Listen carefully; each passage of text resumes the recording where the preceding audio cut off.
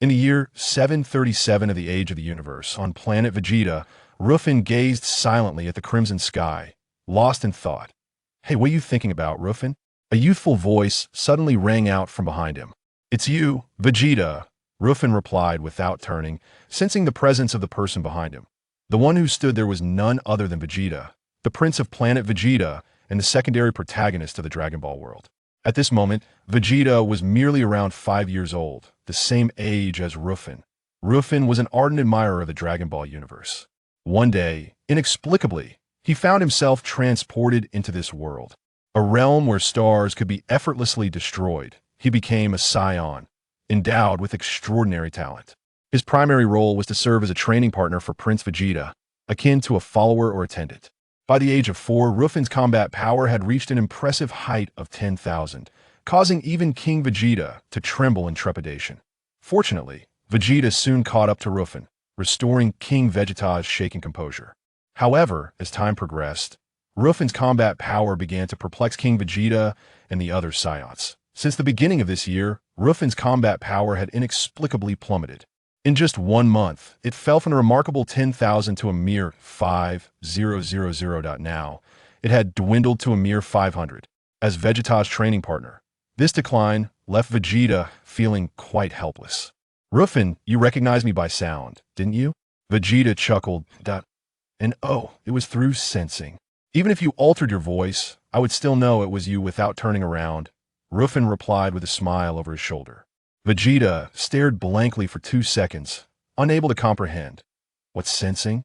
I'm certain you recognized me by my voice. Yet, that was not the crux of the matter. Hey Ruffin, what's going on with you? Where has your combat power gone?" Vegeta gritted his teeth, feeling quite displeased. Just 3 minutes ago, he had pressed the button on his scouter and discovered Ruffin's combat power had plummeted to 500. With such low combat power, how could Ruffin still serve as his training partner? Beep. Just as Vegeta finished speaking, the scouter emitted a notification sound. Vegeta focused intently, feeling a renewed sense of shock and helplessness. Combat power, 200. Vegeta realized that Ruffin's combat power had further decreased from 500 to 200. Is this what it's come to? Ruffin pondered. "Hey, what are you thinking? You seem completely unperturbed," Vegeta exclaimed. "Your Highness, I have been contemplating a particular question." Ruffin mused, resting his chin in his hand, a pose that belied his age and gave him an air of maturity. "What question?" "You should really be considering your combat power," Vegeta huffed. "With such a low power level, how can you continue to be my training partner? Your power is weaker than that of a common training dummy. To me, combat power is merely superficial." Ruffin shook his head. "What do you mean superficial?" Vegeta blinked in confusion, unable to grasp the concept. "I am researching a new skill," Ruffin said with a smile. "What kind of research?" Vegeta was perplexed. "Destruction." Ruffin clarified. "Destruction? What sort of nonsense is that?" Vegeta was bewildered, despite having encountered the god of destruction, Beerus, before. However, he did not connect destruction with Beerus. By clearing one's mind and focusing solely on destruction, unexpected results will follow, Ruffin explained. "Humph. You might as well abandon these nonsensical pursuits and focus on improving your combat power." Vegeta scoffed. "What use is this concept of destruction? The priority should be to enhance one's combat prowess. One day, I will condense destruction to infinity," Ruffin declared, as a tiny crimson light appeared in the palm of his hand. This minuscule dot of light was no larger than a sesame seed, so small that it was nearly invisible without careful observation. "Humph. It's merely a change in energy color," Vegeta snorted. "Never mind, it's not important. You're still young, and it's natural not to understand." Ruffin smiled gently. Vegeta thought to himself, "Who are you calling young? We are the same age." Yet, Vegeta refrained from arguing, as he often found himself listening to Ruffin, whose demeanor was notably mature. This was one reason King Vegeta had chosen Ruffin as Vegeta's training partner. The king wished for his son to mature quickly to one day inherit the throne. "Oh, you wish to become a Super Saiyan?" Ruffin suddenly inquired. "What did you say?" Vegeta was taken aback, his eyes widening in shock. This was quite a leap in our conversation, shifting from discussing your combat power to Super Saiyans. However, Vegeta quickly shook his head. "Humph. Super Saiyan or Super Saiyan God is merely an ancient hero's tale. You can't seriously believe that Super Saiyans exist, can you? Vegeta huffed. What if I told you I know how to become a Super Saiyan? Ruffin smiled. You're not joking, are you? Vegeta stammered, suddenly realizing, were you daydreaming about how to become a Super Saiyan? That's not important, just tell me if you want to. Ruffin smiled slightly. Humph. If there's a genuine way to become a Super Saiyan, I would certainly want to. Vegeta nodded vigorously. Then let us embark on our journey, Ruffin urged. Embark? Where to? Vegeta was bewildered. I can hardly keep up with your pace, he thought. First, we shall travel to a planet called Earth, Ruffin replied thoughtfully. Earth? Vegeta blinked in confusion. What kind of place is that? I will provide you with the coordinates. We shall depart at once, Ruffin smiled. Must we leave in such haste? Vegeta regarded Ruffin with a puzzled expression, his childish face displaying skepticism. Can you truly help me become a Super Saiyan? Chapter 2. What happened to your combat power?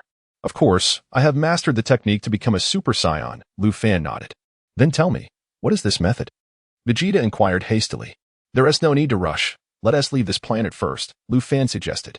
Humph. Why are you so eager to leave planet Vegeta? Vegeta scoffed. Moreover, if you truly can become a Super Saiyan, why not transform yourself directly instead of dragging me along? Don't you wish to be the strongest in the universe? Such pointless chatter. Ruffin shook his head and stepped forward to face Vegeta. What are you doing? Vegeta grumbled. Suddenly, Ruffin struck swiftly, delivering a light blow to the back of Vegeta's neck. Vegeta was caught off guard and succumbed immediately. In the next moment, his consciousness began to blur, and he collapsed to the ground, unconscious. Ruffin seized Vegeta by the tail and hoisted him up. With a whoosh, Ruffin soared into the sky, gliding towards the spaceship launch base. Before long, he arrived at the launch site, still holding on to Vegeta's tail. The staff at the launch base looked on in bewilderment. Is that His Highness the Prince? Why is he allowing his training partner to grab his tail? And he appears rather listless. But this was understandable. After all, being held by the tail would certainly sap one's strength.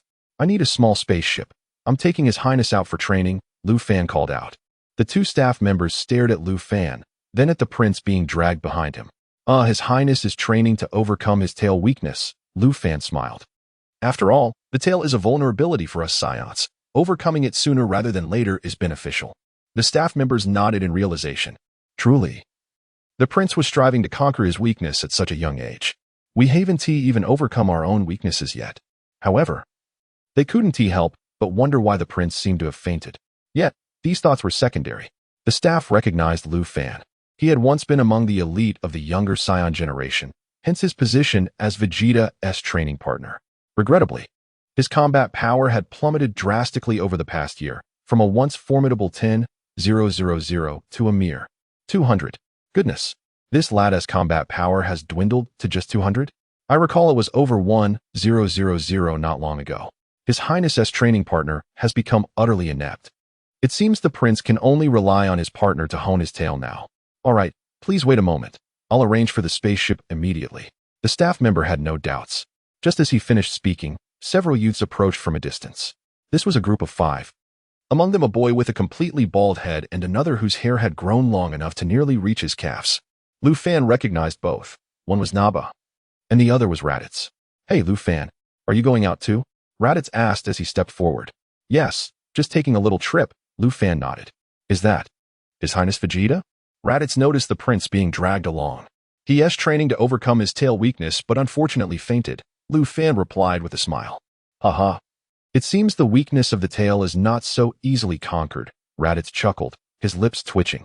If even Prince Vegeta can faint while training, I think I'll pass on refining my own weaknesses. It's simply torturous. Besides, there are very few aliens who know our Saiyan weaknesses. Even if they do, I wouldn't let them grab my tail. If they did, I could just cut it off myself. It's not worth the effort to train against my own weaknesses. Where are you planning to go? Raditz asked again. Ruffin smiled, but remained silent. I didn't mean anything by it. I was suggesting we team up, Raditz proposed, his expression a mix of excitement. With you and His Highness joining us, our team will surely dominate the universe. Raditz, you may not be aware, but this prince's training partner's combat power has dropped from 10,000 to 1,000. No, to 200. Naba interjected. pressing a button on his scouter and inadvertently spitting out the words, Raditz. Raditz wiped his face in disbelief. What are you doing, Naba? He snapped. I didn't mean it. I was just shocked by his combat power, Naba hurriedly explained. What? Your combat power has fallen from 10,000 to 1,000? No, 200? Raditz exclaimed, also checking his scouter and confirming Lu Fan's diminished strength. Interesting, isn't it? Lu Fan smiled. Raditz, get used to it. Lu Fan said with a chuckle. Raditz and Naba exchanged glances, speechless. You truly have a remarkable composure, Raditz remarked. Your spaceship with His Highness is ready. A staff member approached Lu Fan, gesturing towards a small spaceship in the distance. Lu Fan nodded slightly, dragging Vegeta along on the ground as he walked towards the spaceship. Raditz. Naba. The onlookers wiped their brows, feeling pity for the prince. During the time you fainted, your training partner has reduced you to a mere mop. Strange how composed Lu Fan appears despite his combat power plummeting to 200. It's quite admirable, one youth remarked. Perhaps he is just putting on a facade, Naba replied with a smile. He seems calm on the surface but must be feeling something else inside. Raditz shook his head. The fall from genius to ineptitude was a heavy blow. You're right, another youth nodded. Let us set off quickly, Naba suggested. With a whoosh, Lu Fan's spaceship ascended into the starlit sky, swiftly departing from planet Vegeta. Shortly after, another small spaceship streaked through the cosmos, heading in the opposite direction. Chapter 3. The Saiyan Soul Weakness in the vast expanse of the universe. Amidst the stars and the sea of galaxies, a colossal spaceship hovered near the realm of planet Vegeta. Inside the spacecraft, Frieza reclined, cradling a glass of red wine, savoring its exquisite flavor. Lord Frieza, an increasing number of Saiyans have returned to planet Vegeta, Dodoria reported. Approaching him, only a few Saiyans remain in distant star systems, and their return may take a while.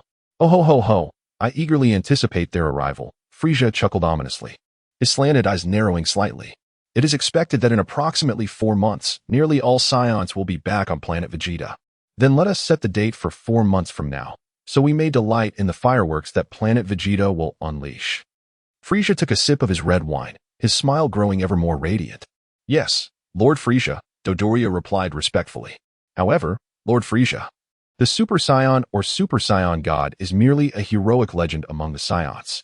Though it may be just a legend, I cannot shake a sense of unease, Frieza interjected with a scoff. Moreover, the Saiyans are a proud and arrogant lot. Once they grow powerful, they will inevitably rebel against me. Reporting to you, Lord Frieza, we have detected 2 small spaceships departing from planet Vegeta, heading in 2 different directions, another subordinate announced. At that moment, another underling named Sabo, handsome and possessing strength comparable to Dodoria, stepped forward. Oh, who might they be? Frieza inquired, rubbing his nose. A glimmer of murderous intent surfacing in his eyes. Who dares to leave planet Vegeta at this time? Was I not clear that all Saiyans were to remain on that planet?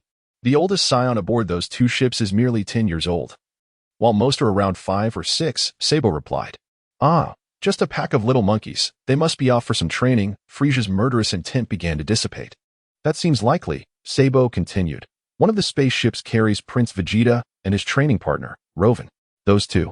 Frieza seemed to recognize Vegeta and Ruffin, having heard tales of their exceptional talents among the youth of their generation.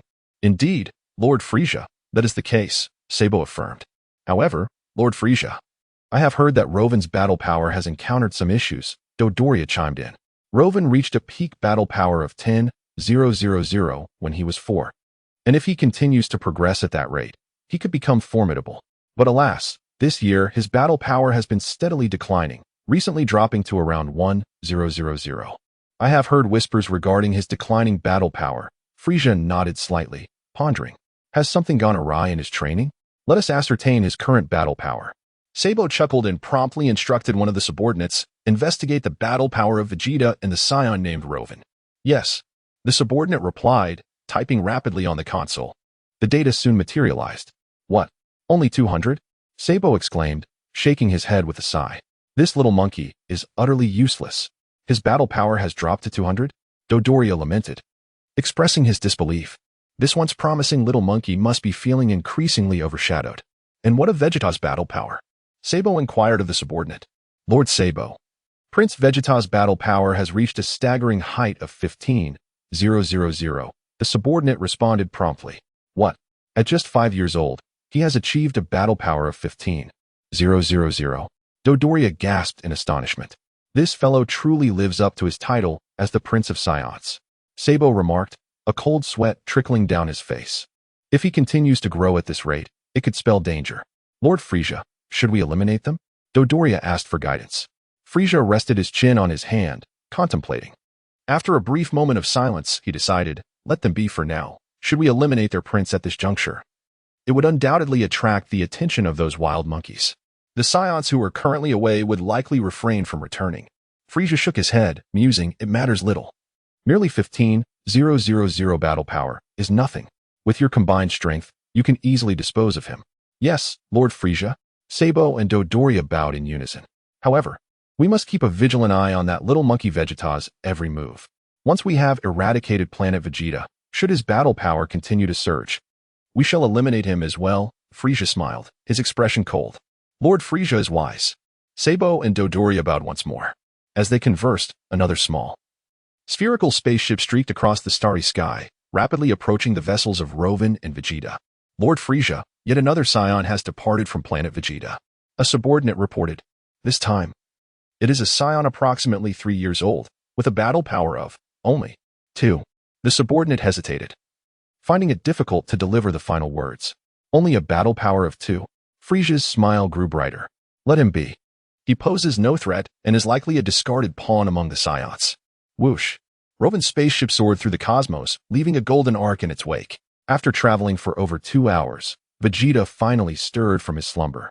Vegeta turned his head, surveying his surroundings. Am I on a spaceship? He pondered, momentarily stunned, before fixing an angry glare on Ruffin.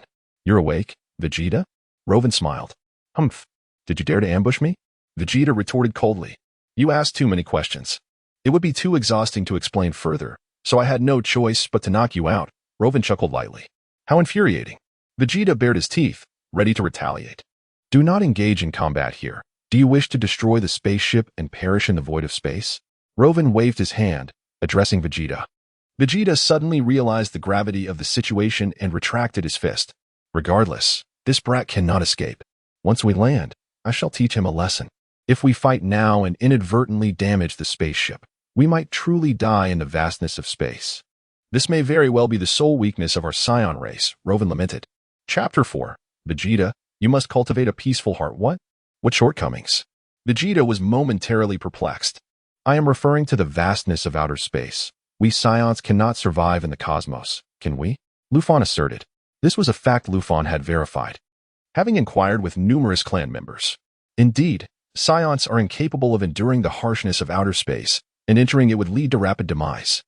Ruffin had gained deeper insights during his past life while reading the Dragon Ball manga or watching its adaptations. In those animated sequences, when Goku transformed into a Super Saiyan God to battle Beerus, they were far from Earth, yet they had not truly ventured into the void of space. Their battleground was merely in the outer atmosphere of the planet, a region still possessing a thin veil of air. Humph, I thought you were going to say something substantial. Vegeta scoffed. The fact that we Saiyans cannot survive in the universe is hardly shocking. There are only a handful of races capable of thriving in the cosmos. Ruffin pressed on. What if one day someone were to destroy our planet Vegeta? Stop with your wild imaginings. Who would dare obliterate our planet? We Saiyans are a warrior race. It is already commendable that we do not annihilate others' worlds. Vegeta shook his head, dismissing Ruffin's peculiar thoughts. What if that Frieza fellow takes a disliking to us? Ruffin chuckled. What nonsense. Does he truly look down upon us? Vegeta retorted with a huff. I have my own grievances with that scoundrel.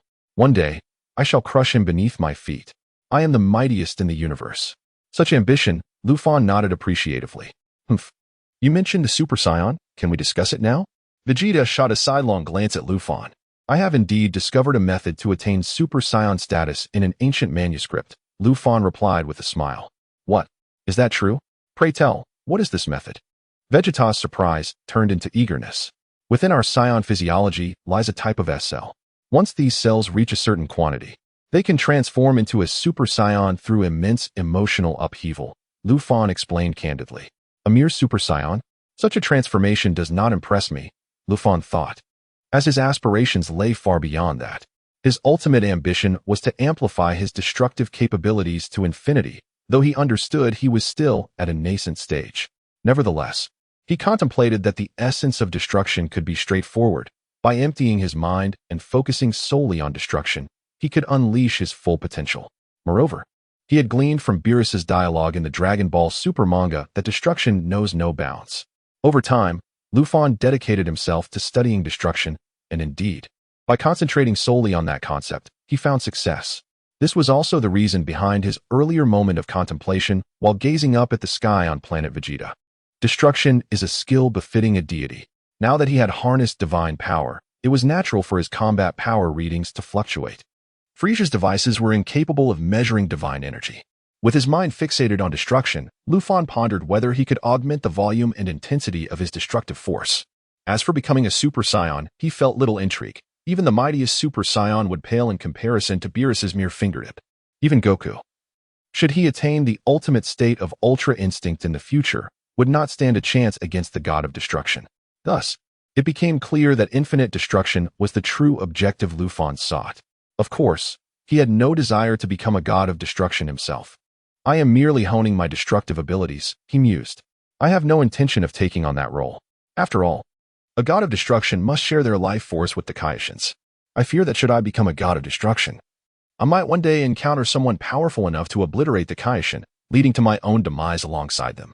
How then can we increase the S cells within us? Vegeta inquired. It is quite simple. One must cultivate a peaceful heart. Ruffin responded with a smile. What do you mean by a peaceful heart? Vegeta asked, momentarily taken aback. It is akin to this, Ruffin said, suddenly appearing directly in front of Vegeta. Vegeta's pupils dilated in shock, his expression shifting. How did this fellow move so swiftly? With a swift motion, Ruffin struck Vegeta in the chest. Ugh! Vegeta spat out bile, feeling utterly unwell. Moments later, he crumpled to the ground, clutching his abdomen. How dare you? What are you trying to accomplish? Another ambush? Vegeta fumed, energy surging forth. Wait. Ruffin raised his hand, signaling Vegeta to pause. What is it? Vegeta huffed. You should really consider how you expect to cultivate a peaceful heart if you react in such a manner, Ruffin smiled. Vegeta paused, realizing the wisdom in Ruffin's words. Are you suggesting I should refrain from retaliating or responding? He asked, his face darkening. That's about the gist of it, Ruffin nodded. Vegeta felt utterly exasperated. What a ridiculous training method. Does this Super Saiyan transformation even exist? Vegeta roared. Why not give it a try? Ruffin suggested with a grin. After some contemplation, Vegeta conceded. Indeed, why not give it a chance? Perhaps I could truly transform into a Super Saiyan. Words alone won't suffice. I want to see that ancient manuscript you found. Vegeta demanded. I might have destroyed it, Ruffin replied, teasingly. That book could cause significant trouble if Frieza were to lay eyes on it, Vegeta retorted. Ruffin smiled. I have shared all I know. Whether you choose to believe me is up to you. Fine, I will train according to your method for a year. If I do not achieve Super Saiyan status by then, you shall face the consequences, Vegeta warned, huffing. Best of luck, Ruffin replied nonchalantly. In truth, while Ruffin professed disinterest in the Super Saiyan transformation, he secretly hoped to attain it. Transforming and then unleashing destruction could indeed amplify his power. Of course, he needed to verify this for himself. Thus, Ruffin diligently focused on refining his inner self to foster the growth of his S cells. Chapter 5. Vegeta, your lifelong rival. Hey, Ruffin, where are we headed? Vegeta inquired, glancing at the course trajectory. To Earth, Ruffin replied. Earth? Vegeta swiftly advanced to the computer, searching for information about this planet. Upon reviewing the data, he was rendered speechless. Why venture to such a dull planet? It holds no value whatsoever. Even if we conquered it, it wouldn't fetch a good price. Vegeta shook his head in disappointment. We're not going to Earth to conquer their planet, Ruffin chuckled. We intend to coexist harmoniously with them. What? Are you planning to marry and have children on that planet? Vegeta scoffed. That possibility cannot be dismissed, Ruffin nodded. Don't tell me our journey to Earth is also aimed at hastening our transformation into Super Saiyans. Vegeta seemed to grasp the implication. You guessed correctly. Life on Earth indeed facilitates a more rapid increase in our S cells, Ruffin confirmed. Vegetable fell silent. Let's observe first before making any judgments. It's too early to say anything now. Regardless, once we reach Earth, I'll hold you accountable. Take a rest. I need to continue my research on destruction. Ruffin instructed. Is that how you speak to a prince? Vegeta retorted with a scowl. Ignoring Vegeta, Ruffin turned to the windows, gazing at the vast expanse of the starry sky. The night sky was beautiful. Yet, Ruffin was acutely aware that his current strength was far from sufficient. At present, my power is merely 10 times greater than Frieza's. Of course, Ruffin had no intention of challenging Frieza. Such a notion seemed unnecessary since Frieza had never provoked him. Annihilating Frieza would be a rather mundane endeavor. As for the fate of planet Vegeta, it bore little consequence for Ruffin. Besides, the true orchestrator of its destruction was the god of destruction, Beerus. Yet, such matters could not entirely be blamed on Beerus. His actions were primarily to maintain cosmic balance. Moreover, Ruffin had no relatives left on planet Vegeta. Shortly after his birth, his parents perished in battle. Such events were all too common among the Saiyans, a warrior race. It was only natural to face retaliation when invading others. Oh, a miniature spaceship seems to be on a similar trajectory as ours, Vegeta suddenly noted. Spotting a spherical spacecraft behind them, Ruffin remained silent. If his assumptions held true, the occupants of that ship were likely to be future Goku. Let me see who is following us, Vegeta said, operating the computer, quickly identifying the other ship's crew. Upon discovering their identity and battle power, a look of disdain crossed Vegeta's face. So it's another Saiyan, a lowly warrior among the lowly. Humph, with a power level of only 2. It's no wonder he was sent to a worthless planet like Earth, Vegeta scoffed. His name is Kakarot, isn't it? Ruffin smiled. Indeed, Bardock's youngest son, Kakarot, Vegeta acknowledged. Vegeta? Ruffin suddenly said, his expression turning serious. What is it? Vegeta asked, taken aback. Never mind, I shall refrain from saying it. I wouldn't want to discourage you, Ruffin replied. Vegeta seethed with frustration. Is there any sense in speaking half-heartedly? You've piqued my curiosity only to leave me hanging. Are you toying with me? See. You're getting agitated again, Vegeta. When will you transform into a Super Saiyan at this rate? Ruffin chuckled. Do as you please, talk or don't talk, Vegeta huffed. All right, I shall remain silent, Ruffin said. Vegeta felt utterly exasperated. After a brief silence, he growled, Speak. Fine, I'll tell you. This Kakarot fellow, barring any unforeseen circumstances, will likely become your greatest rival in the future, Ruffin lamented. What did you say? Vegeta gazed at Ruffin as if he were a fool. Without another word, Vegeta turned to leave. What nonsense are you spouting? A lowly warrior with a power level of 2 will become my greatest rival? Ruffin, you truly disappoint me. If you had said you would be my greatest rival, I might have entertained that notion, given your previous prowess surpassing mine. Although your power level has now dwindled to 200, it's conceivable you could surpass me again with training. But a warrior with a power level of merely 2. Humph, is that even possible? I could defeat him with a mere gust of wind. Vegeta retreated to his chamber, finding conversation with Ruffin utterly intolerable. The journey to Earth would take at least a month. Ruffin, however, busied himself, utilizing this time to further his studies on destruction. He had brought Vegeta along primarily due to his fondness for this intriguing character from his Dragon Ball viewing days. Since I have traversed into this realm and become your sparring partner, I might as well lend you a hand. A month flew by swiftly. Ruffin now stood at the spaceship's window, beholding the familiar yet foreign blue planet. Earth, here I come. 10 minutes later, Ruffin's spacecraft hovered above Earth. Clap, clap, clap. Ruffin executed a series of deft maneuvers on the ship's computer, switching from autopilot to manual control. He navigated the spacecraft, soaring rapidly across the planet. Hey, Ruffin, what are you doing? Vegeta, having sensed their arrival, emerged from his quarters to inquire. I'm searching for a suitable landing spot, Ruffin replied without turning around. Just pick any random spot, Vegeta stated, exasperated. In my lexicon, random does not exist, Ruffin responded confidently. Vegeta had no retort. He was curious to see where Ruffin would choose to land. The spacecraft circled the Earth several times before finally descending into the yard of a residence. During this, Vegeta noticed Kakarot's spacecraft plummeting from the sky, crashing near a distant mountain, startling numerous birds and creatures. Crack! The spaceship landed in the courtyard of the Capsule Corporation headquarters.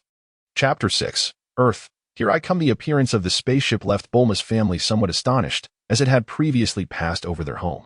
Now, it had returned. Dad? Are they aliens? Bulma inquired of her father, Dr. Briefs. It seems so. Dr. Briefs adjusted his glasses. What could aliens want with us? Bulma's mother, Pudding, gazed curiously at the advanced spacecraft. I don't know, but I hope it doesn't pose any danger. Dr. Briefs replied. Tap, tap, tap. Bulma hurried to her room and retrieved the laser gun she had just crafted. Bulma, it's all right. I'm here to protect you, Dr. Briefs assured her. Besides, extraterrestrial life should be reasonable. They must have a purpose for visiting us. Perhaps they are merely on a holiday. Just in case, this gun of mine is quite powerful. Bulma nodded in agreement. Creak. The spaceship's hatch opened. Vegeta stepped out first, followed closely by Ruffin. Aliens? Bulma was momentarily taken aback. They don't look much different from us, and they're quite short. Dr. Briefs remained silent. Is this Earth? The environment seems decent. Vegeta surveyed the surroundings with a slight smile, casting a glance at Bulma and her companions from a distance. Greetings, we hail from the distant planet Vegeta. My name is Ruffin, and this is Vegeta. Ruffin politely introduced himself to Bulma's family. TCH. Vegeta scoffed, displaying his disdain. What is there to discuss with Earthlings? Ruffin. You are truly pathetic. So they are aliens after all. They resemble us Earthlings, albeit shorter, Bulma thought, her youthful audacity shining through. Shorter? That's merely because we are of similar ages, Ruffin smiled. Wait, similar ages? How old are you? Bulma asked curiously. 5, Ruffin held up 5 fingers. I'm also 5. So we are peers. Bulma exclaimed. Ah, remarkable. An alien at the age of 5 traveling to another planet. Dr. Briefs marveled. Are you here for a vacation? Vacation? How childish. We have come to conquer this planet. Vegeta interjected. Bang. Ruffin, unable to contain himself, swiftly struck Vegeta at the back of his neck. Vegeta, caught off guard, collapsed to the ground, unconscious. In that moment, Vegeta thought, damn it. Didn't I say I would teach this brat a lesson once we landed? And now he ambushes me. How infuriating. I completely forgot about this crucial matter. Just wait until I awaken. I will deal with you. He was merely joking. Don't take it seriously, Ruffin smiled. To invade our Earth at such a tender age? Truly Navi. Bulma huffed, waving her laser gun. This weapon of mine possesses immense power. He is the prince of our planet. Perhaps he is simply fatigued from travel. I hope you won't mind, Ruffin quickly explained. Prince? You mean he is your planet's prince? Bulma wiped her brow. If your prince is like this, your planet might be doomed. You are correct. Our race indeed faces significant issues, and soon there may only be a handful of us left, Ruffin nodded. You certainly are quite agreeable, Bulma smiled, her wariness diminishing. If he is a prince, then what about you? I am the prince's sparring partner, Ruffin replied. Sparring partner? Bulma paused momentarily. In other words, a subordinate, Ruffin grinned, revealing a set of pearly white teeth. Bulma, Dr. Briefs, and Pudding exchanged bewildered glances. You're a subordinate? And you knocked out your prince in one blow? We have never encountered such a subservient subordinate before. What brings you here? Truly, are you here on vacation? Doctor. Briefs queried again. Where's your warehouse? Ruffin asked directly. Warehouse? Dr. Briefs was momentarily stunned. Why are you asking about my warehouse all of a sudden? What do you need it for? However, rather than pressing for an explanation, Dr. Briefs gestured toward a warehouse not far away. Wait a moment. Ruffin walked towards the direction of the warehouse. Creak. Ruffin pushed open the large door of the warehouse. Bulma, curious, followed closely behind. What are you doing in our warehouse? Although the items inside are old and useless, they belong to my family. With a clap of his hands, Ruffin unleashed an invisible energy, causing all the items within the warehouse to levitate. Bulma's eyes widened in astonishment. With ease, Ruffin located the Dragon Ball among the floating items. It was a 2-star Dragon Ball. Found it. Ruffin grasped the Dragon Ball from a distance. Wait, do you possess supernatural powers? Bulma snapped back to reality. It's not exactly supernatural. It's merely a form of energy control, Ruffin smiled. Impressive. Bulma's face lit up with admiration. After acquiring the Dragon Ball, Ruffin approached Dr. Briefs. Doctor, I know you are the greatest scientist on this planet, Ruffin stated. Haha, you flatter me. I'm a bit embarrassed, Dr. Briefs beamed with joy. You speak the truth. I am indeed the most outstanding scientist on this planet. Dr. Briefs adjusted his glasses, his expression turning serious. This object I hold is called a Dragon Ball. There are 7 in total, scattered across the globe. Can you assist me in creating a Dragon Ball radar? Ruffin revealed his true purpose for coming to Earth. During their journey, he had informed Vegeta that the greatest weakness of the Saiyans was their inability to survive in outer space, no matter how strong one might be. If their home planet were destroyed, there would be no escape. Thus, Ruffin sought to obtain the ability to survive in outer space through the dragon. Chapter 7. Let me take you flying. Allow me to observe, Dr. Briefs said. Ruffin handed over the Dragon Ball to Dr. Briefs, who carefully examined it with a magnifying glass.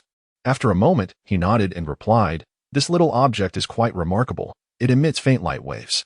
Perhaps we can use these light waves to locate the whereabouts of the other Dragon Balls. No problem. Leave it to me. And I shall have it ready in about 3 hours. Thank you so much, Doctor, Ruffin expressed gratefully. Hey, what happens when all 7 Dragon Balls are gathered? Bulma inquired curiously. Once all 7 are collected, simply utter the words "come forth, Shenron," and a divine dragon will appear, granting any wish. Ruffin responded candidly, without reservation. Really? Bulma asked. Half believing. Bulma, why don't you entertain Ruffin while I work on the Dragon Ball radar? Dr. Brief suggested, sensing Ruffin's benign intentions and feeling reassured. He then turned to his wife, Chi-Chi, saying, please prepare some food for this young man. Ruffin, do your eating habits align with ours? Any dietary restrictions? Chi-Chi politely inquired. No, thank you, Ruffin replied courteously. Then I shall prepare some snacks and fruit, Chi-Chi said. Thank you for your kindness, Ruffin responded. Soon, Bulma's parents exited, leaving Ruffin and Bulma alone, along with the unconscious Vegeta. What shall we do for fun? Bulma asked. Do you like slides? Ruffin replied with a chuckle. Do you truly see me as a 5-year-old? Slides? Wouldn't you prefer something more exhilarating? Exhilarating? Like what? Bulma asked, intrigued. Flying, Ruffin grinned broadly. Flying? Bulma was bewildered. Come. Let me take you flying, Ruffin said as he scooped her up and soared into the sky. Ah, Bulma exclaimed, but soon felt the thrill of gliding through the air. This is indeed exhilarating. We're flying so high, the clouds are beneath us, she marveled. We can ascend even higher, Ruffin said. Just hold on tight. If you fall, you will become a meat dumpling. I don't want to be a meat dumpling, Bulma exclaimed, a hint of fear in her voice as she clutched Ruffin tightly. Ruffin continued to ascend rapidly. Where are we going, Ruffin? Bulma innocently asked. To a wonderful place. Ruffin smiled. What is it?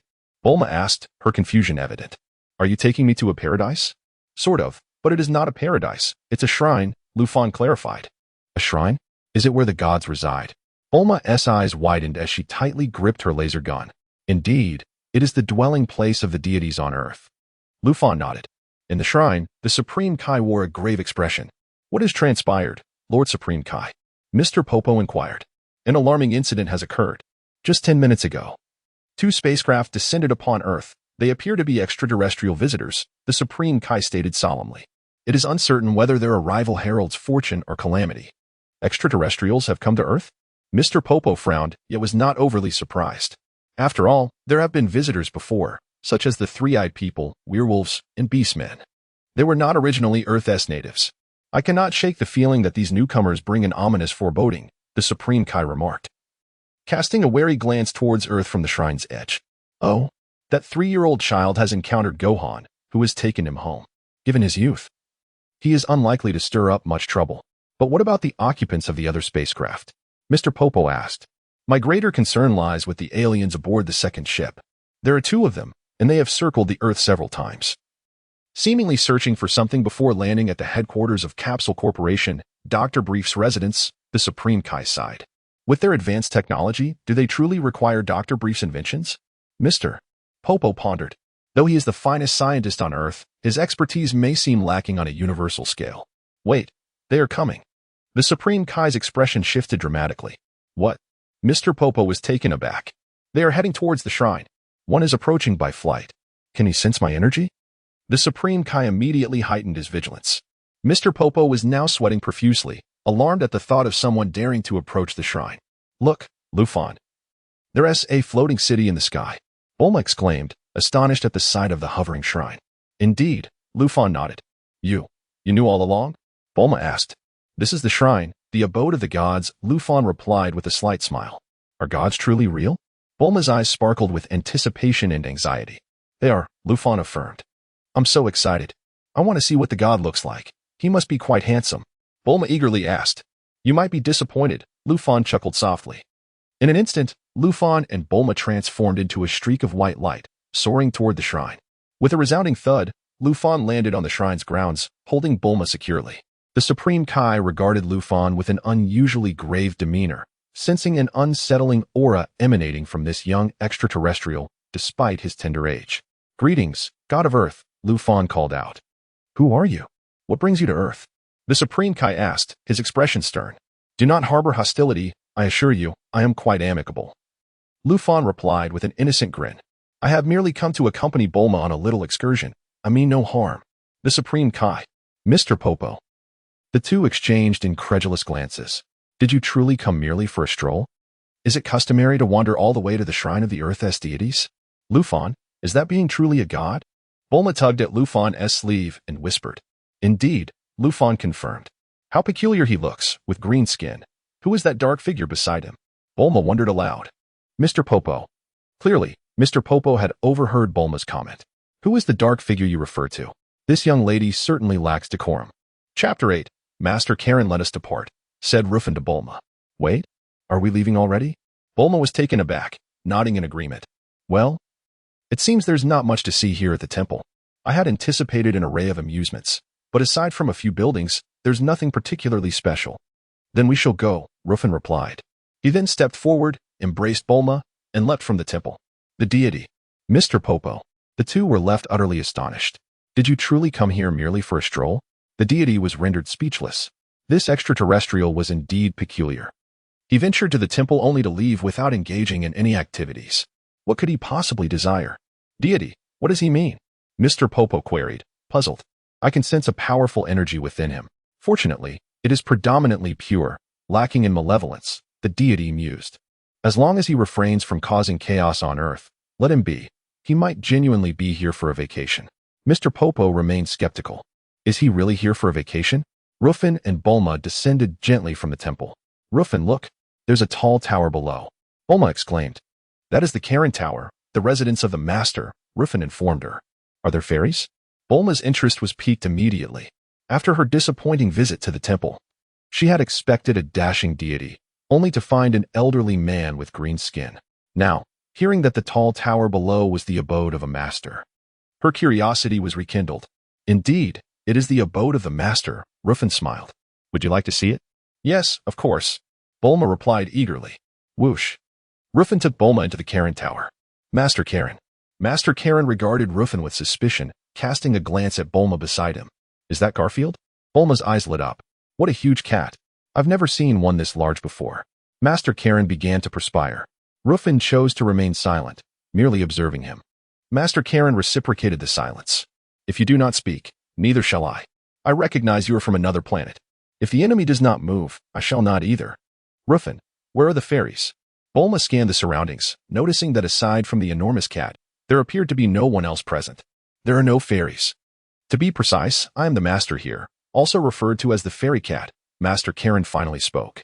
Oh, he spoke. Bulma was startled and quickly hid behind Ruffin. Ruffin smiled softly and nodded gently at Master Karin. Extraterrestrial, might you enlighten me as to your purpose for visiting? Master Karin inquired. Tourism, Ruffin replied, disinclined to elaborate further. Master Karin, you claim you are here for tourism? Who would believe that? Are there truly no fairies? Bulma felt a pang of disappointment. This place seemed smaller than the temple and decidedly more tedious. None, Miss Bulma, Master Karin responded. How do you know my name? Bulma was taken aback. I am the master. There is nothing I do not know, Master Karin chuckled. Then do you know what lies at the end of the universe? Ruffin asked with a grin. Master Karin, that is not a question I am obliged to answer. Ahem, what I meant to say is, I am knowledgeable about any matters pertaining to Earth. Do you know the precise locations of the 7 Dragon Balls? Ruffin queried. Master Karin wiped his brow vigorously. This lad is here to provoke. It seems you are already aware of the Dragon Balls. You came to Earth seeking them, did you not? Master Karin's realization dawned upon him. Indeed, congratulations on your deduction. Ruffin nodded. Master Karin. However, he felt a bit reassured. One thing was certain. This extraterrestrial bore no significant ill will. After all, he coexisted peacefully with the inhabitants of Earth. Do you know how old our kindergarten teacher's brother's sister's child is? Bulma posed another question. Master Karin looked utterly bewildered. What nonsensical ramblings are these? I cannot comprehend what you, little one, are saying. Master Karin began to perspire again. How am I to answer such a question? Moreover, I do not know the answer. The correct response is that there are no children. Bulma replied, I thought the master knew everything.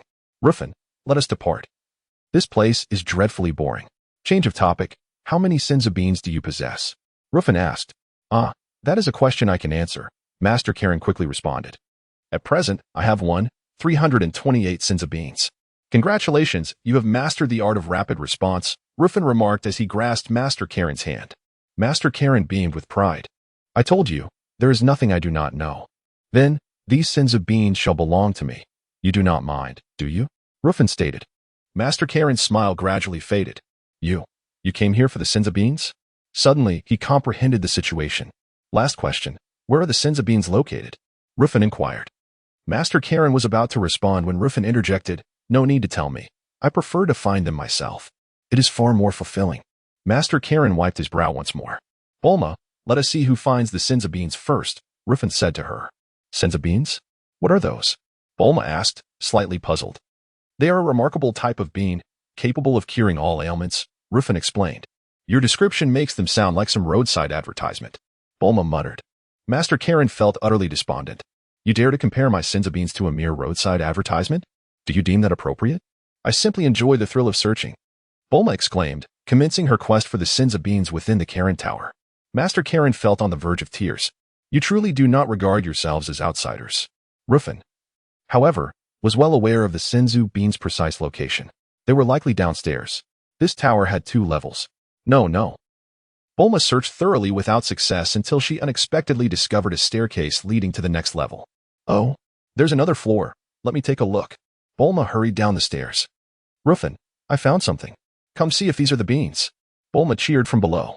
Chapter 9, The Sacred Beans at the Staircase. Ruffin glanced at Bulma and gently nodded. Replying, indeed, those are the sacred beans. There are almost half a jar. Bulma asked, may I try one? One is sufficient to sustain you for 10 days without food. Ruffin responded, is that so? I must try it. Bulma exclaimed, feeling awestruck as she picked up a sacred bean and consumed it. Once the bean entered her body, all her fatigue vanished. Wow, is this truly a sacred bean? It is indeed remarkable. I feel as though my energy has been completely restored. Bulma marveled. Hey, Master Karin, can we take a few back with us? I would like my parents to try them as well. Of course, Master Karin nodded. You're too kind. Bulma, Ruffin sighed. What do you mean, Ruffin? Bulma blinked in confusion. Take them all, Ruffin stated. Bulma's eyes lit up upon hearing his words. You are quite bold. These beans could be quite valuable. Even though our family is the wealthiest in the world, who would ever refuse more wealth? Master Karin wiped the sweat from his brow, exclaiming, this is excessive. What do you need so many sacred beans for? Coughing, he hesitated, unsure of how to respond. Ruffin beckoned to the jar of sacred beans below. In an instant, the jar levitated into the air. Master Karin's eyes widened in disbelief. With a swift motion, the jar floated beside Ruffin. He casually grabbed a handful of beans and smiled at Master Karin, asking, can you guess how many beans are left in the jar? If you guess correctly, I shall keep this handful. If not, I will take the entire jar. Master Karin scoffed, how shameless. Do you think I would lose to a little brat like you? I can see. He focused intently on the jar. With a flick of his hand, Ruffin enveloped the jar with an invisible energy. Master Karin rubbed his eyes in astonishment. What is going on? Why can't I see through this jar today? I see. That kid must have covered it with some sort of energy just now. I should refrain from engaging with him. Clearing his throat, he guessed, I believe there are 632 beans remaining. Bulma raised an eyebrow. You just threw out a random number, didn't you? You previously mentioned there were over 300 beans. Now you're saying there are more than 600. How can that be? She wiped her brow. You really want to give us these beans, don't you? Congratulations, you are correct. Ruffin grinned. Master Karin was at a loss for words. Bulma added, well then, according to our agreement, I shall take this handful of sacred beans. Ruffin smiled. Master Karin expressed his disbelief. Are you toying with me? Let us go, Bulma. Ruffin, are you truly not taking all those beans? Bulma whispered. Master Karin was sweating profusely, thinking, this girl is definitely obsessed with wealth. Isn't your family already the richest in the world? Why are you still fixated on those beans? I know your intentions. You want to sell them. Your family has countless universal capsules. Are you planning to open a pharmaceutical company? Enough. One should not be too greedy. Ruffin chuckled. Very well, come back for more once you've used them. Bulma nodded. Master Karin remarked, do you really consider this place your home? Well, I think it's reasonable. Ruffin replied. We shall take our leave now, Master Karin. Farewell. With that, Ruffin embraced Bulma and soared into the sky. Master Karin wiped his brow again. Let us hope we never meet again. Whoosh. Ruffin sped off towards the headquarters of the Universal Capsule Corporation with Bulma in tow. Ruffin, you're flying too fast. I can hardly keep my eyes open. Bulma cried out. Bear with it for a moment. Vegeta has awakened. If we return late, be cautious that he might harm your mother, Ruffin warned. What? Bulma was left speechless. After a brief moment of emotional build-up, Bulma burst into tears. I don't want my mother to be hurt. Tears streamed down her face. Rest assured, I am here, Ruffin comforted her.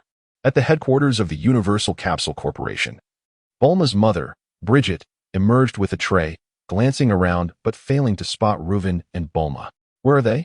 Just then, Vegeta suddenly opened his eyes, rubbing his sore neck and jumping to his feet.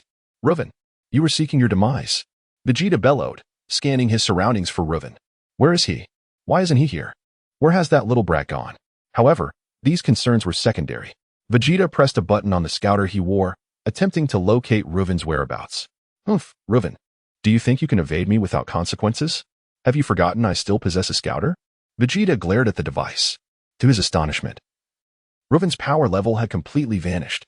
What is going on? Why is there no information on this brat? Vegeta pondered, bewildered. Could he have tampered with my scouter while I was unconscious? He then cast a sidelong glance at Bridget. You, Earth woman, where has Ruffin gone? Vegeta demanded with a cold stare. Bridget replied, Did you just call me an old woman? I am not even 30 yet. Her expression darkened. Hey, I am asking you a question, Vegeta retorted coldly. Bridget was momentarily at a loss for words, uncertain of how to respond, as she too did not know where Ruffin and Bulma had gone, refusing to answer. Then, as Vegeta spoke, he began to gather energy in his hand, aiming it at Bridget from a distance. Just then, Ruffin and Bulma descended from the sky, calling out to him. Upon hearing Ruffin's voice, Vegeta retracted the energy he had gathered. With a thud, Ruffin landed beside Vegeta, holding Bulma. Mom, are you all right? Bulma rushed to Bridget's side, pointing her toy laser gun at Vegeta. Vegeta ignored her, thinking, it's just a toy gun. Even if it were a real one, it would pose no threat to me. Is everything all right? Did I see that correctly? Ruffin brought you back? Bridget rubbed her eyes in disbelief. Chapter 10, Vegeta fainted again. Mother, today I encountered gods and immortals. They looked quite peculiar. The god was an elderly green man, and the immortal resembled a celestial cat, somewhat akin to Garfield. Bulma excitedly shared her experiences with her mother. Bijin, what on earth is this nonsense? Bijin's face was one of utter confusion. Mom, this alien named Vegeta is a villain. Please be cautious of him. Bulma tightly gripped the laser gun in her hand. Ruffin, how dare you ambush me? Vegeta seethed with frustration, having been successfully ambushed twice in succession. Today, I shall give you a thorough beating. Vegeta, do you not desire to become a Super Saiyan? Ruffin chuckled. Vegeta hesitated momentarily. If only you would listen and cultivate a calm heart, Ruffin sighed. Just look at that fiery temper of yours. If I hadn't returned in time, you would have committed murder, wouldn't you? Humph, foolish earthlings. What difference does it make if I kill? Vegeta scoffed. Suddenly, Ruffin's form blurred, and he swiftly appeared behind Vegeta. Vegeta's eyes widened in shock as he failed to comprehend how Ruffin had moved. Why don't you take a little nap? Ruffin suggested, delivering a swift strike to the back of Vegeta's neck. With a loud smack, Vegeta was struck and gradually lost consciousness, collapsing to the ground. All is well now. Ruffin smiled, his expression innocent. Has he fainted again? Bulma inquired. Indeed, his temper is rather unpleasant. He needs to be tempered, Ruffin replied with a grin. Are you truly his attendant? Bulma wiped her forehead. Ruffin nodded. Is he genuinely the prince of your planet? Bulma asked again. Ruffin nodded once more. Bulma fell silent. Will you face punishment for treating your prince this way? Ruffin, why not have something to eat first? Bijin suggested. Certainly, thank you, Auntie, Ruffin politely acknowledged. After indulging in some fruits and snacks, time passed slowly. At last, Dr. Briefs emerged with the Dragon Ball radar. Ruffin, this is the Dragon Ball radar you requested. What do you think? Dr. Briefs handed over a device the size of a mobile phone. Ruffin blinked in surprise. Is this truly the Dragon Ball radar? It differs somewhat from my expectations. However, given that it was originally constructed by Bulma, it is understandable that her father would alter its design. Observe. By merely pressing this button, 7 glowing points will appear, indicating the coordinates and map of the Dragon Balls, Dr. Briefs explained. This device is simple to operate. You will grasp it easily. Using the Dragon Ball radar, Ruffin pinpointed the precise locations of the 7 shining Dragon Balls. By the way, I constructed 2 of these. Both are modified from this device, Dr. Briefs added, producing another Dragon Ball radar.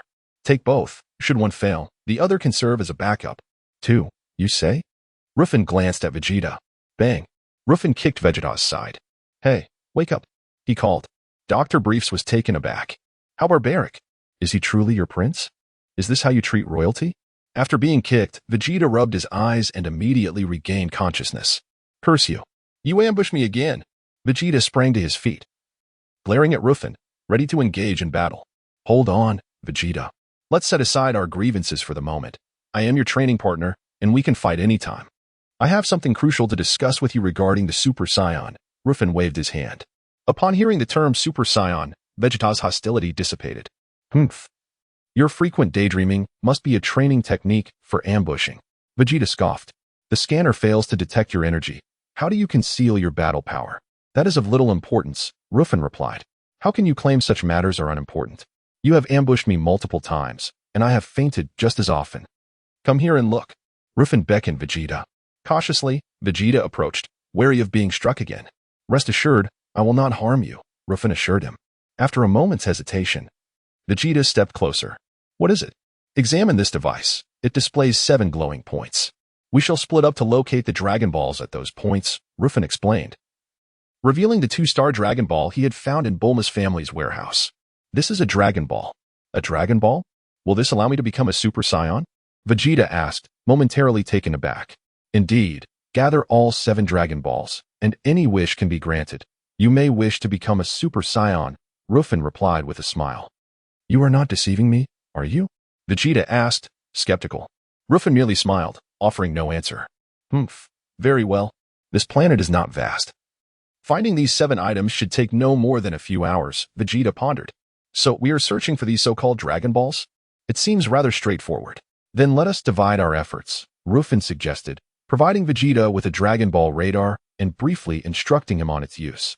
The device was easy to operate, and Vegeta quickly grasped its function. I will search for the 3 here. Vegeta indicated 3 glowing points on the radar. All right, I will seek the other 3, Ruffin nodded. Let us regroup here once we have found them.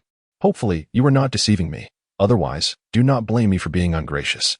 Vegeta scoffed and soared into the sky, swiftly departing. What? He can fly? Dr. Briefs gasped in astonishment. I too will search for the Dragon Balls.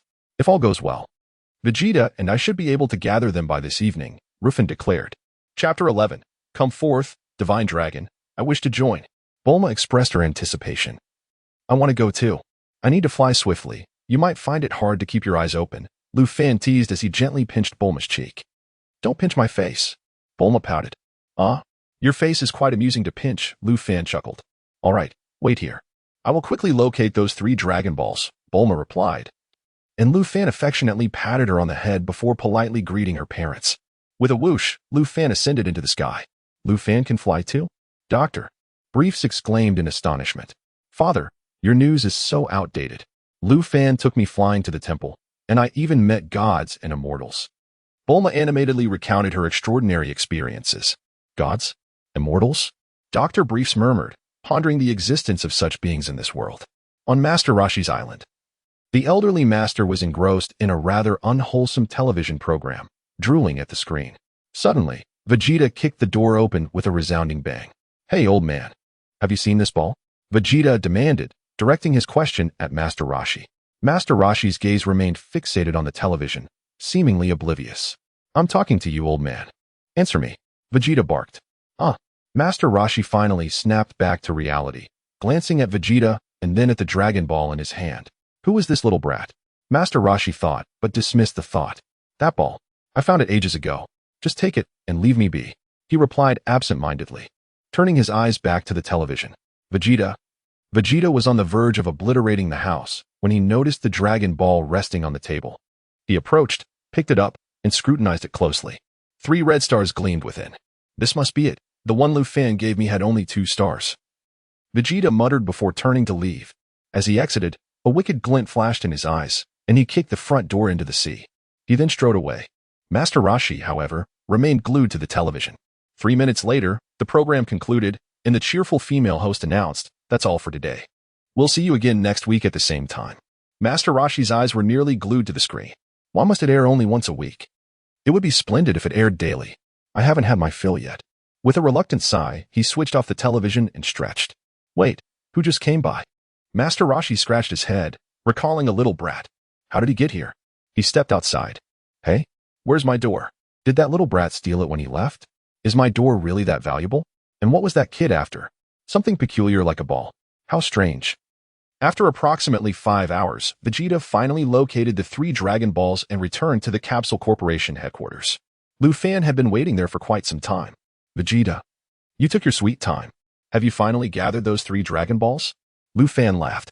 Humph, one of the Dragon Balls was in the deep sea, and I had to exert great effort to find it. Vegeta replied haughtily.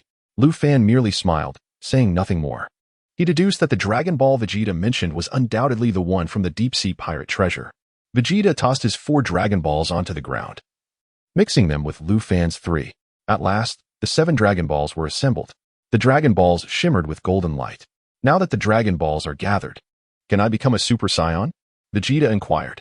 The Dragon Balls are complete. Will the Divine Dragon truly appear? Bulma exclaimed with excitement. Doctor. Briefs and Bikini also came out to witness the spectacle. Come forth, Divine Dragon. Ruffin called out to the 7 Dragon Balls. Golden flames erupted incessantly from the Dragon Balls. What will appear? Vegeta asked, momentarily stunned. With a crack, the golden flames converged together. Whoosh! A golden beam shot into the sky, and suddenly the sky darkened. Vegeta looked up, perplexed. The sky is turning dark. Bulma gasped. What a peculiar phenomenon, Doctor. Briefs adjusted his glasses. Will the Divine Dragon really appear? Bikini wondered aloud. Is this planet going to turn into night? Vegeta muttered. In the next moment, the golden beam transformed into a colossal azure dragon, coiling majestically in the night sky, exuding an air of solemnity and divinity. Seeing the dragon, even Vegeta was momentarily taken aback. Whoever gathered the Dragon Balls, state your wish, and I shall endeavor to fulfill it. The Divine Dragon's voice resonated. Divine Dragon, can you grant me the ability to survive in the vastness of space? Ruffin asked. The Divine Dragon fell silent. Hey, was it promised that I would become a Super Saiyan? Vegeta fumed. I'm sorry, but that wish cannot be granted, the Divine Dragon replied. What did you say? Vegeta was taken aback, coldly stating, who just claimed any wish could be fulfilled? You can't even grant such a trivial wish? Ruffin. Divine Dragon. Vegeta, do not be impatient. The Divine Dragon meant that my wish cannot be fulfilled. Ruffin sighed. Splendid. So does that mean I can become a Super Saiyan? Vegeta's face brightened. However, this was merely a question, not an actual wish. Divine Dragon. May I ask you a few questions? Ruffin inquired. Are these questions your wishes? The Divine Dragon asked. You see, Divine Dragon, I wish for the ability to survive in space, which you cannot grant, correct? Ruffin stated. Indeed, the Divine Dragon affirmed. Do you realize the emotional turmoil your words have caused me? Ruffin lamented. I invested considerable effort to gather the Dragon Balls. The Divine Dragon. You managed to gather the Dragon Balls in roughly 5 hours. How can you claim that you exerted considerable effort? Chapter 12. Ruffin's with Shenron. You do not believe that I summoned you after gathering the Dragon Balls in a mere 5 hours, do you? Ruffin sighed. You must understand that I traveled from the distant planet Vegeta, navigating the cosmos alongside our prince for an extensive duration. Shenron. Therefore, I intend to pose a few inquiries as a form of spiritual compensation, Ruffin continued. This request is not excessive, is it? Shenron. Go ahead and ask. Shenron replied, beads of sweat forming on his brow. My first question is whether the Dragon of Namek can grant me the ability to survive in the universe, Ruffin inquired. Shenron fell silent once more, the stillness lingering for a couple of seconds. Yes, he finally responded. Namek? I believe I have heard of that planet. Vegeta interjected, momentarily taken aback. My second question, please tell our prince how to become the legendary Super Saiyan, Ruffin requested. What? Vegeta gasped, turning to Ruffin in surprise. A legendary Super Saiyan is born only once every 1,000 years. Shenron glanced at Vegeta, his voice echoing. Clearly, neither of you qualifies. Ruffin. Vegeta, what did you say? Are you implying that I am not the pinnacle of this millennium? Vegeta retorted angrily. Ruffin and I are the most gifted warriors among the Saiyans. Vegeta, remain calm, Ruffin advised. If it is not true, there is no need to be upset. How infuriating. Is this Dragon-S statement accurate? Vegeta gritted his teeth. I have read in an ancient text that ordinary Saiyans can also become Super Saiyans. Please enlighten our prince on how he can transform into a typical Super Saiyan, Ruffin persisted. Shenron, your questions seem endless. At this rate, when will it conclude? I apologize, but I can only answer 2 questions. Is this final inquiry your wish? Shenlong's voice resonated. Forget it. I shall address it later. Lufan shook his head. Hey. Lufan, hurry and listen to what he has to say. Vegeta exclaimed, displeased. I am eager to learn how an ordinary person can become a Super Saiyan. Yet, you are preventing him from speaking. This is quite frustrating. May I grant your wish? If you lack one, I shall take my leave, Shenlong stated. My wish is to transport myself, Vegeta, and our spaceship to the distant Namek, Lufan declared. This wish can be fulfilled, Shenlong nodded. As Shenlong prepared to grant the wish, Lufan interjected. Wait, I must bid farewell first. Shenlong. Lufan approached Dr. Briefs. Thank you, Dr. Briefs, for your assistance. Until we meet again. Lufan smiled. Are you departing? To Namek? Dr. Briefs inquired. Indeed, there exists a more advanced dragon there, and I believe it can help me realize my desires, Lufan affirmed. I want to go. I want to accompany you on this extraterrestrial journey. Bulma rushed forward, clinging to Lufan's leg. Lufan. Bulma, stop it. You have school tomorrow, Chi-Chi admonished. No. I refuse to go to school. I have already graduated kindergarten. Bulma insisted, her grip unwavering. Lufan wiped his brow. Bulma, there are still many things you must learn. No. I have graduated. I am grown up. Bulma protested loudly. Why can aliens travel at 5 years old while I must attend school? I absolutely refuse. Surely they must attend school as well. Chi-Chi nudged Lufan, urging him to say something encouraging. Humph. We Saiyans would never waste our time on such trivial knowledge. We are born warriors, Vegeta interjected. Chi-Chi, this is futile. Bulma, upon your middle school graduation, I shall take you on an extraterrestrial adventure, all right? Lufan pinched Bulma's cheek. Middle school graduation? That's still 9 years away.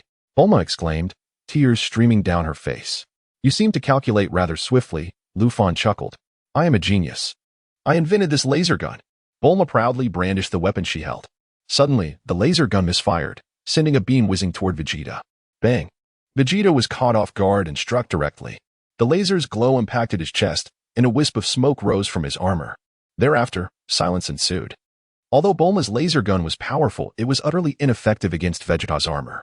Hey, are you all right? Bulma gasped in shock. What? What have you done? Do you believe I will not retaliate? Vegeta fumed, his nostrils flaring. I was ambushed again. It is one thing to be attacked by Lufan. But now this girl is also targeting me. It is inconsequential. Such an attack poses little threat to our prince, Lufan smiled. You nearly scared me to death. I thought I had killed him with one shot. I truly did not mean to. I accidentally pulled the trigger, Bulma hurriedly apologized. TCH. Vegeta bared his teeth, but refrained from retaliating against Bulma. Have you finished your farewells? Shenlong's expression darkened. I am still waiting to grant your wish while you engage in idle chatter. What a curious occurrence. Is my laser gun malfunctioning? Bulma pondered, loosening her grip on Lufan and aiming at a distant lake. Whoosh. Bulma pulled the trigger, and a laser beam struck the lake. Boom. The water erupted several meters high, sending fish and shrimp flying. Splash. A mantis shrimp landed squarely on Vegeta's face, leaving behind a mess before hastily retreating. Vegeta's expression soured to the utmost degree. With a flicker of flames in his hand, he roasted the shrimp. Grabbing it, he took a bite. Not bad, he grunted. Bulma stared in disbelief. He can emit flames too. Do you carry a lighter? Your wish has been granted. Farewell, Shenlong, growing increasingly impatient, fulfilled the wish without further ado. Chapter 13. Namek. With a swift motion, the dragon transformed into a radiant golden beam of light. This golden beam then divided into 7, forming 7 luminous orbs. Whoosh. The 7 orbs dispersed in various directions, scattering across the globe. The sky regained its brightness. By the time Bulma's family came to their senses, Lufan, Vegeta, and the spaceship parked in their yard had vanished without a trace. Hey, wait for me. I want to travel with you. Bulma dashed forward, but found nothing to grasp. How infuriating. They left me behind for their journey. She pouted, feeling quite dejected. Dingling. Suddenly, the phone in the yard rang. Dr. Briefs stepped forward to answer it. Ties, how is your experience of life out there? He inquired with concern, only to be taken aback. What? Aliens? You've encountered aliens too? Wait, Dad, are you implying you've met aliens as well? Ties responded. Ties was Bulma's sister, a novelist primarily known for her science fiction works.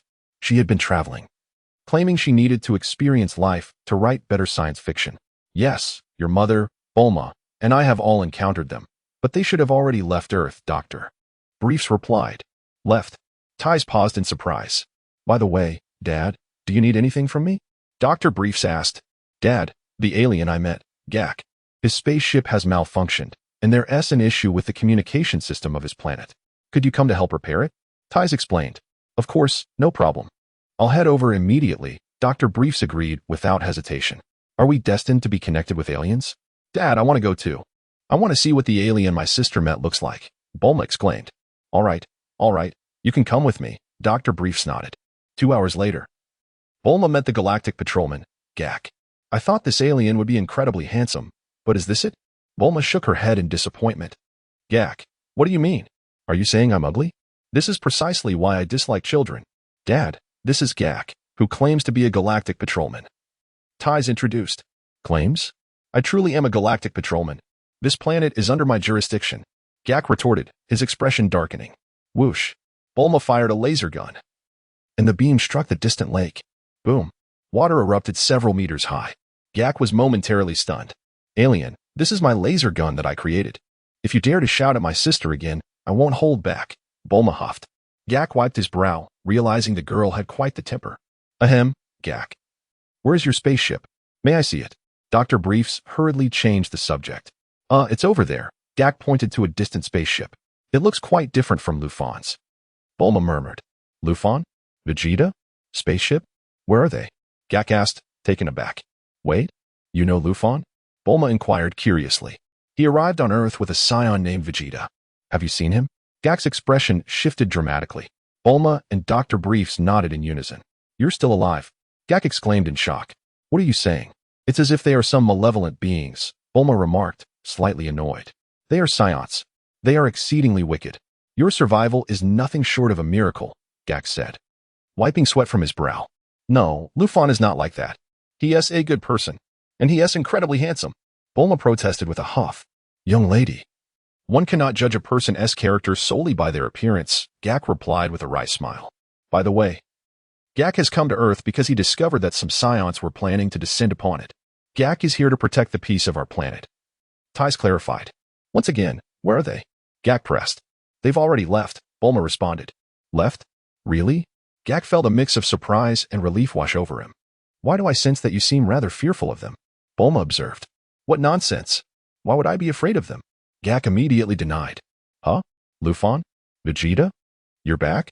Bulma exclaimed, her face lighting up with joy as she looked behind Gak. Gak nearly jumped out of his skin, his mouth twitching as his legs trembled uncontrollably. Hee, just teasing you, Bulma grinned innocently. Gak turned around, but saw nothing behind him. His expression darkened. That is quite the scare. You almost gave me a heart attack. Gak yelled in frustration. Let us just take a look at your spaceship. Dr. Briefs sighed. On Master Roshi's island, a stone came hurtling from afar. Bam! The stone pierced the roof of Master Roshi's hut, crashing onto the dining table, shattering it into several pieces. Master Roshi, startled, hurried to investigate. What was that? Where did the stone come from? He picked it up, examining it closely. This stone is remarkably round. What is this? A meteorite that fell from the sky? Never mind. Master Roshi tossed the stone aside and rushed to repair the roof. On Namek, in Elder Muli's village, the elder was planting trees with some young people nearby. Elder, after years of effort, Namek has finally begun to show a glimmer of life, one of the young men said with relief. Indeed, our race was on the verge of extinction. Thankfully, the Grand Elder is here. Elder Muli nodded with a kind smile. What? The young man paused, glancing behind Elder Muli. I said, thankfully, the Grand Elder is here, otherwise Namek might have been lost to history, Elder Muli reiterated. No, I wasn't referring to that, Elder. I meant, it seems like a spaceship, and there are aliens coming to our planet. The young man pointed behind Elder Muli, his expression shifting dramatically. Chapter 14, the ability to survive in outer space. What did you say? Aliens? Elder Muli immediately turned his head to look behind him. Sure enough, to his astonishment, he spotted a spacecraft and 2 extraterrestrial beings on a small island approximately 200 meters away. Who are they? Elder Muli furrowed his brow, his expression growing serious. In the distance, Lufan and Vegeta had been transported by the Dragon of Earth to the surface of Namek. The spaceship was situated nearby. What a blunder. I should have asked Dr. Briefs to convert the spacecraft into a capsule, Lufan lamented. What is a capsule? Vegeta asked, slightly taken aback. as he hadn't encountered such a thing during his brief time on Earth. You wouldn't understand even if I explained it. So it's best not to ask too many questions, Ruffin replied. Vegeta, is that any way to treat a subordinate? However, Vegeta was particularly interested in the capsules. He had merely asked out of curiosity. Where are we? Is this the Namek that the dragon spoke of? Vegeta looked around. Soon, he spotted Elder Muley and several Namekians in the distance. Namekians? Vegeta slapped his forehead, recalling that indeed, the Namekians possessed various mystical abilities. So, the Dragon Balls were created by them? The Dragon Balls on Earth were also made by the Namekians? You are correct, Ruffin nodded, cautioning, just don't go causing trouble. It's best if you refrain from unnecessary violence. Give me one good reason not to kill them, Vegeta scoffed. You just said that the Namekians created the Dragon Balls. If the Namekian who made them dies, the Dragon Balls will vanish too, Ruffin explained. What did you say? Vegeta paused for a second, then snorted. All right. As long as they don't provoke me, I want to kill them. No, we are the ones who will provoke them, Ruffin chuckled. Vegeta, I see. You intend to collect the Dragon Balls on this planet, don't you? Vegeta quickly regained his composure. Very astute, as expected of our prince, Ruffin nodded. Humph. The Dragon's wishes are limited. It may not even grant me the power to become a Super Saiyan, Vegeta huffed. Knowing the method to become a Super Saiyan is good enough, isn't it? Ruffin grinned. If you think my method lacks credibility, let the dragon provide you with the precise way. Do you think I'm unaware? You merely wish to achieve the ability to survive in outer space. Vegeta rolled his eyes, finding such a trivial desire unnecessary. As long as I become a Super Saiyan, I will be invincible in this universe. All right. Let us go greet them, Ruffin urged. TCH. Though Vegeta verbally dismissed the idea, he followed Ruffin as they flew over. It seems, if one states their wish in advance, the dragon will grant it. This time, after gathering the Dragon Balls, I must be the first to voice my wish. I want to become a Super Saiyan. How infuriating. Ruffin and I are not the legendary Super Saiyans. Despite our immense power, we are among the most talented warriors of our generation. The Millennium Cycle should have arrived. Who else could it be if not us? Vegeta pondered silently, simultaneously devising a simple plan for their excursion to Namek. I can't let Ruffin lead me around anymore. He is my subordinate. He should be following my lead. Extraterrestrials. From which planet do you hail?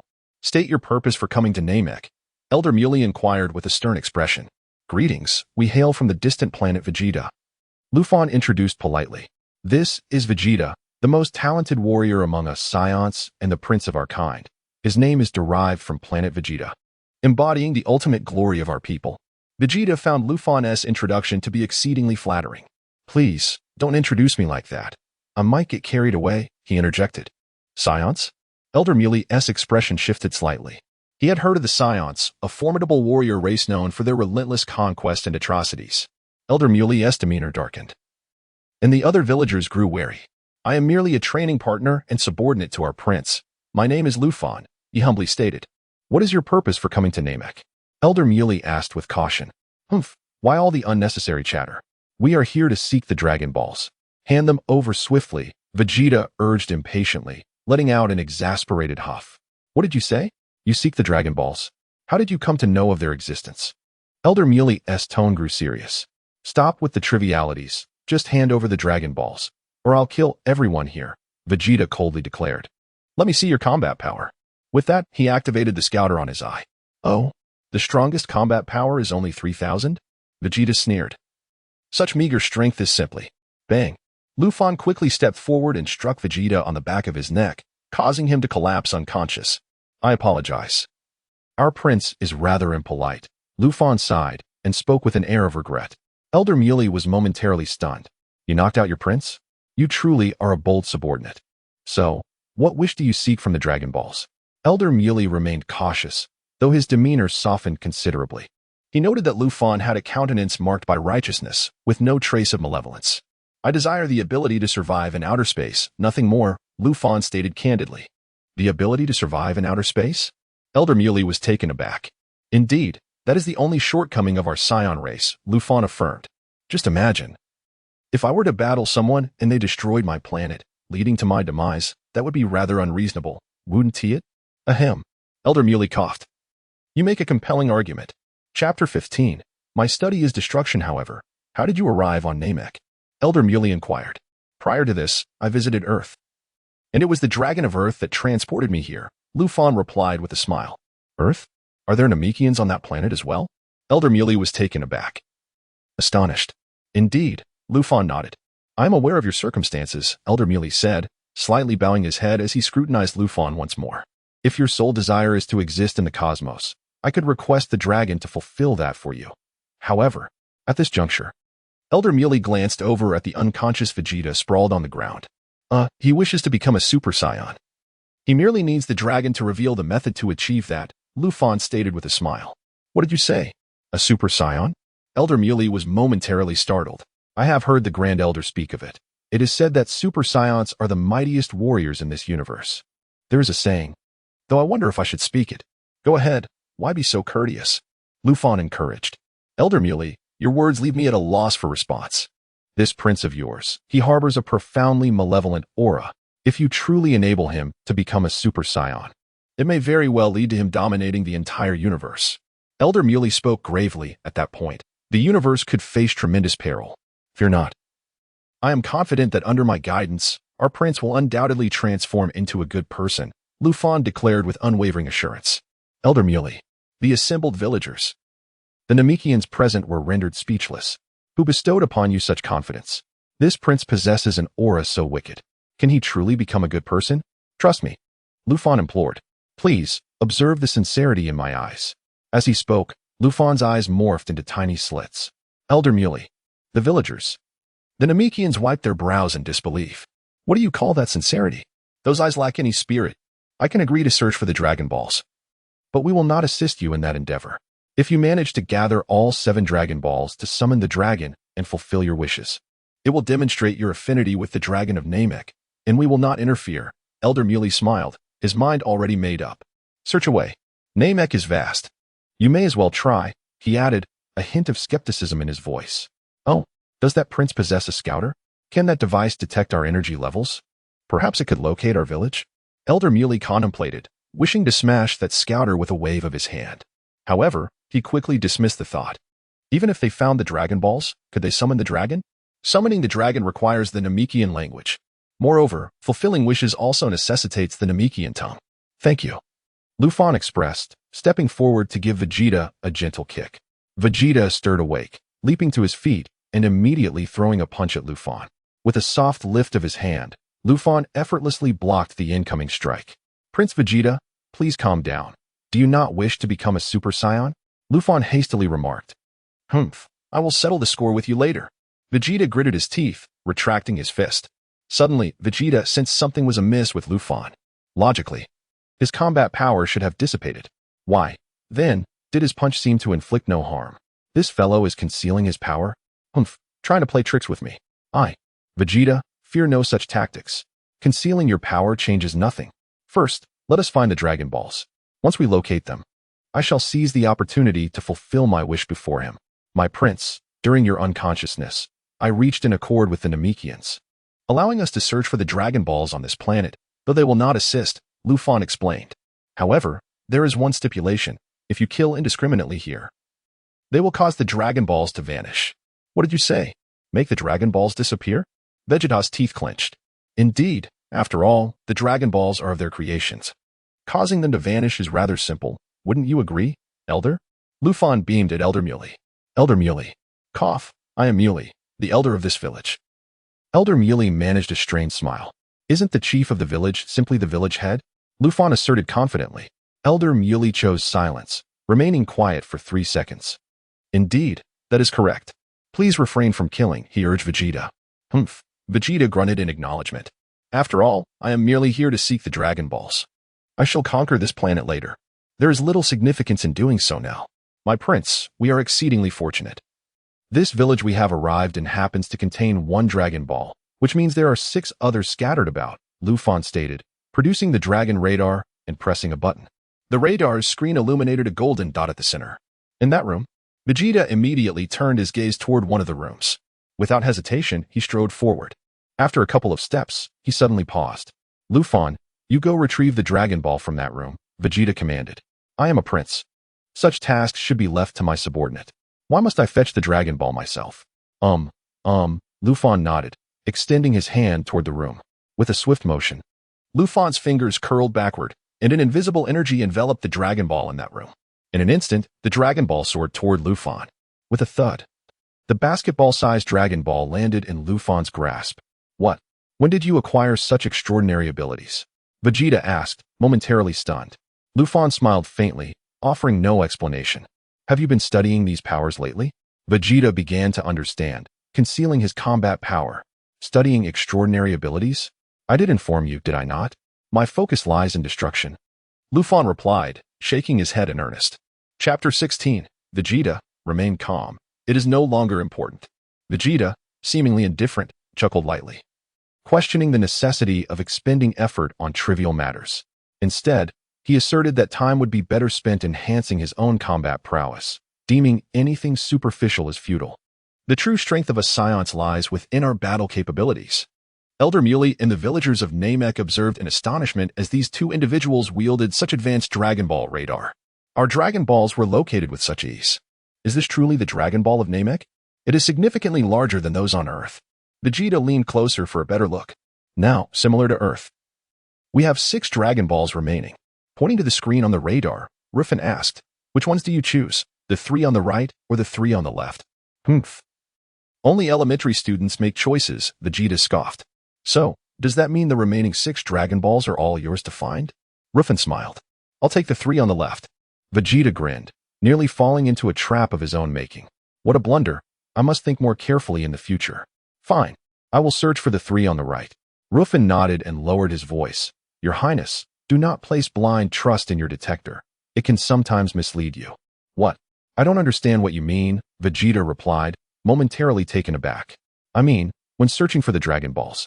Be polite and refrain from threatening to annihilate others at the first opportunity, Ruffin whispered. Even if you intend to eliminate them. Wait until after the Dragon Balls are found and your wish is granted. Vegeta glanced at Ruffin, reflecting on the wisdom of his words. Elder Muley and the others observed, noting that Ruffin was not as benevolent as he seemed. Elder Muley's expression darkened momentarily, but upon closer inspection, he sensed that Ruffin was merely jesting, lacking any real menace.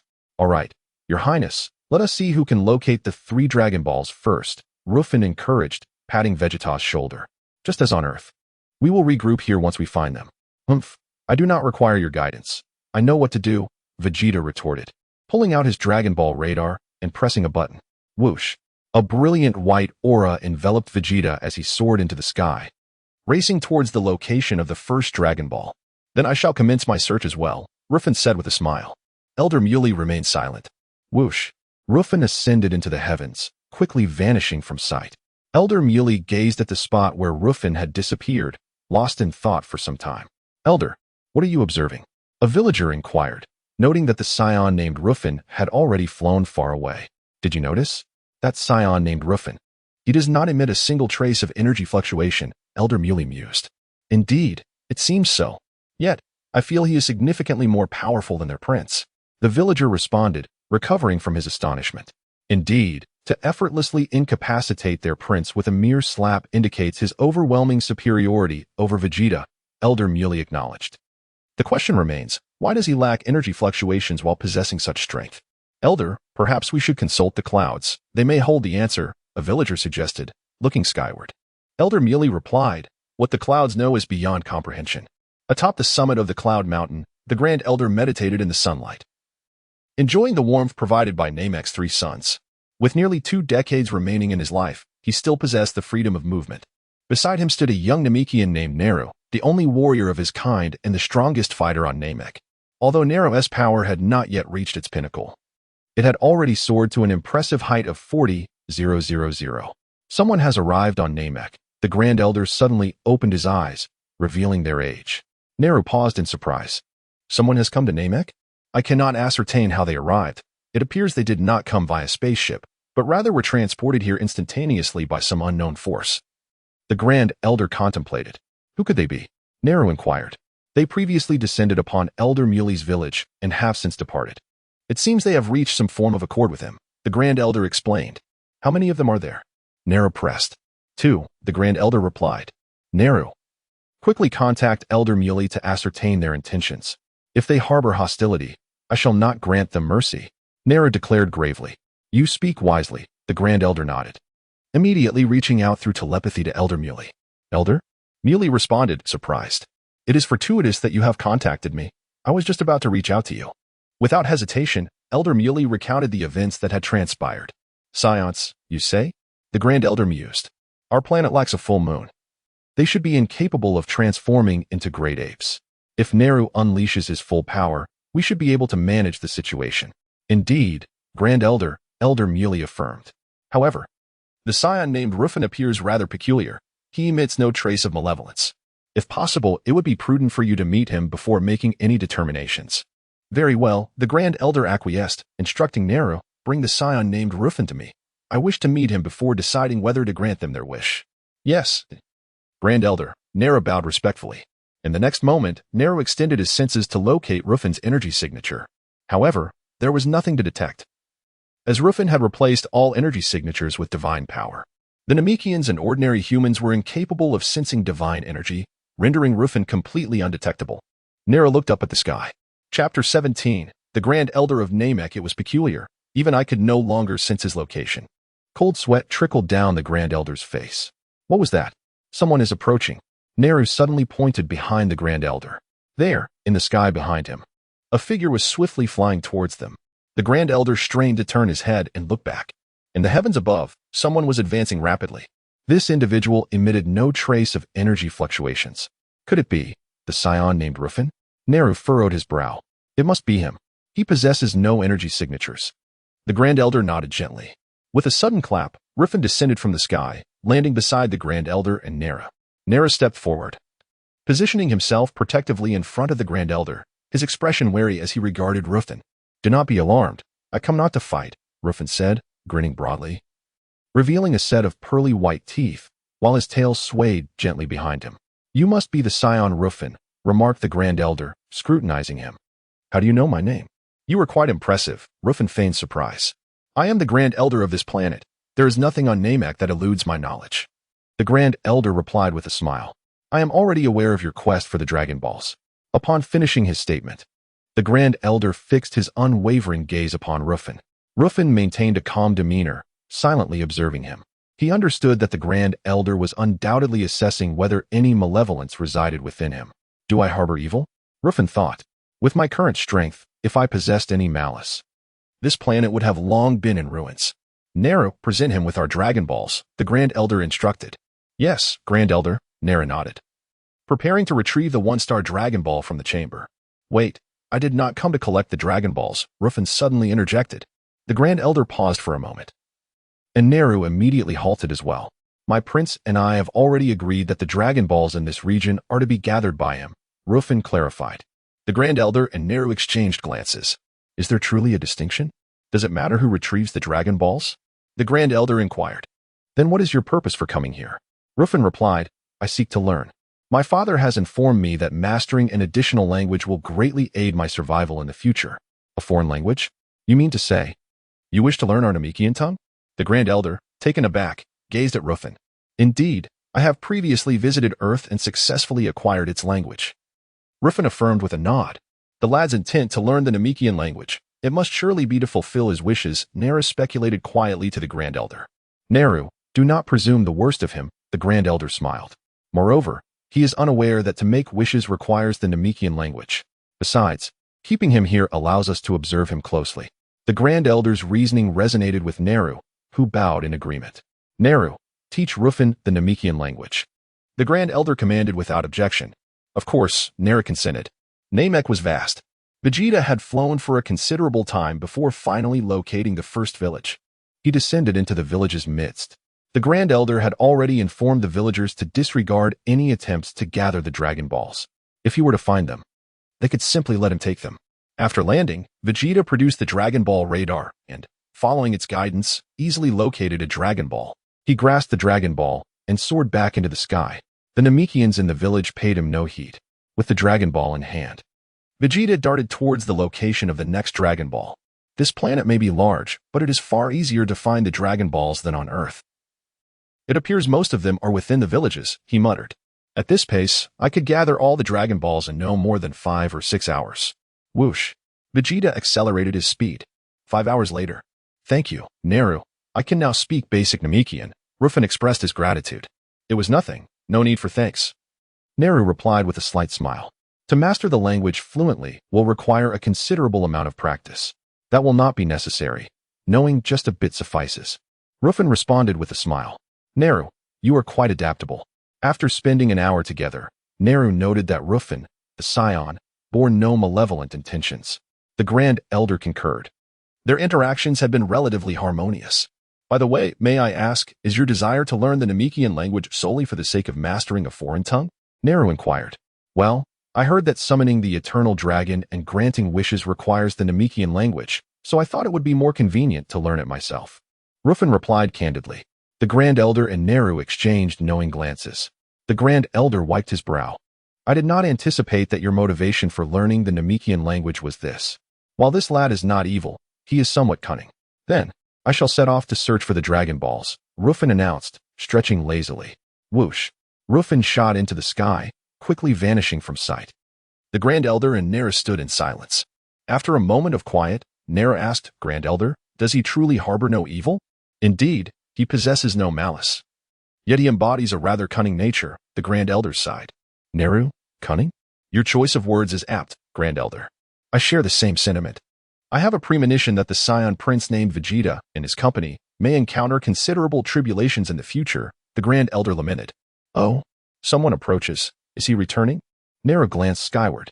It is not him. It is likely the Saiyan prince, the Grand Elder mused. Humph. This Saiyan prince previously declared his intent to conquer our Namek. I shall demonstrate to him that we Namekians are not to be trifled with. Naru declared, a fierce determination gleaming in his eyes. Indeed, while we Namekians cherish peace, we are not a race to be easily subdued, the Grand Elder affirmed with a nod. Chapter 18. Vegeta versus Naru. A streak of light soared across the sky. Vegeta descended from above, clutching 2 Dragon Balls, landing atop the cloud mountain where the Grand Elder resided. Upon touching down, Vegeta disregarded both the Grand Elder and Naru, striding directly into the Grand Elder's chamber in search of the elusive Dragon Ball. Having overheard from Ruffin, Vegeta was acutely aware of the repercussions of provoking the Namekians. If they were to erase the Dragon Balls, it would spell disaster. Prioritize the wish, he thought. As Vegeta approached the Grand Elder's room, he was interrupted. Halt! Naru's voice rang out. Oh! Vegeta turned to face Naru, slowing his pace. You cannot enter the Grand Elder's chamber without his permission. Naru barked. Are you addressing me? Vegeta chuckled lightly. None of you seem inclined to bother me, and yet here I find myself with such unexpected fortune. Is there anyone else here besides you? Naru replied coldly. Isn't that figure lying there a person? Vegeta gestured toward the Grand Elder. The Grand Elder interjected. Why am I being dragged into this? Naru wiped his brow. Enough chatter. What brings you here? What do you think? Is it not obvious with these 2 Dragon Balls in my possession? Vegeta scoffed. So, you are here to collect the Dragon Balls? Leave at once. They will never be given to someone as nefarious as you. Naru retorted icily. It seems I must teach you a lesson for you to understand, Vegeta smirked, casually placing the 2 Dragon Balls on the ground. He then activated the scouter perched on his eyes. Let me see your combat power. Gazing at the readings on the scouter, he mused. Oh, not bad. Your combat power has reached 5,000. You indeed have the audacity to challenge me. Naru regarded Vegeta with calmness, saying nothing. Do you know my combat power? Vegeta chuckled, a smirk playing at the corners of his lips. How much? Naru inquired. 15,000. Vegeta pointed to himself with his thumb. Is that so? Naru nodded, seemingly unfazed. My combat power is thrice yours, Vegeta declared, a hint of menace in his tone. Now, allow me to properly deal with you. With that, Vegeta launched himself toward Naru at lightning speed. He aimed a kick at Naru, who deftly sidestepped the attack. In the next moment, Naru seized Vegeta's ankle, delivering a powerful kick to his abdomen. Ack! Vegeta cried out, his body arcing through the air before plunging into the lake nearby. Humph! The Prince of Saiyans is not so formidable after all, Naru scoffed. Be cautious, he can transform into a great ape, the Grand Elder warned, and once transformed, a Saiyant's power can increase tenfold. What? Tenfold? Naru's expression shifted, glancing at the sky for any sign of a full moon, exhaling in relief. Did the Grand Elder not say there is no full moon on Namek? He cannot transform without it. I have heard that some Saiyans can create their own full moons. The Grand Elder speculated, the truth of which remained to be verified. I should have simply asked Ruffin earlier, Naru sighed. Suddenly, Vegeta erupted from the water, ascending into the verdant sky, surveying Naru from a height. This Namekian is unexpectedly powerful, he thought, pressing the scouter once more. How strange. His combat power remains at 5,000. I possess 15,000. How could I have been so easily overpowered? This is impossible, Vegeta exclaimed. Then, with renewed determination, Vegeta dove toward Naru. Bang! Naru delivered an uppercut that struck Vegeta squarely in the chest. Cough! Vegeta spat blood, staggering to the ground, feeling utterly defeated. Return to where you came from. You are no match for me, Naru stated dismissively. Shakily, Vegeta rose to his feet, his face a mask of fury. This is absurd. He fumed. This defies logic. His power is still at 5,000, while mine is 15,000. Why can I not best him? Gallic gun! Vegeta shouted, a powerful energy ball forming in his hands. Streaking toward Naru. Calmly, Naru observed the approaching energy ball. Bang! He swatted it away with a single slap, sending it soaring into the sky. Boom! The energy ball exploded, painting the heavens in vibrant colors. Vegeta was left utterly aghast. What nonsense is this? I concentrated my energy only to have it dismissed so easily? Is this creature truly a Namekian? When did they become so formidable? Are you still going to fight? Naru remarked with a smirk. Vegeta, on the verge of tears, felt his young spirit severely wounded. He remained perplexed, fixated on the enigma of combat power. This cannot be. Absolutely not. He shouted. Can that device of yours accurately gauge my combat power? Naru inquired with a smile. Vegeta remained silent. Then, observe closely what my combat power reads, Naru grinned, clenching his fists as his energy began to surge. Beep, beep. The numbers on Vegeta's scouter began to escalate rapidly. What? Combat power 6,000, 7,000, 8,000. Still climbing? Vegeta was astounded. The readings continued to soar.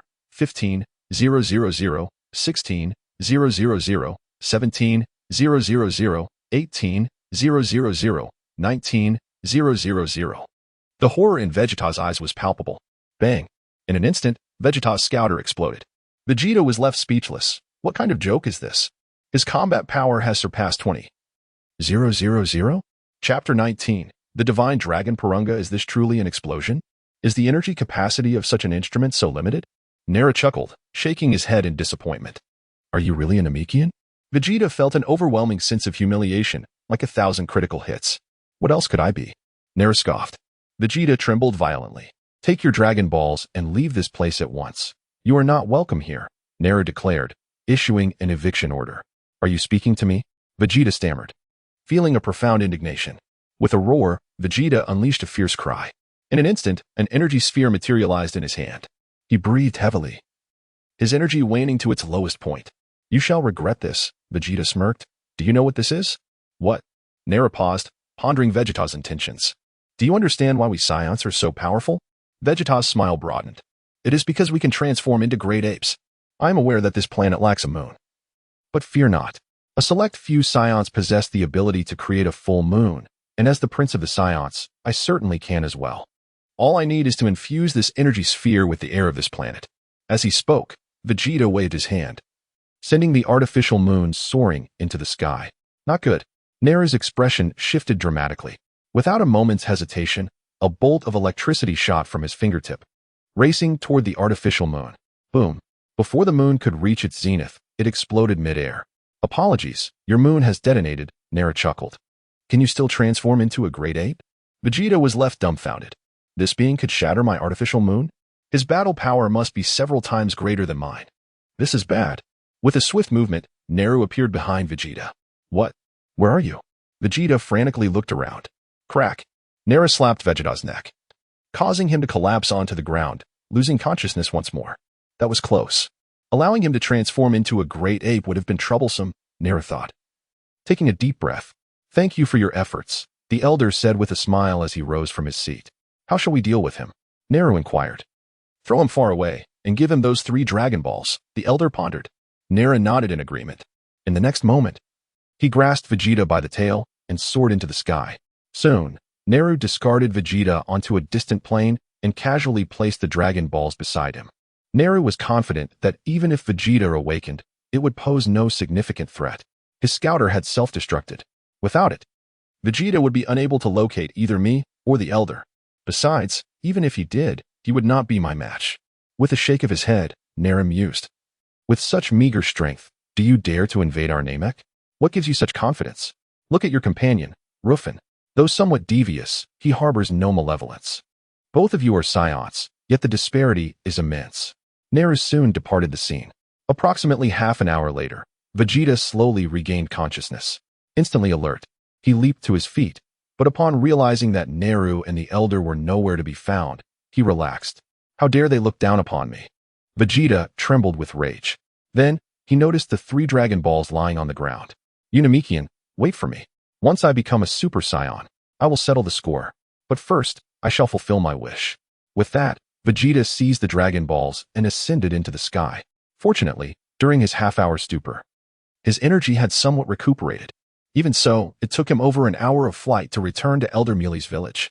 Prince Vegeta, you are quite tardy. I have already gathered the 3 Dragon Balls. Why have you only just returned? Ruffin remarked. Vegeta grimaced. What, Your Highness? You appear injured. Ruffin feigned surprise. Humph. Be careful not to fall. Let us swiftly fulfill our wish.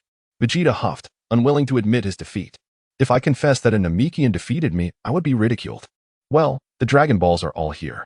Ruffin gestured to the 4 Dragon Balls on the ground. Vegeta flew over, merging his 3 Dragon Balls with the 4. At last, the 7 Dragon Balls were complete, radiating a golden light. Come forth, Divine Dragon. Vegeta shouted at the 7 Dragon Balls. Then, there was silence.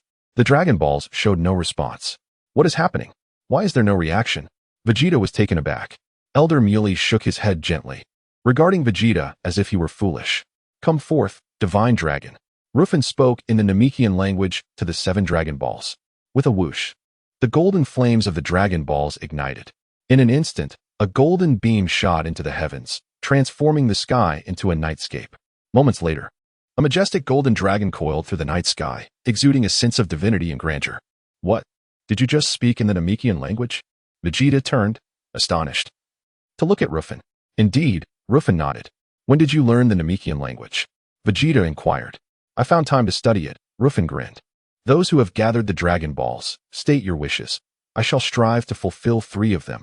The voice of the dragon Purunga resonated. Let these 3 wishes be for you.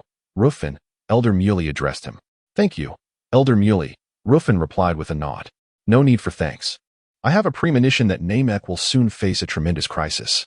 You may become our savior, Elder Muley reflected. Ruffin took this in stride. It was not unusual for the Namekians to possess such abilities. Chapter 20.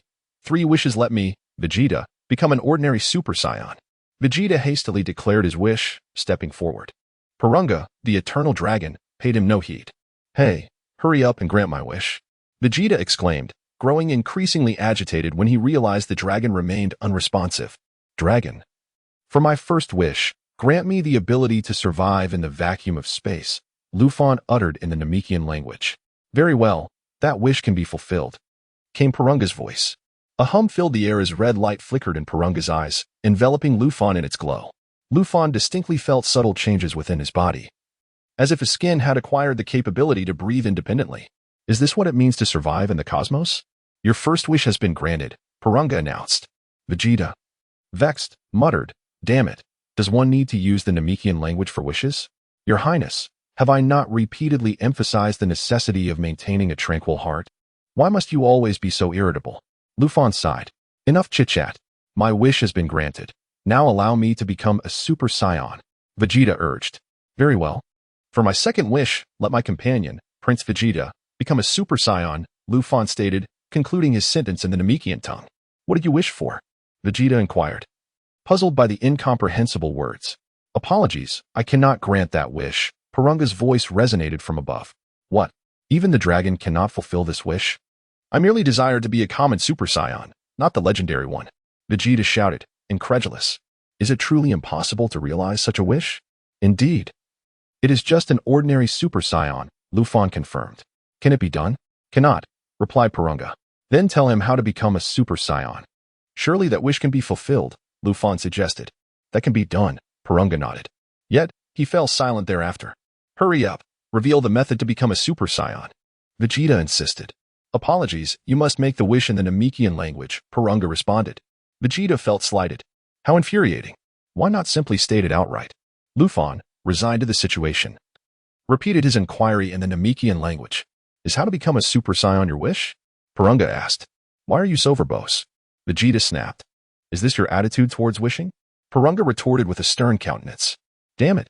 Vegeta gritted his teeth but immediately lowered his proud head. He suddenly recalled that there was a rather powerful Namekian on this planet. Perhaps I should remain humble. To become a Super Saiyan, one must first possess a peaceful heart. Porunga elaborated, continuing without further provocation. Within Saions lies a substance known as S-cells, which can only be gradually enhanced through tranquility. Once the S-cells reach a certain threshold, one can transform into an ordinary Super Saiyan through a significant emotional shift. Vegeta turned to Ruffin, suspicion clouding his eyes. I deeply suspect you and this dragon have rehearsed this. Why do your words mirror each other so closely? Can an ordinary Super Saiyan defeat Frieza? Vegeta inquired further. Porunga remained silent. Damn it, does the next question count as a wish? Vegeta grumbled. Enough questions, Your Highness, Ruffin soothed. Let us wish for something else. What do you plan to wish for? Vegeta queried. Dragon, transport me, Vegeta, and our spaceship to a planet suitable for nurturing S-cells, Ruffin articulated in the Namekian language. Very well, that wish can be fulfilled, Porunga replied. Wait, I must bid farewell first, Ruffin waved his hand. Porunga. Hey, what did you wish for? Vegeta quickly asked. I asked the dragon to send us to a planet conducive to S-cell growth. Is that acceptable? Ruffin smiled. That's more like it. Vegeta nodded in agreement. However, after voicing his approval, Vegeta suddenly paused. Wait, didn't you mention that living on Earth could expedite the growth of S-cells? He recalled Ruffin's earlier words. Indeed, let the dragon choose. Perhaps we might find ourselves back on Earth, Ruffin chuckled. Vegeta fell silent. Porunga. My apologies for the interruption, Elder Muley. Ruffin turned to address the elder. Not at all. If you have the time, do visit Namek. The doors of Namek are always open for you, Elder Muley smiled. Forget it. There are no beautiful women on this planet. It's rather dull. Ruffin shook his head. Elder Muley. The Namekian villagers. All right, that will suffice. Farewell. Ruffin waved his hand. Whoosh. A red light flickered in Porunga's eyes, swiftly enveloping Ruffin, Vegeta, and their spaceship. In an instant, they vanished from sight. Ruffin's wish was remarkably straightforward. He sought not immortality or the title of the strongest in the universe. Such aspirations seemed impractical. For Ruffin, the most reliable strength was that which he cultivated through his own efforts. Thus, he asked merely for the means to overcome his shortcomings. Nothing more. Whoosh. When Ruffin regained his senses, he found himself on an unfamiliar planet. The ground was a vivid red, and the sky was a striking orange, illuminated by a pale blue sun. It was difficult for Ruffin to comprehend how a blue sun could cast such an orange hue upon the sky. Yet, upon reflection, he considered Earth's red sun, which still allowed the sky to appear blue, primarily due to the vast oceans reflecting the light. The architectural style of this planet bore a resemblance to Namek, albeit with subtle differences, exuding a sense of advanced technology. Various races inhabited this world. Ruffin and Vegeta were directly transported to a less crowded street by Porunga. Upon their arrival, the inhabitants displayed no astonishment, as if their appearance was a common occurrence. Hey, where's this place? Vegeta exclaimed, momentarily dazed as he grasped a humanoid resembling a frog. Chapter 21. I might become a Super Saiyan god. It is worth mentioning that in the realm of Dragon Ball, the term human typically refers to sentient beings, excluding deities. For instance, entities such as Frieza, Cell, and Buu fall within this classification. Are you not aware? This is the most renowned gastronomic planet in our universe, replied the frogman. Oh, a gastronomic planet? I have heard of this celestial body, Vegeta nodded, kicking the frogman 10 meters away, then turning to Ruffin. It is said to possess a myriad of delicacies from across the cosmos. How infuriating. Why have we ventured to this mundane planet? We are here to enhance our S-cells, not to indulge in culinary delights. The frogman, gritting his teeth, rose and shot a venomous glare at Vegeta, who paid him no mind. Perhaps spending some time on this planet will augment the S-cells within us, Ruffin speculated. Since we have time to spare. Let us settle here for the moment, Vegeta acquiesced. I must swiftly increase my S-cells and transform into a Super Saiyan. Then, I shall defeat that scoundrel Frieza. Once I vanquish him, I will reign supreme in the universe. Vegeta exclaimed with exuberance. Shall we engage in some minor commerce? Experience life here? Ruffin pondered. What nonsense is this? We are a warrior race. You expect us to engage in trade? Vegeta fumed, his nostrils flaring. Calm down, Ruffin responded. Vegeta fell silent immediately. Indeed. Maintaining composure is essential. Otherwise, how can we enhance our S-cells? Only through some small-scale commerce can we truly experience life here, Ruffin continued. Unless you intend to eliminate everyone on this planet? How would that facilitate the growth of your S-cells? Vegeta, do as you wish. He gritted his teeth, reluctantly agreeing. What should we create? Ruffin mused, resting his chin on his hand. I am only proficient in combat. Do not involve me in matters of trade, Vegeta huffed. I shall open a shop. Are you certain you will not partake in anything? Ruffin smiled, lest I transform into a Super Saiyan before you do. Enough boasting. The first to become a Super Saiyan shall undoubtedly be me, Vegeta. He declared confidently. What is this? Ruffin approached a tree, gazing intently at the large specimen. Just a plant, Vegeta replied dismissively. This appears to be a cola tree, Ruffin pondered. What nonsense. What does it matter what it is called? Vegeta retorted, uninterested. I have noticed quite a few such plants on this planet, Ruffin remarked. Let us make cola. Cola? What is that for? Vegeta inquired, perplexed. You simply need to assist me with one task. Should anyone dare to replicate my product, you shall deal with them, Ruffin proposed. That is something I am quite adept at, Vegeta conceded. After all, they were here to experience life, which was essential for increasing their S-cells. Vegeta too desired to transform into a Super Saiyan swiftly. Thus, Ruffin's cola venture commenced. 3 months later, a beverage named cola gradually spread across this gastronomic planet. People discovered that the drink's most remarkable feature was its exquisite flavor. Moreover, it paired perfectly with the local cuisine. Enjoying delectable food while sipping such a delightful drink was an unparalleled pleasure. Numerous extraterrestrials seized the opportunity, purchasing cola to analyze its ingredients. Many of these beings possessed advanced technology, making it easy for them to thoroughly investigate the cola developed by Ruffin. These extraterrestrials promptly prepared to produce imitations. However, after Vegeta showcased his formidable prowess, they quickly abandoned their plans. Many recognized that the creators of cola were, in fact, Saiyans. 2 Saiyans had crafted this remarkable beverage. The extraterrestrials dared not entertain such foolish thoughts any longer. The reason these beings sought to replicate the drink was primarily due to Ruffin's rather stringent sales policy, offering only 1,000 bottles each day. No exceptions were made, regardless of who approached. It was rumored that even the Galactic King once came to purchase cola, only to find himself at the 1001st position in line. Ruffin adamantly refused to sell him a bottle, leaving the Galactic King sleepless for several days. Thus, another month passed. Ruffin's stall was modest, merely a small setup. The process of making cola was also quite simple. Ruffin had enlisted the help of a scientist to devise a synthetic technique for cola. With a mere press of a button on the device, a bottle of cola would miraculously emerge. Hey, Ruffin, is this how one conducts business? Selling only 1,000 bottles a day? Vegeta sighed. Do you think we are in the business of commerce? Ruffin chuckled, glancing at Vegeta. If it is not business, then what is it? Vegeta was momentarily taken aback. We are here to experience life and enhance our S-cells, my liege. Have you strayed from that purpose? Ruffin exhaled. Vegeta, what the hell? While engaging in business, I nearly lost sight of my own goal. Indeed, I am here to increase my S-cells. Commerce is of no consequence. By the way, how much have our S-cells increased? How can one even measure such a thing? Vegeta queried. It is indeed difficult to discern. But it seems that my training path diverges from yours, Ruffin replied, shaking his head. What do you mean?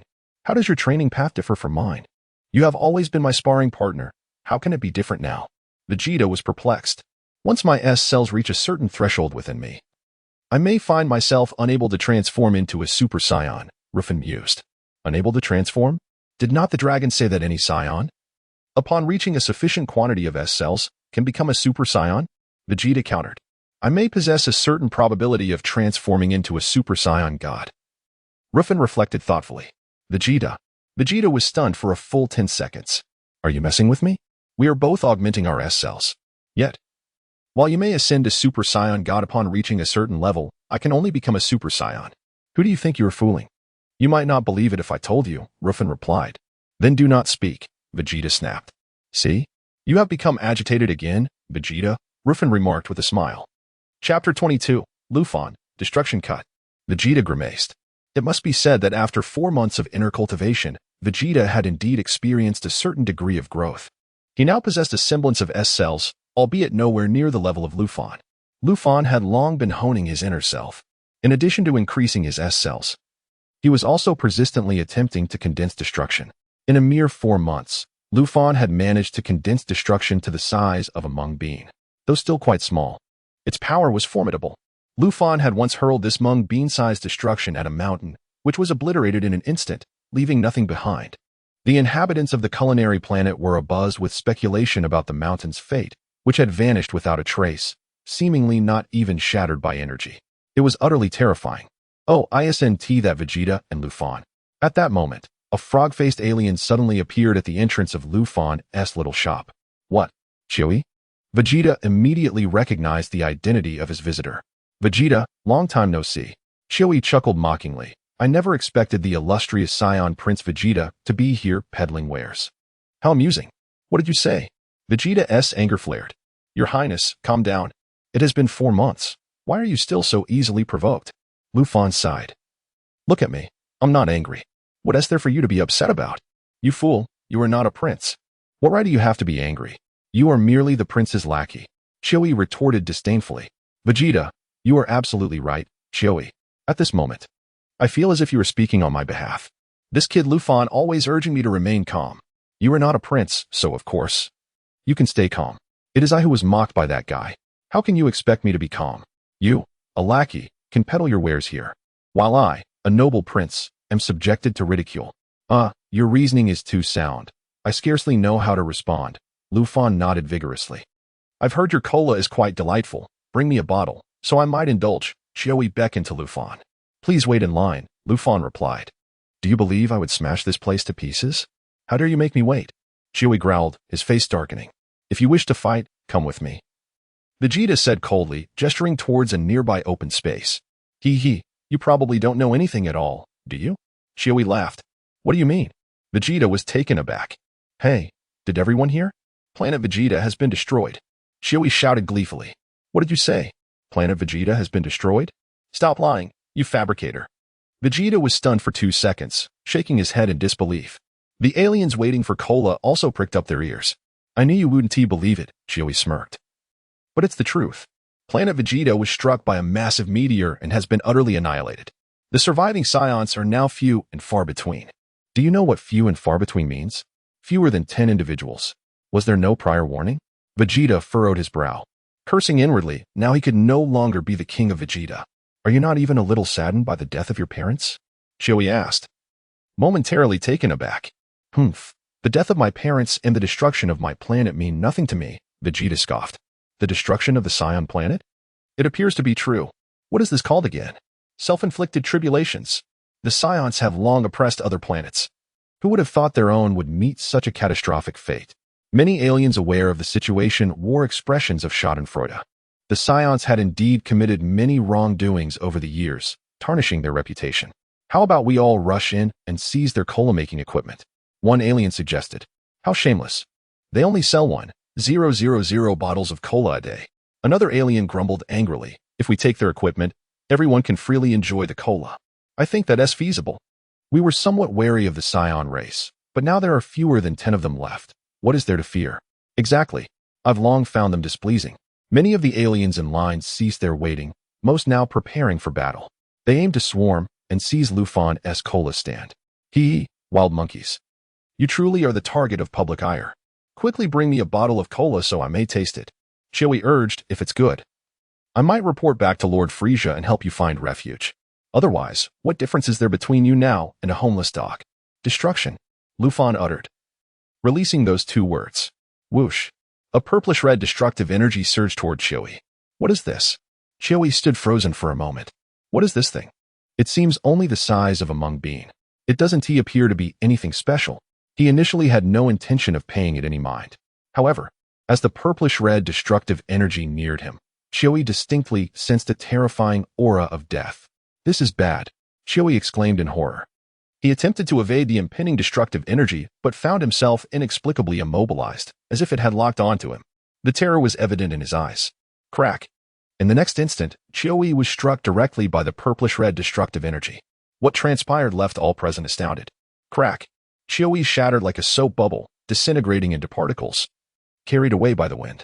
Vegeta stood by, equally dumbfounded. What just happened? What was that?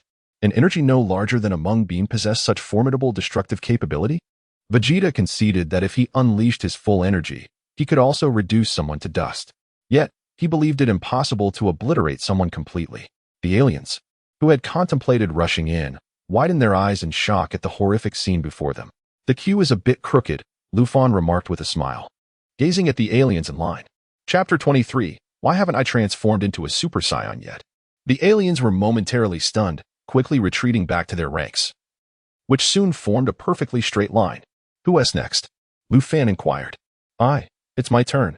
Master, one alien timidly replied, fearful that speaking too loudly might lead to their demise. The thought of queuing for cola only to be obliterated was indeed a tragic fate. Ruffin nodded, pouring a cup of cola and placing it on the table.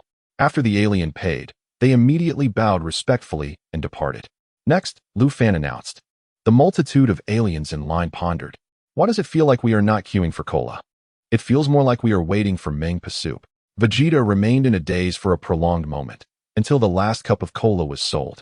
Only then did he fix his unblinking gaze upon Ruffin. Hey, Ruffin, what was that technique you just used? Vegeta urgently asked. Was TI clear enough?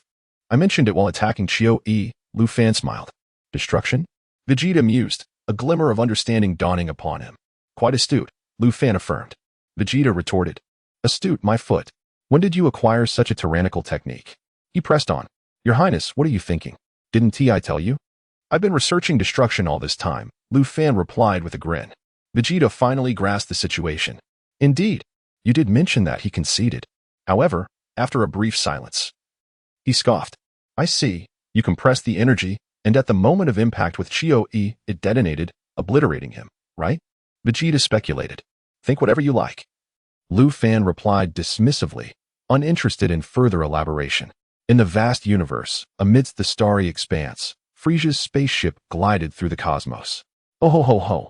Frieza cackled, his triangular eyes gleaming with delight. The Saiyans had finally faced annihilation. Now, fewer than 10 remained, to be precise, fewer than 5. Congratulations, Lord Frieza, Dodoria bowed respectfully. That long-haired brat Raditz poses no threat, and the Saiyan sent to Earth with a battle power of only 2 is hardly formidable. Sabo added. Then there's that bald Saiyan named Nappa, who, despite being touted as an elite warrior, would struggle to exceed a battle power of 10,000. Indeed, Sabo is correct. I wonder how Prince Vegeta is faring? Dodoria pondered. Any news on Vegeta and his subordinate? Frieza inquired, narrowing his eyes. We lost contact completely last time, Dodoria replied. They might be hiding and training, Frieza chuckled lightly, not overly concerned. Let them train, they will reveal themselves eventually. At the very least.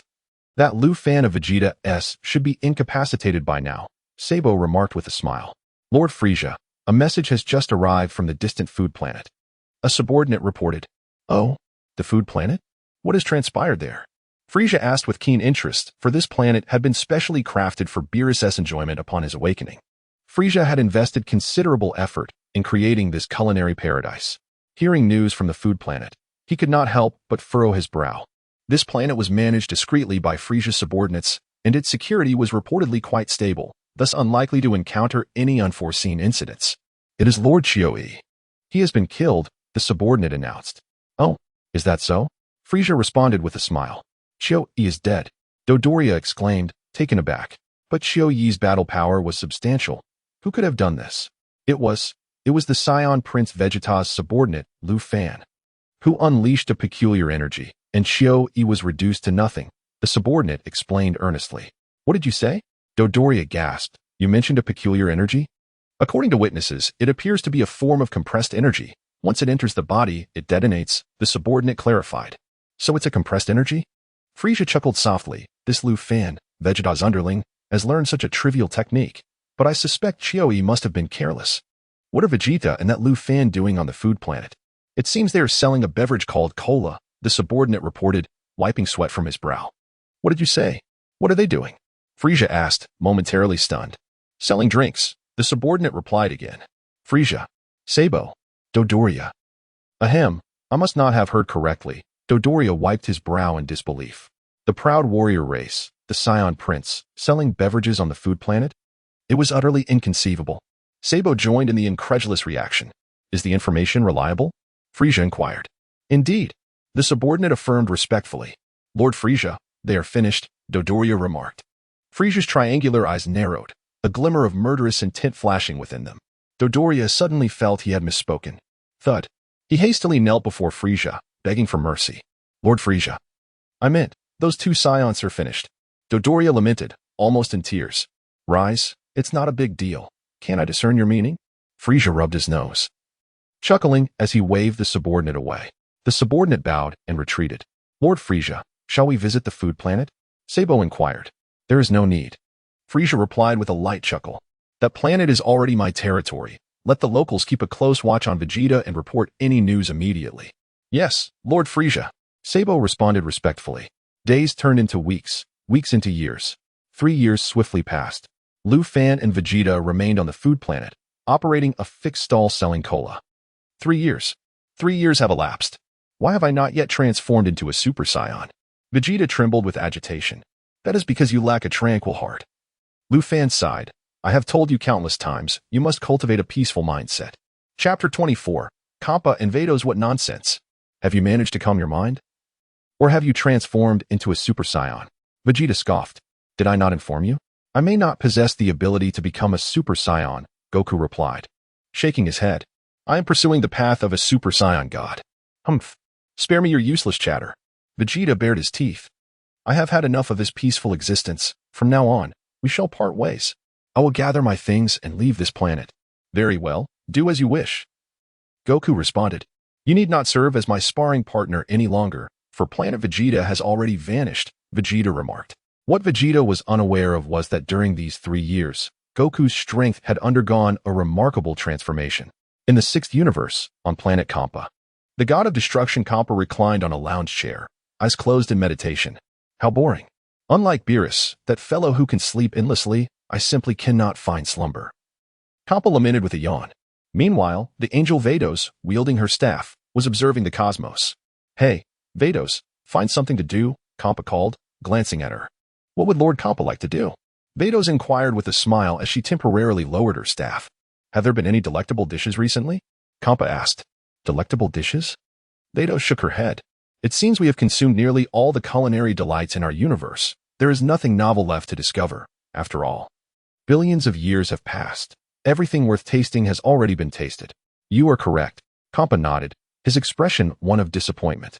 Perhaps Lord Kampa could consider if there is anything previously enjoyed that he now craves, Vados suggested. Something I have eaten before that I now wish to taste again. Kampa pondered carefully, shaking his head in dismay once more, and nonchalantly remarked, by the way, if our universe lacks such delicacies, do other universes possess any delightful treats? Other universes? Vados paused for a moment, then replied, You know, Lord Kampa, I have heard that the 7th universe boasts a culinary planet. A place filled with the best dishes from across the cosmos. Shall we venture there to sample its offerings? A culinary planet? Kampa blinked, taken aback. Such a planet exists? Before falling into slumber, Lord Beerus assigned his subordinate, the so-called Emperor of the Universe, Frieza, to carry out tasks for him. In a bid to please Lord Beerus, Frieza specially crafted a culinary planet for him to enjoy upon awakening, Vados explained. What did you say? Kampa's eyes widened with envy and jealousy. How could Beerus's minion be so perceptive? He even had a culinary planet made for him? As for me, it seems I have yet to acquire a subordinate. Perhaps I ought to find myself one. Well, we should go and taste it first. What if the food on that culinary planet is not to my liking? If the cuisine there is subpar, then what need is there for such a culinary planet? Vados, let us go and sample it. Kampa proposed. Very well, Lord Kampa. Vados nodded in agreement. Kampa stood beside Vados. Clang. Vados struck her staff gently against the ground. A radiant glow, akin to the brilliance of the stars, swiftly enveloped both Vados and Kampa. Whoosh. Vados and Kampa vanished into the void, soon disappearing from sight. After soaring through the cosmos for over an hour, Vados and Kampa finally descended upon the culinary planet. Upon arrival, Kampa could distinctly sense the tantalizing aromas wafting through the air.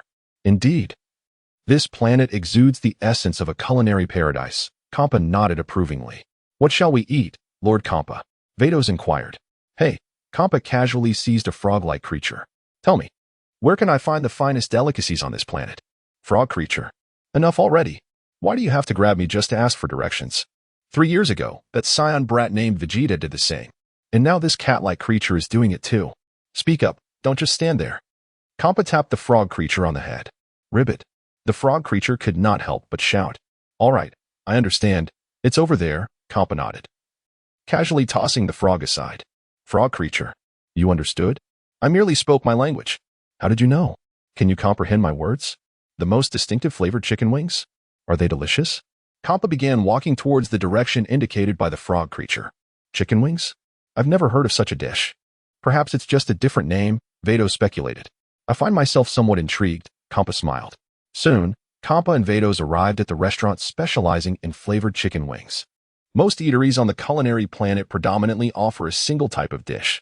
For instance, this establishment specializes exclusively in chicken wings, grilled, steamed, boiled, and fried, categorized into these 4 primary forms.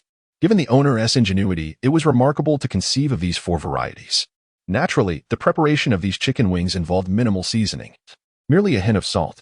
Even so, Kampa and Vados savored the meal with great enthusiasm. Who would have thought that these wings, belonging to a de-evolved pterosaur, could taste so delightful? Kampa indulged, his mouth glistening with sauce. Indeed, it is my first time enjoying such delicious chicken wings. Vados nodded in agreement, thoroughly impressed. Is this your first time trying chicken wings? An alien nearby inquired. Indeed, Vados replied politely, nodding. If you pair them with cola, the flavor becomes even more exquisite. The alien remarked, taking a sip of cola before biting into another chicken wing. What? What are you saying? Kampa blinked in surprise. What is that beverage you are drinking? Is it the urine of a beetle from planet Madara? Alien, what are you talking about? This is cola, the finest beverage on this planet. The alien sighed. This cat-like creature truly lacks experience. Beverage? How good could it possibly be? Kampa was taken aback for 3 seconds. It's just a drink. It's not like I've never had one before. Of course, it's delicious. This beverage has become all the rage across the culinary planet, the alien replied. Where can I find it? Kampa inquired. At the corner over there is a cola shop, the only one on this planet, the alien explained. However, I fear it may already be sold out at this hour. Chapter 25, The First Meeting with Bardos. What does it mean? What do you mean by it's sold out? Xiangpa was puzzled. This cola shop sells only 1,000 bottles of cola each day. The alien replied, that's all we sell. Is there such a peculiar way of conducting business? Is it due to a lack of raw materials? Xiangpa inquired. The raw materials should be sufficient.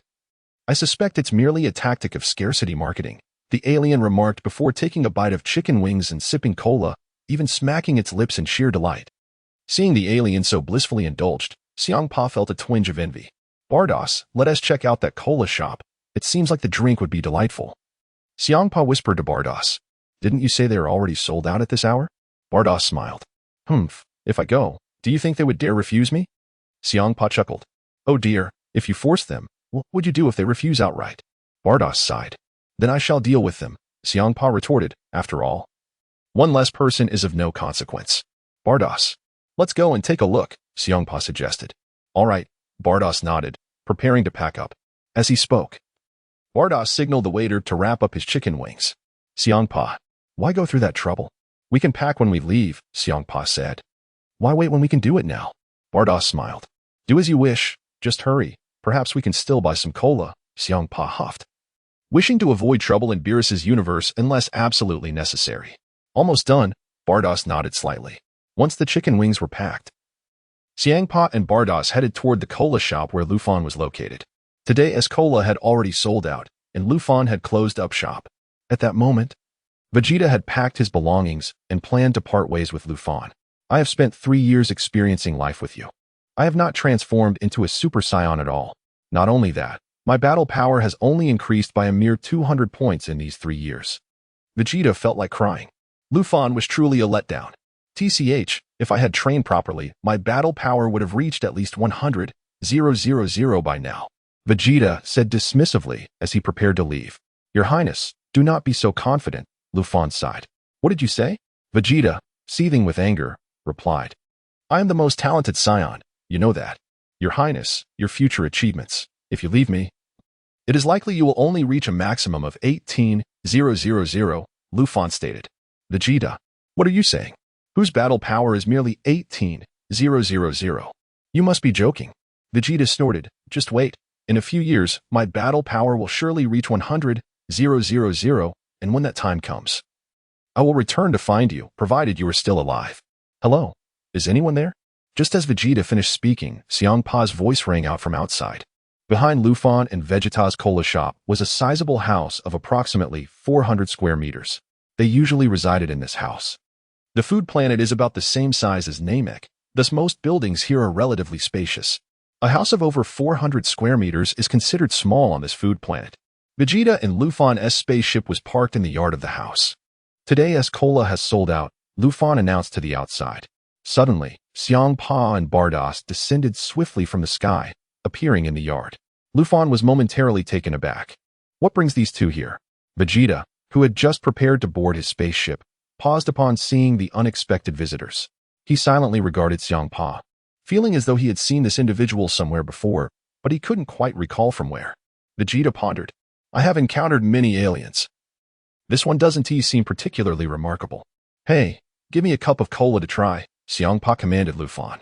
It's sold out, Ruffin replied. What did you say? Xiangpa's expression darkened instantly. Do you know who I am? No. Are you famous? Ruffin shook his head. Oh dear, Lord Xiangpa, please do not be impulsive. We come as guests and should discuss matters amicably, Bardoss interjected, unable to watch any longer. Selling only 1,000 bottles a day, if negotiation worked. That would be a surprise. Xiangpa rolled his eyes. Mr. Ruffin, we have traveled from a distant star system. Could you grant us a cup of cola to sample? Bardoss said politely. Bardoss, it's not worth the effort, Xiangpa said with a gentle smile. I think it would be better to teach this fellow a lesson and then have him make us a cup of cola. If it's good, we'll take him back to our planet to serve us daily.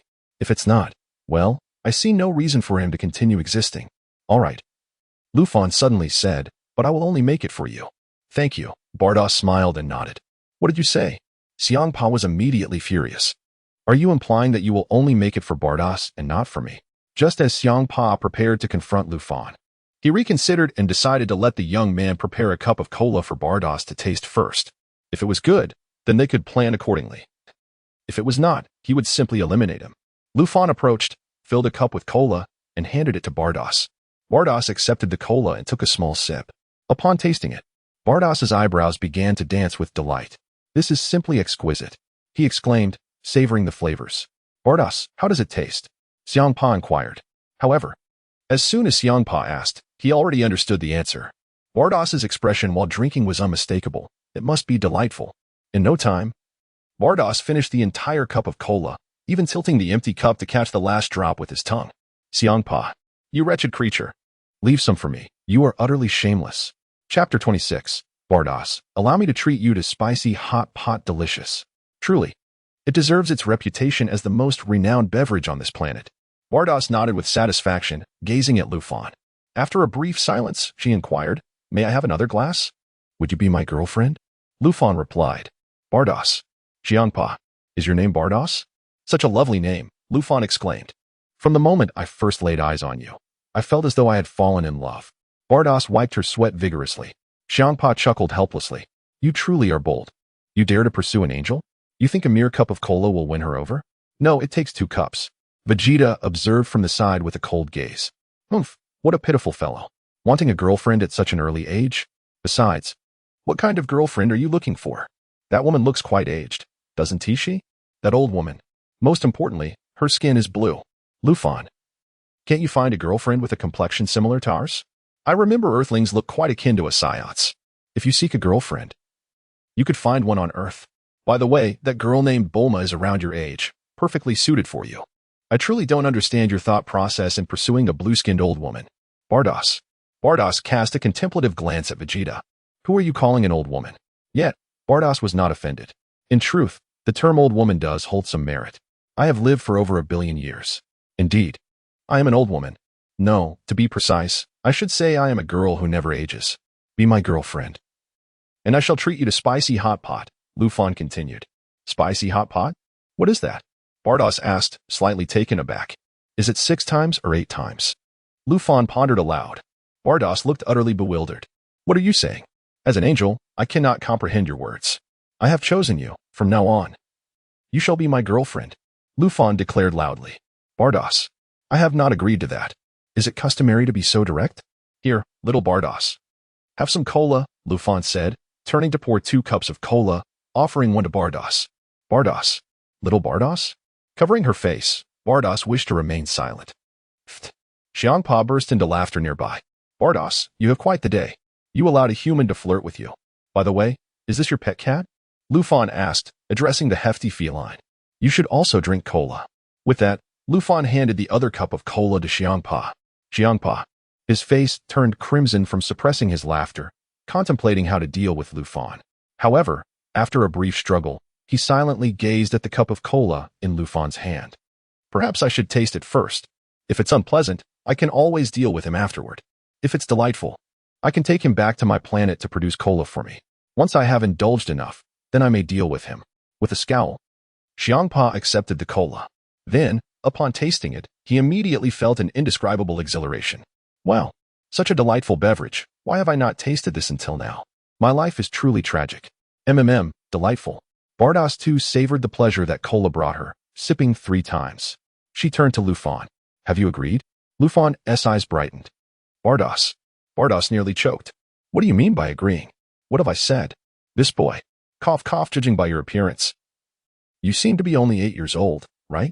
Bardos sighed. Indeed, you are correct, Ruffin nodded. At 8, you wish to find a girlfriend? Bardos expressed her disbelief. By your condensed standards, aren't you supposed to wait until at least 16 to seek a girlfriend? I mature quite early, Ruffin replied with a smile. Humph. We Saiyans begin our growth at 8. In 3 years, we will be akin to adults. Vegeta huffed from the side.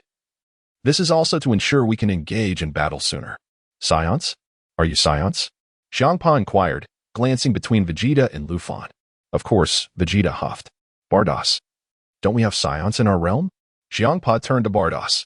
Yes, they currently reside on planet Sadala. Bardos nodded slightly. What? Planet Sadala? Are you joking? That planet has long since become a dead star. Vegeta exclaimed in surprise. Xiangpa ignored Vegeta and approached Bardos. Bardos, I have made my decision. I shall take this lad back with me so he can prepare cola for us daily. Xiangpa grinned widely at Bardos. Very well, Lord Xiangpa. Bardos nodded in agreement. As for Ruffin's claim of affection, Bardos found it inconsequential, merely a jest to be entertained. Perhaps once you discover my true identity, such thoughts will fade away. How to deal with this boy with the upside-down hair? Xiangpa silently looked at Vegeta, contemplating taking him along as well. As long as you are pleased. Bardos did not object. Humph, how dull, Vegeta huffed. Ruffin, handle those 2 on your own. I must take my leave. Are you leaving already? Ruffin asked. Naturally, as promised. Once my combat power exceeds 100,000, I shall return for you, Vegeta stated, striding toward his spaceship. Your Highness. I feel you are about to miss the opportunity of a lifetime, Ruffin sighed. Vegeta slowly halted, turning to Ruffin. What? Vegeta inquired. Nothing, do as you please, Ruffin replied. Humph, Vegeta huffed, stepping onto his spaceship. Whoosh. The spaceship took off, swiftly vanishing into the void, soon disappearing from sight. Xiangpa glanced at Vegeta's spaceship but did not stop him. Let him go, he has departed, Bardos remarked. Fine, let him go. Let's just take this lad back, Xiangpa stated. All right, Bardos nodded. Hey, kid, from today onward, you will accompany me back to my planet to make cola for me, Xiangpa commanded Ruffin. No. I want to be with little Bardos, Ruffin replied. Xiangpa. Bardos. Chapter 27. So you are gods, rest assured. She and I reside on the same planet, Xiangpa responded. I am quite conflicted.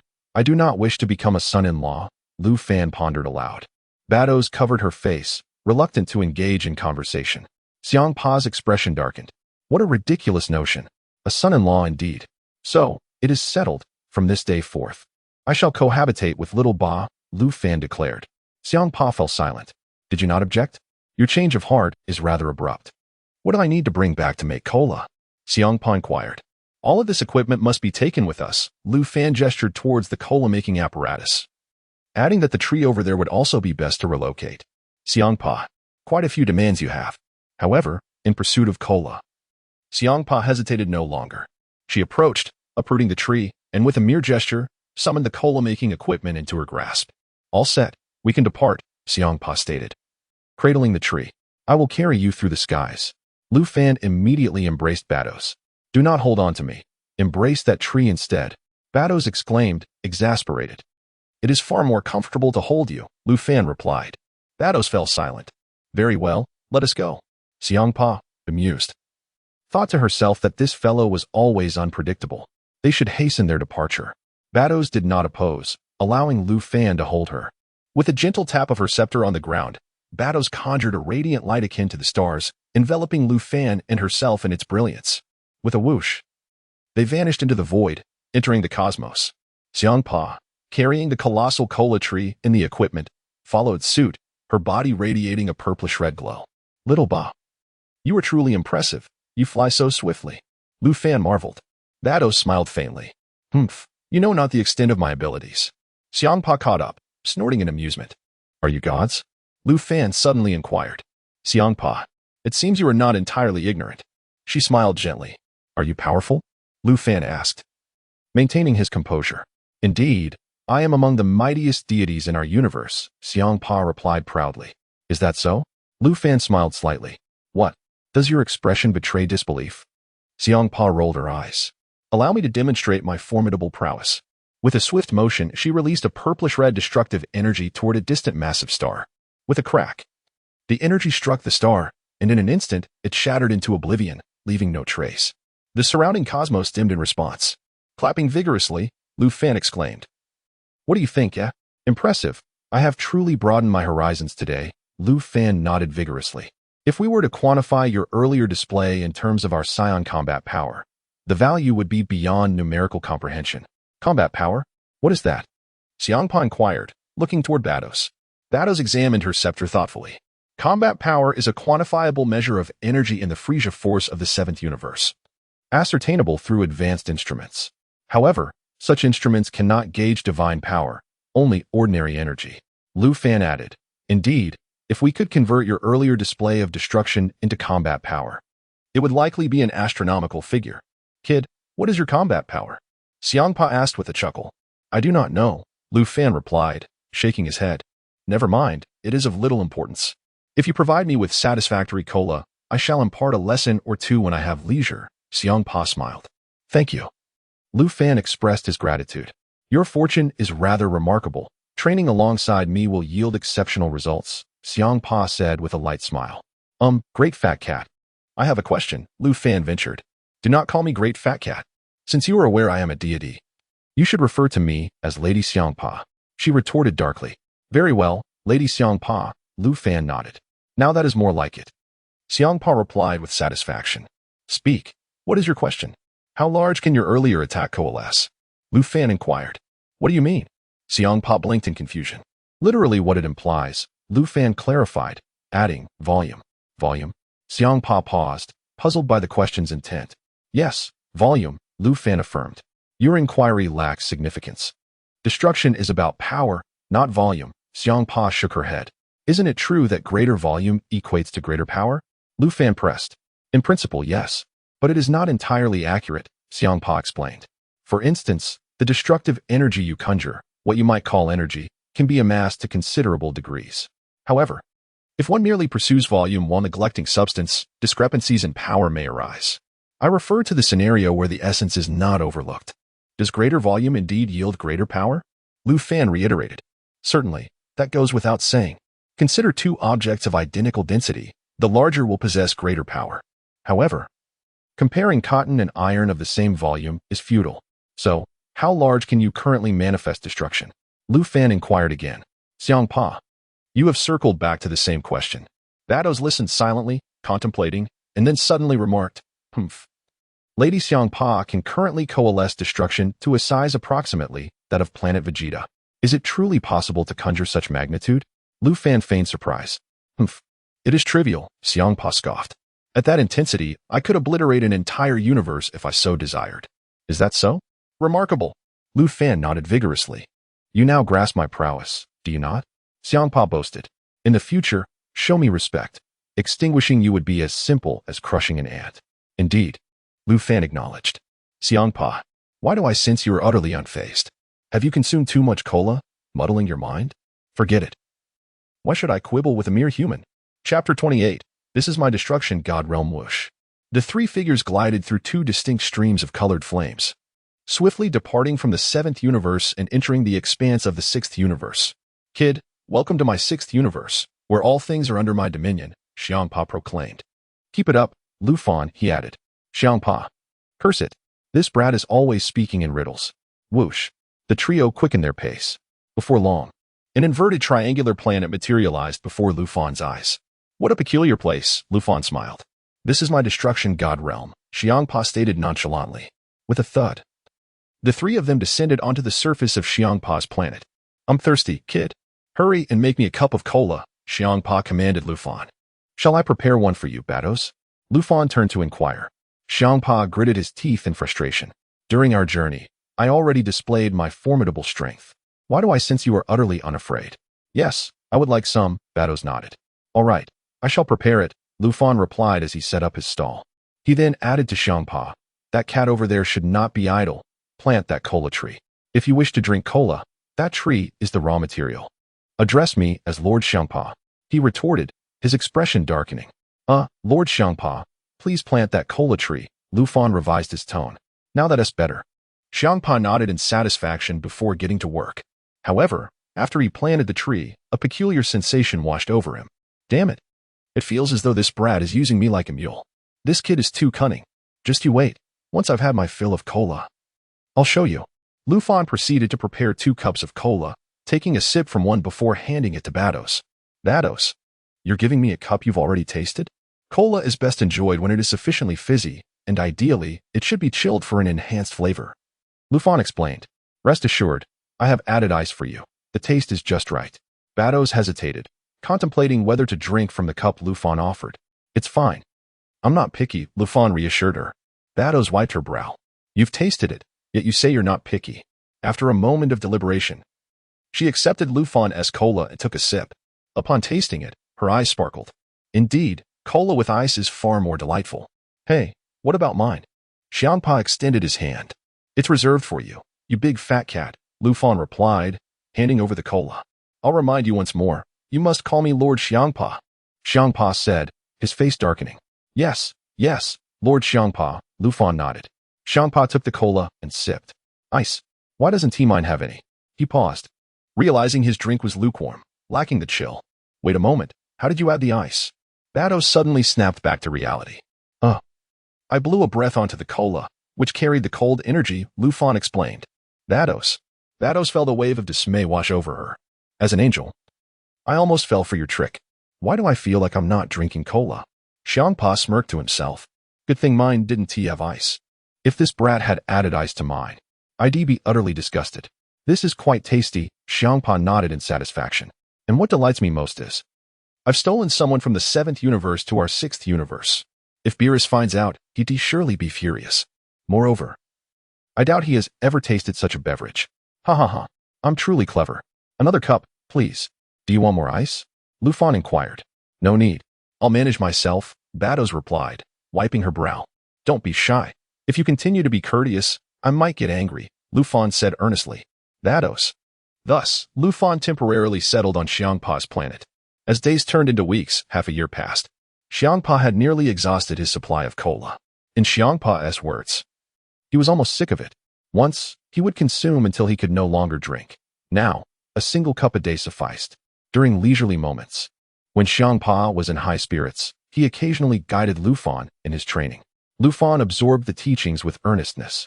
It must be said that under Xiangpa's tutelage, Lufan's understanding of destruction deepened significantly. Of course, Batos also offered her guidance. Thus, while Lufan learned the ways of destruction, he also explored the angelic mastery of freedom and ultimate intent. Hey, kid, I'm nearly done with cola. You need to develop some new beverages, Xiangpa instructed Lufan. Big fat cat, next time you go to destroy a planet, bring back a lemon tree, Lufan suggested. I've told you countless times not to call me big fat cat. Refer to me as Lord Xiangpa. Xiangpa glowered. I'll remember, Lufan nodded. You said that half a year ago, Xiangpa exclaimed. It's just a title. You still call me kid, Lufan chuckled. Do you understand the consequences of being disrespectful to a god of destruction? Xiangpa clenched his fists. I get your meaning. Are you implying that if my new beverage isn't palatable, you intend to obliterate me? Lufan grinned, revealing his pristine white teeth. Of course, Xiangpa nodded. A lemon tree? Just like this one. Vados waved her staff, projecting a 3D image of a massive lemon tree. Isn't that the yellow fruit tree from Planet Lost Lot?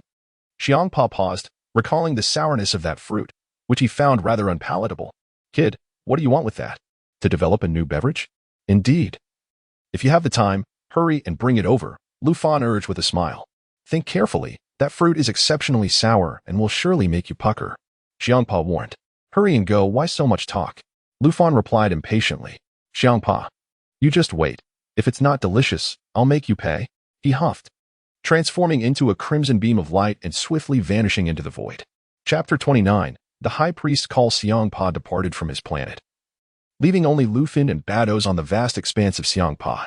Here we are, just the two of us. We can enjoy a delightful date now, Ruffin sighed. Vados, covering her face, was reluctant to speak. What do you mean by just the two of us having a date? It sounds as if I am truly going on a date with you. What shall we play? Ruffin gazed at Vados, unable to tear his eyes away. Have you had enough of looking? Vados asked with a stern expression. Not at all. I can never gaze enough at you. How is it possible for someone to be so stunning? Ruffin smacked his lips. Hey, what does that smacking of lips signify? Vados inquired. Your beauty is truly delectable. Ruffin replied. Vados wiped her brow. It's merely my good temper. If it were another girl, you would have been beaten senseless by now. Perhaps they wouldn't be able to best me. Ruffin grinned. Ah, so you think a mere dabbling in martial skills grants you the upper hand over me? Vados chuckled. Is that what you call it? Dabbling in martial skills? Ruffin laughed. Vados fell silent. How did I end up in this conversation? Suddenly, Vados paused. What is it? Ruffin asked. The High Priest has contacted me, Vados replied. I wonder what it is about. Please remain silent. The High Priest is not as accommodating as I am. Ruffin nodded vigorously, feeling a slight surprise. What could the High Priest want with Vados? High Priest? It has been a long time. Vados smiled as she established contact through her scepter. Ruffin could only hear Vados responding with all right, all right. The High Priest's words were inaudible to him. It seems my training is still insufficient. I cannot even hear the High Priest's words, Ruffin mused with a hint of melancholy. I understand. High Priest, Vados nodded. With a flicker, the scepter in Vados' hand emitted a brief glow before fading away. The call had ended. After concluding her conversation with the High Priest, Vados looked up at the sky, her expression contemplative. What is going on, little Vados? Ruffin asked. Vados, do you wish to become a god of destruction? She suddenly inquired. The big fat cat is dead? Ruffin was taken aback. Vados covered her forehead, unsure how to respond. Ahem. Not our universe, 6 god of destruction. Then which universe? Ruffin asked curiously. Which god of destruction has perished? None from our universe. It is a new universe developed by the High Priest, Vados explained. A new universe? Ruffin was astonished. I had no idea there existed a new universe. I never expected another universe to emerge. Indeed. The High Priest just informed me that he wishes to select a god of destruction from across the universe to preside over this new universe. Are you interested? Vados asked with a smile. Not in the slightest. Ruffin shook his head. Oh. Vados was taken aback, puzzled. Why not? I've heard that gods of destruction share a single life with their supreme Kais.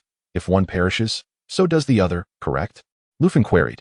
Yes, that is indeed the case, Vados confirmed with a slight nod. If I, being as formidable as I am, were to be ambushed by someone targeting my supreme Kai, I would simply vanish. Who would I turn to for justification? Ruffin replied with conviction. That does seem to hold some merit, Vados pondered. And there is one more crucial reason, Ruffin continued.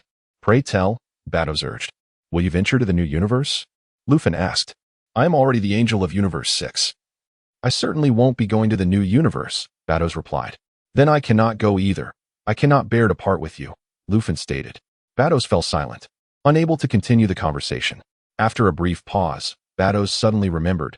There is a particularly beautiful angel in the new universe. Are you not curious to meet her? Is she more beautiful than you? Ruffin inquired, taken aback. Indeed, she is my sister, a remarkable trainee angel, Vados affirmed. With that, Vados' scepter projected a 3D image. The image revealed a stunning girl, or rather, a beautiful angel. Ruffin's eyes lit up upon seeing her. This angel was a sight he had never encountered before, undeniably appealing. It wouldn't be accurate to say she was more beautiful than Vados. They were rather comparable in appearance. However, After spending half a year with Bados, Ruffin had grown somewhat fatigued with her beauty. This new angel offered a refreshing allure. The angel, too, possessed a light blue complexion, which left Ruffin with a tinge of displeasure. Couldn't your skin tone match mine? Yet, angels are indeed divine beings, exuding an ethereal aura. Even the 3D image projected by Bados radiated a celestial charm. Isn't she lovely? Bados beamed. Do you think I could be both a god of destruction and a supreme Kai? Ruffin inquired. What? Bados was momentarily baffled, struggling to comprehend Ruffin's logic. What do you mean by being both a god of destruction and a supreme Kai? For instance, I could create a doppelganger for myself, allowing my doppelganger to serve as the supreme Kai. Thus, even if my doppelganger were to perish, my true self would remain unharmed, Ruffin contemplated. Ahem. There is no precedent for such a thing. Bados shook her head. Do not rejoice too soon. I merely suggested you could become the god of destruction for the new universe. I never claimed you were already appointed. What does that mean? Will there be an evaluation? Ruffin asked. Yes, of course, evaluations are necessary, Bados affirmed. Soon, the High Priest intends to select several powerful individuals from across the universe for various assessments. If you wish to become a god of destruction, I could submit your name. If not, just disregard what I said. I shall consider it, Ruffin mused. Shall I sign you up? Bados asked playfully. No, thank you, Ruffin shook his head. What purpose does it serve to be a god of destruction? After becoming one, I would have to share my life with a supreme Kai. Furthermore, you don't even allow me to be both a god of destruction and a supreme Kai. You expect me to entrust my life to a stranger. How naive. Chapter 30. A new universe? God of destruction? What a perplexing dilemma. Very well. I shall reach out to Lord Kampa and request him to select a suitable candidate from the 6th universe. Bados sighed, acknowledging that with your capabilities, you indeed possess the potential to become a god of destruction. However, since you are unwilling, I shall not impose. Ruffin smiled faintly. Bados promptly contacted Kampa through her staff, relaying all the details regarding the new universe as conveyed by the Grand Priest. Lord Kampa, you are selecting a new god of destruction from across the universe? Why did you only inform me of such a significant matter now? Kampa inquired, somewhat irked. I only just received the news, Bados replied with a sigh. Would it not be advisable for Ruffin to take on the role of god of destruction? After all, he is one we have nurtured together. Kampa asked, though he acknowledged that Ruffin's strength was not yet fully matured, he believed with further trainings he could indeed possess that potential. He is reluctant to take on the role. Bados shook her head. Reluctant? Why? Kampa was taken aback. Ruffin believes that becoming a god of destruction would mean sharing his life with the Supreme Kai, and should the Supreme Kai perish, he too would vanish, Bados sighed. Indeed. This is a stipulation for us gods of destruction. It is an unfortunate circumstance. Is he truly refusing the position for such a reason? Kampa expressed his disbelief. There can be multiple Supreme Kais. As long as one remains, we gods of destruction will not cease to exist. Indeed, since he is unwilling to volunteer, it would be prudent for Lord Kampa to select a few suitable individuals from our 6th universe, Bados suggested. Very well, I shall bring a few candidates upon my return. Kampa nodded in agreement. Do remember to bring back the lemon tree, Bados added. What is more important, the lemon tree or the god of destruction? Kampa remarked with irritation. Both are important, Bados smiled. Fine, I understand.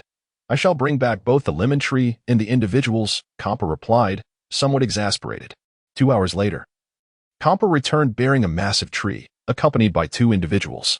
Ruffin immediately recognized them. One was Hit, and the other was Frost. What do you think, Bados? Choose one of them to become the god of destruction, Kampa suggested to Bados. Very well, Bados acquiesced. Allow me to ask you once more. Are you certain you do not wish to volunteer? Kampa inquired again of Ruffin. Stop dawdling and plant the tree, Ruffin commanded. Kampa. This kid is becoming increasingly disrespectful. Lord Kampa, who is this friend? Frost stepped forward respectfully to inquire. Ah, he is Ruffin, my beverage flavorist, Kampa introduced.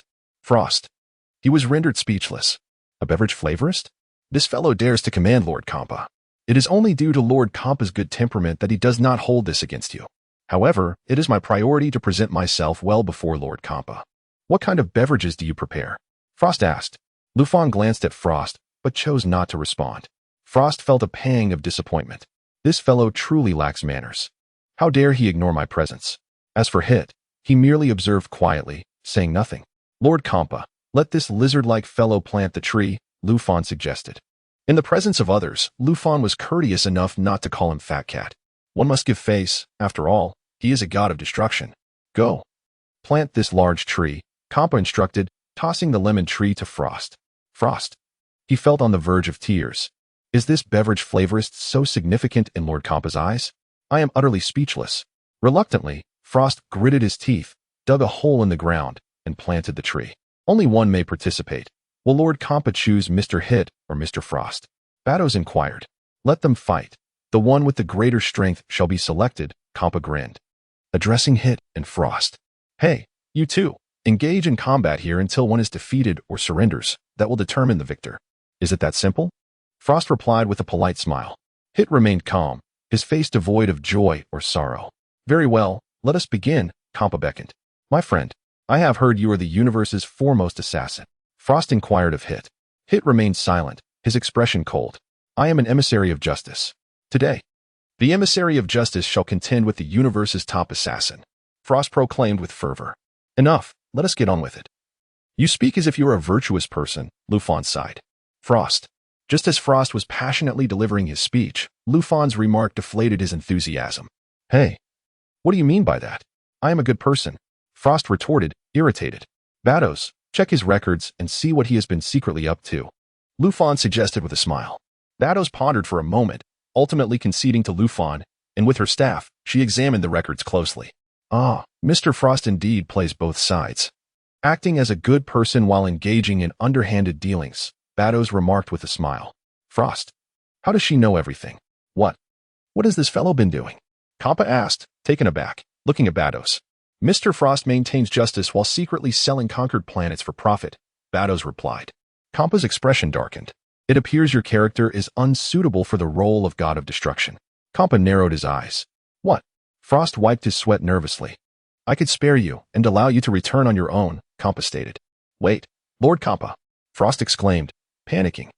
Am I not suited to be a god of destruction simply because I am an assassin? It is not that assassins are unfit for the role. But hypocrites would tarnish the name of a god of destruction, Kappa clarified. Frost broke into a cold sweat. I have not even competed with this assassin yet. And now I am eliminated? My dream of becoming a god of destruction has been shattered. How infuriating. This entire situation is the fault of that beverage flavorist. I must settle the score with him today. Chapter 31. Beerus, Lord Grand Priest? Oh dear. Frost, in a fit of rage, lunged toward the direction of Ruffin, brandishing his claws. In an instant, it swiftly appeared directly in front of Frost, activating his timeskip technique. Bang. Just as Hit was poised to deliver a punch that would send Frost flying, a shoe came hurtling from a distance, striking Frost squarely in the face.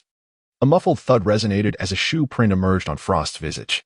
In the next moment, Frost was propelled backward, crashing to the ground and rolling over a dozen times. His body skidded across the earth, leaving a lengthy trail in its wake. Once he finally came to a stop, he twitched several times before his head tilted at an odd angle and he lost consciousness. It stood in stunned silence. This fellow is remarkably swift. I had already employed timeskip, yet he managed to throw the shoe and hit Frost before I could act. Thank you, Ruffin said, turning to Hit. Hit wiped the sweat from his brow, puzzled. What are you thanking me for? I feel as though I did nothing at all.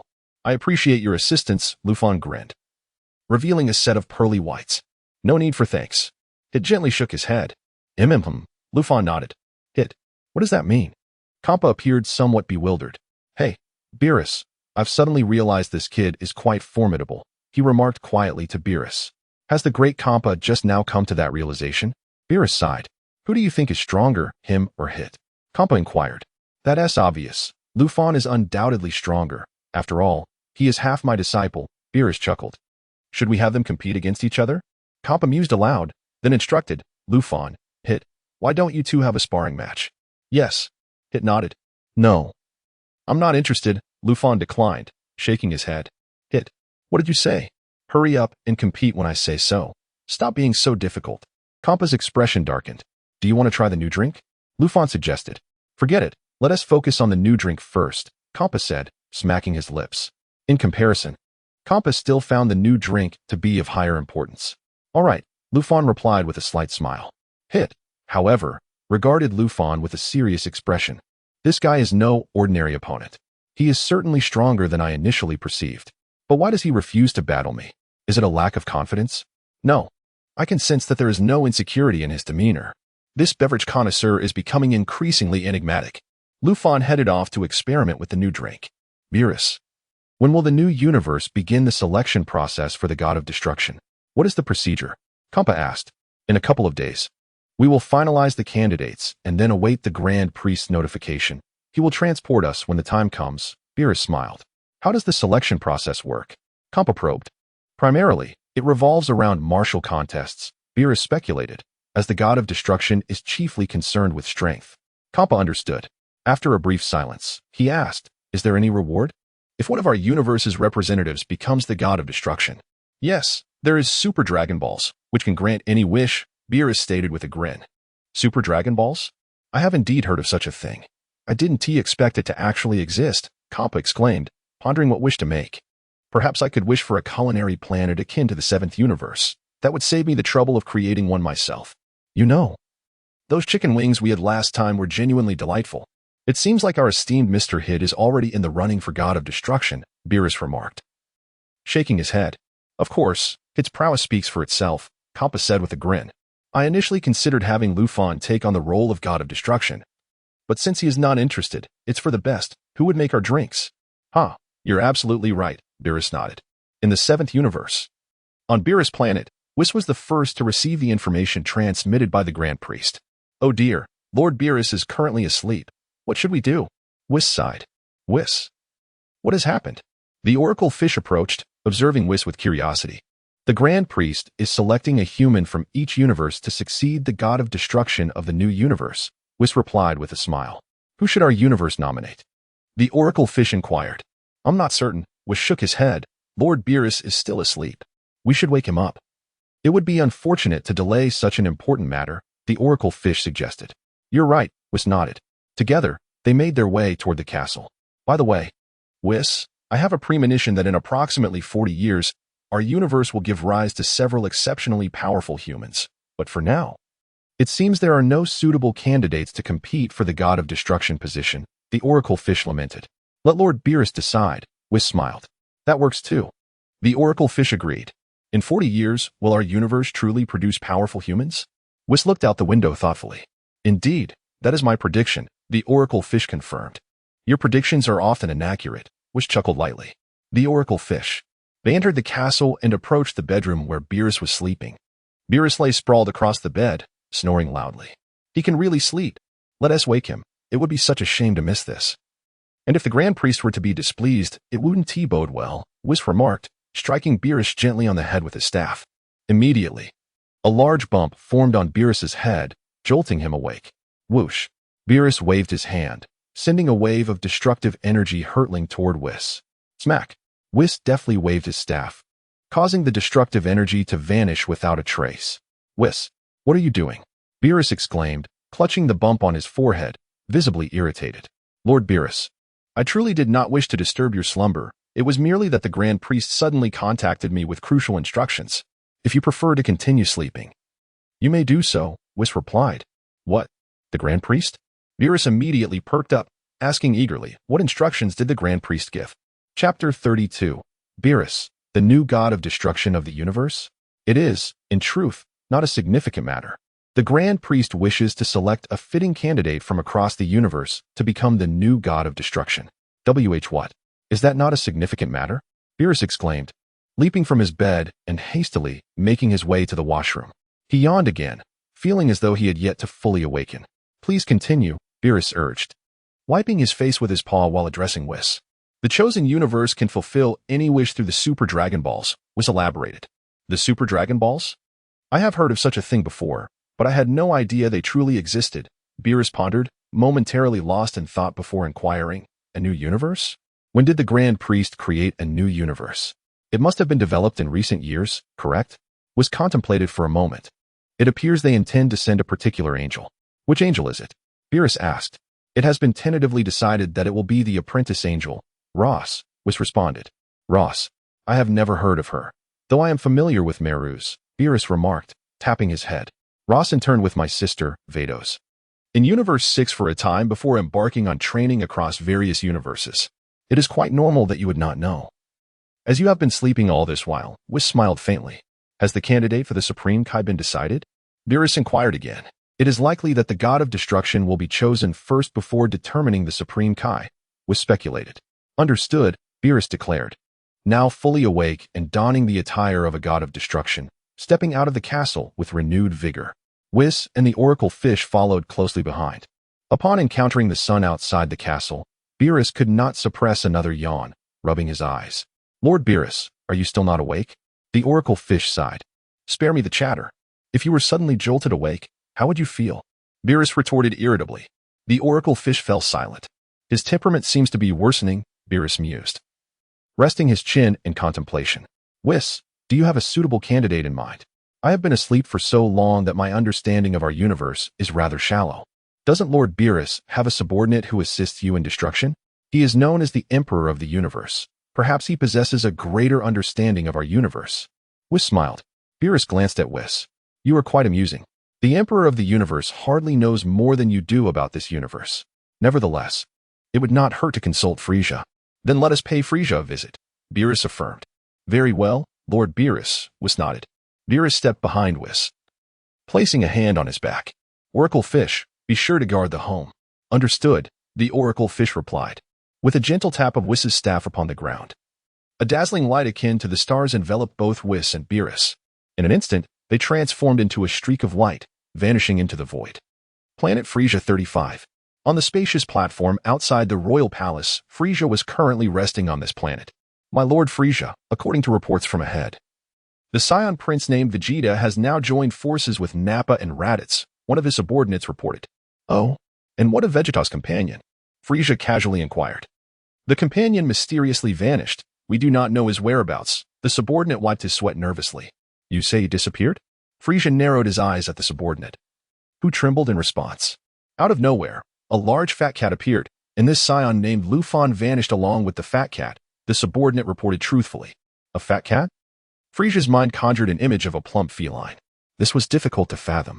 However, Frieza never held much interest in Ruffin. To him, Ruffin was merely a waste. Let it be. Now that Vegeta is with those two Saiyans, this could be intriguing, Frieza mused with a smile. By the way, what is his current battle power? In the past 3.5 years, his battle power has hardly increased, remaining at about 15,000. The subordinate hastily replied. Though it seems he has gained around 400 to 500. Frieza burst into laughter. My Lord Frieza, what a waste, Dodoria chimed in from the side. Frieza's expression darkened, his triangular eyes narrowing slightly. Dodoria quickly realized his mistake and knelt before Frieza. My Lord Frieza, I did not mean it that way. I meant Vegeta is the waste. Dodoria hastily clarified. Dodoria, you have now made the same mistake for the second time. Frieza's voice was cold. Why yes. I am truly sorry. I will never do it again, Dodoria stammered. Perhaps you should kneel a while longer and reflect on your actions. Frieza's eyes gleamed with a hint of malice. Yet he refrained from acting. He deemed Dodoria too useful to discard. Continue to monitor Vegeta's every move. If his battle power experiences a significant surge, notify me immediately. Frieza commanded his subordinates. While he was speaking, Whis and Beerus descended from the sky, landing beside Frieza. Frieza was momentarily taken aback. The other subordinates stared in astonishment, their eyes wide with shock. Who are these two? Everyone, step back. Frieza quickly waved his hand at his subordinates, instructing them to maintain a distance of no less than 300 meters without his permission. Yes. The subordinates promptly retreated. Soon, the expansive platform was left with only Frieza, Whis, and Beerus. Lord Beerus. Frieza hurriedly descended from his spacecraft, kneeling before Beerus. Frieza felt a twinge of confusion. Hadn't Lord Beerus mentioned he would sleep for an extended period? How could he awaken so soon? It had been merely 3 years. Did he not say he would sleep for over 40 years? This awakening was rather swift. Indeed, as I flew here, I observed that you had indeed destroyed quite a number of planets, Beerus praised, patting Frieza on the shoulder. Whis remained silently observant, offering no commentary. It is my duty. Lord Beerus, Frieza promptly affirmed, cautiously asking, is there something you require of me, Lord Beerus? Chapter 33. Audience with Lord Beerus. I hear you refer to yourself as the Emperor of the Universe? Beerus inquired with a smile. Frieza trembled slightly, his head pressed firmly to the ground, hardly daring to breathe. Well, it matters little. It's merely a title, Emperor of the Universe. So be it. Beerus chuckled softly. Seeing that Beerus bore no ill will towards him, Frieza's heart finally eased. I have come to inquire about who, apart from yourself, might possess greater strength in this universe. Beerus posed the question. Frieza was momentarily taken aback. What do you mean? Someone stronger than me? Ha ha ha, that would undoubtedly be you, Lord Beerus. He replied with a dry laugh. I am referring to humans, Beerus clarified. Humans. Frieza was once again stunned. Unable to comprehend why Lord Beerus would ask such a question. Allow me to explain. A new universe requires a god of destruction. And I am seeking a suitable candidate for the role, Beerus stated plainly. Upon awakening, Beerus noted that Frieza had performed admirably in his endeavors. Many planets that Beerus had intended to annihilate had already been destroyed by Frieza. Essentially, Frieza had undertaken a significant portion of Beerus's responsibilities. Although Beerus had once contemplated eliminating Frieza, he had since reconsidered. It was paramount to first identify a fitting candidate for the role of God of Destruction. Competing for the position of God of Destruction in a new universe? Frieza's eyes sparkled with excitement. Lord Beerus, do you believe I am suitable? You are not, Beerus replied. Shaking his head, Frieza felt a pang in his heart. But I am the Emperor of the universe. Am I not worthy? There are many beings in other universes far stronger than you. Thus, we must find a human who surpasses you, Beerus pondered. To be frank, even if you were to compete for the position, it would only bring me shame. Frieza sniffled, fighting back tears. Am I truly that weak? Is there anyone suitable? Think quickly, Beerus urged. Lord Beerus, I actually have a suitable candidate in mind, Frieza said after a moment of contemplation. Oh? Who? Beerus inquired. My brother, Cooler. Frieza responded hastily. Your brother? Beerus mused, resting his chin on his hand. My brother Cooler possesses an additional transformation, far surpassing my own power, Frieza explained. Rather than granting this opportunity to another, why not offer it to my brother? Despite my disdain for his methods, he is still of our lineage. If someone from our family were to assume the role of God of Destruction, Frieza's thoughts began to drift. Should Cooler become the God of Destruction in the new universe, with his protection, Frieza could fulfill his dream of becoming the greatest merchant in the cosmos. Beerus considered this and commanded, have him come to see me at once. Yes, Lord Beerus, Frieza replied respectfully. Frieza then instructed his subordinates to contact Cooler, informing him of an urgent matter that required his immediate presence on Frieza's planet concerning the God of Destruction. Upon receiving Frieza's message, Cooler set off without delay. Lord Beerus. That fellow Cooler is currently in the Eastern Universe. It will likely take him 20 days to arrive. Frieza reported anxiously. 20 days? Beerus grimaced slightly. That is quite a lengthy wait. Whis sighed. Whis, we cannot afford to wait. Let us go find him ourselves. By the time he arrives. It will be too late, Beerus suggested. Very well, Lord Beerus, Whis nodded. Please inform Cooler to remain where he is. We shall reach him in approximately 10 minutes. Understood.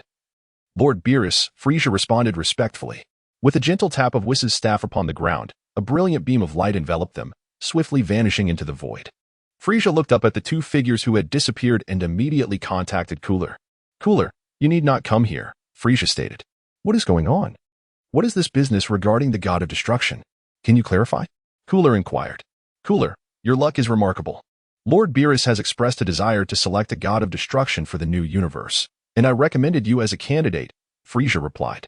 Oh, is that so? Cooler, having only heard vague rumors previously, felt a surge of interest upon receiving this news. Then why am I not to come? Cooler asked, puzzled. Has something changed? No. Lord Beerus simply finds your travel too slow, so he has decided to seek you out personally. You must make a good impression, Frieza explained. Understood, Cooler nodded. Should I become the God of Destruction, you shall have the freedom to do as you please in my universe. Indeed, that is precisely what I wish to hear. Frieza said, smiling and nodding. The two brothers exchanged knowing smiles. With a dazzling radiance, Whis and Beerus soared swiftly towards Cooler's location. Whis, what have you been occupied with lately?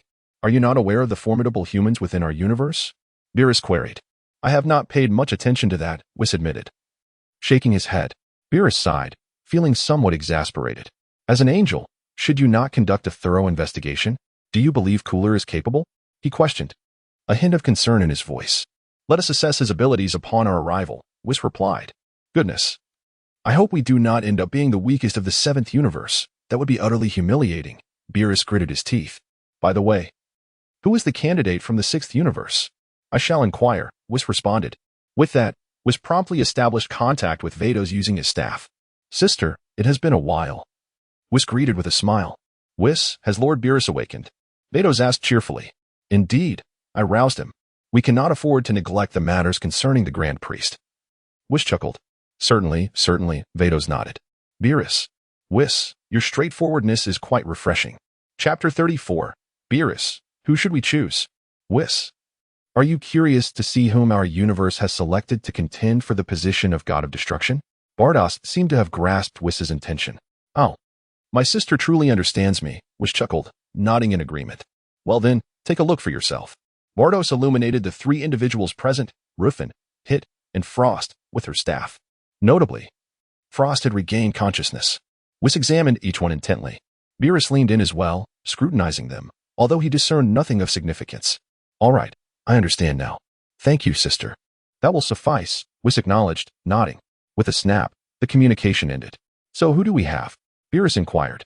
One resembles Lord Frieza closely, while the other is unfamiliar to me. The purple-skinned individual is said to be the foremost assassin of Universe 6. His name is Hit, Whis pondered. Hit? Is he formidable? Beerus inquired, taken aback.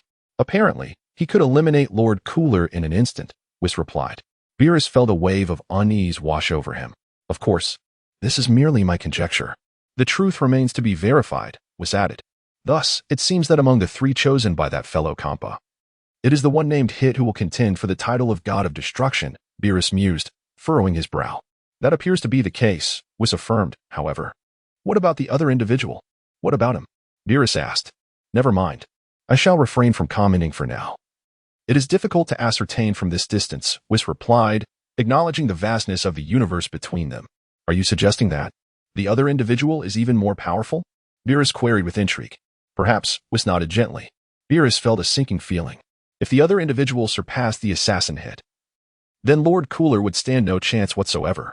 Universe 6 is quite competitive, let alone the other universes. No, let us not consider Cooler. We must find someone even more formidable, Beerus urged. Aren't we searching for Cooler? Whis asked. Not anymore. Frieza's brother is hardly impressive. Beerus grimaced. If I bring him along only to become the weakest, I shall undoubtedly face humiliation before all the gods of destruction. As the most powerful god of destruction, to present the weakest contender, the thought is mortifying. In an instant, Beerus dismissed Cooler from his mind. Meanwhile, the poor Cooler awaited eagerly on his home planet. By the way, Lord Beerus, the oracle fish foretold that in over 40 years, our universe will give rise to an extraordinarily powerful human, Whis mentioned. Beerus fell silent. Do you think the Grand Priest will grant us 40 years? He retorted with irritation. After uttering this, a cunning glint appeared in Beerus's eyes. What if we traverse time and space and retrieve someone from 40 years in the future? He suggested excitedly. Whis sighed. Is that not feasible? Beerus's heart sank. Setting aside the accuracy of the oracle fish's prophecy, if it holds true, the Grand Priest would likely impose a penalty upon being discovered. Whis shook his head, explaining that time travel and altering history is strictly forbidden in their realm. Only the Supreme Kai is permitted to traverse time for the purpose of observing the universe. Nothing seems permissible. We must expedite our search for a suitable candidate. Beerus insisted. Indeed, I am searching, Whis replied, gripping his staff as he gazed aimlessly into the cosmos through the crystal orb atop it. However, this endeavor was akin to searching for a needle in a haystack. While angels are omnipotent, they cannot simply locate the strongest human within an entire universe. Of course, with enough time, it might be achievable. However, such an undertaking would be taxing for the angels. Whis, what did you say just now? Beerus abruptly recalled something and looked at Whis.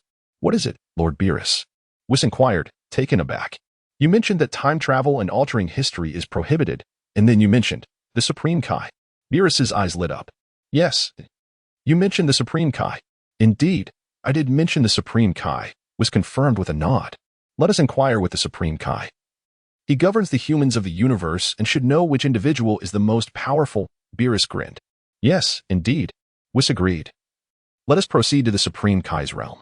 With a flash, the flames surrounding Whis and Beerus traced an arc through the universe as they swiftly made their way to the Supreme Kai's domain.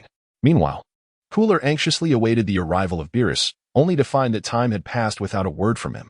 In the Supreme Kai's realm, the Supreme Kai and Jebbet gazed into the distant starry sky, their sight resting upon the Earth of the solar system. Safe, Jebbet declared. At present, the location where Majin Buu resides is indeed very secure. The Supreme Kai nodded in satisfaction. Let us seal him away indefinitely. May he never emerge, Jebbet suggested. Indeed. This demon. It would be best if he perished within the seal, the Supreme Kai concurred. Then we shall be in good fortune, Jebbet sighed. While they were conversing, a radiant streak of light, akin to a meteor, surged swiftly toward them. Huh? What is that? Jebbet asked, pointing at the luminous streak in the sky. The Supreme Kai shook his head in confusion. Soon after, they witnessed Beerus and Whis descending before them. Hey, Supreme Kai. Beerus greeted directly. Who are you? The Supreme Kai asked warily. I am the god of destruction, Beerus, he introduced himself. What god of destruction? I have never heard of such a thing, the Supreme Kai replied, shaking his head vigorously, his expression serious. What brings you to the Supreme Kai's realm? Beerus and Whis exchanged a glance, both at a loss for words. Whis, what is going on? Has this Supreme Kai never heard of us gods of destruction? Beerus whispered to Whis. It seems the Grand Supreme Kai passed away early, and this Supreme Kai has lost the legacy. There are many things he is unaware of, Whis reflected. Chapter 35. Who is the Grand Supreme Kai? What? The Supreme Kai of the universe has perished? How did he meet his demise? Beerus exclaimed in shock. Suddenly, a memory struck him. Whis tapped his head, noting that the individual in question was indeed suitable for the role of a god of destruction. Who? Beerus asked, taken aback. Majin Buu, Whis replied with a smile. Majin Buu? I believe I've heard of this fellow. Where is he now? Beerus inquired with growing excitement. He should currently be on a planet called Earth. Whis responded. What are we waiting for? Let us hasten to Earth. Beerus suggested eagerly. Aren't you going to inquire further with the Supreme Kai? Whis asked. It would hurt to ask, Beerus nodded, turning to the Supreme Kai. Hey, kid, may I ask you something? What is this attitude? You dare to speak so rudely. Knowing he is the Supreme Kai, Jebbet reprimanded sternly. Beerus frowned. In an instant, he appeared behind Jebbet. His speed so swift that neither the Supreme Kai nor Jebbet could react. With a gentle tap on Jebbet's neck, he rendered him unconscious, causing him to slump to the ground. The Supreme Kai was stunned, immediately preparing for battle. Enough, Supreme Kai. You are no match for me, Beerus said nonchalantly. I am not here to fight. I merely wish to inquire if you have detected any particularly powerful humans. The Supreme Kai fell silent. What do you mean? I don't understand your intentions. The Grand Supreme Kai seeks to select a god of destruction for the new universe. And if there are any suitable powerful humans in our universe, please do inform me, Beerus commanded the Supreme Kai. The Supreme Kai appeared bewildered. After a brief silence, he asked, who is the Grand Supreme Kai? What new universe? Beerus. Whis. Both wiped sweat from their brows. Has he truly never heard of the Grand Supreme Kai? Beerus felt a headache coming on. It seems so. Whis sighed. The Grand Supreme Kai is the greatest deity in the universe. How could you be unaware of this? Beerus's nostrils flared in frustration. Isn't the greatest deity in the universe our Supreme Kai? The Supreme Kai questioned. Beerus chose not to respond. Whis shook his head in resignation beside him. Let us just go, Beerus decided, realizing he could do nothing with such a dim-witted Supreme Kai. With such a lack of intelligence, could he possibly find a suitable human? Beerus felt the prospects were dim. Very well, Lord Beerus was nodded in agreement. Whoosh. The two transformed into a dazzling light akin to stars and swiftly vanished into the void, leaving no trace behind. They came and went in a flurry. The Supreme Kai was left even more bewildered. What do you mean? Why did they leave? Quickly tell me, who is the Grand Supreme Kai? Such speed. Who on earth are they? The Supreme Kai gazed up at the disappearing forms of Whis and Beerus, his expression increasingly perplexed. Suddenly, he snapped back to reality and hurried to check Jebbet's condition. Fortunately, Jebbet was not severely injured, primarily because Beerus had shown restraint. Had Beerus been serious, Jebbet would have been beyond saving. Nonetheless, the Supreme Kai exerted considerable effort to rouse Jebbet. My Lord Supreme Kai, are you all right? Jebbet asked, his tone wary. I am fine. They have already departed, the Supreme Kai replied. Jebbet looked around and, indeed, found that the two had vanished. A moment of silence ensued. My Lord Supreme Kai, who exactly are they? Jebbet inquired. I do not know. That can't claim to be a god of destruction. I have never heard of such a being, the Supreme Kai stated. I have not heard of it either, Jebbet nodded. They must be akin to the galactic gods, correct? Have the galactic gods become this powerful? The Supreme Kai mused, then chuckled, recalling that the cat mentioned the Grand Supreme Kai, declaring him to be the greatest deity in the universe. Absurd. Truly a lack of knowledge, Jebbet sighed. Another silence fell between them. However, returning to the matter at hand. My Lord Supreme Kai, what were those two here for? Jebet asked curiously.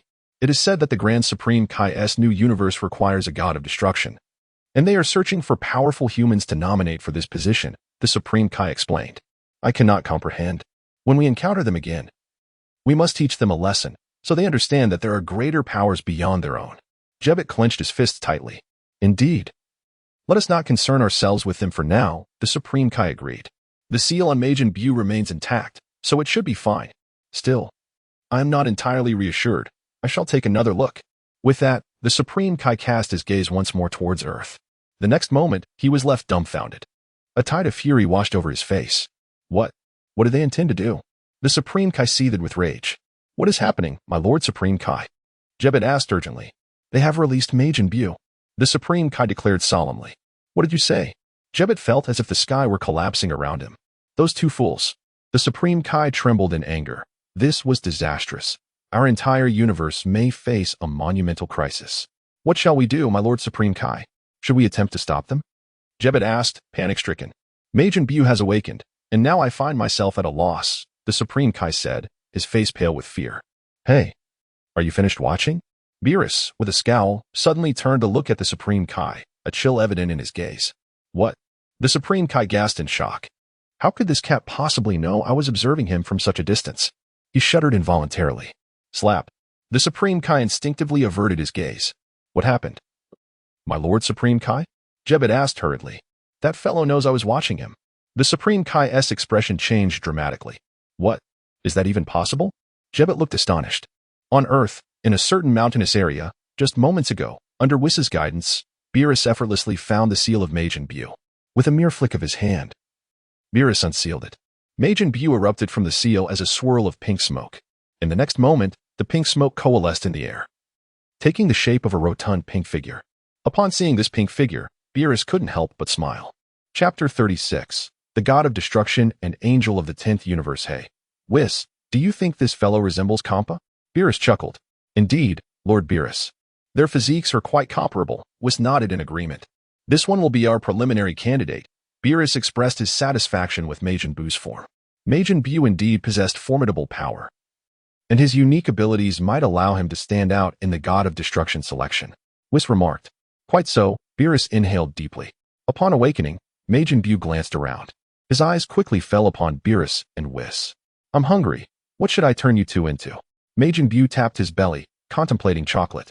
As he uttered these words, the antennae atop his head emitted a flickering purple and white flame, rapidly enveloping Beerus. With a casual wave of his hand, Beerus dismissed the flame. Bang! The purple and white flame was effortlessly swatted away by Beerus. Majin Buu's eyes widened in disbelief. This technique has always been effective. Why did it fail against this cat-like being? It seems I must teach him a lesson. Otherwise, he won't listen, Beerus scoffed. In the blink of an eye, Beerus appeared directly in front of Majin Buu, causing the latter's expression to turn grave. Bang! Majin Buu threw a punch at Beerus. Slap!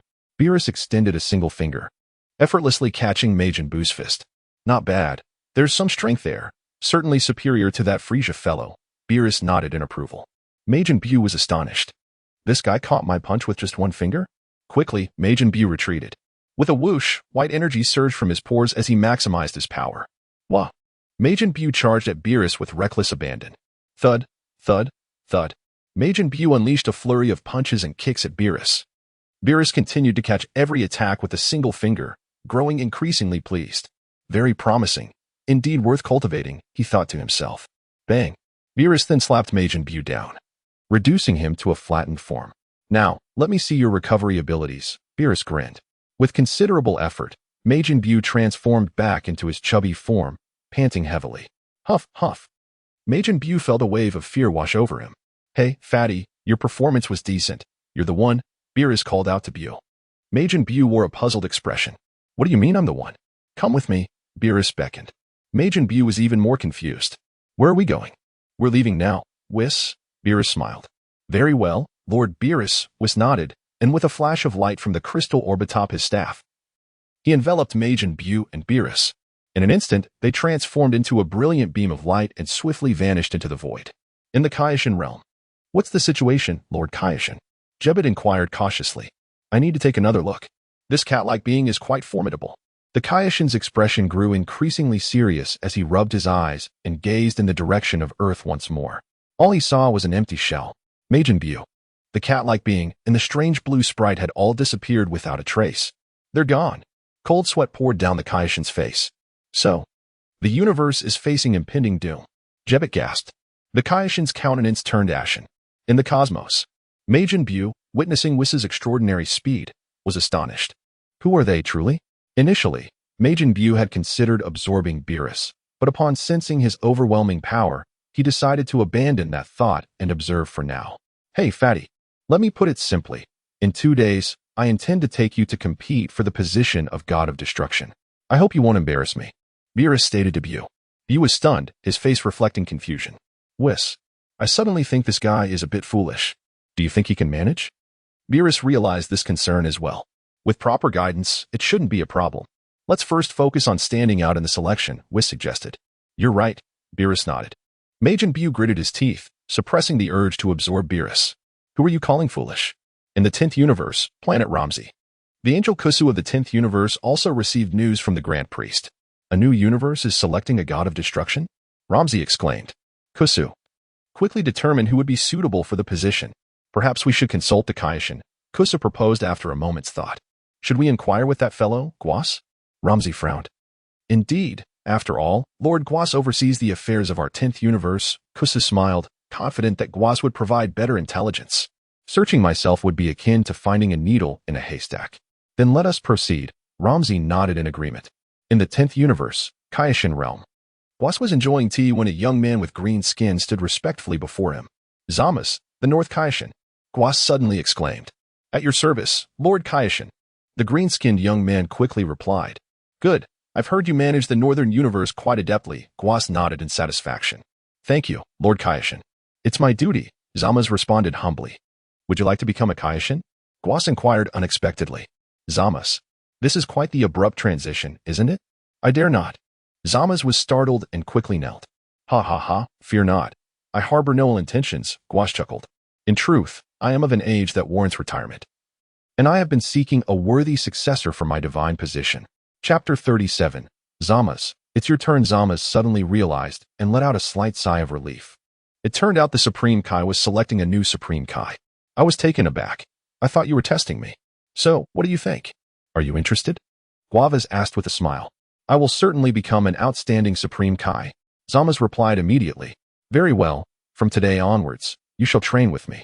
I need to further assess your abilities, Guavas said with a smile.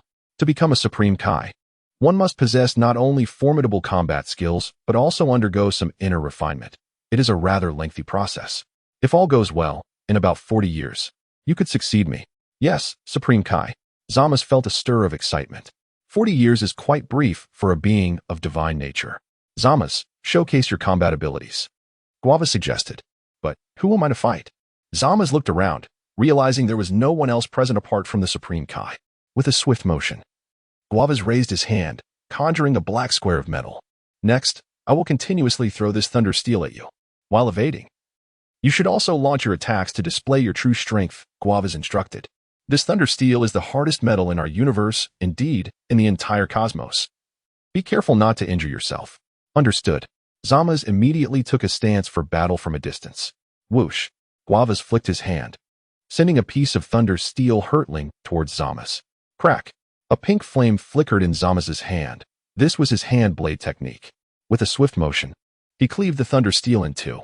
Excellent. Do it again. Guavas nodded in approval and waved his hand again, sending another piece of thunder steel flying. This time, it moved at an even greater speed. Nevertheless, Zamas effortlessly dodged the attack and retaliated with another hand blade strike. Snap. Once more, the thunder steel was split in half. Whoosh, whoosh, whoosh.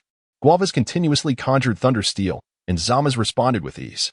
In the skies above, Kes and Lam-Z, who had just arrived, witnessed Zamas's impressive display against the thunder steel. Who is this kid? His strength seems quite remarkable, Lam-Z remarked, his eyes brightening. He is the North Supreme Kai, Zamas. Kes replied. The North Supreme Kai, could he compete for the title of Destroyer God? Lam-Z pondered aloud. That is certainly possible. There are no regulations against selecting a new Destroyer God from the Supreme Kais, Kes responded. Let us observe further, Lam-Z suggested. The two hovered silently in the air, watching Zama's as he sliced through the thunder steel. About a minute later, Lam-Z suddenly pointed down at Zama's. With a swift motion, Lam-Z conjured another piece of thunder steel. The previous piece was approximately 2 meters long. This new piece surged to an imposing 6 meters, resembling a massive black mountain descending from above, aiming to crush Zama's beneath it. Zama's gasped, "What is that? Why has it grown so large? Guavas, this is unfair." At that moment, it was too late for Zama's to evade. Zama's swung his hand blade at the colossal thunder steel that Lam-Z had summoned. However, its strength seemed greater than before. Despite his efforts, Zama's found his strikes ineffective against it. Crash! The thunder steel descended, pinning Zama's beneath its weight, leaving only his trembling hand visible. Guavas was at a loss as to what had transpired. He looked up and soon spotted Kess and Lam-Z hovering above. "Ah, it is Lord Kess and Lord Lam-Z." Guavas greeted eagerly. Kess and Lam-Z descended gracefully, landing opposite Guavas. "Greetings, Lord Guavas," Kess smiled. "No need for formalities. Just call me Guavas," he replied with a hearty laugh. Lam-Z remained silent. "I am unsure what brings you, Lord Kess and Lord Lam-Z," Guavas inquired respectfully. "This fellow is called Zama's, correct?" Lam-Z pointed at the trapped Zama's. "Indeed, he is the North Supreme Kai. I intend for him to succeed me as Supreme Kai. Given my age, I believe it is time to retire and cultivate a successor," Guavas explained with a nod. "I shall take him to compete for the position of Destroyer God in the new universe. You have no objections, I hope?" Lam-Z stated directly. "The Destroyer God of the new universe?" Guavas paused, having heard of the existence of a new universe. He hadn't expected it to be true. However, is it appropriate to select a Destroyer God from the Supreme Kais? "There is no prohibition against selecting a Destroyer God from among the Supreme Kais," Lam-Z replied. "I am not here to negotiate. I am here to inform you." Guavas wiped the sweat from his brow, feeling unfortunate. After finally selecting a suitable Supreme Kai to succeed him, Lord Lam-Z intended to train him as a Destroyer God. Guavas was uncertain how to respond, but, being of a gentle nature, he did not oppose Lam-Z's decision. "Very well, it is settled then," Lam-Z declared with satisfaction, shaking his trunk-like nose. With a flick of his hand, Lam-Z made the enormous thunder steel vanish. Zama's, wincing in pain, stood up. "Zama's, come here," Guavas called. Zama's stepped forward, glancing curiously at Kess and Lam-Z. "Huh. Supreme Kai, that last piece of thunder steel was quite massive. I accidentally got pinned beneath it," Zama's chuckled.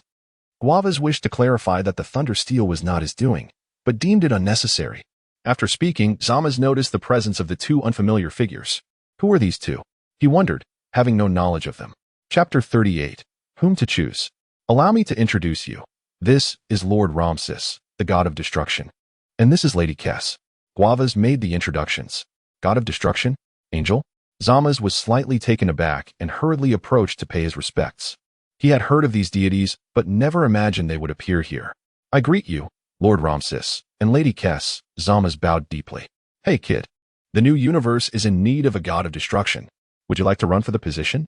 Ramses stated bluntly, without any preamble, directly addressing Zama's about the role of the God of Destruction. The prospect of becoming the God of Destruction for the new universe left Zama's momentarily speechless. Actually, these two roles do not conflict. If you do not succeed in becoming the God of Destruction for the new universe, you may return to your position as the Supreme Kai, Ramses explained to Zama's. Zama's was somewhat bewildered. Why have I suddenly become so sought after? Both the Supreme Kai and the God of Destruction are vying for me to take their divine positions? But it seems the God of Destruction is for the new universe. However, I'm still unclear about the responsibilities of a God of Destruction, Zama's inquired. A God of Destruction is tasked with eliminating what is unnecessary, Ramses replied with a smile. For instance, if you find the inhabitants of this planet intolerable, you may choose to obliterate their world. Zama's nodded thoughtfully. Such a beneficial role? So this is the work of a God of Destruction. I feel quite suited for it. Is there anything I need to do right away? Zama's asked again. If you agree, I will take you to run for the position of God of Destruction, Ramses said. The candidates from various universes will engage in a battle, and the victor may become the God of Destruction for the new universe. Zama's glanced at Guavas, seeking his opinion through a silent exchange. If I truly cannot secure the position of God of Destruction, I still have a fallback. Though I prefer the role of God of Destruction, it is beyond my control if I am unsuccessful. Nevertheless, I believe I should fare well. After all, I am a deity. How could I possibly be outmatched by other contenders? Zama's, if you wish to pursue it, Then do so, Guava smiled. Go and give it your all, and do not think about having a fallback upon returning. Yes, Zama stammered. No fallback? That is troublesome. Then I shall commit myself to becoming the god of destruction. As the Supreme Kai, I should, in theory, possess greater strength than the other competitors. Lord God of Destruction.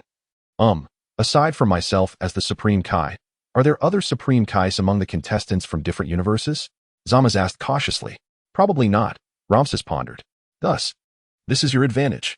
The Supreme Kai is the highest-ranking deity in this universe, aside from the Supreme Kai and the God of Destruction. Do not bring me shame. Indeed, I shall become the God of Destruction. Zama's promptly replied.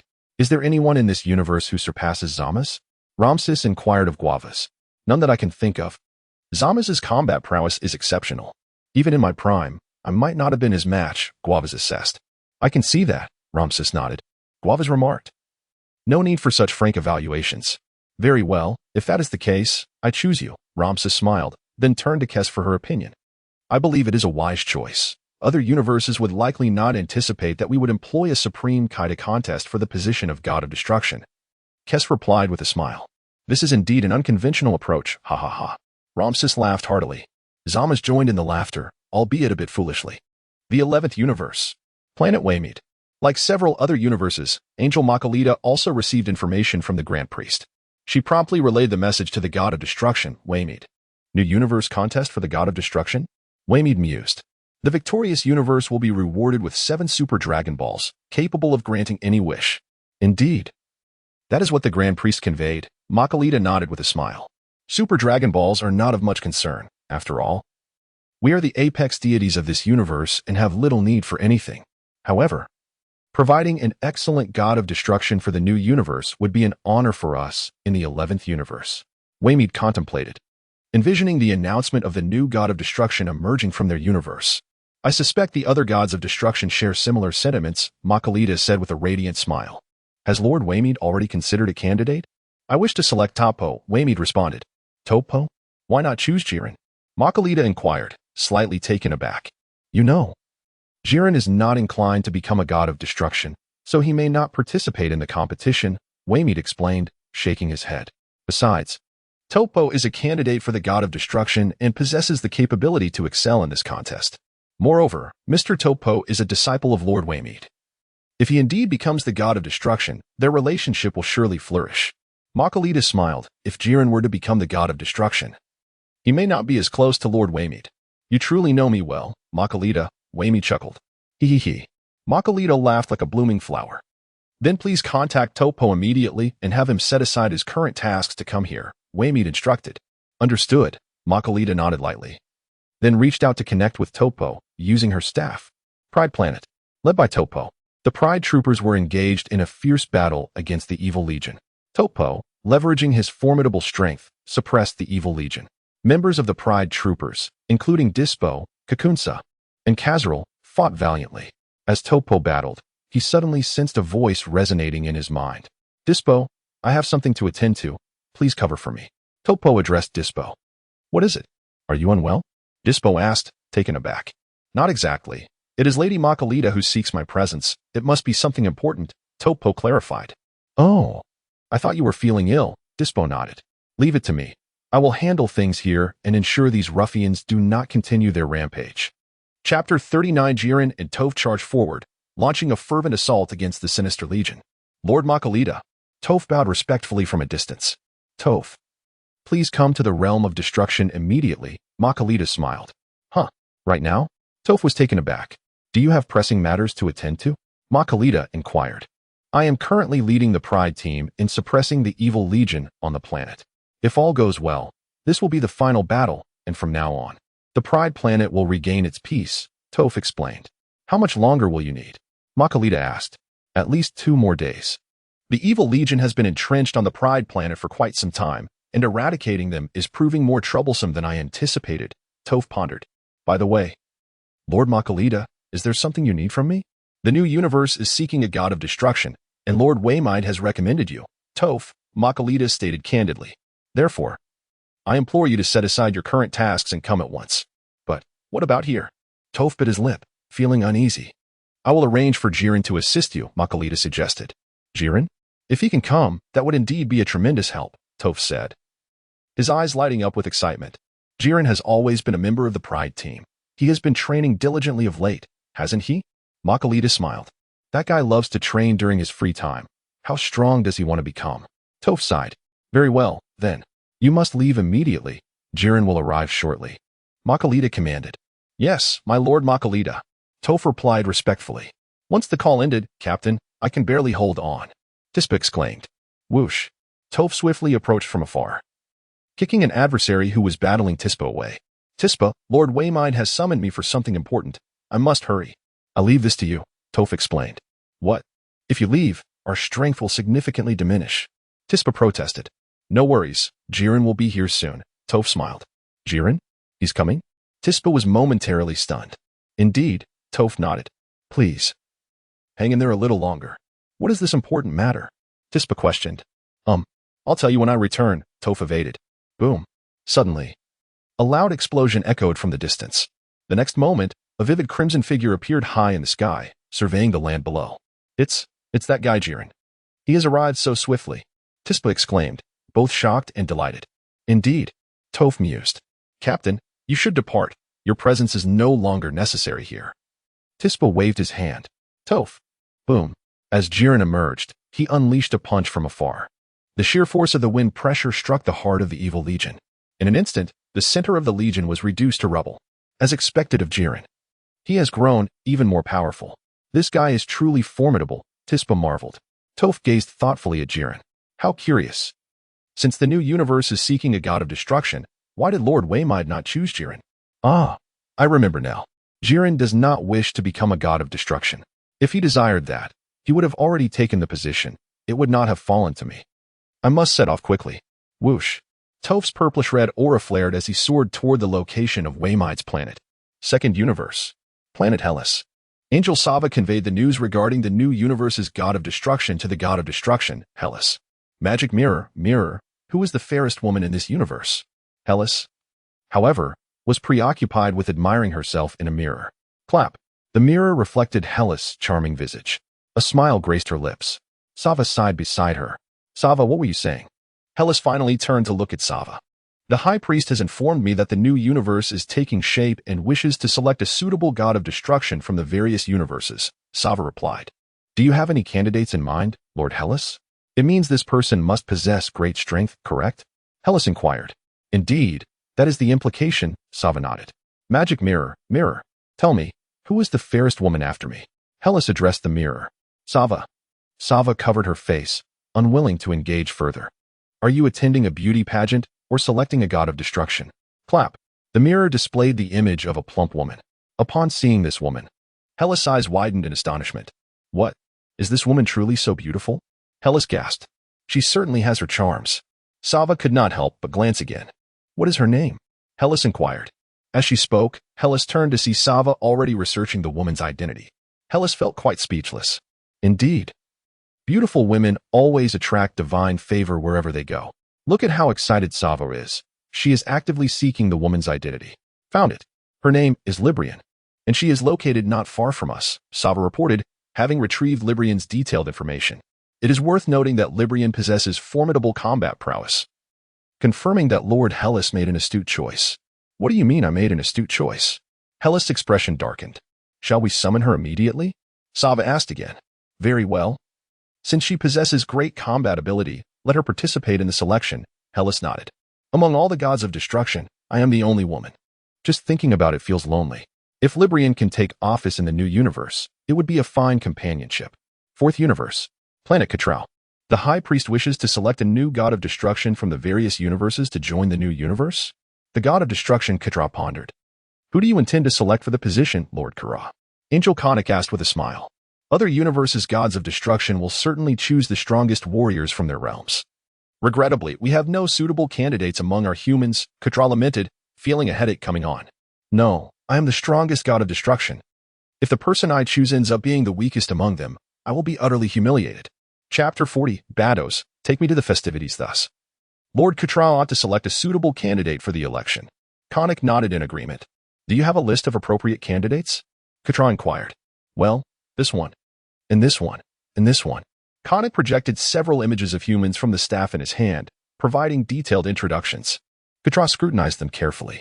Let us choose Damon, Katra said, pointing to an insect smaller than an ant. Very well, Karin acquiesced without objection. He is so diminutive. He will surely have an unexpected advantage in battle, Katra remarked with a grin. Indeed, Karin nodded. Has the High Priest mentioned how the competition will be conducted? Kara asked. Not yet, but once we finalize our selection, the High Priest will transport us in a couple of days, Karin replied. Understood, Katra acknowledged. Meanwhile, angels from other universes had also received messages from the High Priest, relaying the information to their respective destroyers, commencing the selection of human candidates for the role of destroyer. 2 days swiftly elapsed.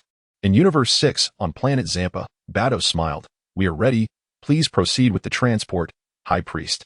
At this moment, Bados stood alongside Zampa and Hit, patiently awaiting the High Priest's arrival.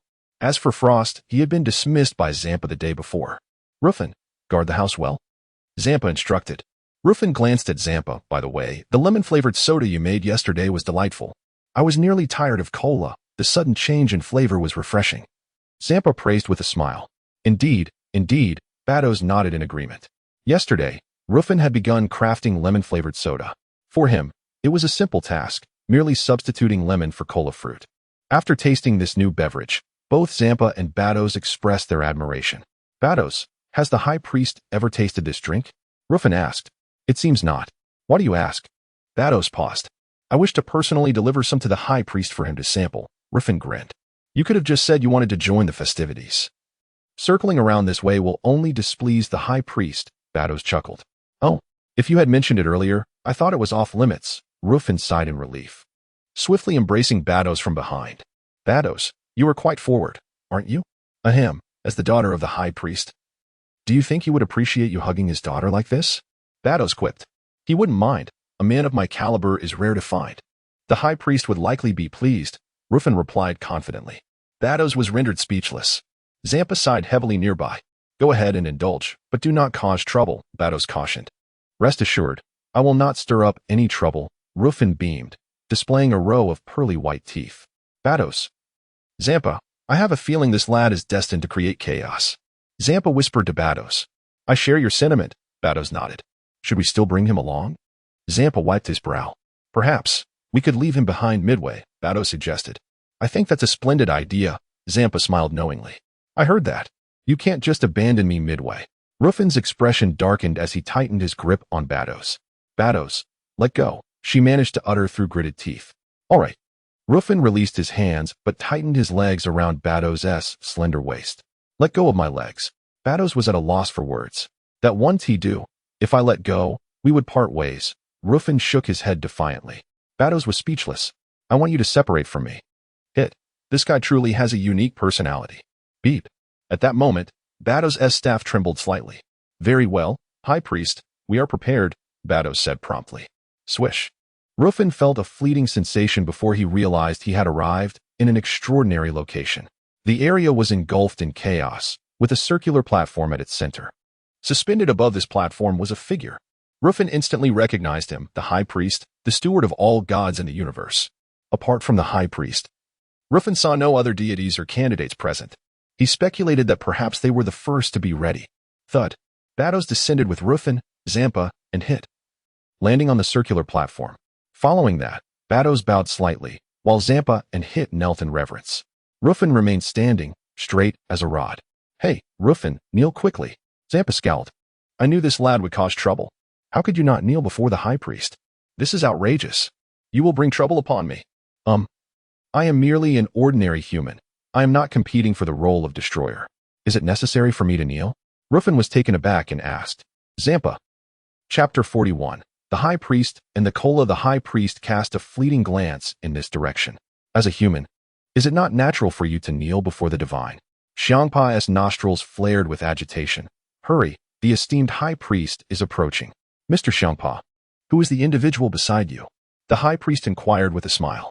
Ah, this is Ruffin, an exceptional beverage flavorist, who wishes to observe the festivities, Xiangpa lamented, trembling with anxiety. Greetings, esteemed High Priest, I am Ruffin, he interjected, maintaining a dignified composure. I have long admired your role as the steward of the gods across the universe and have come to witness your grandeur. The high priest responded. Admiration is one thing, but what does observe imply? Silence, boy? Do you comprehend the gravity of your words? Xiangpa regretted bringing this lad along. No. It was Baticus who insisted on bringing him. Xiangpa shot a glare at Baticus. Esteemed high priest, this is a cola I have crafted, given the sweltering heat. Would you care to sample it? Ruffin offered, raising his hand to produce a can of cola. Cola? I have heard whispers of a delightful beverage from the 7th universe. It must be the creation of Mr. Ruffin, the high priest remarked with a smile. Very well, I shall give it a try. Xiangpa hastened to present it to the esteemed high priest. Ruffin urged, extending the can toward Xiangpa. Why don't you deliver it yourself? Why must I? Xiangpa retorted. It would be inappropriate for me, a mere human, to confront the highest deity directly. The pressure is immense, Ruffin articulated with conviction. Xiangpa, Baticus, and even Hit wiped their brows in disbelief. You claim to feel immense pressure facing the supreme deity, yet here I am, kneeling before him. You stand erect and assert that you are under pressure? Who would believe you?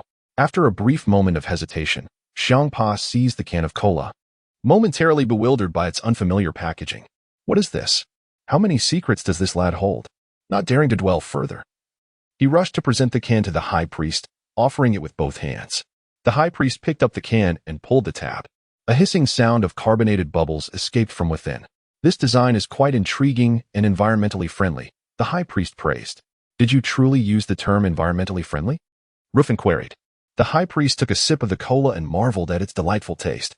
No wonder so many are queuing on the culinary planet of the 7th universe. Mr. Ruffin, your talent in this domain is indeed remarkable. You flatter me, esteemed high priest. Ruffin acknowledged with a nod. How many cans of this cola do you possess? The high priest suddenly inquired. Many, Ruffin replied. I intend to offer my cola as prizes for the participants in the competition. Excellent. Let each victorious participant receive a can of cola as a special reward. The high priest contemplated. Understood, Ruffin acquiesced. Xiangpa remained silent, wiping the perspiration from his brow, while Baticus pondered the merits of this reward. Recognizing it as quite generous given that victors typically received no additional prizes, only the title of the new Universe S Destroyer. Only one can per person? The high priest. Baticus hesitated before asking. The competition will adopt a one-on-one elimination format. Currently, there are participants from 8 universes vying for the position of destroyer. The high priest responded. Wait, esteemed high priest, only 8 universes are participating? Xiangpa inquired, somewhat puzzled. Why have the other 4 universes opted out? The destroyers of Universe 1, 5, 8, and 12 have stated they wish to focus on their duties, thus not participating in this competition. The high priest explained with a smile. Participation is entirely voluntary. I have not compelled anyone.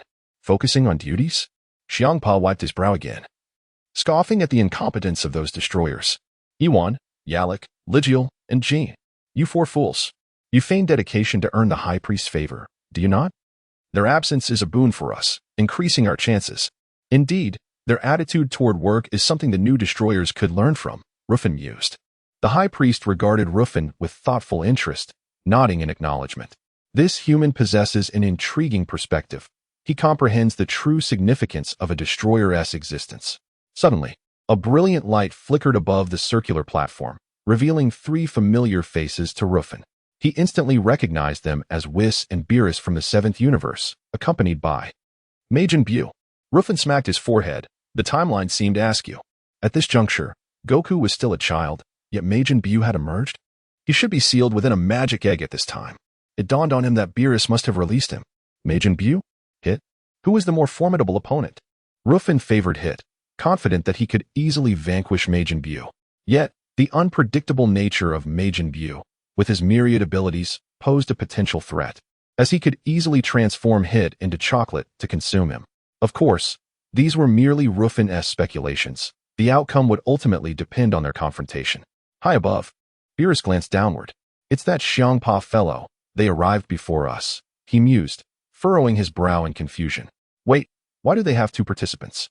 Was it not stated that each universe could only select 1 contestant for the role of destroyer? Perhaps the other individual is merely here to observe? Whis conjectured. Beerus remained silent. Chapter 42, Beerus, the Tale? We should descend promptly, Whis suggested, observing that our current altitude surpasses even that of the Grand Minister. Do you deem this appropriate, Lord Beerus? Beerus shuddered, regaining his composure. and swiftly plummeted from the sky. Whis followed suit, descending with great speed. However, Majin Buu remained suspended in the air, showing no intention of descending. Beerus felt a wave of despair wash over him. This rotund creature is indeed powerful, yet he appears utterly dim-witted. It is hard to fathom whether he could even be considered for the role of a destroyer god if he were to emerge victorious. Hey, come down swiftly. Beerus gritted his teeth, softly calling out to Majin Buu in the air. Majin Buu huffed, feigning ignorance. Beerus. Whoosh. Beerus surged forward, seizing Majin Buu's arm, and dragged him down from the sky at great speed. Subsequently, Beerus pressed Buu's head against the ground, forcing his face into the earth. I apologize, esteemed Grand Minister, but our candidate seems somewhat sluggish in his reactions. Beerus hastily clarified. Sluggish is an understatement. His intelligence is indeed concerning, the Grand Minister remarked with a smile. What does intelligence concerning mean? Majin Buu, with his face pressed firmly to the ground, couldn't he help but inquire, having overheard the Grand Minister's words. Beerus was sighed deeply beside them. Kampa stifled a laugh, his face turning crimson. Ha. How did Beerus manage to find such a jester? It merely implies that you possess good looks, striking features, Beerus muttered through gritted teeth. Upon hearing this, Majin Buu's face lit up with a wide grin. Hee, I am indeed handsome. Beerus sighed in relief. The Grand Minister chose to disregard Beerus's comments. You need not remain prostrated. Rise, he beckoned. Thank you, esteemed Grand Minister. Beerus nodded respectfully as he stood up. He was anxious that Majin Buu might cause a scene. If this creature were to turn the Grand Minister into chocolate, I fear my demise would be quite gruesome. I shall keep a close watch on him. Thus, Beerus tightly gripped Majin Buu's arm, leading him to visit the 6th universe. Beerus, have you finally awakened? Did you not say you would sleep for over 40 years? Kampa grinned widely. Humph, spare me the chatter. With such significant events occurring, I naturally must participate, Beerus huffed. It seems you are quite confident, Beerus. Kampa remarked with a smile. Of course. Just look at my candidate. Does he not bear a striking resemblance to you? Beerus teased. Kampa. Not at all. What sort of eyes do you have? Kampa retorted angrily. Their physiques are quite similar, are they not? Beerus chuckled. Their physiques are entirely dissimilar. Kampa replied tersely. So, who do you plan to send into the competition? Beerus inquired curiously, glancing at Hit and Ruffin behind Kampa. Naturally, it will be Hit. That fellow is merely here to observe, Kampa scoffed. Oh, the tail? Beerus paused for a moment, suddenly noticing the tail wrapped around Ruffin's waist, and could not help but ask, is this lad a Saiyan? No. Kampa felt a twinge of guilt. We must not let Beerus discover that this fellow was originally from the 7th universe. Fortunately, Beerus did not dwell on it. What if he is a Saiyan? What if he is from our universe? Besides, most Saiyans have been exterminated by Frieza. Suddenly, 3 brilliant flames appeared in the sky once more. Ruffin looked up. This time, representatives from the 10th universe, 11th universe, and 2nd universe appeared. The angels, destroyer gods, and their candidates almost simultaneously descended. Ruffin recognized the figures from the 3 universes. However, he felt a pang of disappointment. Jiren did not arrive. Instead, the substitute destroyer god, Toppo, was present. It dawned on him. Jiren does not desire the role of destroyer god. If he wished for it, would Toppo have had a chance? The candidate from the 10th universe is none other than Zamasu. Zamasu is competing to become a destroyer god. However, on second thought, Zamasu indeed seems suited for the role of a destroyer god. He is ill-suited as a supreme Kai, as his obsessions lead him to seek the annihilation of all humanity. Perhaps even being a destroyer god is not quite fitting. Destroyer gods are not meant to obliterate all of humanity. As for the candidate from the 2nd universe, they are exceedingly rotund, quite unattractive. Ruffin chose to remain silent on this matter. The angels and destroyer gods from the 3 universes descended with their candidates. Bowing in reverence to the Grand Minister, Ruffin rested his chin on his hand, pondering. It seems the Omni-King is absent this time. That makes sense. This is merely the selection for new universe destroyers. The presence of the Omni-King is likely of little consequence. Such matters are primarily determined by the Grand Minister himself. Whoosh. In the next moment, the angels and destroyer god from the 4th universe appeared in the air. They brought no candidate. Many present were momentarily taken aback. Why did the 4th universe arrive without a candidate? What purpose do you serve without one? The angel, Kornik, and the destroyer god, Quitella, knelt before the Grand Minister. The Grand Minister nodded slightly, instructing them to rise, and cast a glance at the minuscule insect, Damon, on the ground, saying nothing further. Damon appeared utterly astonished. This being has noticed me. Can I truly be seen despite my diminutive size? Beerus, were you not asleep? When did you awaken? Quintella stepped forward, smiling at Beerus. Humph. A meddlesome fellow. You ought to mind your own affairs. Beerus huffed. And what of your candidate? Have you been unable to find a suitable one, simply here to spectate? Think what you wish. Quintella chuckled mysteriously. Following that, representatives from several other universes, accompanied by their candidates, appeared on the scene. Except for the first universe, fifth universe, eighth universe, and 12th universe, the remaining universes' destroyer gods and angels had all arrived with their candidates. Thus, the universes participating in this new destroyer god selection have gathered. Please take your seats in the audience and wait a moment, the Grand Minister announced, waving his hand gently. Whoosh. A circle of seating appeared around the circular arena. Let us proceed, Kampa beckoned. Whoosh, whoosh, whoosh. The deities, accompanied by their candidates, ascended to the seating area.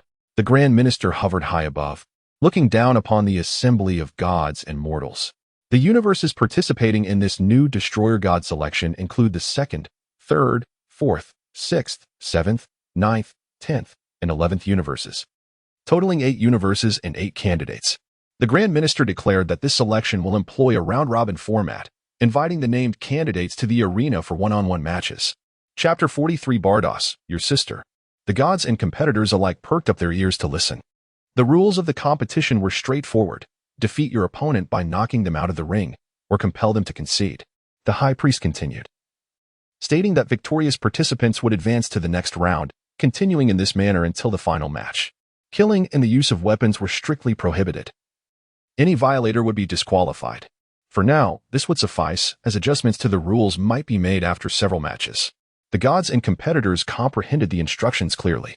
Additionally, every contestant who triumphed in a round would be entitled to collect a can of soda from Mr. Ruffin of Universe 6 as a special prize. The High Priest gestured towards Ruffin, who offered a slight bow to the audience. The assembled gods and competitors exchanged puzzled glances. Soda? What is that? Whis. Do you have any idea what it is? Beerus inquired curiously. It seems to be a rather delightful beverage, Whis speculated. A beverage? How delightful can it possibly be? Beerus dismissed it lightly. Since it is a reward from the High Priest, it must be exquisite, Whis smiled. Let us hope so, Beerus chuckled. Now, contestants, please proceed to draw lots over there, the High Priest commanded, stating that the matches would follow the order of the draw. With a clap, a box materialized on the platform. The competitors stepped forward to draw their numbers. A total of 7 contestants emerged with their respective numbers.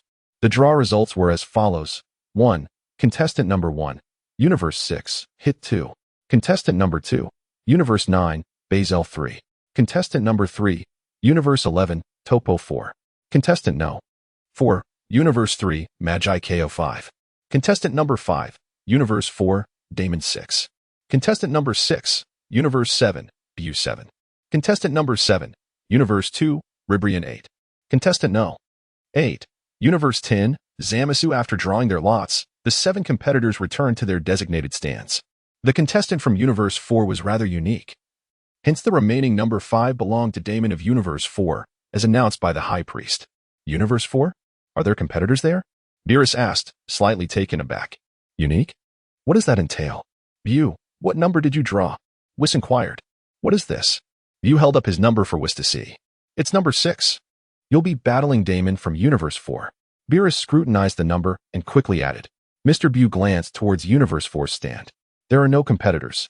Who will I be fighting? Whis, do you know what is going on? Beerus pressed. Ho ho, don't expect me to explain everything. You must discern for yourself, Whis smiled. Beerus, are you truly our angel of Universe 7? He retorted, somewhat exasperated. Over at Universe 6, Hit, what number did you draw? Kampa asked. Number 1. For the first match, Hit replied. Who is your opponent? Kampa inquired eagerly. It appears to be a contestant from Universe 9. Hit responded, the Red Fox. That fellow should pose no significant threat. Make sure to handle him well, Kampa instructed, though he cautioned against underestimating the opponent. Understood, Hit nodded. The god of destruction from Universe 9, Sidra, was also encouraging his contestant Basel. That individual from Universe 6, there is absolutely no information on him. Basel, you must do your utmost. Sidra patted the Red Fox on the shoulder. Basel, with no information, what does that even mean? With the order of the matches determined, let us commence the first battle, the High Priest declared with a smile. The first match will feature Hit from Universe 6 against Bazel from Universe 9. Contestants, please take your positions on the ring. The match duration is unlimited until one side emerges victorious. The contestant who falls from the ring will be automatically transported back to their respective Universe stand, so rest assured. Hit, give it your all. Kampa encouraged. Patting Hit's shoulder. Do not bring me shame. Yes, Hit responded, soaring onto the ring. Bardos, your sister, Ruffin suddenly interjected. At this moment, he took a sip from a can of soda. Bardos, why are you still cursing? I was wondering, where's your sister? Ruffin asked curiously after swallowing the soda. Can you not speak with such heavy breathing? Bardos's expression darkened. Is it? Ruffin grinned. My sister should be in the new universe. She might arrive shortly, Bardos conjectured. Is your sister truly that beautiful? Ruffin whispered. Bardos wiped his brow. You are already thinking about my sister? Beautiful, haven't I shown you her projection? Indeed. I look forward to it. Ruffin nodded vigorously. Bardos sighed, no longer wishing to engage with Ruffin. However, I believe the final authority of the God of Destruction should rest with your sister, as she will be partnering with him in the future. Ruffin mused. Bardos nearly choked. Partnering for life? You speak as if they are to marry. I cannot say for certain. Perhaps. Bardos shook his head. Your sister isn't secretly watching the match, is she? Ruffin speculated. Bardos chose silence. My sister is an angel. Would she need to watch clandestinely? On the circular ring, Hit stood opposite Bazel from Universe 9. The diameter of the ring was approximately 100 meters, providing ample space. The match begins, the High Priest proclaimed. Without a moment's hesitation, Bazel charged toward Hit with incredible speed, launching a punch aimed directly at Hit's face. Observing Bazel's incoming strike, Hit remained exceptionally calm. Good. Well done, Bazel. Sidra cheered. Knock him out. Time freeze. Hit uttered 2 words. Time stood still. With a powerful blow, Hit struck Bazel squarely in the chest. Bazel was immediately caught off guard, his body arcing through the air, blood spewing from his mouth as he crashed to the ground. Bazel spat out another mouthful of blood upon landing, feeling utterly unwell. Sidra's smile gradually faded. What was that technique? When did Universe 6 acquire such a formidable contender? Kampa grinned broadly, displaying a proud smile. Damn it! Bazel gritted his teeth as he rose. Suddenly, he accelerated to his maximum speed, leaving several afterimages in his wake. In the next instant, Bazel charged toward Hit once more. Time freeze. Hit, without a hint of hesitation, executed the technique again. Chapter 44, Beerus, I want to drink cola too bang. Hit landed another powerful punch squarely on Bazel's chest. This time, Bazel was propelled even higher into the air. Thud. Upon landing, Bazel slid backward, skidding to the very edge of the arena. Hit strode towards him. Wiping the blood from the corner of his mouth, Bazel's expression turned grim. Suddenly, a tremendous surge of energy erupted from Bazel, elevating his power to its peak as he charged at Hit, claws bared. Bang! Hit delivered a swift kick. Whoosh! Bazel was sent flying out of the ring. At that moment, as Bazel disappeared in a flicker, he reappeared in the stands of Universe 9. Bazel had been eliminated. The God of Destruction from Universe 9, Sidera, looked utterly astonished. Eliminated already? That was too quick. Heh, Sidera, your contestant seems rather lackluster, Kampa remarked with a smug grin. Sidera clenched his fists, wishing he could punch Kampa for his insolence. That smug fatso was unbearable. With the first match concluded, Hit from Universe 6 emerged victorious, advancing to the semifinals. The Grand Priest announced loudly that Hit could go to his universe's stands to receive a can of cola from Mr. Ruffin as a special reward. Yes, Hit nodded respectfully, leaving the arena to appear before Ruffin in the stands. Well done, you performed admirably, Ruffin praised, lifting his hand slightly. In a flash, a can of cola appeared in Ruffin's hand, which he offered to Hit. Thank you, Hit expressed his gratitude. You're welcome. It's well-deserved, Ruffin smiled. Hit opened the cola and took a sip, his eyes lighting up with delight. So this is cola? It's incredibly delicious. No wonder Lord Kampa has such a peculiar attitude towards Ruffin. Only he could create such a delightful beverage, Hit mused. It was no surprise that even the Grand Priest favored him. Is that cola? Beerus glanced over, addressing Whis. Indeed, it seems quite delectable, Whis admitted, slightly envious. Hey, Majin Buu, you better perform well in your match and win that cola for me, Beerus instructed Buu. Buu ignored him. Why should I get it for you? I want to drink it too. That said, Whis, that fellow named Hit is indeed formidable, easily securing victory, Beerus remarked, baring his teeth. Bazel from Universe 9 was defeated in less than 3 moves. If all goes smoothly, according to our match numbers, Mr. Buu will face Hit in the finals, Whis smiled. That's true, Beerus sighed in relief, turning to Buu. In the upcoming matches, keep a close eye on that fellow named Hit. He could very well advance to the finals. Majin Buu glanced towards Hit. Soon, Buu was captivated by the cola in Hit's hand. Is it really that delicious? Better than my milk? Buu's thoughts had already wandered to the cola. Zamasu, that fellow named Hit is no ordinary opponent. You must be cautious, Ramses warned. No problem. Lord of Destruction, Zamasu replied confidently. According to the match order, I will face him in the finals. That's true, Ramses nodded. Toppo, how long do you think it will take you to defeat that fellow named Hit? Vermout inquired. Based on my calculations, if I utilize my destruction energy, I can eliminate him in under 3 minutes, Toppo replied calmly.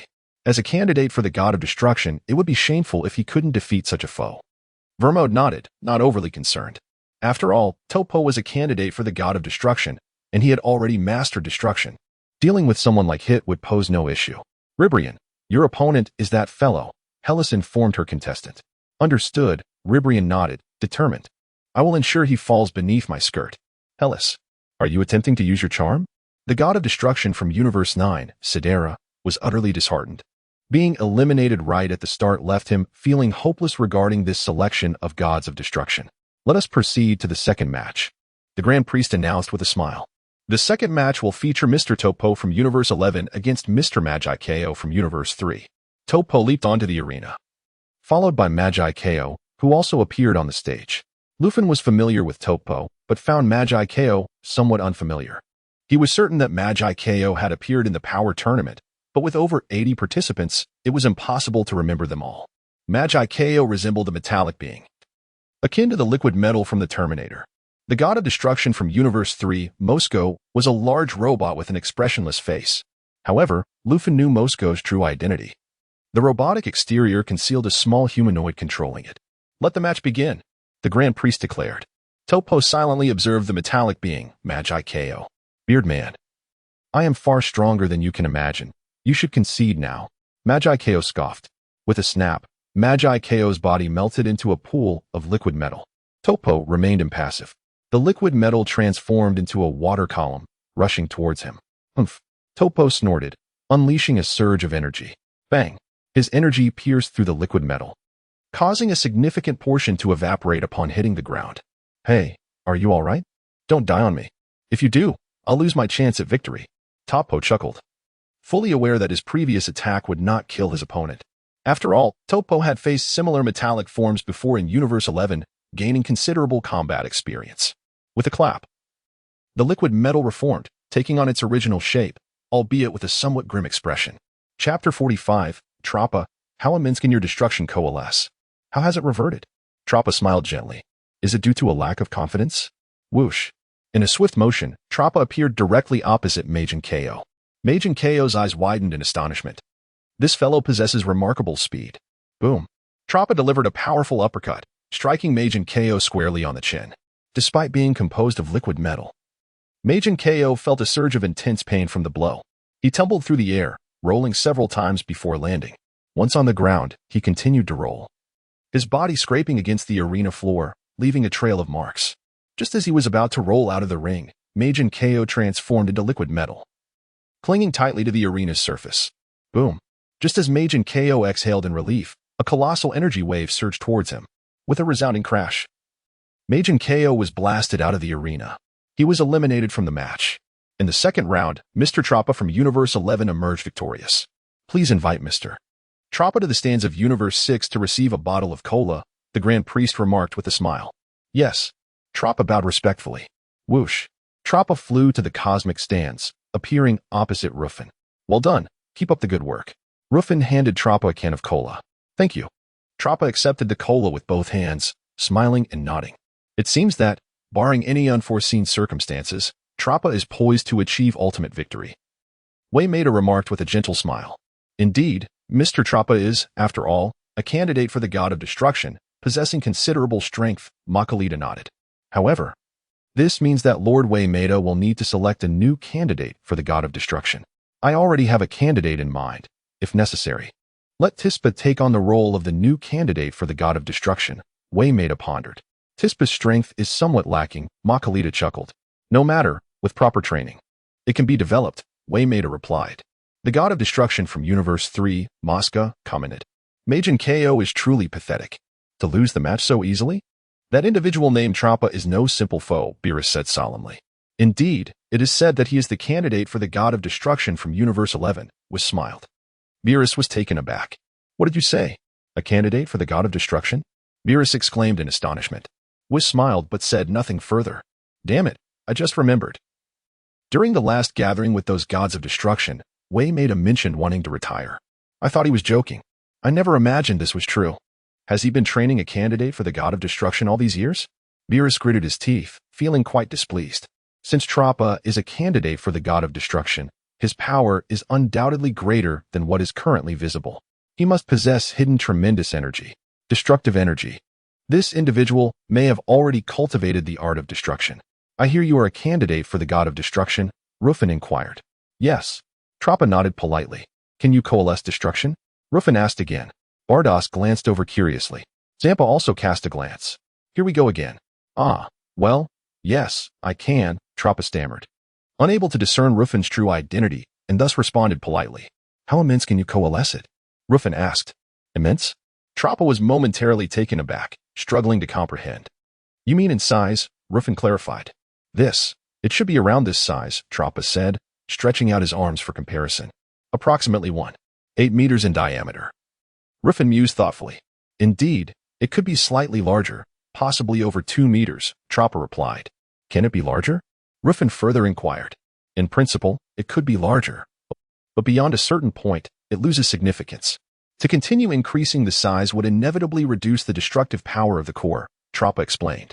At this point, Trappa gazed thoughtfully at Ruffin. Why is he asking this? Could it be that he too possesses the ability to destroy? Are you a candidate for the god of destruction from Universe 6? Trappa cautiously inquired. Hey, that big bearded guy. I never said I wanted to retire, Zampa interjected with a scowl. I have not yet had enough of being the god of destruction. Yes, Lord Zampa, my sincerest apologies. Trappa quickly apologized. Take your cola and scram. Don't linger on our stands in Universe 6, Zampa urged. Trappa, it was this fellow Ruffin who engaged me in conversation. I didn't intend to stay here. Do your best. You still need to train diligently. After all, destruction of merely 2 meters in size won't accomplish much, Ruffin said, patting Trappa's shoulder. Trappa nodded, somewhat perplexed. Accomplish much? Destruction of 2 meters is more than sufficient to obliterate a star system. Just 2 days ago, during the battle with the Evil Legion, I refrained from destroying our proud planet. Had I truly unleashed my power, that massive proud planet would have vanished in an instant. Who is this person, really? The prize bestowed by the Grand Priest comes from him. So mysterious. Trappa pondered extensively but remained exceedingly polite. Bowing to Ruffin and Zampa, and offering a separate bow to Bardoss before returning to his own stand. What did that cola-selling lad say to you? Waymeda asked. Lord Waymeda, he inquired about the magnitude of my destructive coalescence. Trappa wiped the sweat from his brow. Destruction? How large can you coalesce it? Waymeda appeared somewhat baffled by Ruffin's intentions. What significance lies in this question? Is it possible that he too can coalesce destruction? Waymeda contemplated. Although it seems that Zampa has no intention of retiring. Yes, Lord Zampa did indeed say that, Trappa nodded. Never mind him, Waymeda shook his head. Now, let us proceed to the third match, the Grand Priest announced with a smile, featuring contestant Damon from Universe 10 against contestant Buu from Universe 7. Give it your all. Do you understand? Beerus instructed Buu. Buu pretended not to hear. Go on, Beerus commanded. Buu seemed reluctant to move. I do not wish to be commanded by you. I simply want to be myself. Hurry up and get in there. Why are you dawdling? Beerus said irritably. If you falter at a crucial moment, I will destroy you. Chapter 46. Majin Buu, one more can humph, understood. After uttering this phrase, Buu soared high into the air and landed heavily on the arena. Bang! Majin Buu deliberately concentrated his power into his feet, intending to shatter the stage with a single stomp. However, the moment his feet touched the platform, he felt as though they might shatter. Looking at the arena, it remained unscathed. Just as Buu was about to unleash his destructive force, the Grand Minister had already anticipated his intentions. With a silent wave of his hand, the Grand Minister enveloped the arena in a layer of angelic power. It was fortunate that Majin Buu's legs did not sustain immediate harm, and thus, The third match commences, announced the Grand Minister with a smile. Damon thought to himself, what an opportunity. When that hefty figure landed, he seemed momentarily stunned. I must seize this chance to attack and knock him off the stage. With that thought, Damon dashed toward Majin Buu. He aimed a kick at Buu, forcefully propelling his body backward. Onlookers were left in awe at the sight. As Buu slid backward across the arena, his feet scraping against the ground, leaving long marks in their wake. The sound of friction echoed loudly. What is happening? Who is the competitor from Universe 4? Beerus asked, taken aback. Is it an invisible man? Kampa also raised an eyebrow, perplexed. What? An invisible man? Beerus exclaimed, suddenly enlightened. Ha! Quitella chuckled smugly. Quitella, you shameless scoundrel. How could you choose such a competitor for the match? Beerus gritted his teeth. There's no rule against invisible beings participating. Quitella retorted gleefully. Furthermore, Quitella's amusement stemmed from the fact that his competitor wasn't an invisible man at all, but rather an insect smaller than an ant. It is entirely reasonable that you cannot see him. He is difficult to perceive without close inspection. Majin Buu continued to slide backward, quickly nearing the edge of the arena. Good job, Damon. Eliminate him, Quitella shouted. Buu appeared utterly astonished. Who is pushing me? He wondered as he glanced back. He soon spotted the approaching edge of the stage. Buu attempted to halt his movement, but felt the opposing force was still quite substantial. A grin spread across his face as a cunning idea struck him. Damon, fully engrossed in pushing Buu backward, thought victory was within his grasp. Crack. Suddenly, Damon heard a sharp sound. He paused, bewildered. What was that noise? Upon closer inspection, his face paled as he realized his opponent's legs had been severed, detached from his body. Damon trembled in shock. Hey, his body and legs have separated. Bazel exclaimed in disbelief. Sidera shared the same expression of astonishment, while Librian's face turned pale with fear, or rather, it was his plump face that changed color.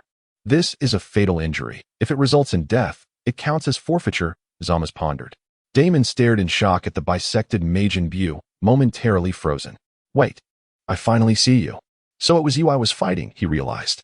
Just as Damon was lost in thought, Buu's head leaned closer, peering at the tiny insect resembling an ant on the ground. What? You're still alive? Damon was taken aback. So it was just a bug, Buu grinned. Oh no, I've been tricked.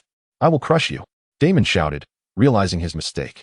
In a swift motion, Majin Buu grabbed his severed legs and, using them, began to strike Damon against the ground. Damon was left dazed, nearly meeting his demise. Quitella's smile began to fade. So quickly recognized? This could be problematic. It seems I might lose this match. Hey Buu, enough. If you continue like this, you'll be disqualified, Beerus shouted urgently. Buu glanced at Beerus, seemingly ignoring him. Don't you want to drink cola? Beerus prompted. Buu hesitated. This drink is quite tempting. Majin Buu then seized Damon, who was smaller than an ant, with a swift motion. Whoosh. Buu hurled Damon far off the stage. The third match concludes with Mr. Buu from Universe 7 emerging victorious, proclaimed the Grand Minister. Mr. Buu, please proceed to Mr. Ruffin to receive a can of cola as a special reward. Upon hearing the Grand Minister's words, Majin Buu's eyes lit up. This was the moment he had eagerly awaited since awakening. He could finally taste the beverage. With a swift movement, Buu flew towards Ruffin. Clap. Ruffin raised his hand, and a can of cola materialized instantly. Buu gazed curiously at Ruffin's right hand. How did you do that? He inquired, mimicking Ruffin's gesture of raising his hand. However, nothing appeared. I compressed the cola into particles through energy, and when needed, I used my energy to restore them to their original form, Ruffin explained. Majin Buu looked bewildered. What does that mean? I don't understand. Well, never mind. Let me taste this cola first, he decided. With a swift motion, Majin Buu opened the can and took a sip. His eyes widened with delight upon tasting it. This is indeed delicious. This glutton. Didn't he promise to share his prize with me? Beerus fumed, nostrils flaring. Mr. Buu did not agree to that, Whis chuckled. That scoundrel, not leaving any for me. Beerus huffed. Soon, Majin Buu finished the entire can, even sticking his tongue inside to savor every drop. Beerus felt utterly disgusted. One more can, Majin Buu pleaded, gazing longingly at Ruffin. When the next match, and you shall have another, Ruffin replied with a smile. No, I want it now, Majin Buu insisted, throwing a childish tantrum. Chapter 47. Depart, foolish humans. Beerus widened his eyes, his expression shifting dramatically. Whoosh. He swiftly flew from a distance and firmly grasped Majin Buu's head. Apologies. He was merely jesting. Please do not take it to heart, Beerus hurriedly explained to Ruffin. This fellow's identity remains uncertain. It is prudent not to provoke him. Moreover, this rotund creature. The Grand Priest stated that winning the match would reward one with a can of cola. After consuming one, you audaciously wish for another? Are you courting death? Beerus dared not glance at the Grand Priest, for he felt a chilling sensation creeping down his back, as though the Grand Priest were scrutinizing him. My sincerest apologies for the trouble, Beerus reiterated to Ruffin, bowing deeply with Majin Buu in tow. He swiftly departed from the stands of Universe 6, returning to his own seat. You insufferable glutton, do you even comprehend your actions? Should you continue this recklessness, I shall dismantle you. Beerus glared darkly. Majin Buu huffed, a glimmer of murderous intent flickering in his eyes. Yet, contemplating the might of this feline, he felt somewhat at a loss. I am no match for him. Perhaps I should adopt a more subdued demeanor. The way Beerus cowers is quite amusing, Zampa mused. Surely, he remains oblivious to Ruffin's true identity. Indeed, he is unaware. Bados nodded.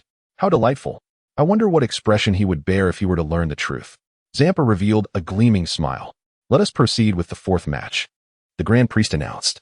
In this bout, Ms. Ribrian of Universe 2 shall face Mr. Zamas of Universe 10. Ribrian, it is up to you, Hylas urged Ribrian.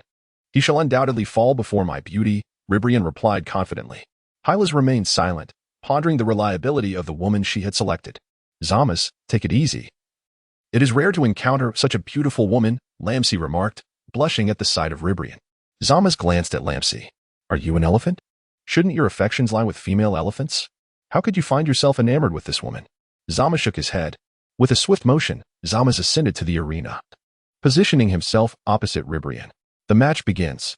The Grand Priest proclaimed loudly. Ruffin, look. A stunning beauty, Bados chuckled, directing Ruffin's attention. Ruffin stared unblinkingly at Bados. I did not mean for you to gaze at me, but rather at the lovely Ribrian on the stage, Bados clarified. Her? Ruffin questioned skeptically. Can she truly be deemed beautiful? Certainly. In our divine realm, ample figures are celebrated. In fact, I would consider my own appearance to be second-rate. Ribrian embodies the first-rate beauty, Bados assessed. Then let us offer these first-rate beauties to the Grand Priest, Ruffin replied. I am content with second-rate beauties. The Grand Priest cast a dark glance in their direction. Bados wiped the sweat from her brow. You dare to jest so brazenly? In my eyes, a woman like Ribrian. It is best left unsaid. I shall step aside to retch for a moment, Ruffin declared. Bados retorted. How can you utter such repugnant words in the presence of such exquisite beauty? I cannot fathom your thoughts. In the arena, hey, handsome. How about treating me to a drink after the match?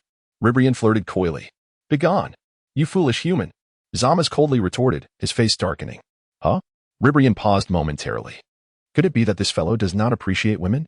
Allow me to show you my ultimate technique. Love sweet donut. Ribrian announced, forming a heart-shaped gesture. Whoosh. A heart-shaped energy beam surged towards Zamas. Humph. Zamas's expression remained icy. With a swift motion, he unleashed a hand blade, slicing through the heart-shaped energy effortlessly. Whoosh. In the next instant, Zamas vanished from sight. What? My love. You have mercilessly cleaved it in twain. You heartless scoundrel. Ribrian cried out. Zamas replied. Who dares call me a scoundrel? As if I owe you anything. You insufferable woman. I am a deity, a noble god. Even if you possess beauty that captivates. Before a god, you are but a mere doll. With silent grace, Zamas reappeared behind Ribrian. Where are you? Heartless scoundrel, reveal yourself. Have you been so overwhelmed by my unparalleled beauty that you fled the arena? Ribrian coyly inquired. Zamas's countenance darkened again. You shameless woman, I am right here. He retorted. What? Ribrian's expression shifted. Prepare to be eliminated, you nauseating woman. Zamas thundered. With a swift thrust, Zamas's hand blade pierced through Ribrian's back, emerging from her chest. Ribrian gazed down at the blade protruding from her front, feeling her vitality swiftly dissipate. As she grew weaker, her consciousness began to fade. Fear not, you will not perish. If you die, I shall be eliminated as well, Zamas chuckled, using his hand blade to drag Ribrian to the edge of the arena. Ribrian indeed did not die, but felt an overwhelming agony, uttering cries of despair. Due to Zamas's dragging, a long trail of crimson stained the arena. Hylas furrowed her brow. The contestant from Universe 10 is rather ruthless. While Ribrian may be somewhat repugnant, this is excessive, Lam-Z observed, casting a glance at Kiers. Kiers sighed softly. How could I have overlooked this boy's brutality? Lam-Z murmured. Human hearts are inscrutable, let alone divine hearts, Kiers lamented. This is dire. The Grand Priest is watching. Lam-Z thought, nearly in tears. It seems our chances in the God of Destruction selection are dwindling, Kiers contemplated. Noting that the match was not merely a contest but a test of the heart, an assessment of one's suitability to become an exceptional God of Destruction. Chapter 48. The Grand Priest. His inner cultivation exceeds that of the Destroyer God. If only I had informed Zamasu earlier, sighed Lam-Z. A leopard cannot change its spots, remarked Cress. Lam-Z replied. Whoosh. Zamasu, with a swift motion of his hand, sent Ribrian hurtling off the edge of the arena. With a sudden flick, Ribrian was flung from the platform. In the next moment, she vanished, reappearing in the stands of Universe 2. Though her body was pierced, it did not inflict critical harm. As a Supreme Kai, such feats were easily accomplished. Yet, the agony she felt was overwhelming, and she wept profusely. Sava, please attend to her, ordered healers. Yes, Lord Healers. Sava nodded gently, his staff aglow with healing light that swiftly enveloped Ribrian. In the blink of an eye, her wounds were completely mended. Thank you, thank you. Ribrian expressed her gratitude hurriedly. Sava offered a smile, opting for silence. Ribrian then cast a fearful glance at Zamasu on the arena.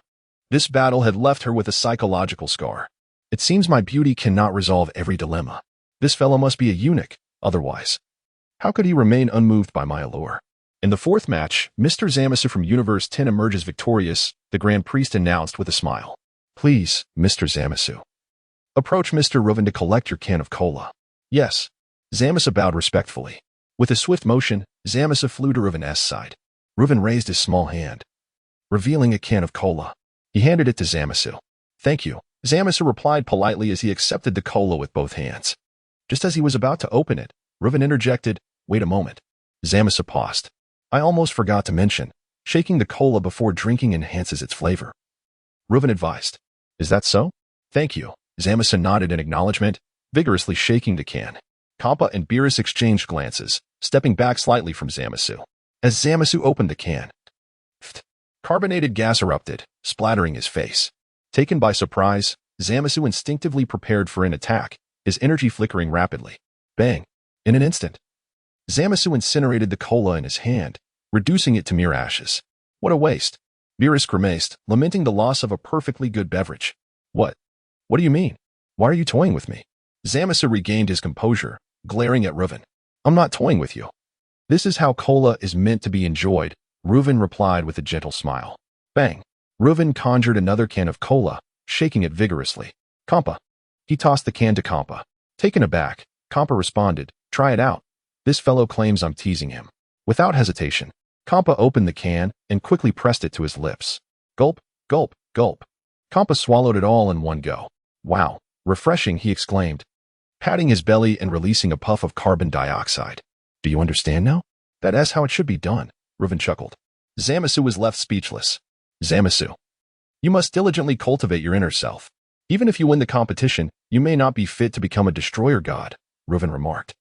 Placing a hand on Zamasu's shoulder. I recognize your status as a Supreme Kai, and you may even become the next Kaioshin. However, if you continue to harbor this mindset, the position of Kaioshin may elude you as well. Zamasu frowned, feeling a surge of anger, yet he remained wary of Ruffin's true identity. After all, he was a favored individual of the Grand Priest. I should refrain from provoking him, he resolved, nodding slightly. I will take your advice to heart. Thank you, Mr. Ruffin. Zamasu bowed. Go on, go on. Ruffin waved him off, signaling that Zamasu could depart. The Grand Priest observed Ruffin in silence once more. Despite his youthful appearance, Ruffin's mastery over inner cultivation surpassed that of all present, even outdoing several destroyer gods. This was becoming increasingly intriguing. Zamasu returned to the stands of Universe 10. Lam-Z remained quiet, sensing that Zamasu's prospects were dim. Even if he were to claim ultimate victory, it was unlikely he would be chosen as a destroyer god. A destroyer god can disregard the existence of life, yet they would not stoop to such cruelty. In the earlier match, had Zamasu simply knocked that beautiful woman off the stage, no one would have condemned him. However, his torment of her was indeed misplaced. Lord Lam-Z. It seems the competitors from Universe 2 are not as formidable as they appear, Zamasu smiled. As long as you're content, Lam-Z replied nonchalantly. Zamasu, filled with anticipation, thought, as long as I fight earnestly, I shall surely defeat the remaining 3 opponents. Thus concluded the first round of the competition. The Grand Priest floated in midair, announcing with a smile, the contestants advancing to the semifinals are, Hit from Universe 6, Topo from Universe 11, Bu from Universe 7, and Zamasu from Universe 10. We shall now proceed to the semifinals, with the first match featuring Hit from Universe 6 against Topo from Universe 11. Contestants, please take the stage. Hit, be cautious. That fellow is a potential destroyer god, Compa warned. Understood, Hit nodded. Topo, your opponent seems capable of manipulating time, allowing for brief pauses. Do not underestimate him. Vermouth advised Topo. Yes, Lord Vermouth, Topo replied. The two ascended to the arena. The match begins, announced the Grand Priest. Without further ado, Hit and Topo engaged in a fierce exchange. Bang, bang, bang. Both competitors summoned their energies, relentlessly striking at one another. Chapter 49. Hit vs. Topo. Lufan observed quietly. The strengths of Hit and Topo were, by all accounts, closely matched. They had been engaged in combat for nearly a minute, and no victor had emerged yet. Hit refrained from utilizing his time-skip ability, while Topo did not resort to his destructive powers. Their exchange was merely a tentative spar, probing each other's capabilities before devising strategies to eliminate one another. 2 minutes passed. Bang! Their fists collided. Thud, thud, thud. Both fighters staggered backward several steps. In the next moment, Hit and Topo locked eyes. You're quite formidable. If we were in my universe, you might very well be my rival for the position of candidate destroyer, Topo remarked calmly. Humph, Hit scoffed, offering no reply. I know you can manipulate time. Then show me, Topo challenged, transforming into a streak of light and launching a punch toward Hit. As you wish. Time skip. Hit retorted with a cold snort, immediately activating his ability. Bang! Hit's fist struck Topo squarely on the nose. Topo felt a sting and, upon wiping his face, discovered blood streaming from his nostrils. His eyes widened in shock. I didn't even see how he threw that punch. Is this what it means to control time? To make it momentarily halt? And then inflict harm upon me? Indeed, you're more troublesome than I anticipated, Topo said with a wry smile. However, merely controlling time will not lead to my defeat. Suddenly, a purplish-red aura surged around Topo. The destroyer form. Topo activated his destroyer transformation, causing Hit's expression to grow grave. Well then, let us continue, Topo grinned. Charging once more at Hit. Time skip. Without hesitation, Hit unleashed his ability again, immediately following it with a punch aimed at Topo's chest. Slap. To Hit's astonishment, Topo raised a hand, successfully blocking the blow. Hit's eyes widened. This technique of time manipulation requires energy suppression to be truly effective, does it not? My destroyer energy far exceeds your base energy, Topo asserted with a smile. What? Hit's expression shifted dramatically. Bang. Topo, showing no mercy, kneed Hit squarely in the chest. Gasping, Hit coughed up a mouthful of blood, feeling as if the world were spinning. Bang. Topo kicked Hit, sending him crashing to the ground. Damn it. Is Hit not a match for that guy? Jampa gritted his teeth. Humph. No matter how powerful Hit may be, he cannot surpass my status as the candidate destroyer. Vermouth sneered.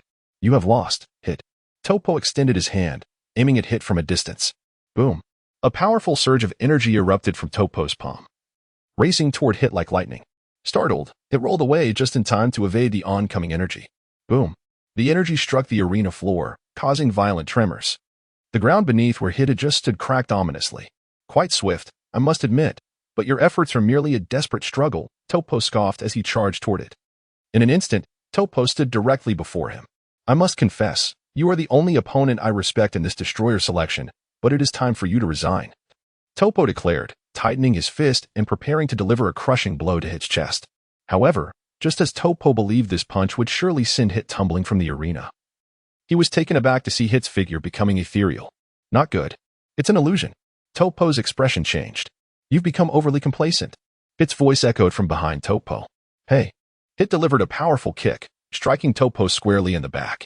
Topo lunged forward, crashing into the arena floor. His body slid forward, perilously close to the edge of the arena. Hit swiftly advanced, intent on eliminating Topo from the competition. Topo, reacting with remarkable speed, rose and caught Hit's incoming punch with his arm. I will not be defeated by you, Topo grunted. You may have gained a slight advantage, but I am the one in control. Is that so? Hit grinned. Topo paused, suddenly gripped by an ominous premonition. Boom. In an instant, an overwhelming surge of energy erupted from Hit's being, enveloping him in a soft blue glow. What? Topo's expression shifted again. You were concealing your energy all along. You guessed correctly, Hit replied with a gentle smile. Time skip. Hit activated his ability once more. Time froze. Bang. A kick landed on Toppo's body. Time resumed. Toppo was struck, propelled backward. Yet, being a candidate destroyer, Toppo reacted swiftly. Just as he neared the brink of falling from the arena, he clutched the edge tightly with his right hand. His entire body dangled precariously. But his grip prevented an immediate descent. Hit approached. Toppo's expression grew grave. "It's time for you to go," Hit stated calmly, stomping down hard. Crack. The edge of the arena gave way beneath Toppo's grip. Losing his balance, he tumbled from the arena. Whoosh. Toppo's form flickered, appearing in the stands of Universe 11. Toppo was eliminated. Phew. It sighed in relief. This fellow is not easy to handle. Toppo. Vermoud. Vermoud had not anticipated such an outcome. "I apologize. I underestimated my opponent," Toppo said solemnly. Vermoud found himself at a loss for words regarding Toppo. However, with the situation as it stood, further discussion was futile. "Well, I suppose it's best you return to being my candidate destroyer. Saving us the trouble of training a new one," Vermoud sighed, realizing this might be for the best. "I am truly sorry, Lord Vermoud," Toppo bowed his head in contrition.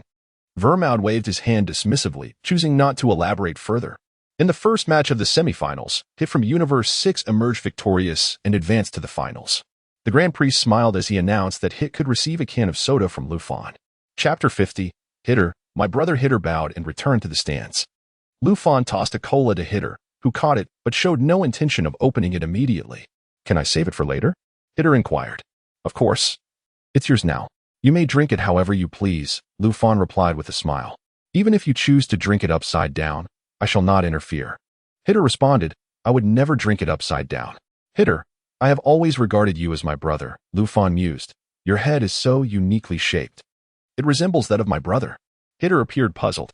"My head resembles your brother's? What do you mean? Are you saying that I look similar to your brother?" Hitter instinctively assumed he bore a resemblance to Ruffin's sibling. Indeed, Ruffin vigorously nodded. "Do you have a brother?" Batos glanced at Ruffin with curiosity. "What are you talking about?" Batos. "Of course, I have a brother." Ruffin rolled his eyes. "Whatever you say," Batos replied, somewhat perplexed. "Even if you have a brother, does he resemble Hitter? You two belong to different races. What is Ruffin scheming now?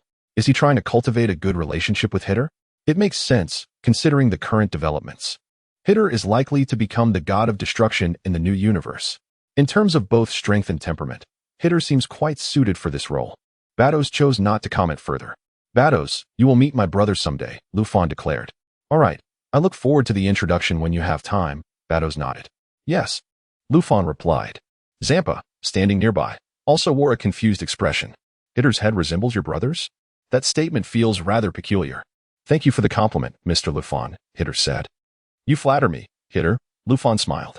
The second match of the semifinals features Buu from Universe 7 against Zama's from Universe 10, the Grand Priest announced. Buu and Zama stepped onto the arena. "Let the match begin," the Grand Priest proclaimed. With a crack, Zama's unleashed a flash of energy from his hand, revealing a hand blade. Buu blinked in surprise, his eyes widening. What an incredible technique! With lightning speed, Zama's thrust the hand blade into Majin Buu's body. Majin Buu looked down at the blade embedded in him, seemingly unfazed. "The victor of this match shall be I, Zama's," Zama's shouted, yanking the blade back with force. Bang! Immediately after, Zama's delivered a kick to Majin Buu's face, causing Buu to stagger back. Wow! Zama's unleashed a flurry of punches and kicks upon Majin Buu, who appeared powerless to retaliate. Hey! Zama's landed a heavy punch. Bang! Majin Buu collapsed to the ground, smoke rising from his body. "I won," Zama said with a slight smile, showcasing a victorious grin. Clap. Majin Buu nonchalantly rose from the ground. Zama's smile began to fade. That hurt a bit. Majin Buu's face revealed a murderous intent. Clap. Instantly, the body that Zama's had pierced was effortlessly restored by Majin Buu. What? This guy can regenerate. Zama's eyes widened in disbelief. How shall I deal with you? Majin Buu extended his hand, aiming at Zama's from a distance. Majin Buu sensed that this opponent was not particularly formidable. "You have struck me repeatedly, yet I feel no pain." "Well, except for that moment you stabbed me. That was slightly painful." Whoosh. Suddenly, a beam of light erupted from Majin Buu's hand, hurtling towards Zama's. "Not good," Zama's exclaimed, instantly soaring into the sky without hesitation. "Hey!" In the next moment, Zama swung his arms downward, enveloping Majin Buu in a powerful divine aura. Majin Buu appeared to be immobilized, unable to move an inch. Zama's let out a sigh of relief. Finally, I have restrained this hefty opponent. I must eliminate him quickly. He is stronger than I anticipated. Whoosh. Zama's dove down from the sky and aimed a kick at Majin Buu. Blah blah blah. As Zama's charged toward him, Majin Buu suddenly moved and made a goofy face at Zama's. Just as Zama's prepared to attack, he was startled by a large face coming toward him. Zama's was so frightened that he halted mid-air. Swish. Majin Buu soared into the air, positioning himself directly above Zama's. What? This guy is incredibly fast. Zama's gasped. Thud. Majin Buu slapped down, sending Zama's crashing to the ground. Smack. Zama's body made a close encounter with the arena floor, leaving him dazed and severely injured. Damn it. Zama's gritted his teeth, struggling to rise but collapsing once more. Clap. Majin Buu descended from the sky, landing opposite Zama's. Gurgle. Majin Buu's stomach growled. I'm hungry. I shall eat you. You declared. What did you say? Do you know who you're speaking to? Zama's, both astonished and furious, glared at Majin Buu. Become a cookie. Buu commanded, his antennae flashing with purple-white light. Smack. The purple-white light struck Zama's, swiftly transforming him into a humanoid cookie. The cookie rolled onto the ground. Majin Buu hummed a tune as he approached to pick up the cookie, ready to eat it. Fool. Killing is against the rules. Stop this immediately and revert him back. I will get you something to eat. Beerus shouted at Majin Buu. Majin Buu paused, suddenly realizing he was still in the arena competing. If I eat him, he will die? Then I won't be able to get cola. Not worth it. I shall wait. Smack. Majin Buu's antennae flashed once more, unleashing a beam of purple-white light that quickly transformed the cookie back into Zama's original form. Chapter 51. The grand finale. Zama's collapsed onto the ground, gasping for breath, his complexion turning an alarming shade. He had felt as though he had been transformed into a mere biscuit, nearly devoured by the rotund opponent before him. Am I truly a deity, reduced to being bullied by a mere human? Bang. Majin Buu delivered a powerful kick towards Zama's. Before he could react, Zama's was sent hurtling through the air, tumbling out of the arena and thus eliminated. Whoosh. Zama's reappeared in the spectator stands, seething with indignation. How could I lose to that fool? Zama's, I had higher expectations of you, remarked Ramshur coldly. Why are there such formidable humans? Zama's brooded, increasingly frustrated. In this universe, various humans emerge, honing their skills through relentless effort, reaching staggering heights, even surpassing gods, Ramshur replied nonchalantly. Thus, there is no need for astonishment. Zama's fell silent, fuming at the thought of the humans. Now, I have no chance of becoming a god of destruction. Will I still be able to become Goviz's disciple upon my return? In the second semi-final match, the contestant Buu from Universe 7 emerged victorious. The Grand Priest announced with a smile that Buu could collect a can of soda from Ruffin. Instantly, Buu dashed over to Ruffin, extending his hand in eager anticipation of the soda. Smack. Ruffin raised his hand, conjuring a can of soda, which he handed to Buu. Buu received the soda, preparing to drink, when suddenly an idea struck him. Wouldn't it taste better if I shook it first? Buu innocently inquired. Indeed, Ruffin nodded. With enthusiasm, Buu vigorously shook the can. Moments later, Buu opened the can. Seizing the opportunity before the carbonation erupted, he enveloped the mouth of the can with his mouth. Pshh, the soda erupted from the can, pouring into Buu's mouth. He gulped it down eagerly. Delicious. Buu grinned widely. Keep up the good work. When the next match. And you'll receive another can of soda, Ruffin encouraged with a smile. Buu nodded vigorously. In the distance, Beerus exhaled with mild relief. This fool, his intelligence is indeed questionable. Yet, this fool has remarkably persisted until the final match. Beerus, you might as well concede now. Although this fool possesses bizarre abilities, he is no match for Hit. Kappa grinned at Beerus. Humph. Beerus merely scoffed, offering no further rebuttal. He recognized that while Majin Buu was powerful, he was not on the same level as Hit. Hit's prowess was comparable to that of Tokpo. Buu fell at least 2 tiers beneath them. It seems there is little hope. However, Beerus mused that even if Majin Buu triumphed in the end, if his disposition remained unchanged, the Grand Priest would likely not appoint him as the new god of destruction for the universe. Let us proceed with the grand finale, announced the Grand Priest with a smile, as Hit from Universe 6 faced off against Buu from Universe 7. Majin Buu and Hit leaped onto the arena. Let the match begin, declared the Grand Priest. Marvelous. If all goes as expected, Hit will become the new god of destruction, Kappa exclaimed excitedly. Envisioning the moment he would announce that the new god of destruction hails from Universe 6. This is the glory of our Universe 6. Kappa. Do not rejoice too soon, Beerus sighed. The match has yet to commence, and the outcome remains uncertain. Not a chance. It will surely win. I can see it clearly, can you not? Kampa beamed. Caught up in his excitement, Kampa couldn't help but pat Ruffin on the shoulder. What do you say, lad? Kampa asked with a grin. I will not say anything, Ruffin replied. I fear my words might dishearten you. Ruffin chuckled. Humph. You mean to imply that the fool will win, correct? Kampa snorted. Isn't the fool you? Ruffin teased. Kampa's expression darkened. This boy is becoming increasingly disrespectful. Just wait until we return. I shall teach you a lesson. That rascal Buu. He hasn't even offered me a taste of the soda he won. Beerus gritted his teeth. Lord Beerus, if you wish to drink soda, we can go to Universe 6 after the match, Whis whispered to Beerus. That would be so embarrassing, Beerus retorted. It sounds as if our Universe 7 has no delightful beverages. Kampa will undoubtedly mock me. Lord Beerus, do you not find Mr. Ruffin's identity rather peculiar? Whis suddenly murmured. His identity is indeed unusual. The Grand Priest allows the victorious contestant to collect drinks from him. Could he be an apprentice angel? No, that cannot be. He is undeniably human, not an angel. Besides, no angel possesses such a complexion, and he even has a tail. Beerus muttered under his breath. I can assure you that Mr. Ruffin is not an angel, Whis nodded. By the way, it seems he might be a Saiyan, Beerus pondered. Lord Beerus. It is said that the Saiyans of Universe 6 do not have tails, Whis smiled. Oh? Beerus was taken aback. The Saiyans of Universe 6 lost their tails thousands of years ago, Whis explained. What do you mean? Beerus' eyes widened in realization. Are you suggesting Ruffin is indeed? He must be a Saiyan from Universe 7, Whis affirmed. What nonsense. How could the Saiyans from our universe end up in Universe 6? Humans cannot traverse between universes suddenly. A realization struck Beerus, darkening his expression. Do you mean to say that Kampa has abducted our people to Universe 6 while I was asleep? I believe that is quite possible, Whis nodded. If he truly is a Saiyan from Universe 7, perhaps upon your return, Lord Beerus, you might inquire with Frieza. Frieza has a keen interest in Saiyans and may recognize him. I have a strong feeling this is true. Beerus bared his teeth, cursing the insufferable Kampa for stealing our people while I slumbered. Chapter 52, A Slap. Would you like some?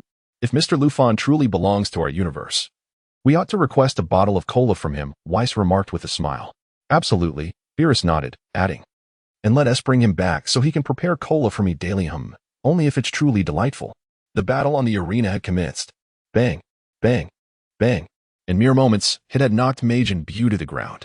Majin Buu was taken aback. Is this purple fellow really that formidable? I stand no chance against him. Wait a moment. Why not absorb him? If I absorb him, I might just defeat that cat. A glimmer of ambition shone in Majin Buu's eyes.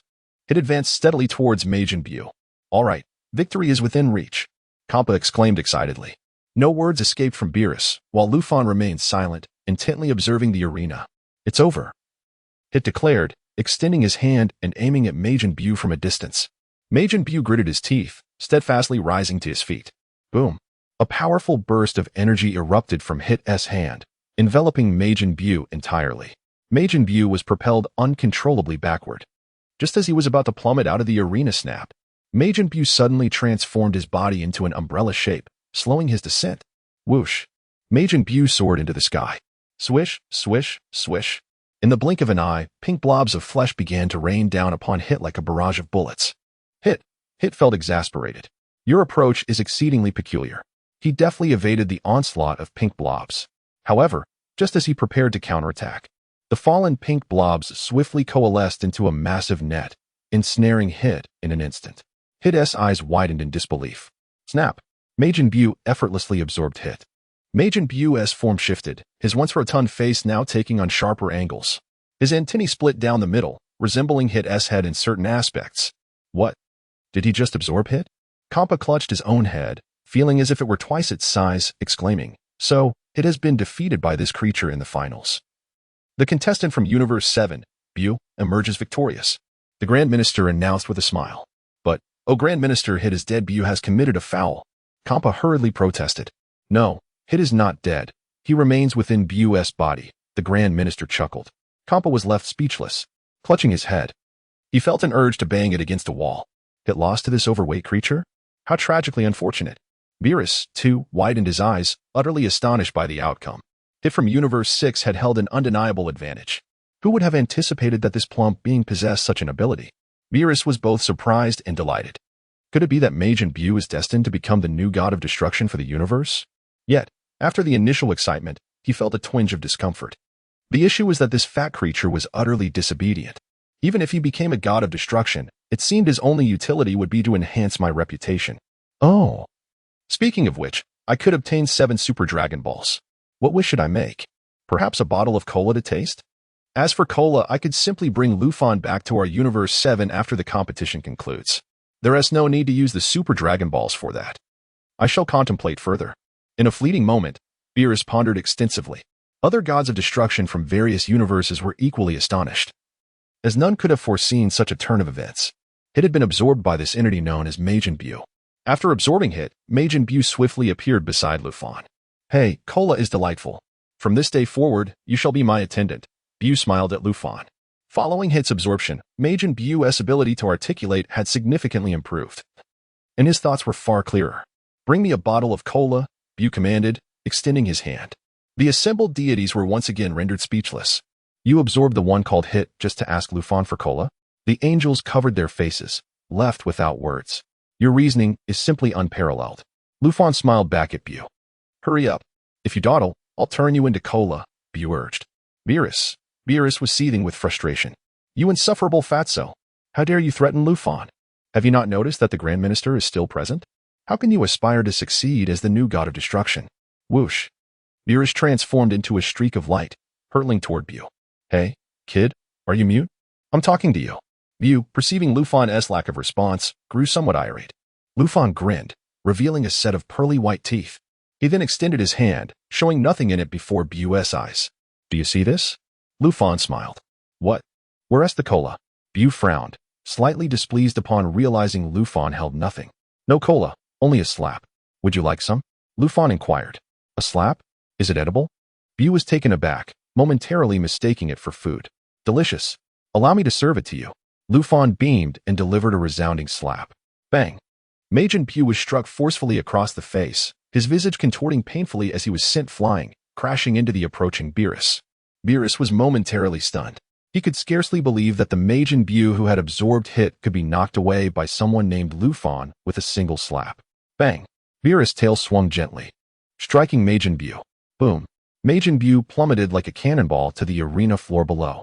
In the next moment, Majin Buu tilted his head and fainted. Are you all right, Ruffin? Beerus flew up, expressing concern. Shouldn't you be worried about Buu? Ruffin chuckled. Chapter 53. The Grand Priest. Allow me to ponder for a moment. Haraha. That fellow is utterly ungrateful. I have already knocked him unconscious. Beerus chuckled dryly. You? Ruffin was taken aback. That is of little consequence. Beerus nodded, dismissing the matter. Thank you. Ruffin expressed his gratitude with a smile. Whis, hasten and have this fellow release Hit. Beerus immediately beckoned to Whis. Certainly, Lord Beerus.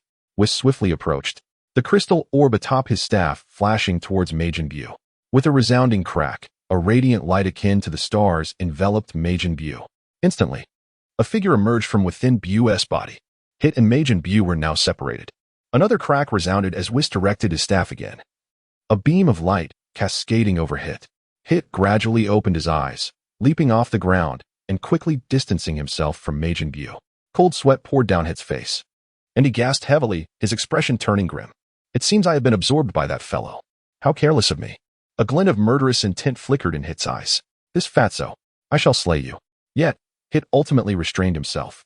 With so many gods present, it would be unwise to act rashly. Meanwhile, Majin Buu remained sprawled on the ground, and Whis did not awaken him. The angels present sighed softly, reflecting on the outcome of the contest. Who would the Grand Priest select as the new god of destruction? Although Mr. Buu possesses remarkable strength, his temperament is evidently ill-suited for the role of destroyer. Moreover, the other angels were astonished by the recent event. Just moments ago, Ruffin's slap. Thus, the election for the new god of destruction comes to a close. Who shall ascend to this esteemed position? The Grand Priest proclaimed from above, silently observing the events without offering commentary. The gods listened attentively. Allow me to deliberate carefully before rendering a final decision, the Grand Priest stated after a brief pause. The angels exchanged glances. The gods of destruction murmured. We must further deliberate before reaching a conclusion. We thought the new god of destruction would be decided immediately. However, The gods understood clearly that Majin Buu from Universe 7 stood little chance. Now, I shall return you all. The Grand Priest smiled, with a flourish of his arms. A palpable divine power surged forth. Suddenly, everyone present vanished from sight, including Majin Buu on the arena. Universe 7, Beerus's planet. In the blink of an eye, Whis, Beerus, and Buu were transported back. Buu remained unconscious. Whis let out a slight sigh. Beerus turned to glare at Majin Buu, striding forward to deliver a sharp kick. You fool! Majin Buu rubbed his eyes in confusion as he awakened. He leapt up, surveying his surroundings with bewilderment. Where am I? It seems I have returned. I feel my power has diminished. Buu looked down at his body, touching his face. Have I reverted back? Did I not absorb that fellow named Hit? You imbecile! Having won the contest, you ought to stand still. Why did you have to approach Ruffin and demand soda? Beerus shouted angrily, spittle flying onto Bu's face. Buu replied, I wanted to drink. Fool! Why not drink soda at any other time? Why threaten Ruffin? Beerus fumed, his nostrils flaring. You may have just forfeited your chance to become the destroyer. Bu's mind was in a whirl. How does my desire for soda relate to my candidacy for God of Destruction? Never mind, it is too late for such thoughts now. Beerus gritted his teeth. You stay put in the realm of destruction and await the final outcome. You had better pray to be chosen as the destroyer, or I shall seal you back in that egg. Bu's eyes widened in shock. Is this fellow truly capable of sealing me again? Should I make a run for it? I need to leave this planet. Furthermore, you shall not escape. Until the results are announced, you are not permitted to go anywhere. Beerus threatened, seizing Majin Buu by the collar. If you disobey. With a swift motion, Beerus unleashed a destructive energy towards a distant star. In an instant, the star shattered into oblivion, leaving nothing behind. The sky darkened momentarily, and the temperature on the planet dropped significantly. Do you see? In my eyes, you are nothing. If I wish to destroy you, it is as simple as squashing an ant, Beerus scoffed. Buu's eyes widened, his complexion paling. He understood the vast disparity between himself and this cat. Get lost. Do not obstruct my view, Beerus growled, becoming increasingly enraged, and delivered another kick, sending Majin Buu flying. What use is soda? Had you not acted so foolishly, you might have truly become the God of Destruction. Whis. Who do you think the Grand Priest will select as the destroyer? Beerus inquired, gradually regaining his composure. I cannot say, but Mr. Buu's chances of being chosen as God of Destruction are likely only 1 in 10, Whis sighed lightly. I anticipated such an outcome. Yet, 1 in 10 is still better than none, Beerus nodded. If Mr. Buu were to be selected as the new God of Destruction, would my treatment of him have been appropriate? Whis chuckled. What of it? I merely seek reputation, Beerus replied with a huff. From now on, I can proclaim that the new God of Destruction hails from our Universe 7. As for that fellow, should he dare to speak against me in the future, he will see how I handle him. He has a long way to go before surpassing me. Indeed, Lord Beerus speaks wisely, Whis agreed. Hey, prophetic fish, come here. Beerus bellowed towards the distant waters. There was no response from the lake. Prophetic fish, where are you? Beerus shouted. Lord Beerus, you should ask, where's your fish? Whis quipped. Beerus's expression darkened instantly. Must you chatter so much? Is this truly important? Chapter 54. The prophetic fish. Who do you think the new universe's God of Destruction will be? With a swift motion, the prophetic fish, accompanied by its fish bowls, soared to the side of Beerus and Whis. Lord Beerus, what seems to be the matter? The prophetic fish inquired, sensing a tempestuous aura. You appear rather irritable. Almost as if you're experiencing a monthly visitor. With a resounding slap, Beerus sent the prophetic fish crashing to the ground, spilling its bowl. That was merely a jest. Truly, Lord Beerus, you possess no sense of humor, the prophetic fish protested, as it picked itself up and leaped back into its bowl, regaining altitude. Enough with the prattling. Aren't you the prophetic fish? Prophesy who the God of Destruction for the new universe will be, Beerus commanded. You want me to make a prophecy? The prophetic fish wiped its brow, flustered. Hurry up. I need to get back to my sleep, Beerus replied curtly. Waking me up from my slumber is quite vexing.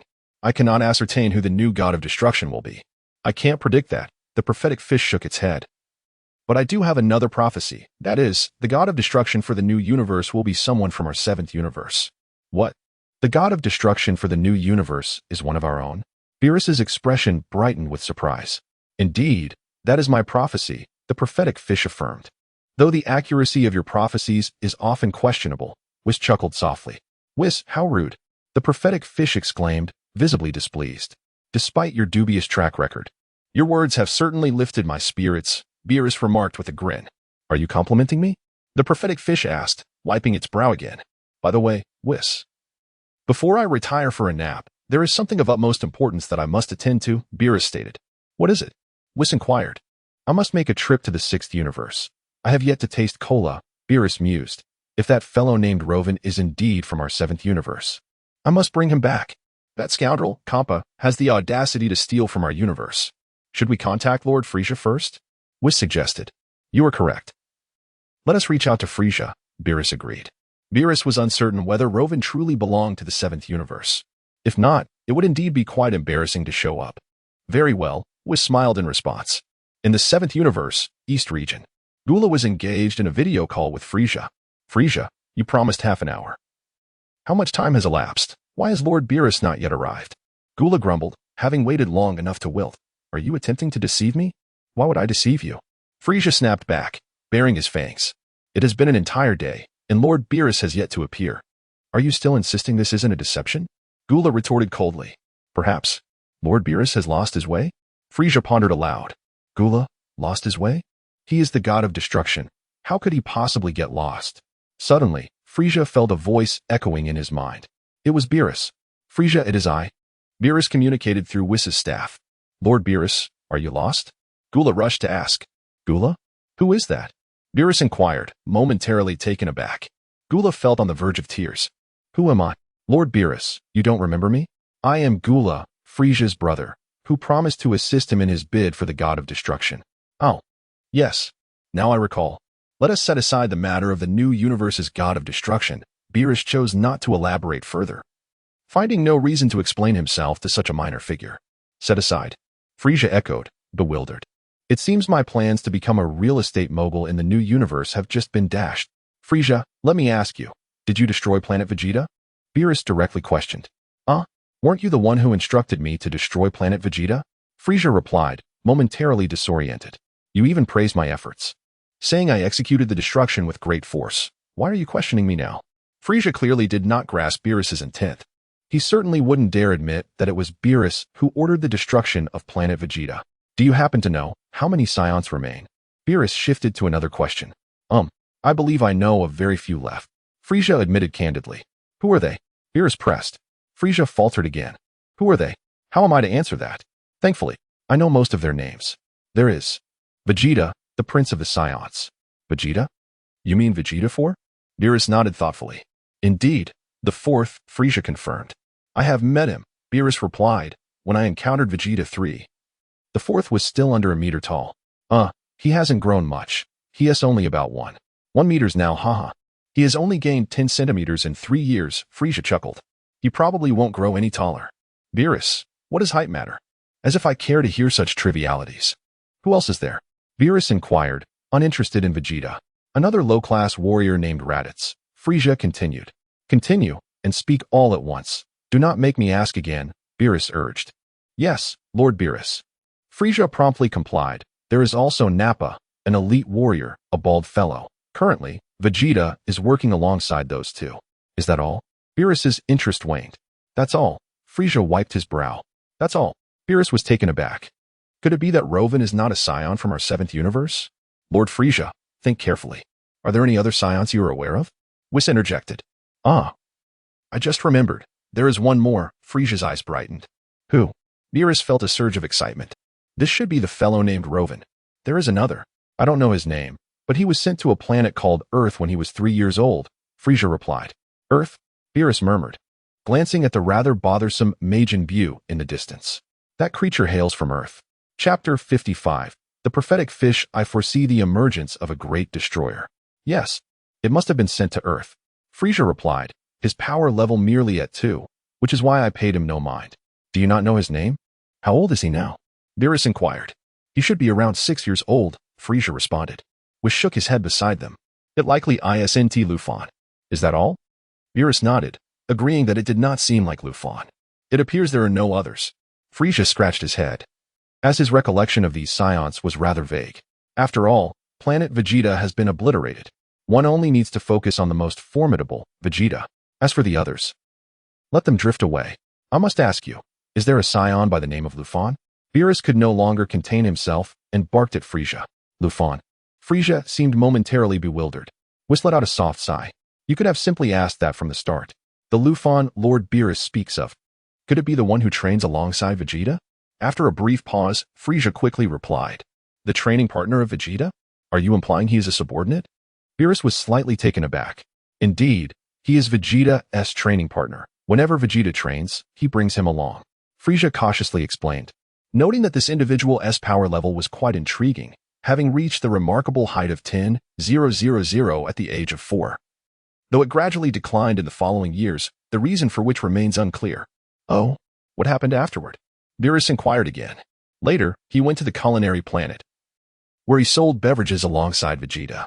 Frieza elaborated. What? Selling beverages? What kind of beverages? Beerus felt a spark of interest. It must be him. It seems to be a special drink called cola, reputed to be quite delicious, though I have yet to taste it. Frieza responded. And what happened next? Beerus asked excitedly. Subsequently, for reasons unknown, he suddenly vanished. Frieza replied. This rascal is truly ungrateful. Despite having the ability to produce copious amounts of cola, he only sells 1,000 bottles each day. I suspect he must have been secretly done away with. Beerus. At this moment, Beerus was certain beyond doubt that Luffin was indeed a Saiyan from his universe. Vanished suddenly? These scoundrels, Bardos and Kampa, must have taken him. Those shameless rogues. Lord Beerus. Why do you ask? Frieza inquired curiously. You need not concern yourself with such matters, Beerus huffed. Frieza. A brief silence ensued. By the way, Lord Beerus, I have specially crafted a culinary planet for you. Frieza said carefully. We shall discuss this later. Beerus replied nonchalantly and instructed Whis to terminate the call. Smack. The call was abruptly ended. Frieza. Frieza scratched his head vigorously. What does Lord Beerus truly mean? Is he searching for Luffin? What could the significance of finding Luffin be? Is it merely to enjoy a bottle of cola? Frieza was perplexed. On the other end, Cooler was rendered speechless. I had hoped to ascend as the new destroyer of the universe. What a shattered dream. After Beerus had Whis in the call, anger flickered across his face. That despicable Kampa. Stealing from our universe. How utterly shameless. Beerus gritted his teeth in frustration. As for the culinary planet Frieza mentioned, Beerus had indeed visited once. The food on that planet was passable, which brought him some joy. Otherwise, he wouldn't have taken the time to commend Frieza previously. Should we retrieve Mr. Luffin? Whis inquired. First, I wish to taste a bottle of cola. If it is delightful, we shall bring him back to prepare it for me daily. Beerus grinned, revealing a row of white teeth. Very well, Lord Beerus. Whis nodded, then asked, shall we depart now? For some reason, I feel this rotund figure is quite bothersome. Beerus glanced at Majin Buu in the distance. Whis sighed, choosing not to elaborate further. Whoosh. In an instant, Beerus appeared swiftly behind Majin Buu. Buu had not even sensed Beerus's presence. He merely felt a chill behind him. Bang. Beerus struck down with his palm. Majin Buu slumped to the ground, instantly unconscious. Let this rotund creature sleep for a while, lest he cause chaos after we leave. Beerus stated. Lord Beerus, are you heading to Universe 6? The prophetic fish asked. Indeed. Prophetic fish, you shall remain here to watch over things. Beerus commanded. Very well, I shall take care of it. The prophetic fish nodded, yet hesitated. What is it you wish to say, prophetic fish? Beerus questioned. I have just received a new prophecy. Cold sweat trickled down the prophetic fish's face. Better not. Your prophecies have never been accurate. Beerus scoffed. Whis, pay him no mind. We must depart promptly. Very well, Lord Beerus. Whis nodded, also holding back his words. Whis, do you wish to say something? Beerus asked. I merely wish to point out that Mr. Luffin possesses extraordinary strength. Whis smiled. What? Are you suggesting he is a Super Saiyan whom Frieza fears? Beerus chuckled lightly. How absurd. I am a destroyer. What significance do Super Saiyans hold? Very well. Forget I said anything. Whis decided not to press the matter further. In truth, Whis wanted to convey that Luffin's previous slap had knocked Majin Buu unconscious. Not due to Beerus's tail rendering him dazed. Tap. Whis gently tapped his staff upon the ground. Light flickered from the staff, swiftly enveloping Beerus and Whis. Whoosh. In an instant, the two vanished into the void, disappearing without a trace. The prophetic fish gazed up at the direction in which they had vanished, letting out a soft sigh. I have a strong feeling that this prophecy is quite accurate. Lord Beerus, please tread lightly. I foresee that in several years, a terrifying great destroyer shall emerge. In Universe 6 on planet Kampa. Kampa glowered at it. You fool. How could you lose to that fatso? Kampa roared. With your power, You could have easily crushed that glutton. Hit hung his head low, remaining silent. A loss is a loss. Chapter 56. The High Priest. Do you wish to become the new god of destruction? Hit also acknowledged that he had indeed been careless. He could never have anticipated that the rotund individual would also absorb others. Speaking of the rotund figure, Lord God of Destruction, you don't seem to resemble a fat person at all. Of course, Hit merely mused this in his mind, too apprehensive to voice it aloud. Ruffin, fetch me a bottle of lemon-flavored cola. I need to soothe my anger, Xiangpa commanded. However, after his words fell, there was not a single response from the surroundings. Ruffin, I am speaking to you, Xiangpa reiterated with raised voice. Then, Xiangpa began to search for Ruffin. Where is he? Why isn't he here? Bardos. Where's Ruffin? Xiangpa asked, momentarily stunned. He hasn't returned, Bardos sighed. Only now do you realize someone is missing? Not returned. What do you mean? Xiangpa froze, exclaiming, could he have been left in the void? It seems the high priest might have left him behind. Bardos pondered. What did you say? You mean the high priest left Ruffin behind? Xiangpa gasped. Indeed, that appears to be the case, Bardos smiled. You mean to say, the high priest intends to keep him close and have him prepare cola? Xiangpa suddenly grasped the implication. Bardos wiped his brow vigorously. What kind of convoluted reasoning is that? What the high priest is doing is somewhat. Xiangpa hesitated to finish his thought. Are you suggesting the high priest is being unreasonable? Bardos inquired with a chuckle. Absolutely not. I merely meant to say the high priest's actions are rather astute. Ha ha ha. Xiangpa laughed awkwardly. In the 10th universe, the realm of the Supreme Kai, Chris and Lam-Z returned with Zamasu in tow. What transpired? Lord Lam-Z. It appears Zamasu was not selected?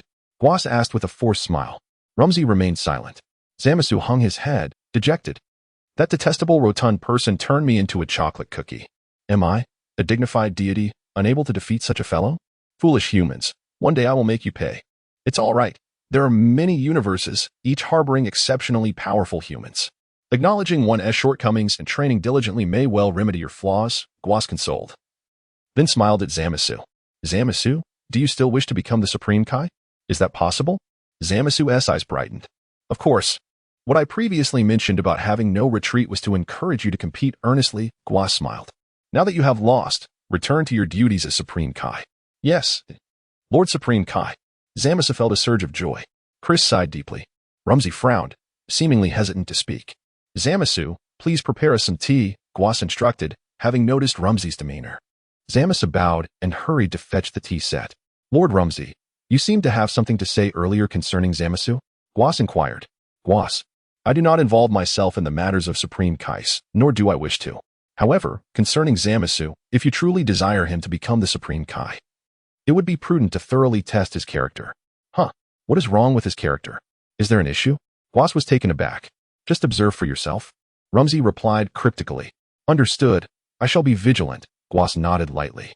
Then, let us depart, Lam-Z beckoned Chris. Will you not stay for tea? Whis asked. No need. Lam-Z stated before he and Chris transformed into a streak of light, swiftly vanishing into the void.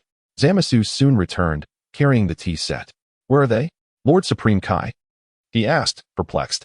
They had matters to attend to, Whis replied, casting his gaze skyward. I lost the competition for God of Destruction.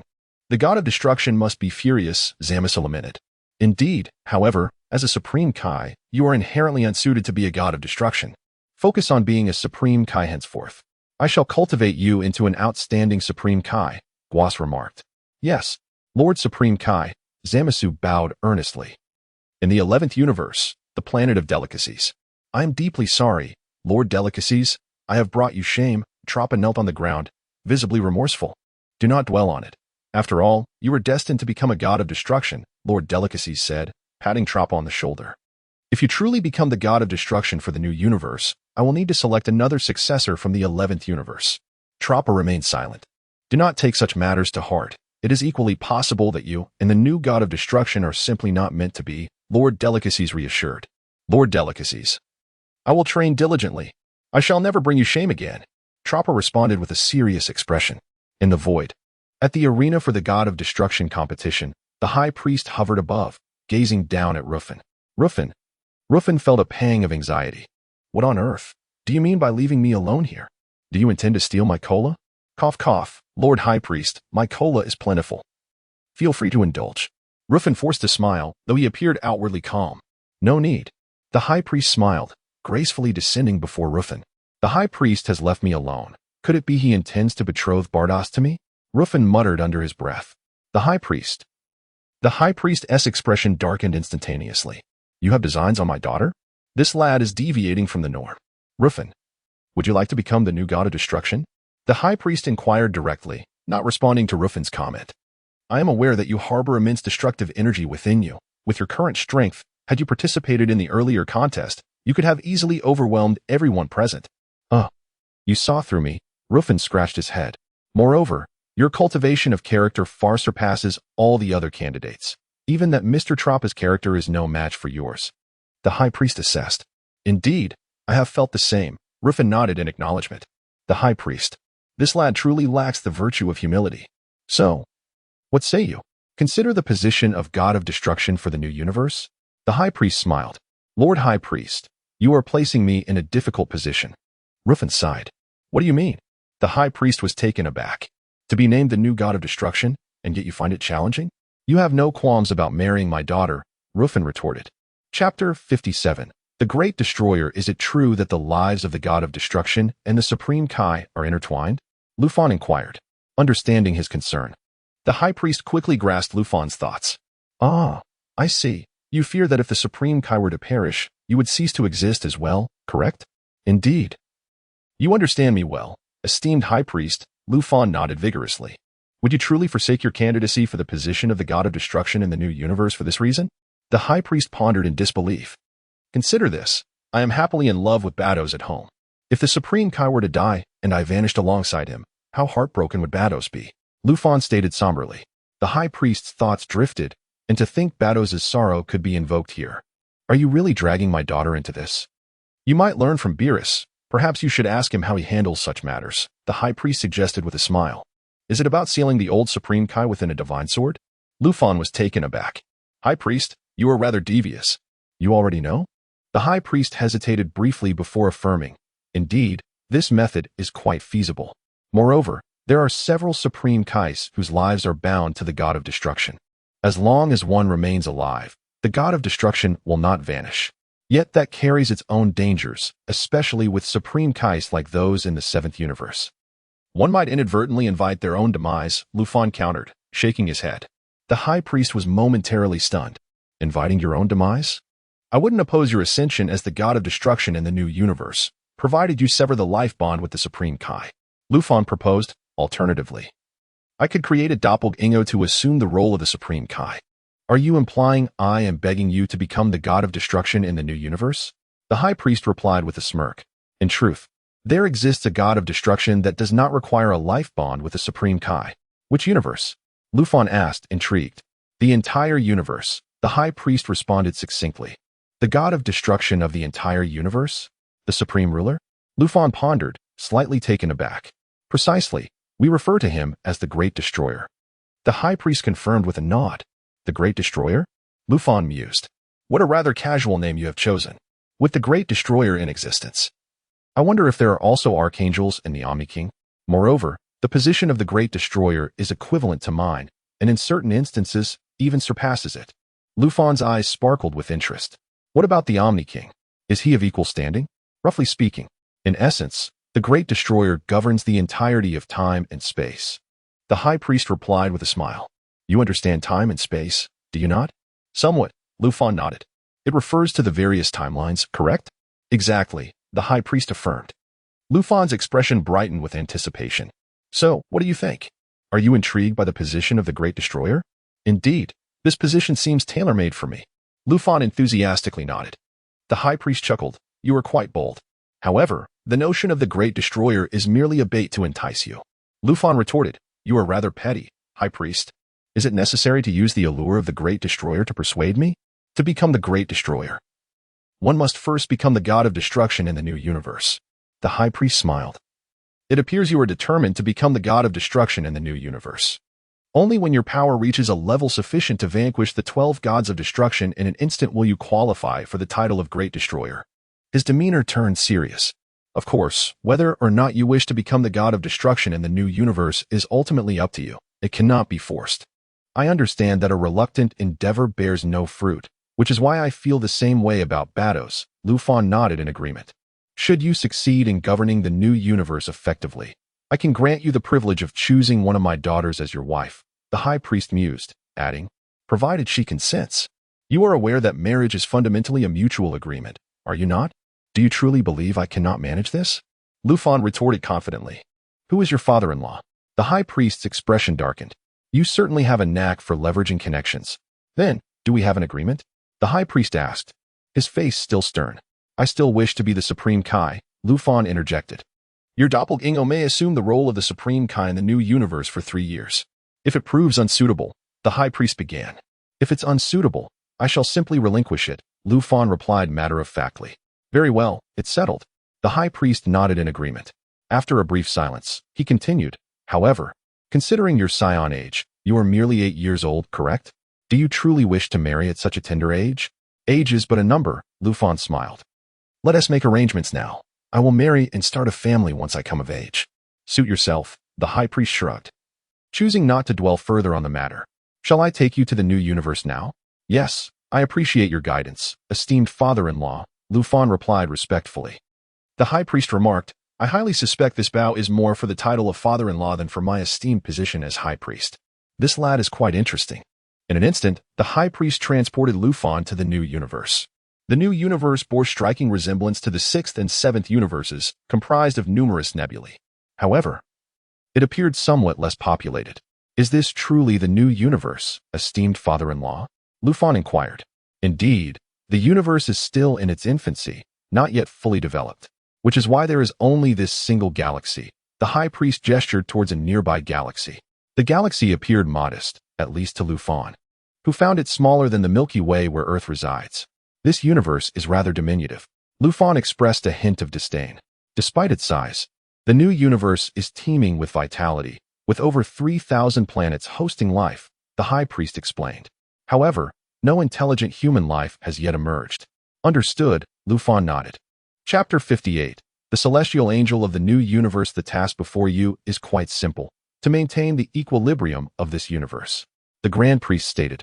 I believe that after spending half a year in the realm of the destroyers of the 6th universe, you possess a certain understanding of this concept. Let me inquire. What constitutes the balance of the universe? Allow me to express my rudimentary thoughts on the matter. But do not retract your promise of marrying your daughter to me if my understanding proves flawed, Ruffin remarked. The Grand Priest replied. In my interpretation, the balance of the universe refers to the finite resources available within it. Should the number of humans and other life forms proliferate excessively, resources would inevitably become insufficient, necessitating destruction. Conversely, if resources are abundant yet life forms are sparse, wastefulness ensues, prompting the need for the creation of life. You speak wisely. It seems my elaboration is unnecessary. That is indeed the essence, the Grand Priest acknowledged with a nod of satisfaction. Leave such matters to me. I shall create life. Ruffin declared confidently. I shall have several children with Batos to ensure the continuity of life through the ages. Ahem. The Grand Priest wiped his brow. Your ambitions are quite far-reaching. I shall now introduce you to the Angel of the New Universe, Ross. You two must collaborate diligently to set the new universe on the right path, the Grand Priest instructed. Very well, esteemed father-in-law, Ruffin replied respectfully with a nod. Recognizing the Grand Priest as a figure akin to a father. With a swift motion, the Grand Priest and Ruffin vanished from sight, arriving in an instant above a planet shaped like an inverted triangle. This celestial body bore a striking resemblance to the planets of Beerus and Kampa, indicating a commonality in the realms of destruction. At the heart of this planet stood a young, beautiful girl, wielding a scepter, her flowing white hair dancing in the wind. Ruffin surmised that she was Ross, the Angel of the New Universe. With a gentle descent, the Grand Priest and Ruffin landed beside Ross. Greetings, Grand Priest. Ross bowed respectfully. She then regarded Ruffin with thoughtful curiosity. Ross, this is Ruffin, the new destroyer I have selected for you. Are you pleased? The Grand Priest inquired with a smile. Thank you, Grand Priest, Ross replied calmly, offering no indication of her satisfaction or dissatisfaction. Let us proceed as such. The development of the new universe is now in your capable hands, the Grand Priest commanded. I must return, as the Omni-King requires my attention for important matters. Understood. Esteemed Grand Priest, Ross nodded obediently. Farewell, father-in-law, Lu Fan waved. As the Grand Priest prepared to depart, he shuddered at Lu Fan's words. He shot Lu Fan a disapproving glare. You truly lack decorum. Without further ado, the Grand Priest vanished from view. Ross appeared somewhat perplexed. This fellow refers to my father as father-in-law. What does that imply? Has my father betrothed me to him? Her thoughts swirled in confusion. In truth, Lu Fan's jest was not intended to provoke the Grand Priest. Rather, he understood that the Grand Priest was also an angel, akin to his super angel. The angelic race is known for its generally amiable demeanor, rarely angered unless provoked to their limits. Lu Fan simply engaged in light-hearted banter with the Grand Priest, confident that no harm would befall him. Moreover, Lu Fan was prepared with measures to safeguard himself should the Grand Priest exhibit hostility. After all, who would dare flaunt themselves before such a powerful figure without a plan for survival? Lu Fan had contemplated two scenarios, one where the Grand Priest succumbed to darkness, leading to his pursuit by the Grand Priest's minions, whom he would then vanquish one by one. The other was the current situation. Regardless of the outcome, Lu Fan felt content. Having entered this realm known as Dragon Ball, he believed it would be remiss not to embark on a grand romance with an angel. However, the angel's complexion posed a curious challenge. As her skin was a shade of blue, he wondered what other hues adorned her. Father-in-law? Ross turned to Lu Fan. You need not worry. The Grand Priest has already betrothed me to your sister, so you may simply address me as brother-in-law. Lu Fan smiled. Ross was taken aback. Brother-in-law? How did I suddenly acquire a brother-in-law? I came seeking a destroyer, not a sibling. She was at a loss for words. Moreover, how could our angelic race possibly wed a human? And besides, how old are you? You must be merely 8 years old. Ross observed Lu Fan with scrutiny. Indeed. Congratulations on your quick responses, Lu Fan exclaimed, seizing Ross's hand with enthusiasm. Ross retorted, what nonsense is this? What have I responded to? Ahem. You certainly seem too young for marriage. She quickly withdrew her hand. We can become engaged now and marry when I come of age, less than 20 years hence, Lu Fan asserted confidently. Ross chose silence, contemplating whether to inquire with her sister later. Let us set aside this discussion for now. Since the Grand Priest has appointed you as the new destroyer of the universe, we should commence our destructive endeavors. Where do you propose we begin? Ross inquired, testing Lu Fan's resolve. As an angel, Ross already possessed knowledge of where to initiate their task. Do you see that massive star over there? Lu Fan pondered aloud. Ross followed his gaze and nodded slightly. It was an extraordinarily vast star, at least 100 billion times the size of the Sun in Earth's solar system. Such a colossal star was indeed a rare entity within the new universe, serving as the very source of life. With this immense star providing energy, life within this universe flourishes and evolves rapidly, Lu Fan remarked with a smile. You are correct, Ross agreed. All things possess duality, while the colossal star fosters life. It also leads to the premature depletion of the universe's resources. Thus, do you intend to destroy this star? Ross queried. Such destruction is no trivial matter. Only the 12 destroyers possess the power to obliterate a star of this magnitude. Chapter 59. The destructive energy of 100 million light years, it cannot be completely destroyed. Lu Fan shook his head. Oh, Ruosi smiled. It cannot be completely destroyed? If you cannot destroy it, then just admit it. Why be stubborn here? Is that all? Where's the brother-in-law in this? If everything is destroyed, how will the energy of life continue to sustain itself? Lu Fan analyzed. Relying solely on those other stars for energy? I believe that would be far from sufficient. What do you intend to do then? Ruosi inquired, her curiosity piqued. To destroy it, Lu Fan replied. Ruosi, but didn't you just say it cannot be destroyed? You've confused me. What I mean is to divide such a massive star into 7 parts, directing them towards 7 different directions to illuminate every corner of the universe. This way, the life energy throughout the universe will undergo a qualitative enhancement without causing resource overabundance. Lu Fan proposed. Ruosi paused for a moment. That's a brilliant idea. How did I not think of that? Then, we can proceed to destroy those unnecessary planets. Indeed. Lu Fan continued. When the time is ripe, we can merge the 7 divided stars back together. I believe this is the best plan to enhance the quality and balance of the universe. What do you think, Ruosi? You present a compelling argument. Yet the question remains, how do you plan to divide such a massive star? Ruosi smiled. Your strength is formidable. But can it truly surpass the 12 gods of destruction of the universe? Only they possess the power to divide such a colossal star. I have an immature thought that I would like to share with you, Lu Fan mused thoughtfully. Go ahead, Ruosi encouraged. I plan to condense an immense destructive energy to frighten this gigantic star. Perhaps it will tremble in fear and split apart, Lu Fan pondered. Ruosi, is this really what you mean? Please, no more jokes. You think you can scare it into splitting? Everything has a spirit. Even a rock has its own soul. Lu Fan asserted confidently, even a stone possesses its own soul. How much more so for such a colossal star? I refuse to believe it cannot be frightened. I refuse to believe it cannot split. Lu Fan grinned, revealing his pearly white teeth. Ruosi chose not to respond further. I'm curious to see how you intend to scare it, she remarked. I have never been one for conflict. Although I have become a god of destruction in the new universe, I do not wish to create havoc. Indeed, it is essential to value harmony in life. Would you not agree, Ruosi? Lu Fan sighed.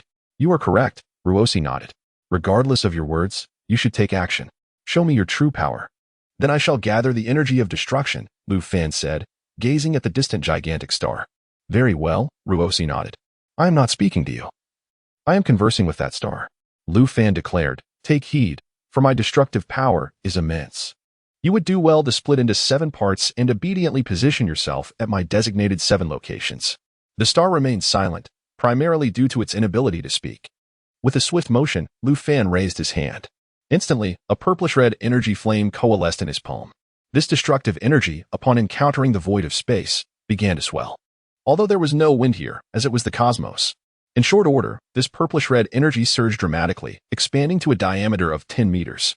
Lu Fan held this energy aloft with his right hand. Ruosi glanced at the purplish-red energy. This boy is remarkable. He is only 8 years old. Yet he can condense such a vast destructive energy. It's worth noting that gods of destruction like Beerus and Quitella were still nursing at that age. Now, they are over 1 billion years old, having perfected their destruction abilities. With a clap, Lu Fan's destructive energy continued to grow. 20 meters, 30 meters, 50 meters, 100 meters, 1,000 meters, 10,000 meters. Ruosi's eyes widened in astonishment. This boy was undeniably a prodigy. Outside the King of All's palace, the Grand Priest also gazed towards the new universe. He witnessed Lu Fan's condensing of destruction energy, astonished by its size. It had expanded to a diameter of 10,000 meters. Moreover, this destructive energy was increasing in intensity, not merely diluting. This boy is truly astonishing. He exceeds my expectations, the Grand Priest mused. However, even with a diameter of 10,000 meters, will this be enough to frighten that star into splitting? Even if it were 1,000,000 meters, it would still be but a pixel in comparison to the star. That star is simply too massive. Oh, 100,000 meters. The Grand Priest smiled. Just as this thought crossed his mind, he noticed Lu Fan's destructive energy expanding yet again. 100,000 meters. Are you afraid now, star? Lu Fan shouted at the star. Ruosi, afraid of what? Your destructive energy, while powerful, is still minuscule compared to that enormous star. It seems you are not quite intimidating enough. Continue to increase it. Lu Fan grinned. With a clap, the destructive energy continued to swell. From 100,000 meters, equivalent to a diameter of 100 kilometers, Lu Fan concentrated even further, quickly escalating it to a diameter of 1,000 kilometers. What does a diameter of 1,000 kilometers signify? One could refer to a map. Yet, in comparison to the entire Earth, 1,000 kilometers is trivial. Let alone the gigantic star. Make it larger. Lu Fan fervently concentrated his destructive energy. 1,000 kilometers. 10,000 kilometers, 100,000 kilometers, 1 billion kilometers, 1 trillion kilometers, 1 light year. Ruosi swiftly stepped aside. Your increments are rather drastic, jumping from kilometers straight to light years. I can hardly process that. 1 light year. What a concept. If converted to kilometers, it is approximately 9.46,073 trillion kilometers. Such immense destructive energy obliterated nearby planets, reducing them to mere dust, leaving nothing behind. Presently, the destructive energy Lu Fan had gathered made the gigantic star tremble in fear. Indeed, it was terrified, as the star quivered violently. Chapter 60. Which universe do you dislike? With a resounding crack, the star violently splintered into 7 smaller suns. Although labeled as small, each of these celestial bodies dwarfed the sun of Earth by billions of times, given that this star was a staggering 100 billion times larger than Earth's sun. As it divided into 7 parts, Ruffin calculated briefly, but soon decided it was not worth the mental exertion. That's more like it, Ruffin grinned. Ruosi was so astonished that she was left speechless, her mouth slightly agape, her eyes sparkling with admiration. Are you even human? Such immense destructive power. I feel as though your destructive energy surpasses that of the 12 gods of destruction in the universes. Did you truly frighten that star into splitting apart? Ruosi was at a loss for words. You. Ruffin pointed at 4 of the smaller suns, beckoning them. You 4, go to the north, south, east, and west. The 4 smaller suns remained stationary, clearly confused.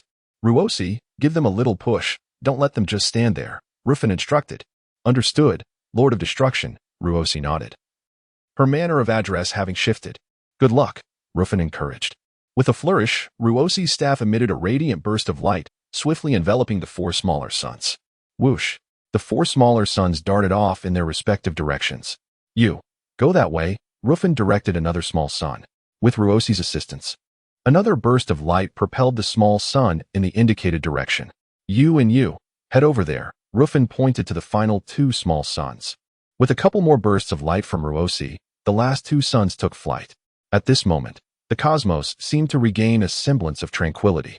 What do you intend to do with such overwhelming destructive energy? Ruosi asked, a hint of trepidation in her voice. Surely this won't obliterate my new universe? Ruosi, which universe do you find displeasing? Let us destroy it, Ruffin whispered.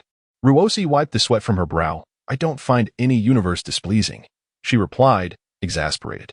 Very well, if you ever do find one unsatisfactory, I shall assist you in its destruction, Ruffin chuckled. But seriously, what do you plan to do with such colossal destructive energy? Ruosi asked, a rueful smile on her face. Of course, I shall reclaim it. It would be wasteful otherwise. Ruffin stated, as the concentrated destructive energy began to rapidly diminish. In less than a minute, the destructive energy that spanned a light year in diameter was absorbed back into Ruffin's being. Ruffin exhaled, and then, as if nothing had transpired, he returned to his previous demeanor. However, the universe had indeed transformed due to his destructive energy. You truly are remarkable. I cannot fathom your strength, Ruosi marveled. Her gaze toward Ruffin now filled with newfound respect. It is nothing. If one focuses intently on a singular task, unexpected results will follow, Ruffin smiled, revealing a set of pearly white teeth. To focus intently on one task, Ruosi contemplated the depth of this statement. From the moment I was born, I focused on destruction, without distraction. Ruffin continued, hence, my ability to condense destructive energy is several times faster than others. Did you really think of nothing but destruction? Ruosi questioned skeptically. Well, I have acquired a few additional thoughts now, such as occasionally pondering about your sister. Ruffin chuckled. I knew it.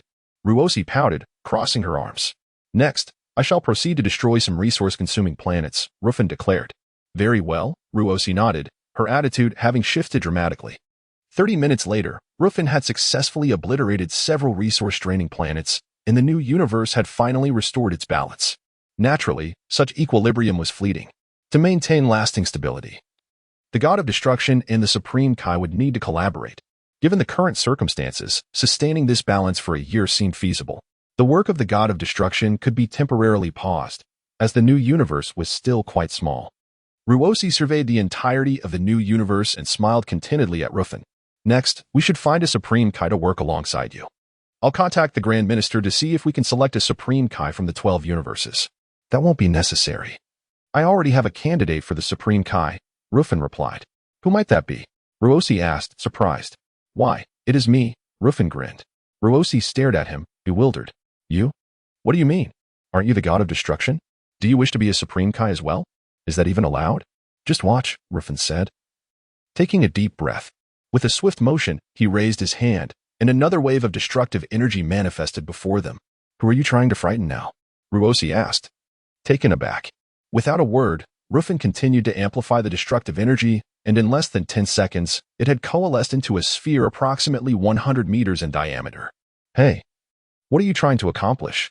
Ruosi inquired, perplexed. Aren't we discussing the matter of the Supreme Kai? Why are you conjuring destructive energy? Just watch closely, Ruffin smiled. In the next moment, Ruffin began to reshape the condensed destructive energy, gradually compressing it until it resembled a figure roughly 1.8 meters tall. With a crack, a purplish-red figure materialized beside Ruffin and Ruosi. This is a clone? Ruosi wiped her brow. Isn't it amusing? Ruffin chuckled. Ruosi replied. What's so entertaining about a clone? This is merely compressed destructive energy. Indeed, Ruffin nodded. This clone is entirely under my control, It perceives the world through my eyes. And it will never develop its own consciousness. Are you intending for this clone to serve as your supreme Kai? Ruosi quickly grasped the situation. Precisely. This was an arrangement I discussed with my father-in-law, Ruffin smiled. Ruosi was taken aback. You have already settled this matter? Why didn't you mention it sooner? Chapter 61. The birth of the new universe's god of destruction. My avatar shall govern the new universe's god of destruction for a span of 3 years. Should I fail to perform adequately during this period, I shall voluntarily resign, proclaimed Lu Fan. With a swift motion, Lu Fan pointed towards the gathered destructive energy. Instantly, the hue of this energy transformed, quickly resembling the very tone of Lu Fan's skin. At that moment, the avatar appeared almost identical to Lu Fan himself. Hello, Ross. The avatar spoke, under Lu Fan's control. Does the avatar not have a tail? Ross inquired. Indeed, there is but one left. The other is no longer needed. Lu Fan replied. Ross, covering her face, was rendered speechless. Put some clothes on. A flush crept across Ross's face as she turned away. How shameless. You needn't feel embarrassed. It's merely my avatar, Lu Fan chuckled. In an instant, the avatar's purplish-red destructive energy flickered. When one looked again, the avatar was adorned in an outfit identical to Lu Fan's own. With remarkable speed, Lu Fan flitted back and forth with his avatar. You may turn around now, Ross, he said. Ross turned, her gaze landing on the two Lu Fans, one being the avatar. They were indistinguishable. Can you guess which is the real one? Lu Fan smiled. Goodness, they are practically indistinguishable, Ross remarked, noting that without delving deeper, one could hardly tell the true from the false. Isn't it amusing? Lu Fan laughed. Now, you can teach my avatar the fundamental skills of the god of destruction, Lu Fan stated. Ross was momentarily taken aback, struggling for words. What? You can't possibly tell me you don't even know the basic skills of the god of destruction. You are an angel, the teacher of the god of destruction, and should also be a teacher of the god of destruction. To be precise, angels instruct the gods of destruction on the art of destruction. As for angels being teachers of the god of destruction, that would be a tale from long ago, Ross replied, shaking her head with a hint of regret. I'm afraid I cannot teach you the basic skills of the god of destruction. I never expected you to teach me. I intend to seek out your sister instead. Lu Fan grinned. At that moment, Ross felt a sharp pang of disappointment. Why tell me all this if you don't wish to learn? Then I shall send my avatar to the 6th universe to study the basic skills of the god of destruction with your sister. It's perfect timing. As I am still not of age, the avatar can develop a rapport with your sister. Then, once I come of age, I shall join them. Lu Fan mused. Ross wiped the sweat from her brow. Learning the skills of the god of destruction should take about half a year. With your talent, it should be no challenge, Ross affirmed. Avatar, do your best. Lu Fan encouraged, grasping the avatar's hand. I shall strive to become a true god of destruction. The avatar replied. Isn't the avatar under your control? Is it amusing to speak to yourself? Ross questioned. In a flash, the avatar's attire morphed, transforming into the distinctive garments of the god of destruction. With a swift motion, the avatar soared into the sky, quickly vanishing from sight. Approximately 20 minutes later, Lu Fan asked, Ross, if we traverse the Void Realm, shall we arrive at the 6th universe? Indeed. Fly in that direction, Ross indicated with a gesture. Understood. Lu Fan nodded slightly, guiding the avatar onward towards the 6th universe. Controlling the avatar felt akin to playing a game. The sensation was exhilarating. In the 6th universe, on planet Kampa, Kampa had gone to escort Hit home, leaving only Beerus behind. Suddenly, Beerus gazed upward at the sky. Ah, a rare visitor indeed. Lord Beerus has arrived, he remarked with a faint smile. With a swift descent, Whis and Beerus landed near Beerus. Greetings, sister, Whis bowed. Enough chatter. Where's that scoundrel Kampa? Beerus grumbled. Lord Kampa has gone to escort Mr. Hit. He should return shortly, Beerus replied earnestly. And Lu Fan, where is he? Beerus inquired again. Lu Fan has yet to return, Beerus stated. Yet to return? What do you mean? Beerus was taken aback. Are you suggesting that Mr. Lu Fan has been retained by the Grand Minister? Whis speculated, momentarily startled. What did you say? Beerus exclaimed, astonished. Lu Fan has been kept by the Grand Minister? Is he attempting to steal my soda? Beerus found the Grand Minister's actions utterly shameless. This is disastrous. My soda hopes are dashed. Beerus sniffled, on the verge of tears. Beerus and Whis exchanged exasperated glances. What sort of reasoning is that? You speak as if the Grand Minister is after your soda, Beerus grumbled. It appears Lord Kampa thinks similarly, Beerus added. Indeed, they are quite the brothers, Whis smiled. Yes, indeed, Beerus nodded. What do you think the Grand Minister intends by keeping Mr. Ruffin? Whis inquired. I suspect he may be considering appointing Ruffin as the god of destruction for the new universe, Beerus conjectured. Of course, this is merely speculation. The truth will be revealed once Ruffin returns. The god of destruction of the new universe. Whis pondered. Whis, cease your idle chatter. Beerus barked, his expression darkening. Beerus, I ask you, is Ruffin one of our universe's own? Ah, so even Lord Beerus is aware? Beerus chuckled. Beerus seemed unfazed, as if he had anticipated this day long ago. You and Kappa are utterly shameless, stealing my people while I slumber. Beerus bared his teeth. It is merely that Lord Beerus failed to notice. Beerus laughed, recounting a tale of a famous horse and its discoverer, finding it quite amusing. What are you implying? Do not divert the topic, Beerus exclaimed, overwhelmed by confusion. Chapter 62. Beerus, how did you become the Kaishin? As they conversed, Kappa descended from the heavens, landing beside Beerus. Kappa, you rascal, you finally returned. Beerus grinned. Your timing is impeccable. You despicable fiend, you secretly abducted my person from our universe. Beerus, do you still not comprehend what Babidi just mentioned? We discovered Ruffin. We are akin to Ruffin's mentors, and Ruffin is a steed of exceptional speed. Now, do you grasp this principle? Kappa chuckled. Indeed, that is precisely the point I intended to convey. Babidi nodded in agreement. Cease your foolish prattle. You scoundrel Kappa.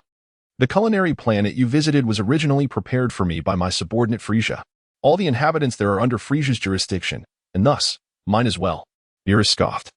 Once I awaken, Frieza will escort me to that planet to relish the delicacies.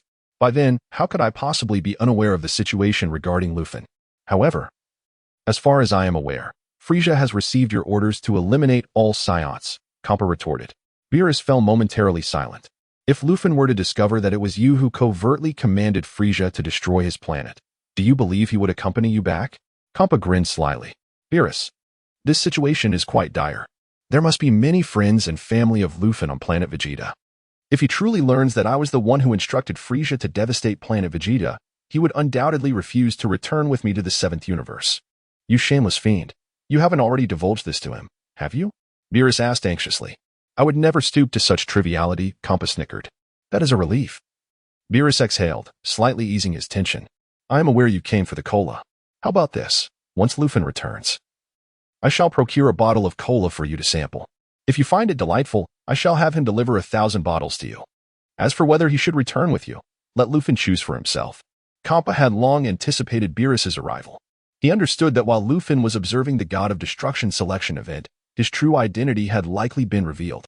Whis would undoubtedly inform Beerus that Ruffin hailed from their 7th universe. Well then, Beerus pondered, contemplating the matter. I shall require 1,000 bottles each month. Very well, but if you fall asleep, should I still provide you with cola? Kappa inquired. Of course. Store it for me. I shall savor it slowly upon awakening. Beerus replied. However, one must admit that excessive consumption of cola may lead to saturation. Kappa sighed. You insolent glutton, have you truly had your fill? Beerus retorted, incensed by the mere thought. Kappa, perhaps I should refrain from speaking further. One must be cautious with their words. Beerus had never even tasted cola. Such a beverage originated from their 7th universe. Were the roles reversed, he would certainly feel vexed. Are we to simply wait here? Do you not possess a single cola to spare? Beerus queried, his expression darkening. Regrettably, I do not. All the cola is sourced directly from Ruffin. Made fresh for immediate consumption, Kappa explained. Are you jesting? I distinctly recall that individual named Hip possessing a can of cola. Beerus huffed. That was a new packaging developed by Ruffin, referred to as a pull-tab can. I had never encountered such packaging before. He used to make it fresh each time, Kappa replied. Very well. Beerus chose to refrain from further comments. Time passed, and 2 full hours elapsed. Beerus was nearly dozing off, yawning incessantly, as his eyelids began to wage war against each other. Lord Beerus, we ought to return. You should rest and consider the cola matter upon awakening, Whis suggested. Nay, I must resolve the cola situation before I slumber, otherwise, I shall be plagued by nightmares. Beerus asserted emphatically. Kappa. Another hour drifted by, with Beerus struggling to stay awake. Kappa, Babidi, and Whis exchanged glances. You are practically asleep. Why not return home? Are you truly waiting for Ruffin? What if he does not return today? Kappa suddenly remarked. Then I shall sleep here. Beerus opened his eyes, responding defiantly. Kappa was at a loss for words. Very well, if you wish to sleep here, Then so be it. Your determination is rather commendable.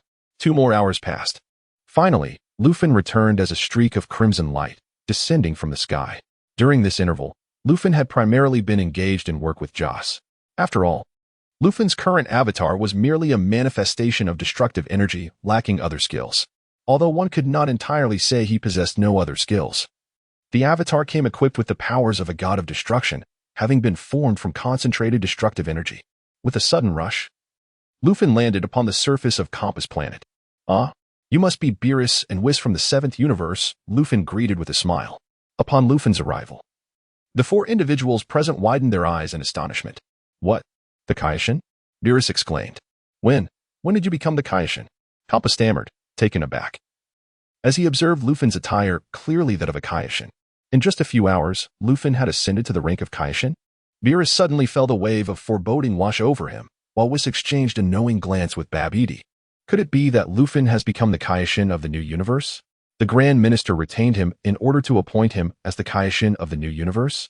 Yet, did we not hear that the new universe currently has no need for a Kaishin? What is truly required at this moment is a god of destruction. This is perplexing. Sister, despite Ruffin's attire as a Kaishin, have you noticed?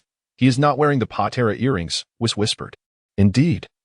Perhaps the Grand Minister has specifically selected Ruffin for the role of an intern Kaishin, Babidi nodded. Hey kid. Beerus approached Ruffin, demanding, explain yourself. Have you truly become the Kaishin of the new universe? Chapter 63. Is the destruction god realm due for a major reshuffle? You guessed correctly. Ruffin nodded. Beerus. It's over. The Cola has fled.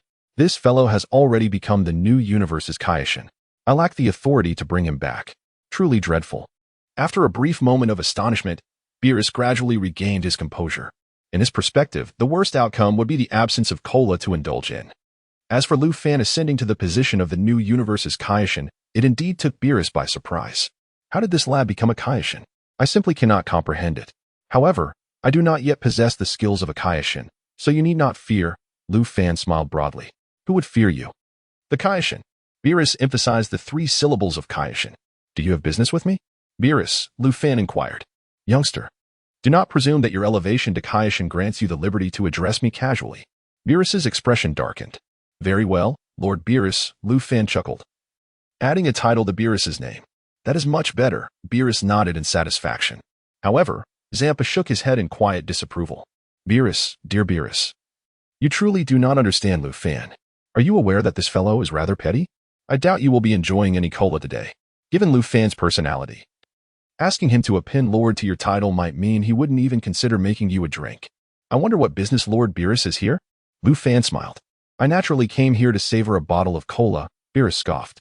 Alas, your timing is truly unfortunate, Lord Beerus. Ruffin sighed. I encountered a cosmic storm on my way back, and my cola-making machine was swept away by the tempest. What did you say? Beerus's eyes widened in shock. Zampa discreetly reveled in his amusement. What did I say? I told you this lad would not be making you any cola. If you had shown him a bit more courtesy earlier, he might have considered granting you a taste. Now that he is the Kaishin, he is emboldened. This is troublesome. Previously, I could raise my voice at him, but now he seems to have gained a sense of importance. Zampa even contemplated whether to take advantage of the situation and bully Ruffin before his position as Kaishin was firmly established. After all, he is the Kaishin of another universe. Zampa's mind raced. Therefore, I regret to inform you, Lord Beerus, that I am unable to prepare your cola. Ruffin sighed. Then swiftly create a new cola machine. Beerus huffed. Indeed, I will construct a new device. Ruffin nodded, but it will require at least 3 days. Lord Beerus, you may wish to exhibit some patience. What? 3 days? Beerus felt a sense of exasperation at the thought of waiting. 3 days can feel both painfully long and deceptively short. The thought of waiting here felt interminable, while returning and coming back would waste precious time. Beerus found himself in a quandary. This time frame was akin to a distance we typically travel, perhaps around 1.6 kilometers. Driving seems impractical, as parking might be a challenge. Walking feels too far, and public transport lacks direct routes. Now Beerus was grappling with this dilemma. Should he stay or leave? Lord Beerus, perhaps you should remain. It is merely 3 days, Ruffin suggested. Beerus, unable to refuse such hospitality, resolved to stay. What if it takes longer than 3 days? Zampa interjected with a sharp remark. Then I will return in 3 days. Ruffin subtly acknowledged Zampa's jab. Beerus felt his spirits plummet. I suddenly have a premonition that 3 days from now, I may not enjoy my cola. Hey, kid, I merely came for a bottle of cola. You wouldn't be intentionally making things difficult for me, would you? Beerus squinted at Ruffin. How could I dare to inconvenience Lord Beerus? I am merely a humble Kaishin, Ruffin grinned, radiating a benign demeanor. Humph, I doubt you would, Beerus grunted, adding by the way. I recall you conjured a can of cola with a mere wave of your hand during the Destruction God selection event. Have those supplies been exhausted? Indeed. There were only a few bottles. They have long since run out. Did Lord Beerus think it was a money tree? That one could simply shake it for an endless supply? Ruffin retorted confidently. Very well, I shall return in 3 days, Beerus conceded, feeling utterly defeated. Although Beerus suspected Ruffin was deceiving him, there was no way to prove it. If he claimed he had none, could one really beat him? If he were merely an ordinary Saiyan, I could have dealt with him, but now he is a Kaishin, and a Kaishin from another universe at that. This made him far less susceptible to intimidation. By the way, let me ask you, who is the destruction god of the new universe? Beerus suddenly remembered something and hurriedly inquired. This. I cannot divulge. Ruffin shook his head. Beerus paused for 2 seconds in astonishment. Zampa also blinked in surprise. Whis and Bados exchanged glances. What do you mean you cannot say? What does that imply? Beerus huffed. This new universe's destruction god is quite formidable. Ruffin lowered his voice, speaking to Beerus, though everyone present could hear him. Humph, do not jest. How formidable could it be? Beerus chuckled. Zampa. Have you not informed him? I am the most powerful destruction god. Do you understand what that means? Among the 12 destruction gods, I am the mightiest. Spare me your arrogance. Zampa gritted his teeth. Do you dare to challenge me? Beerus shot him a sidelong glance. You think I would fear you? Zampa clenched his fists. Enough. I did not come here to brawl with you. And besides, you are no match for me. Beerus dismissed Zampa's provocations and turned his interest back to the identity of the new universe's destruction god, continuing to question Ruffin. You just mentioned this new universe's destruction god is quite formidable. Please, enlighten me on how so? It is said that the Grand Minister intends to cultivate the destruction god of the new universe into a great destruction god, Ruffin replied. Beerus's eyes widened. And he shuddered. What? A great destruction god? Zampa exclaimed. Oh dear, is a great destruction god about to emerge? Bados expressed her surprise as well. It seems the destruction god realm is poised for a significant upheaval, Whis remarked with a smile. Chapter 64. Who is the great destroyer? What did you say? Beerus turned to Whis, his expression shifting dramatically. Nothing much. I was just speaking casually, Whis chuckled. The great destroyer. It is said that his status even surpasses that of the Grand Minister. Beerus trembled slightly. Did the Grand Minister truly express such thoughts? Kampa felt as if the sky were collapsing around him. Indeed, the Grand Minister does hold such a belief. Ruffin nodded, secretly reveling in the revelation. It seemed that the title of Great Destroyer held considerable weight, enough to frighten both Beerus and Kampa, nearly to the point of losing control. Impossible. Even if such words were true, they should not come from the mouth of a Kaishin like you. Beerus scoffed in disbelief. Believe it or not, it's up to you. Ruffin replied with a smile. I've said what I needed to say. Then who exactly is this new destroyer? Beerus asked through gritted teeth. Could it be that the destroyers from the 12 universes are all involved? Not at all. Ruffin shook his head. If you truly wish to know his identity, I can reveal it to you. Oh? Beerus paused, taken aback.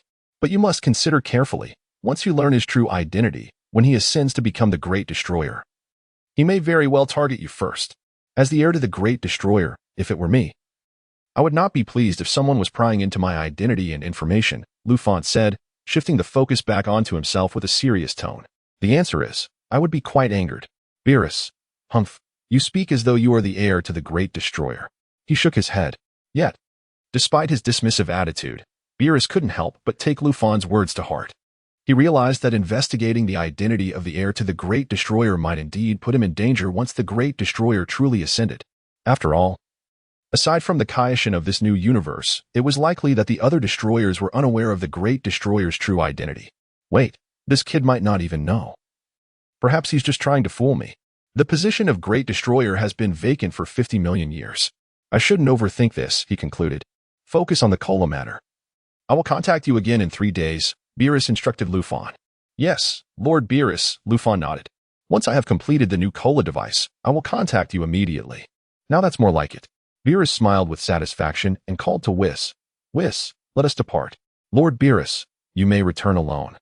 I have not seen my sister in a long time and wish to have a good chat with her, Whis instructed. What is there to discuss? Beerus muttered. Though he did not oppose the idea. Do as you wish. I need to return to catch a few more hours of sleep. Remember to wake me in 3 days. No, wait until this kid finishes the cola first. Kappa was momentarily taken aback, glancing at Whis. Yes, what do we have to talk about? Has Whis noticed something? Understood, Whis nodded. Let us go. Beerus waved his hand. With a flash of crimson light, Beerus transformed into a streak of light, swiftly vanishing into the void. Ruffin, you've done well. You have become the new Kaioshin of this universe. Kappa clapped Ruffin on the shoulder. Hee. I owe much of this to the nurturing from Bados and you, Ruffin grinned widely. Remember your roots. With your words, I do not feel my efforts were in vain. Kappa nodded in satisfaction. That you haven't taught me much, Ruffin added. Most of it came from Bados. Kappa, this kid, give him a little praise and he shines. Hey, Ruffin, now that Beerus has left, we are among friends. Kappa said, although Whis is the angel of Universe 7. He knows what to say and what not to say. So? Ruffin smiled. What do you mean so? I simply wish to ask who the Great Destroyer is. Kappa huffed. Very well. I cannot hide it any longer. I am an angel. Cough cough. Just kidding. I am the Great Destroyer. Ruffin said with a serious expression. Kappa. Kappa rolled his eyes and chose to ignore him. You are the Great Destroyer? Enough with the boasting. Kappa nearly found Ruffin amusing, shaking his head. Forget it. I won't ask anymore. If you don't want to say, then don't. Let me take a nap. Just like that guy Beerus.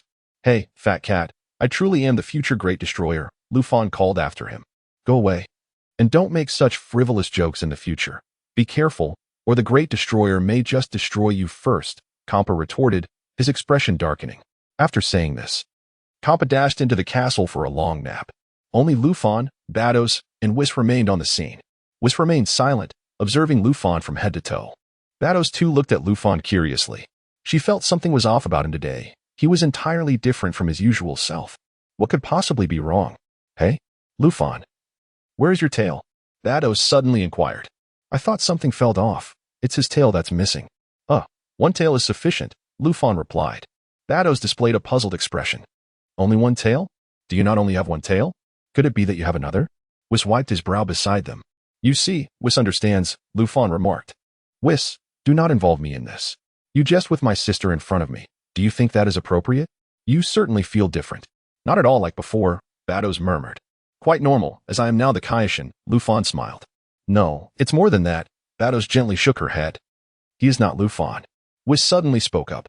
Bados was momentarily taken aback, then quickly regained her composure. Indeed, he is not. He is merely an energy entity.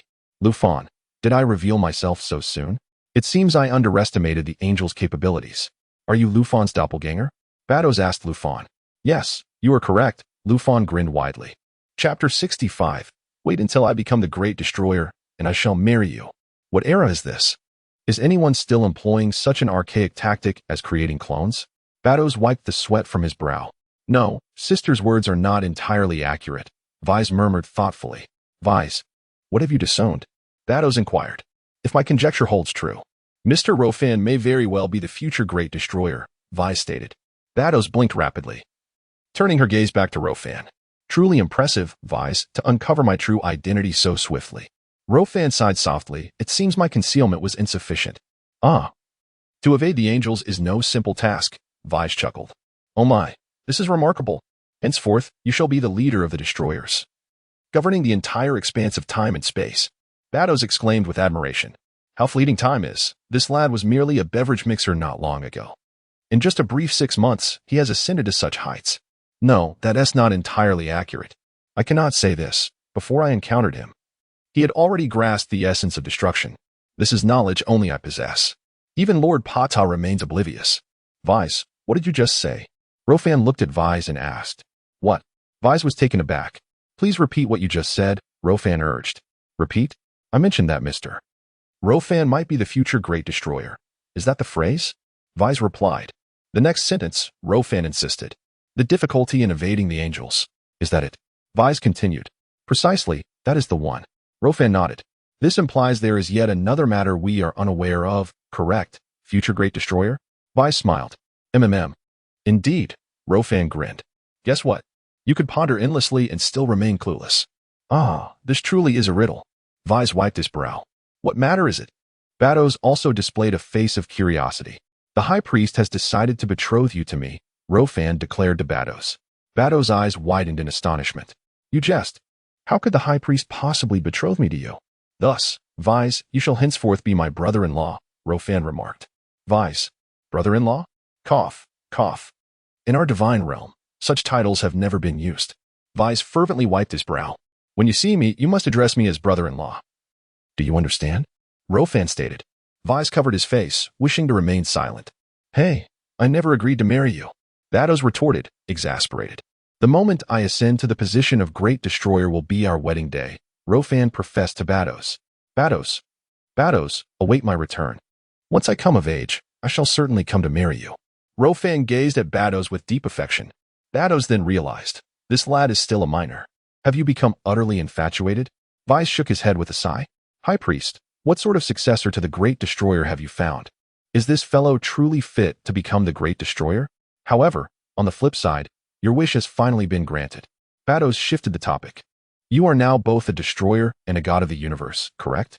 Indeed, my father-in-law treats me quite well. Ruffin nodded affirmatively. Bados. Such rapidity in addressing him as father-in-law. However, I have already discussed with my father-in-law. My clone will serve as god of the universe for 3 years. If my performance is deemed inadequate, my clone may be dissolved. Ruffin spoke candidly. There is no need to conceal such matters from the angels. Moreover, Ruffin has already resolved that Bados will be his wife. What secrets could there be with one's future spouse? So, you have come to learn the skills of the god of the universe from me, have you? Bados swiftly deduced, looking at Ruffin. Indeed, my dear wife. You truly understand me, Ruffin nodded vigorously. Well then, I shall not intrude upon your display of affection. I shall take my leave. Whis sighed, gently tapping his staff upon the ground as he prepared to depart. Wait a moment, Ruffin called out. Whis paused. Regardless of the circumstances, you will be my brother-in-law henceforth. I cannot neglect you, can I? Ruffin smiled slightly, raising his hand. With a snap, a can of cola appeared in Ruffin's grasp. Whoosh! He tossed the can of cola to Whis. Cola? Whis was momentarily stunned, surprised and delighted, quickly catching it. Give it a taste, if it pleases you. I shall bring you a few bottles back, Ruffin encouraged. Very well, Whis nodded, opening the can and taking a sip. Upon tasting the cola, Whis' eyebrows danced with delight. Oh my, this is simply exquisite. This is the first time I have encountered such a delightful beverage. Whis felt an unexpected wave of happiness. Why have I never tasted such a marvelous drink before? Ruffin mused. When you eventually visit Earth in the 7th universe, where cola is as ubiquitous as air, will you be driven to despair? Is it not satisfactory? Ruffin inquired with a smile. Indeed. This is the finest beverage I have ever consumed, Whis affirmed, adding. Thank you, brother-in-law. Bados covered her face, her expression darkening. Whis, you would betray me for a single can of cola? Here, take these 10 bottles. Ruffin waved his hand lightly, producing 10 additional cans, generously offering them to Whis. 10 cans.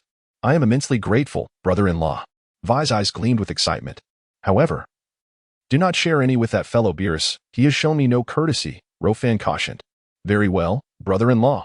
I have barely enough for myself, let alone to share with Lord Beerus, Whis replied with a sly smile. Now, regarding my identity, Ruffin continued, it shall remain confidential.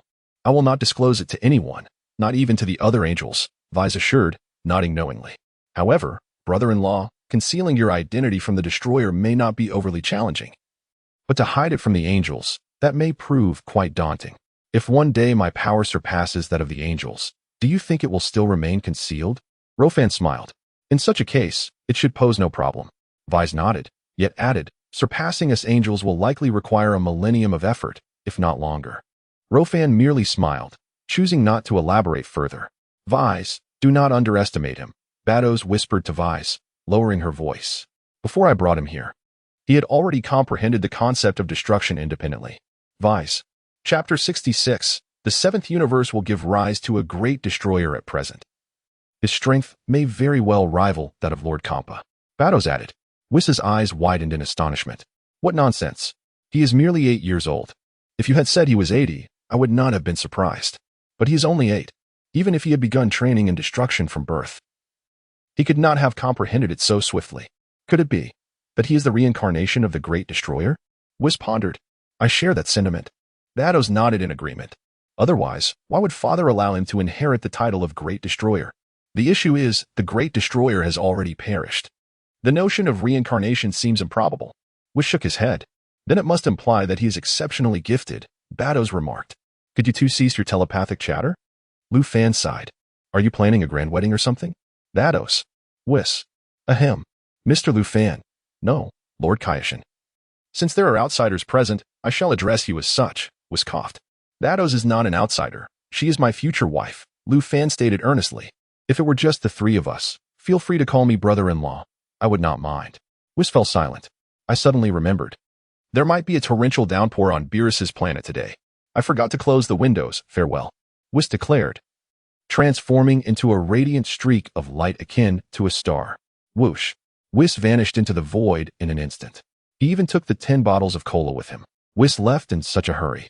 I had intended for him to sample the lemon-flavored cola, Ruffin sighed. As Whis sped away, he evidently heard Ruffin's remarks. His entire body trembled violently. What a blunder. I flew too swiftly. Should I return to try that lemon cola?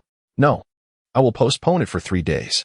Whis felt too embarrassed to turn back, so he accelerated his flight, seeking to evade the thoughts that troubled him. 7th Universe, Beerus's planet. Boom. With a resounding crash, Beerus plummeted to the ground like a cannonball. The entire planet trembled violently. Even Beerus's castle appeared on the verge of collapse. The oracle fish nearby was terrified, fearing that someone had launched a surprise attack on the realm of destruction. Who would dare to wreak havoc in the realm of a destroyer? The oracle fish swiftly flew over. Upon closer inspection, it discovered that the culprit was none other than Beerus himself. Hey, Beerus, are you trying to destroy your own realm of destruction? The oracle fish exclaimed anxiously. Beerus rubbed his head and yawned, awakening. Did you fall asleep on the way? The oracle fish wiped its brow. Humph, just a brief nap, Beerus huffed. Was that a brief nap? You nearly obliterated your own realm of destruction, the oracle fish retorted. No worries, Whis will fix it, Beerus said.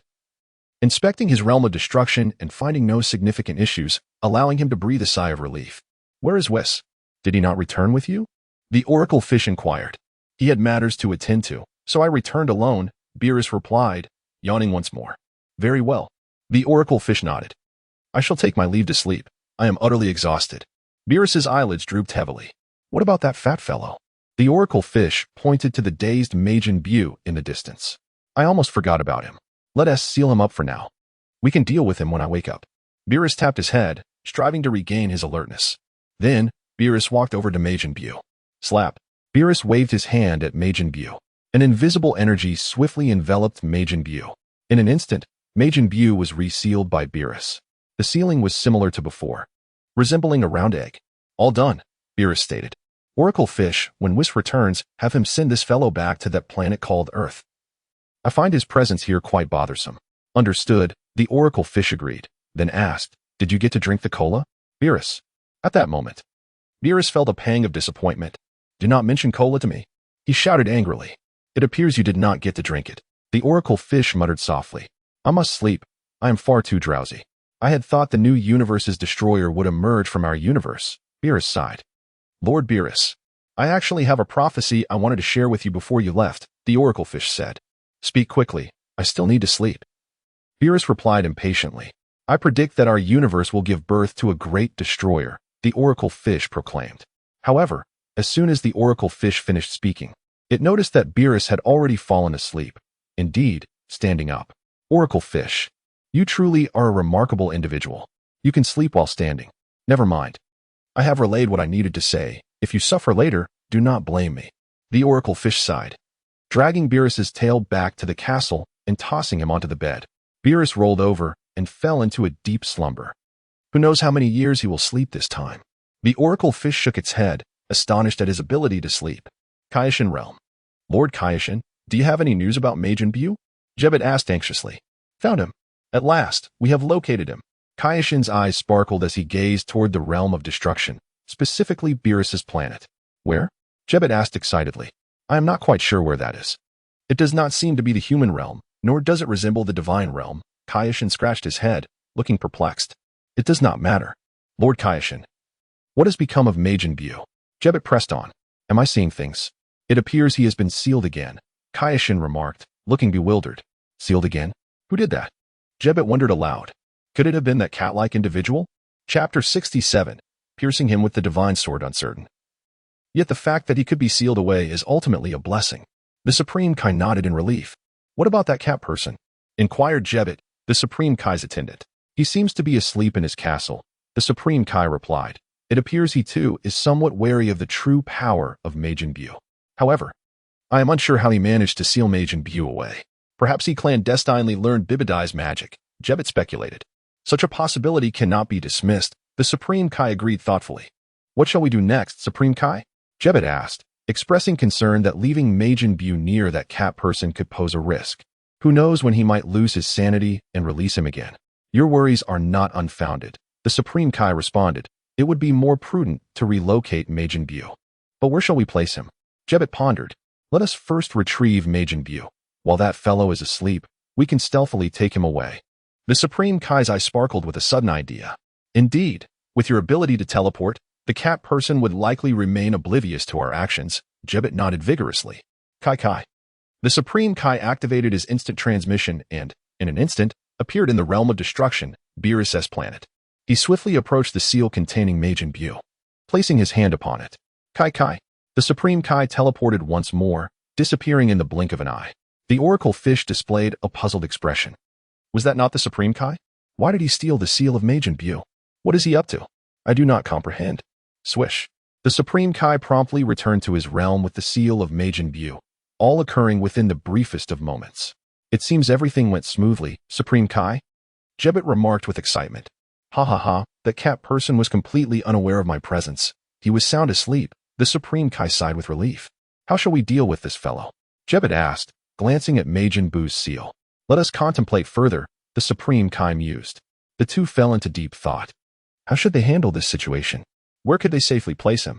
It felt as though no location would be secure, each carrying its own risks. The best course of action would be to eliminate him, the Supreme Kai sighed. This would prevent future troubles, and peace would return to the universe. If only we could kill him, Jebet echoed the sentiment, then suddenly an idea struck him. Supreme Kai, I believe I have conceived a brilliant plan. Albeit its execution may be challenging. Do share, the Supreme Kai urged. Pierce him with the divine sword. Jebet proposed. The divine sword? The Supreme Kai paused, his eyes gleaming with intrigue. Jebet's suggestion seemed quite promising. The power of the divine sword is formidable. If they were to use it to pierce the seal of Majin Buu, surely the sword would vanquish him instantly. However, we cannot extract the divine sword. This plan seems futile, Jebet lamented, shaking his head. The Supreme Kai remained silent, contemplating. Indeed, we cannot withdraw the divine sword. Frustration without a solution is futile. First, we must devise a method to extract the sword. How can we accomplish this? I believe your suggestion possesses merit. It is the sole means of eliminating Majin Buu. The Supreme Kai deliberated. Thus, let us proceed to extract the divine sword together. With enough effort, we may succeed. Very well, we shall give it a try. Jebet nodded solemnly. The two ascended to the mountaintop, where the divine sword resided. In the next moment, they exerted all their strength to pull the sword from its resting place. Yet, no matter how hard they tried, the sword remained immovable. Huff. The Supreme Kai and Jebet collapsed, breathless and drenched in sweat, sitting on the ground, gasping for air. This is impossible, Supreme Kai. The divine sword is far too enigmatic, Jebet lamented. Let us rest for a moment and attempt again later, if all else fails. We may have to send Majin Buu to a hidden planet, the Supreme Kai suggested. Agreed, Supreme Kai, Jebet nodded. In the vast expanse of the universe, Whis soared rapidly, transforming into a radiant streak akin to the stars. Suddenly, the crystal orb atop his staff flickered with light. Whis paused briefly. Oracle fish. Is there an urgent matter? Whis inquired, recognizing it was the oracle fish attempting to communicate. He wondered what the issue could be. As the oracle fish seldom reached out to him. Whis, I have something to report, the oracle fish stated. Please proceed, Whis replied with a nod. After Lord Beerus returned, he fell asleep, the oracle fish informed him. That is splendid news. No one is contesting my cola now. Whis smiled. But wait, don't fish not consume cola? What is cola? The oracle fish responded, momentarily bewildered. How curious. Are you not capable of prophecy? Even such a delightful beverage eluded your foresight? Whis chuckled. Ahem. Let us not digress. I shall continue. The oracle fish, seemingly uninterested in cola, stated with newfound seriousness. It is quite normal for Lord Beerus to fall asleep after returning. Is it not? What else has transpired? Whis queried. Before sleeping, Lord Beerus sealed Majin Buu, stating he found him rather bothersome. The oracle fish replied. Indeed. That aligns with Lord Beerus's typical behavior, Whis nodded. The Lord also mentioned that upon your return, you should restore Majin Buu's seal to its original location. The oracle fish added. Such matters can wait until I return. There is no need for a remote video update. Whis sighed.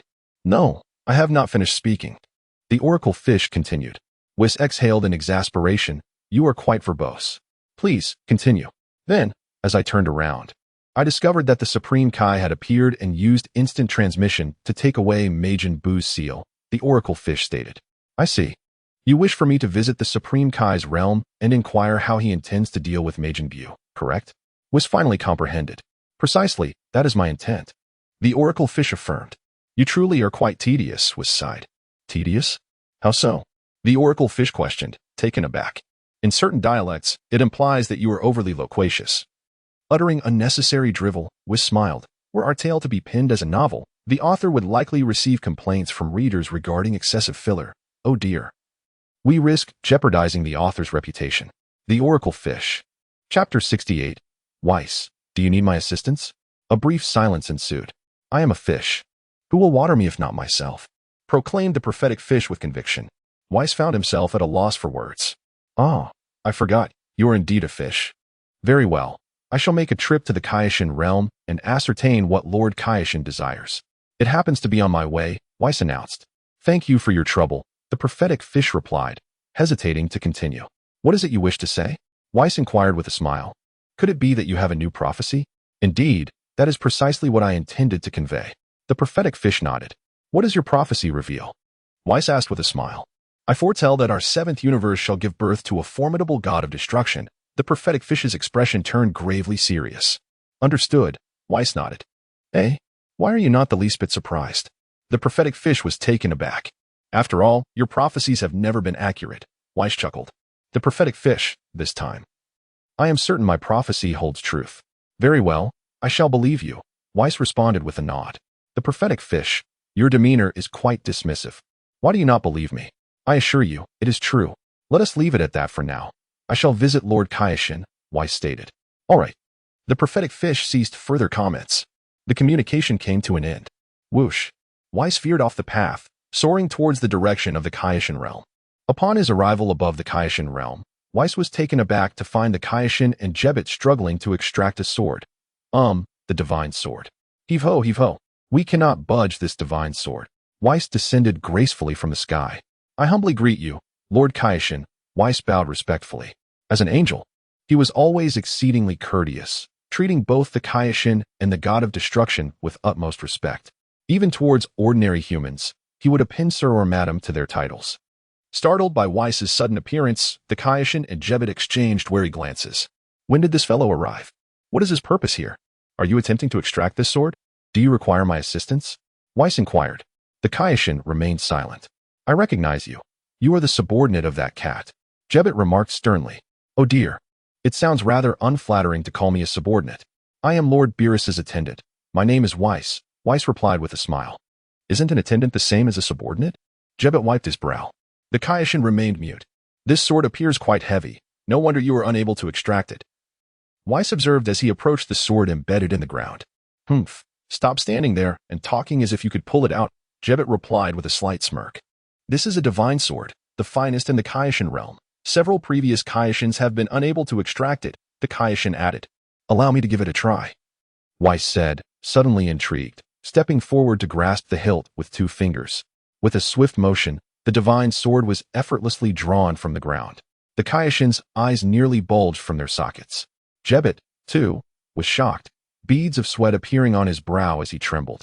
This defies logic. You pulled out the divine sword using merely 2 fingers? Who exactly are you? Oh dear, it was quite simple for me to extract it, Whis smiled, in fact. I could have done it with a single finger, but that would defy the laws of physics. The Kaioshin, Jebet, what in the world of physics? Beerus's seal seems quite effective. Even after all these years, the old Kaioshin truly has had a rough time, Whis mused while holding the divine sword. What do you mean? The Kaioshin eyed Whis warily. Within this sword lies the seal of the Kaioshin from before the 15th generation. If you manage to shatter this divine sword, it will release him, allowing him to impart some knowledge of Kaioshins to you, Whis explained, waving his hand gently. An invisible angelic power enveloped the sword. The Kaioshin and Jebbet exchanged bewildered glances. What are you saying? We do not comprehend your meaning. I have reduced the weight of the sword with your current strength. You should be able to wield it now, Whis said, offering the hilt to the Kaioshin. The Kaioshin, looking perplexed, accepted the sword. By the way, may I inquire what Lord Kaioshin intends to do with Majin Buu? Whis asked. Naturally, we shall return him to his original location for continued oversight, the Kaioshin replied hastily, albeit insincerely. Oh dear, Lord Beerus thinks likewise. It seems I need not take further steps, Whis nodded vigorously. No, I must take my leave. Remember to shatter the divine sword so the old Kaioshin may emerge. Whoosh. Upon finishing his words, Whis radiated a brilliance akin to stars. In an instant, he vanished into the void, leaving no trace behind. The Kaioshin stood in a daze, glancing at the divine sword in his hands, still unable to comprehend the situation. What does this all mean? Jebbet, what does he mean? The Kaioshin turned to inquire. Is this truly the divine sword? Jebbet stared unwaveringly at the sword. Indeed. This should be the divine sword. It feels rather heavy, the Kaioshin remarked, casting a glance downwards and passing the sword to Jebbet. It is quite heavy. Jebbet exclaimed upon receiving the sword, feeling the weight nearly cause him to drop it. How could he claim to have lightened the weight of the divine sword? I cannot fathom what he is saying. The Kaioshin shook his head. He also mentioned that this sword seals an old Kaioshin and urged us to break it. The old Kaioshin must be quite agitated within the divine sword. Finally, the time for his release has come. How splendid.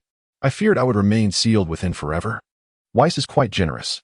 You must hurry to shatter the divine sword so I may emerge. Do not jest. This is a divine sword. If we were to break it, how could we face the previous Kaioshins? Jebbet asserted confidently. You are correct, Jebbet. The Kaioshin's expression turned grave. Perhaps a demon is sealed within. A being more terrifying than Majin Buu. The old Kaioshin. You fool. You are the demon. Moreover, even if we were to break the divine sword with his strength, he could easily crush it with a single finger. Why, then, does he not shatter the sword himself, but instead instruct us to do it? This implies that the one who breaks the divine sword may face backlash from the demon. Chapter 69. The Reckless Kaioshin. You are absolutely right, Jebbet. The Kaioshin nodded vigorously. Perhaps we have been overly concerned, Jebbet smiled. The old Kaioshin interjected. You two rascals. Release me at once.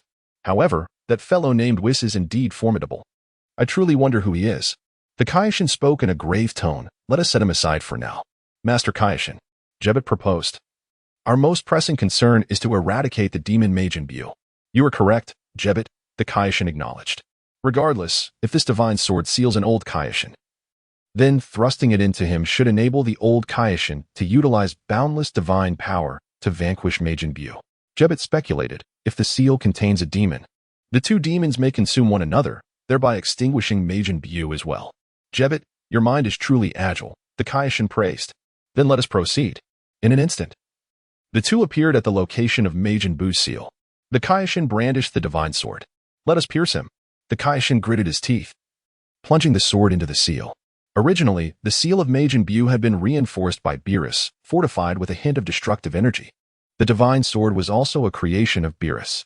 Were one to use an ordinary object to pierce Majin Buu's seal, it might not yield any result. However, the divine sword was different. Both items were sealed by Beerus. Thus, the sword pierced through the seal with the ease of slicing tofu. Majin Buu was slumbering within the seal. Upon this sudden intrusion, the sword struck directly at his rear. Ack! Majin Buu howled in pain. What happened, Master Kaioshin? Jebbet inquired hastily. I can feel some flesh, the Kaioshin nodded. He must have been struck. Let us pierce him again, Jebbet urged. You are right. The Kaioshin thrust the divine sword fiercely once more. Ah! Majin Buu shouted in agony. However, because he was sealed, those outside could hear nothing. Majin Buu cried out in pain. You feline. I will not let this go. Why do you always torment me? You do not even spare my rear. Majin Buu instinctively believed that it was Beerus who was torturing him. After all, in his perception, he should still be on Beerus's planet. Therefore, Majin Buu had no immediate intention of escaping. If I go out, I cannot win. I shall not seek suffering. No worries, my rear will regenerate. Is he dead? Jebbet asked. I do not know. The Kaioshin shook his head. seemingly without any movement. Let us wait a while longer. Once the divine or magical energy from the sword is unleashed, it will certainly kill Majin Buu, Jebbet suggested. Thus, the two waited outside. Majin Buu pondered. Why has it stopped? Your inaction makes me feel uneasy. Should I sneak out and take a look? Majin Buu resolved to investigate. How shameless. This feels utterly uncomfortable within me. Hurry up and remove it. Majin Buu then divided a small portion of himself. Wriggling out from the spot where the divine sword had penetrated the seal, Majin Buu peered cautiously from the entry of the seal, observing the outside. There's no cat here. The person outside resembles the Kaioshin, and the other seems to be the Kaioshin's servant. This does not appear to be the cat's planet. Still feeling apprehensive, he decided to further investigate. Majin Buu, reduced to the size of a pinky finger, transformed into a mini version of himself and swiftly ascended into the sky. Yet, still, he could not spot the cat.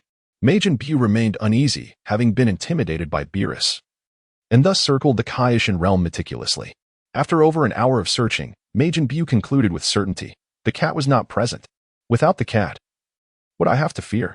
An hour has passed. He must surely be dead by now, Jebbet said with a smile. Indeed. There has been no response for an hour, the Kaioshin nodded in relief. Suddenly, a stream of pink gas erupted from within the seal, rapidly coalescing into the air. The mini Majin Buu also transformed into a beam of light, merging with the pink gas. What is happening? Jebbet was astonished. The Kaioshin's expression shifted dramatically as he gazed skyward. What is going on? Why do I feel as though that fellow resembles Majin Buu? Why did we not kill him? Master Kaioshin, this is... Jebbet's face was etched with shock and unease. I too sense it resembles Majin Buu. How could this be? Just then, as the Kaioshin and Jebbet stood in disbelief, Majin Buu materialized into his original rotund form, floating in the air, gazing down at the Kaioshin and Jebbet with a smile. The Kaioshin was petrified. Jebbet was utterly bewildered. Hey, who just poked me? Buu glared. Neither the Kaioshin nor Jebbet responded. How infuriating. How did this creature come back to life? The Kaioshin seethed, summoning courage from an unknown source as he drew the divine sword from the seal. Was it you? Buu asked coldly. Indeed, it was I. The Kaioshin declared. Why did you not move after entering? Buu rebuked angrily. The Kaioshin was left with a myriad of questions. What do you mean? What could you have done? Forget it. I am hungry. I shall devour you all, Buu said, patting his stomach. Since one strike did not suffice, I shall strike again. As the Kaioshin spoke, he lunged forward with the sword aimed at Majin Buu. Become chocolate cookies. Buu's antennae emitted a purple-white electric light, which swiftly struck the Kaioshin. In an instant, the Kaioshin's form contorted, transforming into a humanoid chocolate cookie. The divine sword clattered to the ground. Master Kaioshin. Jebbet trembled in shock and fury. Majin Buu approached, picked up the Kaioshin-turned cookie, and devoured him in one bite. Chapter 70. The Vanishing of Beerus. Crack. Crack. Majin Buu devoured the chocolate cookie, relishing the delightful taste. How satisfying. He patted his belly, overwhelmed by the pleasure of this indulgence. Since my awakening, I have not savored anything delectable. At last, my wish has been fulfilled. However, one piece is simply not enough. What shall I transform you into? Candy, or perhaps another chocolate cookie? Or simply chocolate? You pondered, gazing thoughtfully at Jebbet. A look of sheer terror spread across Jebbet's face. Did you just stab me with your sword? Buu suddenly noticed the divine sword lying on the ground. He then beckoned the sword with a flick of his finger. The sword wobbled and floated into the air. Majin Buu remarked, this sword is a bit heavy, but that is of no concern. Whoosh. It was as if Buu had mastered swordplay. As he waved his hand lightly, the divine sword hurtled towards Jebbet. Thud. The sword pierced through Jebbet's body, delivering a chilling blow.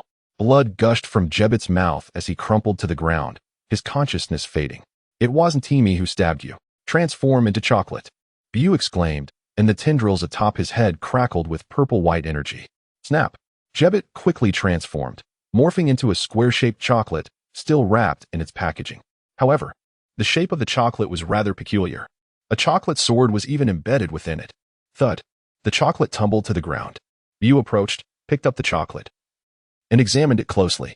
How curious that even the sword transformed into chocolate. Majin Buu gently squeezed the chocolate sword. Crack. A crisp sound echoed as the divine sword shattered, shedding its exterior to reveal a humanoid chocolate within. Still a chocolate with a filling. Buu found it rather odd. Nevertheless, he thought little of it and promptly stuffed both pieces of chocolate into his mouth, chewing with gusto. How delightful. Buu laughed heartily. Boom. Suddenly, an energy burst forth from Buu's mouth, striking the ground of the Supreme Kai's realm. In an instant, a colossal mushroom cloud erupted from the earth. Ha! Majin Buu danced with joy. This place is simply exhilarating. Meanwhile, on Beerus's planet, Whis had just returned when he sensed something amiss. He let out a long sigh. Whis, what troubles you? The oracle fish inquired. Oh dear, something grave has occurred. Whis wiped the sweat from his brow. What grave matter? The oracle fish blinked in surprise. Lord Beerus may have vanished. Whis stated. What? What has happened? The oracle fish swiftly ascended into the sky, peering through the castle window to glance at Beerus's bed. Indeed, the bed was empty. Beerus was gone. Hey, Whis, Beerus is truly missing. The oracle fish exclaimed. Is he playing hide and seek with us? Whis replied. The Supreme Kai has perished. Thus, Lord Beerus has vanished alongside him. Whis sighed. What? The Supreme Kai is dead? How can that be? The oracle fish's eyes widened in disbelief. It is the truth. I bear some responsibility in this matter. Whis lamented, feeling a twinge of guilt. Had I not intervened unnecessarily, perhaps Lord Beerus would not have disappeared. What on earth are you talking about, Whis? The oracle fish questioned, puzzled.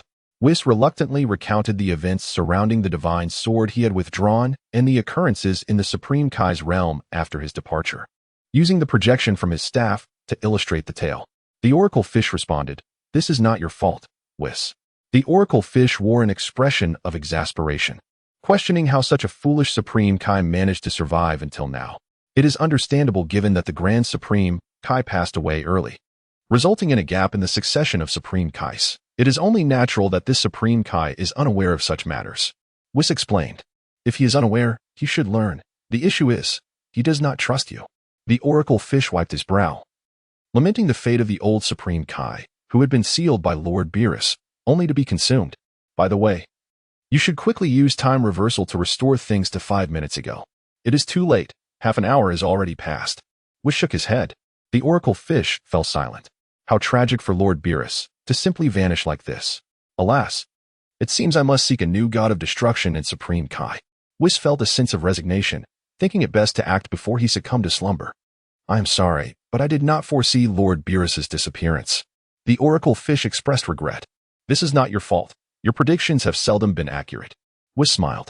The oracle fish declared, Then I shall set out to find a new god of destruction and Supreme Kai. Whis's expression grew serious, realizing that if he did not act swiftly, he would fall into a deep sleep. Indeed, the oracle fish nodded. Before that, I shall enjoy a bottle of cola. Whis said, producing a bottle and taking a sip. How delightful. How can such a refreshing beverage exist? The oracle fish remarked, I sense the god of destruction has vanished. Yet you appear completely unfazed. However, upon reflection, it makes sense. Lord Beerus's presence has always been somewhat nominal. He spends his days in slumber, neglecting his duties. The Supreme Kai is no different. The Supreme Kai's favorite task was to monitor Majin Buu's every move while he remained sealed away. What significance is there in watching him then? Thus, it has been quite some time since our 7th universe has had a god of destruction or Supreme Kai. How have we survived until now? The oracle fish sighed. After finishing his cola, Whis immediately set off. Half an hour later, he arrived at the entrance of the King of All's palace. After a brief wait, the Grand Minister appeared before Whis in an instant. Greetings, Grand Minister. I apologize for the intrusion. Whis bowed respectfully. What brings you here? The Grand Minister inquired, his hands clasped behind his back, floating before Whis with a stoic expression. I regret to inform you, Grand Minister, that due to my oversight, our universe's Supreme Kai has been killed by Majin Buu. Lord Beerus has vanished as well, hence my visit to report this matter to you. Whis explained to the Grand Minister. You seek to find a new god of destruction and Supreme Kai, correct? The Grand Minister asked. Yes, Grand Minister. Whis nodded. The new god of destruction and Supreme Kai will be chosen from the mortal known as Ruffin from your 7th universe. Your true intention in coming to me is to have Ruffin take on the roles of the Supreme Kai and god of destruction. Am I right? Oh, you have seen through my intentions. Whis nodded. Chapter 71. Instantaneous movement, seizing earrings, and acquiring rings. If Ruffin were to assume the mantle of the destroyer god of the 7th universe, then you could indulge in cola every day. The Grand Priest remarked with a smile. Your Excellency, I must admit, I do have a craving. Cola is indeed quite delightful, Whis conceded without hesitation. There has never been a precedent for a destroyer god to govern 2 universes, the Grand Priest mused. You might want to inquire with him. This boy may not readily agree. I shall ponder how to articulate this, Whis replied, resting his chin in contemplation. What if this is merely a necessary rite of passage for becoming the Grand Destroyer? The Grand Priest lowered his voice. Whis glanced up at the Grand Priest and nodded vigorously. Father, are you setting a trap for Ruffin to leap into? Perhaps he would be quite pleased. You and Beerus transmitted thoughts regarding the Grand Destroyer in Ruffin's presence. It was a performance executed flawlessly. The Grand Priest nodded in satisfaction. If Ruffin were to discover that there is no such thing as a Grand Destroyer, who knows what might transpire? Whis said with a wry smile. Father, your trap is rather deep. That will depend on his strength, the Grand Priest replied. The legend of the Grand Destroyer had circulated among the Destroyer gods long ago, intended to motivate them in their training. The Grand Priest chuckled lightly before adding, however, it must be said, this lad is indeed suited for the role of Destroyer God, should he perform admirably. Bestowing upon him the title of Grand Destroyer in the future might not be out of the question. Then I shall seek out Ruffin to discuss matters pertaining to the Destroyer God of the 7th universe, Whis responded. Go ahead, the Grand Priest did not object. As for the events unfolding in the 7th universe, the Grand Priest was already fully aware. As the steward of all the gods in the universe, it would be remiss not to be cognizant of such matters. Whis bowed once more. Clack. Whis gently tapped his staff against the ground. Whoosh. Transforming into a radiant star-like blaze, Whis swiftly vanished into the void, disappearing without a trace. In the 6th universe, on the planet Kampa, Ruffin was diligently learning some fundamental skills and knowledge of the Kaishin from Beerus. Beerus appeared somewhat exasperated. Ruffin, you should let Lord Fua teach you this. After all, he is the Kaishin of our 6th universe, and his guidance would expedite your learning. After instructing Ruffin for a while, Beerus sighed softly. No, I want to learn from you. Ruffin resolutely shook his head. Learning from Beerus is truly a pleasure. What could I possibly learn from that Kaishin Fua? In truth, Ruffin believed that the process of learning was far more significant than the knowledge itself. Beerus, to be honest, I haven't delved into the skills and foundational knowledge of the Kaishin in quite some time, although eons ago I was considered a teacher of the Kaishin. So many years have passed that I hardly need to instruct the Kaishin anymore. Beerus sighed. You need not elaborate. I do not require much knowledge from you. Teaching me just 3 things will suffice, Ruffin grinned. Pray tell, Beerus inquired. Instantaneous movement, the time ring, and the Patera earrings, Ruffin stated. Instantaneous movement, you say? That is simple. It is essentially transforming oneself into a form of energy to traverse through space, Beerus explained. Why can't the Destroyer gods do that?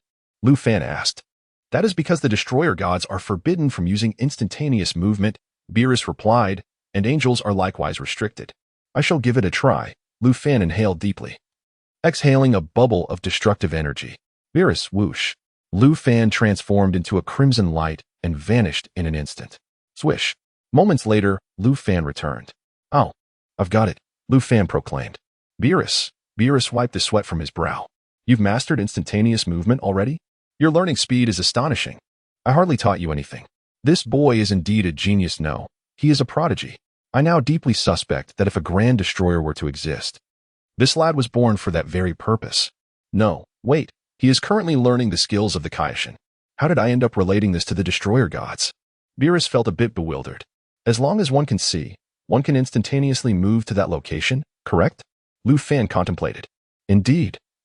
The eyes of the Kaishin can perceive great distances, allowing them to observe the entirety of the universe without issue, Beerus nodded, and their vision possesses X-ray capabilities, such as seeing through walls. Ruffin fixed his gaze intently on Beerus. Beerus, don't look at me slap. The divine energy of the angel radiated from Beerus. Ruffin suddenly caught sight of some of Beerus's secrets, which swiftly faded from view. Beerus, you were quite stingy. It was merely a glance, Ruffin sighed. Beerus remained speechless. Next came the Patera earrings and the time ring. These 2 items were not particularly difficult either. Akin to gathering destruction energy, they could be conjured simply by desire, Beerus elucidated. Why go through all that trouble? Would it not be simpler to seize them directly? Ruffin grinned. Beerus, the Kaishin realm of the 6th universe is located over there. I can already see it, Ruffin said, gazing towards the Kaishin realm of the 6th universe. Beerus, wait for me here. I shall return shortly. Wait a moment. Beerus wiped his brow. Are you intending to steal Lord Fua's Patera earrings and time ring? Swish. Before Beerus could finish his sentence, Ruffin vanished through instantaneous movement. Beerus, should I perhaps give Lord Fua a heads up? Or perhaps not. I feel it would be futile. In the 6th universe, within the Kaishin realm, The Kaioshin of the 6th universe, named Fua, was rather rotund, bearing some resemblance to Kampa. At that moment, Fua was tending to flowers on the planet. Suddenly, Fua felt a chill behind him. What is happening? Who is behind me? Fua mechanically turned his head to investigate. Bang! Lu Fan, with no intention of politeness, delivered a swift strike to the back of Fua's neck. Fua promptly lost consciousness. Lu Fan beckoned towards Fua's 2 Patera earrings. Pop! The 2 Patera earrings appeared above Lu Fan's palm. Chapter 72. The invitation from Whis. Allow me to cleanse these. They appear somewhat soiled upon your ears. Lu Fan murmured, a flicker of energy illuminating his hands as he meticulously polished the 2 Patera earrings to a pristine sheen. He then adorned himself with the earrings, followed by a glance at Fua's hands. It seemed Fua was not wearing the time ring. Indeed, who would wear such a ring without purpose? It must be stored within the palace. Lu Fan cast his gaze towards the palace. In a flash, the next instant, Lu Fan utilized instant transmission, appearing within the palace in an instant. He effortlessly located the time ring within the palace, claiming it as his own. With another swift use of instant transmission, he nonchalantly departed the God of Destruction realm, returning to the realm of destruction. Now, everything is in order, Lu Fan smiled. Bardos was at a loss for words. Lord Fua, what folly have you committed? Lord of the Kai.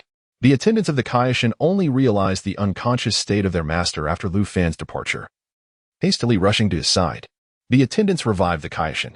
Fua scratched his head, a look of bewilderment adorning his face. It seems I have fainted. Fua pondered. How did you lose consciousness, Lord Kaioshin? The attendant inquired with concern. It appears someone abruptly intruded upon our realm, appearing behind me and striking me unconscious before I could react, the Kaioshin reflected. Is this true?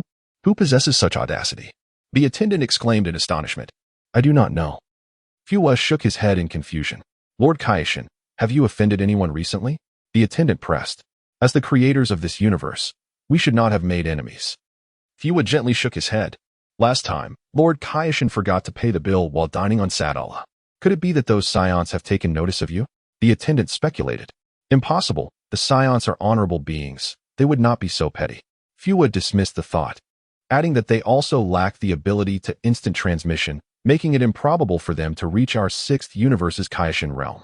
Could it be that another universe's Kaioshin launched a surprise attack on you? The attendant queried.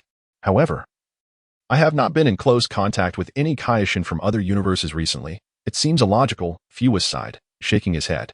Then, perhaps, Lord Kaioshin, you should check if anything is missing, the attendant suddenly suggested. Fua searched his pockets, discovering nothing amiss. The Patera earrings. The attendant suddenly noticed the absence of the earrings from Fua's ears. What? Oh no. Have my earrings been stolen? Fua quickly reached for his ears, confirming the unfortunate truth. Is it possible that individual came solely to steal the earrings? The attendant gasped, a sense of foreboding washing over him. Fua shook his head. As for the earrings, I can simply craft another pair. Let us see if anything else is missing. After a meticulous search, Fua found no other items missing apart from the earrings. Let us keep a vigilant eye across the universe for anyone utilizing Patera earrings, Fua commanded. Understood, Lord Kaioshin. The attendant replied. On planet Sampa, Lu Fan had scarcely returned when he noticed a radiant light akin to a star shimmering on the horizon. Ah, is that Whis? Has he finished his drink so swiftly? Lu Fan blinked in surprise. Bardos also gazed curiously at the spectacle of Whis in the sky. Why have you returned? With a flourish, Whis descended gracefully beside Lu Fan. Whis, is there something afoot? Lu Fan inquired. Oh dear, there has been a significant incident in the 7th universe, Whis lamented. Has Beerus perished? Lu Fan asked casually. Whis fell silent. Ahem. Could it be that I spoke too soon? Lu Fan wiped his brow. Is it truly a jest? Has Beerus actually met his demise? Who could have done such a thing? Lu Fan expressed his disbelief. I was born a tad early. I am unfamiliar with this narrative. How could Beerus possibly die? Whis reluctantly recounted the events that transpired, revealing the circumstances and the projections witnessed at the scene. Upon viewing the projection, Lu Fan and Bardos exchanged glances, both sighing in resignation. Lu Fan appeared utterly exasperated. Someone had previously mentioned that the Kaioshin might inadvertently bring about their own demise. Whis lamented. I believe that was my assertion. Lu Fan mopped his brow. Whis, you did not come to enlist Lu Fan as the new god of destruction for the 7th universe. Did you? Bardos quickly grasped Whis's intentions.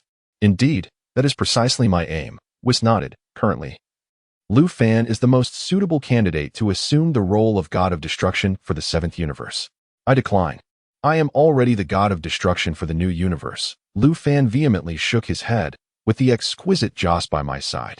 I wish to indulge in life's pleasures. My true self resides with Joss, while this avatar remains with Bardoss. I feel as though I am nearing the pinnacle of existence. Whis. Bardoss. You could manage both roles, Whis suggested. Manage both? What benefits does that entail? That would equate to holding 2 jobs. No, for jobs. 2 Kaishins, 2 gods of destruction. I have consulted with the Grand Minister, and he has expressed his agreement. The Grand Minister also mentioned that this is a necessary path to becoming a great god of destruction, starting from 2 universes and expanding to 3, 4, or even 12 universes, was explained in a lowered voice. Lu Fan appeared slightly intrigued. Only by familiarizing oneself with all 12 universes can a great god of destruction effectively oversee the duties of the gods of destruction, Whis smiled. Indeed, you speak true. Lu Fan nodded vigorously. You have successfully persuaded me. So, does that mean you consent, Lu Fan? Whis inquired. Address me as brother-in-law. Do not be so familiar. Lu Fan reprimanded. Whis, you always manage to stifle the conversation. Very well, since my little brother-in-law requests my assistance, I shall reluctantly agree. Lu Fan elongated his words, pausing for a moment before adding, I shall endeavor to assist you in finding a suitable god of destruction and Kaishin. Whis was taken aback. Ahem. What I meant was for you, my brother-in-law, to concurrently serve as the god of destruction and Kaishin for the 7th universe. As you are indeed an individual who has emerged from that universe, Whis clarified, moreover, there is currently no formidable individual in the entire 7th universe to uphold the new god of destruction's position. Chapter 73. I will cultivate a god of destruction for you. To be honest, I do have a suitable candidate in mind. With proper guidance, it wouldn't be too difficult for them to become the god of destruction of the 7th universe in the future. Lu Fan smiled broadly, revealing his pearly white teeth. Who is it?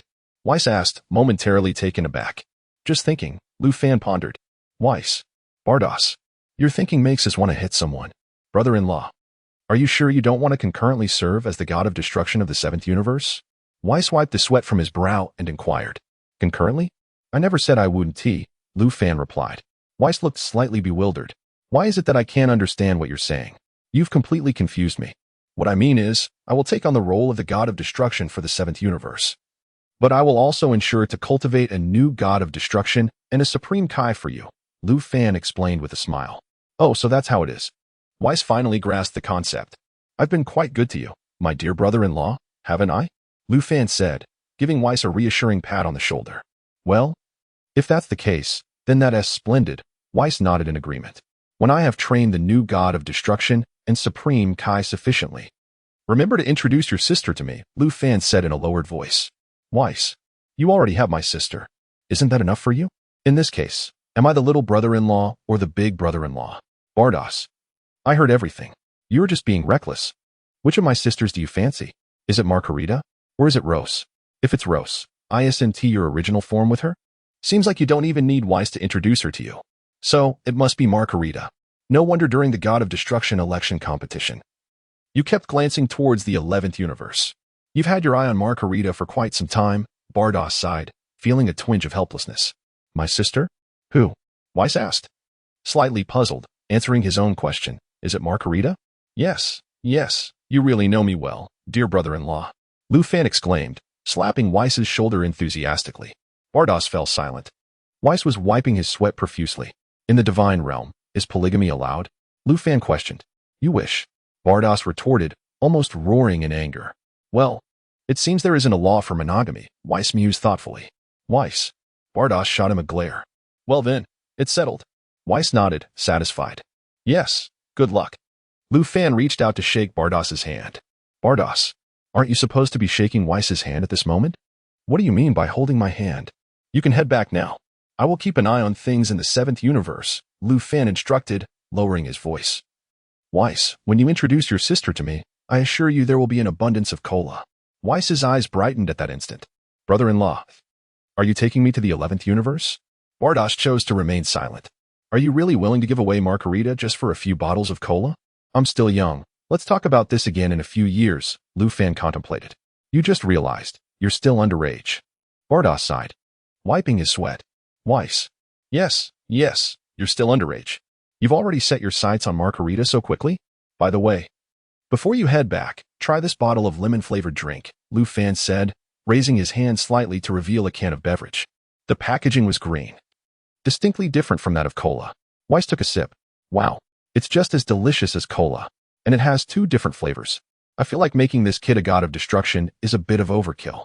He would do much better as a beverage flavorist. I haven't named this lemon-flavored soda yet. The naming fee, just 1 universe will suffice, Ruffin smiled. Whis. Bardoss. Both wiped their sweat in unison. You have quite the audacity. A naming fee of an entire universe. Fine. I'll find the time to ask around and see which universe is willing to relinquish their god of destruction slot, Whis replied dismissively.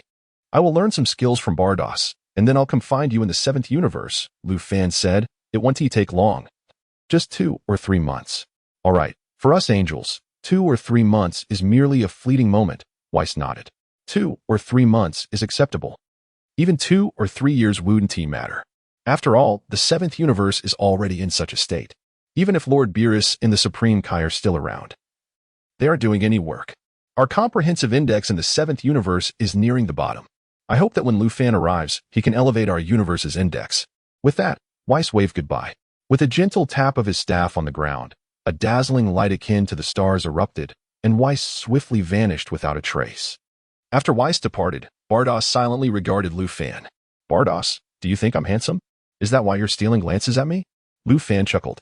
Bardoss. After a brief silence, have you truly decided to concurrently serve as the god of destruction and Supreme Kai for the 7th universe? Bardoss inquired. Am I the type to deceive? What I say must be acted upon, Ruffin nodded. No, what I meant was, this is wonderful. I can enjoy some peace for a while, Bardoss smiled. It seems you have had enough of the drinks, Ruffin sighed. Indeed. I've been drinking the same beverage for quite some time. It would be unrealistic to say I haven't had enough, Bardoss replied with a grin. Not to worry. Before I leave, I will develop a new type of beverage, one that will make you think of me constantly, Ruffin declared. Bardoss. Suddenly, he felt that Ruffin was genuinely sincere. 3 months later, Ruffin handed Bardoss a bottle of orange-flavored soda. Bardoss, thank you for your hard work these past 3 months. Consider this drink a memento. Bardoss. Ahem, very well, I accept it. I will drink it. Bardoss nodded. Then, farewell, Ruffin waved. Xiang Pa, what about me? Why don't I get a new drink? Hey, kid, bring me a bottle too. Xiang Pa hurriedly exclaimed. Just as Xiang Pa finished speaking, Ruffin had already vanished through instant transmission. Chapter 74. The Prophetic Fish. Are you the Great Destroyer? Xiang Pa felt utterly disheartened. This young man showed me no respect whatsoever. Especially after he ascended to the position of the new universe's Supreme Kai, his disrespect had intensified. Boy, if you don't serve me the latest beverages, I hope I never lay eyes on you again. Vados watched as Ruffin's figure receded, letting out a slight sigh of relief. At last, that shameless brat was gone. Hurry up and let him cause some mischief for Whis. Vados felt her spirits lift as she hummed a tune, opening a can of orange-flavored soda and tasting a small sip. Instantly, she felt as if she had been electrocuted, her delicate body shivering slightly. Hey, wait a moment, Ruffin. I think your Supreme Kai skills need to be enhanced further, Vados called out. But Ruffin was already out of earshot. In the 7th universe, the realm of the Destroyers, ever since Beerus had vanished, Beerus planet had been renamed as the realm of the Destroyers. With Beerus gone, what was the point of still calling it Beerus planet? In truth, it mattered little. After all, Whis had nothing to do, and a change of name might lift his spirits. It's been 3 months, Whis. When will that new Supreme Kai you mentioned arrive? The prophetic fish inquired. Soon, I believe, Whis pondered. And the Destroyer? Is the new Supreme Kai the only one ascending? The prophetic fish asked again. As for the Destroyer, we shall wait a little longer. Currently, Frieza is diligently working in the service of Lord Beerus, and he has indeed destroyed quite a few planets, which can somewhat compensate for the absence of a Destroyer. Whis smiled. What we need most right now is a Supreme Kai. The previous Supreme Kai hardly put in any effort during his tenure. Though our universe is home to many planets with life, those that harbor intelligent beings are exceedingly rare. If this trend continues, the universe will face significant problems. Choosing a Supreme Kai should be simple enough, but selecting a Destroyer is the real challenge, the prophetic fish remarked. Lord Ruffin has stated his intention to cultivate a new Destroyer for our universe, Whis explained. A Supreme Kai training a Destroyer? What kind of logic is that? The prophetic fish shook its head, at a loss for words. The two fell into a contemplative silence. Hey, Whis. Didn't I hear something about a super Dragon Ball that can grant any wish? Don't you wish to resurrect Lord Beerus? The prophetic fish asked. Huh. Even if Lord Beerus were revived, he would merely fall back to sleep. The Supreme Kai spends all his time fixated on Majin Buu. I believe our universe could use some fresh blood. Once the universe returns to normal and our overall rating improves, we can think about reviving Lord Beerus then. Whis replied. Surely, if we resurrect the Supreme Kai, Lord Beerus will come back as well? The prophetic fish queried. Indeed, Whis nodded, sleeping oneself into oblivion. What a predicament Lord Beerus has created for himself, the prophetic fish sighed, hoping the newly appointed Supreme Kai would prove to be more reliable. He is here. Whis smiled slightly. Has he arrived? The prophetic fish's face lit up with surprise. With a flash, Ruffin appeared in the realm of the destroyers in the 7th universe through instant transmission. In the next moment, his figure materialized before the prophetic fish and Whis. Ruffin was clad in the attire of a Supreme Kai, adorned with 2 Patera earrings and a time ring on his finger. He was fully equipped. This was Ruffin's avatar, remotely controlled by his true self, much like controlling a character in a video game, enabling him to perform any desired actions through the character's perspective. Therefore, this avatar lacked independent thought. In essence, it was merely a body formed from destructive energy, a manifestation that had attained an immortal state. It was nothing more than a mass of energy. Even if it were dispersed, it could simply coalesce again. As for completely annihilating that mass of destruction, that would not be an issue either. A new mass could be formed again, provided that Ruffin's true self remained alive. Upon seeing Ruffin for the first time, the prophetic fish was utterly stunned, its eyes wide with astonishment. Salutations. Salutations. Great destroyer. No. Supreme Kai, the prophetic fish stammered. Whis cast a puzzled glance at the prophetic fish. Could it be that this fish had truly foreseen the future? Was Ruffin indeed destined to be the great destroyer? Was this title not merely a gimmick? Had the gimmick now morphed into a tangible reality? But wait, when had the prophetic fish's predictions ever been accurate? Best not to dwell on such matters. Oh, this little fish is rather endearing. Ruffin approached and gently patted the prophetic fish's head, conjuring a bottle of cola. Here, this is a reward for you. Thank you, Supreme Kai. The prophetic fish joyfully accepted the cola and took a sip. After tasting it, the prophetic fish leapt up in delight within its tank. So delicious. This is the first time I've ever had such a delightful drink. Overcome with joy, it shot a glare at Whis. Whis, how could you be so inconsiderate? You didn't share a single bottle of cola with me, and I thought it would taste awful. Oh dear, what a lovely day it is today. Whis deflected the conversation. Whis, as per our agreement, I am here today to assume the position of Supreme Kai of the 7th universe, Ruffin stated. Very well, Lord Ruffin. I entrust the 7th universe to your capable hands, Whis replied courteously. Not a problem, Ruffin nodded. Since I now oversee the lives of 2 universes, I shall endeavor to foster better connections between them. Agreed, Whis nodded, offering no objections. Establishing a link between the new universe and the 7th universe is indeed a positive prospect. This will also bring a fresh influx of life into the 7th universe, which is one of the many reasons I invited Ruffin to assume the role of Supreme Kai. Now, I shall take a stroll through the universe, Ruffin mused. I shall accompany you, Whis suggested. No need. I prefer to go alone, Ruffin smiled slightly. I can instantaneously transport myself, which is far more convenient. You fly too slowly. Whis. Even an angel like me is being looked down upon. With a swift motion, Ruffin left the area through instant transmission. Reflecting on it, Ruffin found the role of Supreme Kai rather intriguing. Supreme Kais possessed numerous extraordinary abilities, such as instant transmission, which destroyers notably lacked. Perhaps they could use it, but were simply not permitted. Thus, from this day forward, Ruffin officially became the Supreme Kai of the 7th universe, albeit in a part-time capacity. However, for Ruffin, this bore little impact. As the universe developed, it was fortuitous that the new universe had yet to give rise to intelligent human life. As a Supreme Kai, Ruffin could facilitate the transfer of some humans from the 7th universe to the new universe. Chapter 75. The Convergence of 5 Universes as time elapsed day by day. The years slipped away unnoticed. Through relentless effort and persistent learning, Ruffin made remarkable progress. Meanwhile, his true self delved into the realm of destruction within the new universe. Honing his skills in devastation, the magnitude of destruction Ruffin could summon grew increasingly impressive. He reveled in the astonishment of Ruosi. Every time she witnessed the vastness of his destructive power, her small mouth would part slightly in surprise, an utterly adorable sight. Yet, Ruosi often found herself at a loss for words. Since arriving in the new universe, Lu Fan had not shattered a single planet. Instead, many had crumbled merely from his imposing presence. His talent for intimidating celestial bodies was truly unparalleled. Thus, decades passed in the year 760 of the Age of AI. Lu Fan celebrated his 20th year as both the god of destruction and the supreme Kai. Over these 2 decades, significant advancements were made in both the new universe and the 7th universe. On a certain planet within the 7th universe, Lu Fan, in his capacity as the supreme Kai, was engaged in nurturing life. Contrary to some misconceptions, the cultivation of life was not as sordid as some might imagine. The supreme Kai merely facilitated the transfer of life from other planets to provide a new opportunity for existence. This was akin to the ancient myth of Noah's Ark, which transported life from Earth to other worlds. After becoming the supreme Kai, Lu Fan pondered whether Noah's Ark was indeed a means for the supreme Kai to initiate life on other planets. Content with the initial results of his efforts, Lu Fan surveyed his surroundings. Just as he was about to depart, a voice echoed nearby. Prince Vegeta. We have deliberately landed on this planet to replenish our supplies. Are we next to conquer planet Q-Kate? Lu Fan paused, a sudden realization dawning upon him. This was, after all, the world of Dragon Ball.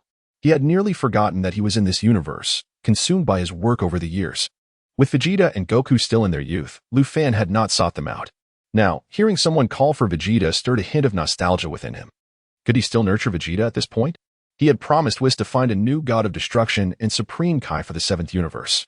Yet, in his fervor for work, he had let this slip his mind. Thanks to Lu Fan's diligent efforts, the comprehensive rating of the 7th universe skyrocketed over these 20 years, achieving the impressive rank of 3rd across the cosmos within a mere 2 decades. The new universe, however, remained too nascent to be included in such rankings, comprising less than a billionth of the size of other universes, making it exceedingly manageable. If a comprehensive rating were to be assigned, the new universe would undoubtedly secure the top spot, purely due to its diminutive scale. Nonetheless, Lu Fan's elevation of the 7th universe to 3rd place in the cosmic standings was a commendable feat. Presently, the 1st universe held the highest rating, followed by the 8th universe in 2nd place. Lu Fan's tireless endeavors aimed for the top position, yet achieving this was a formidable challenge, as the deities of the 1st and 8th universes were equally industrious. Thus, the competition among these 3 universes intensified. Beyond these 3, the 5th and 12th universes also joined the fray. The 12th universe, having once held 3rd place, was ousted by the 7th, prompting a fervent effort to reclaim its status. The ratings of the 5th and 12th universes were closely matched, with each vying for 3rd place, only to see it snatched away by the 7th universe. Consequently, these 5 universes were embroiled in a fierce competition, distancing themselves significantly from the others. Lu Fan mused that if this rivalry continued, the remaining universes might simply be brushed aside. Vegeta, capturing planet Q-Kate is quite troublesome. Are we perhaps a bit short on numbers? Raditz remarked. Raditz was correct. The combat power of that planet was formidable, and it would be wise to seek additional assistance, Namek concurred, while Vegeta munched on fruit. He paid little heed to their conversation. Vegeta, your training partner Lu Fan is still alive, right?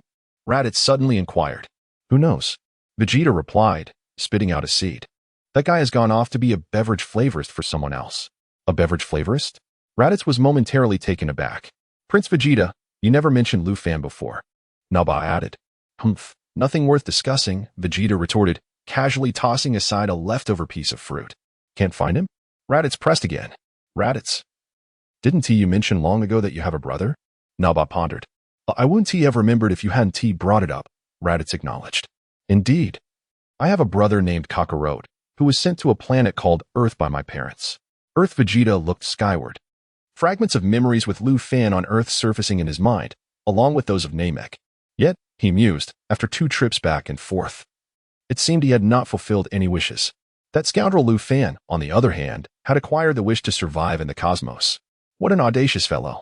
He wondered if Lu Fan was still alive, whether his mindset had found peace over the years, and if he had managed to transform into a Super Saiyan.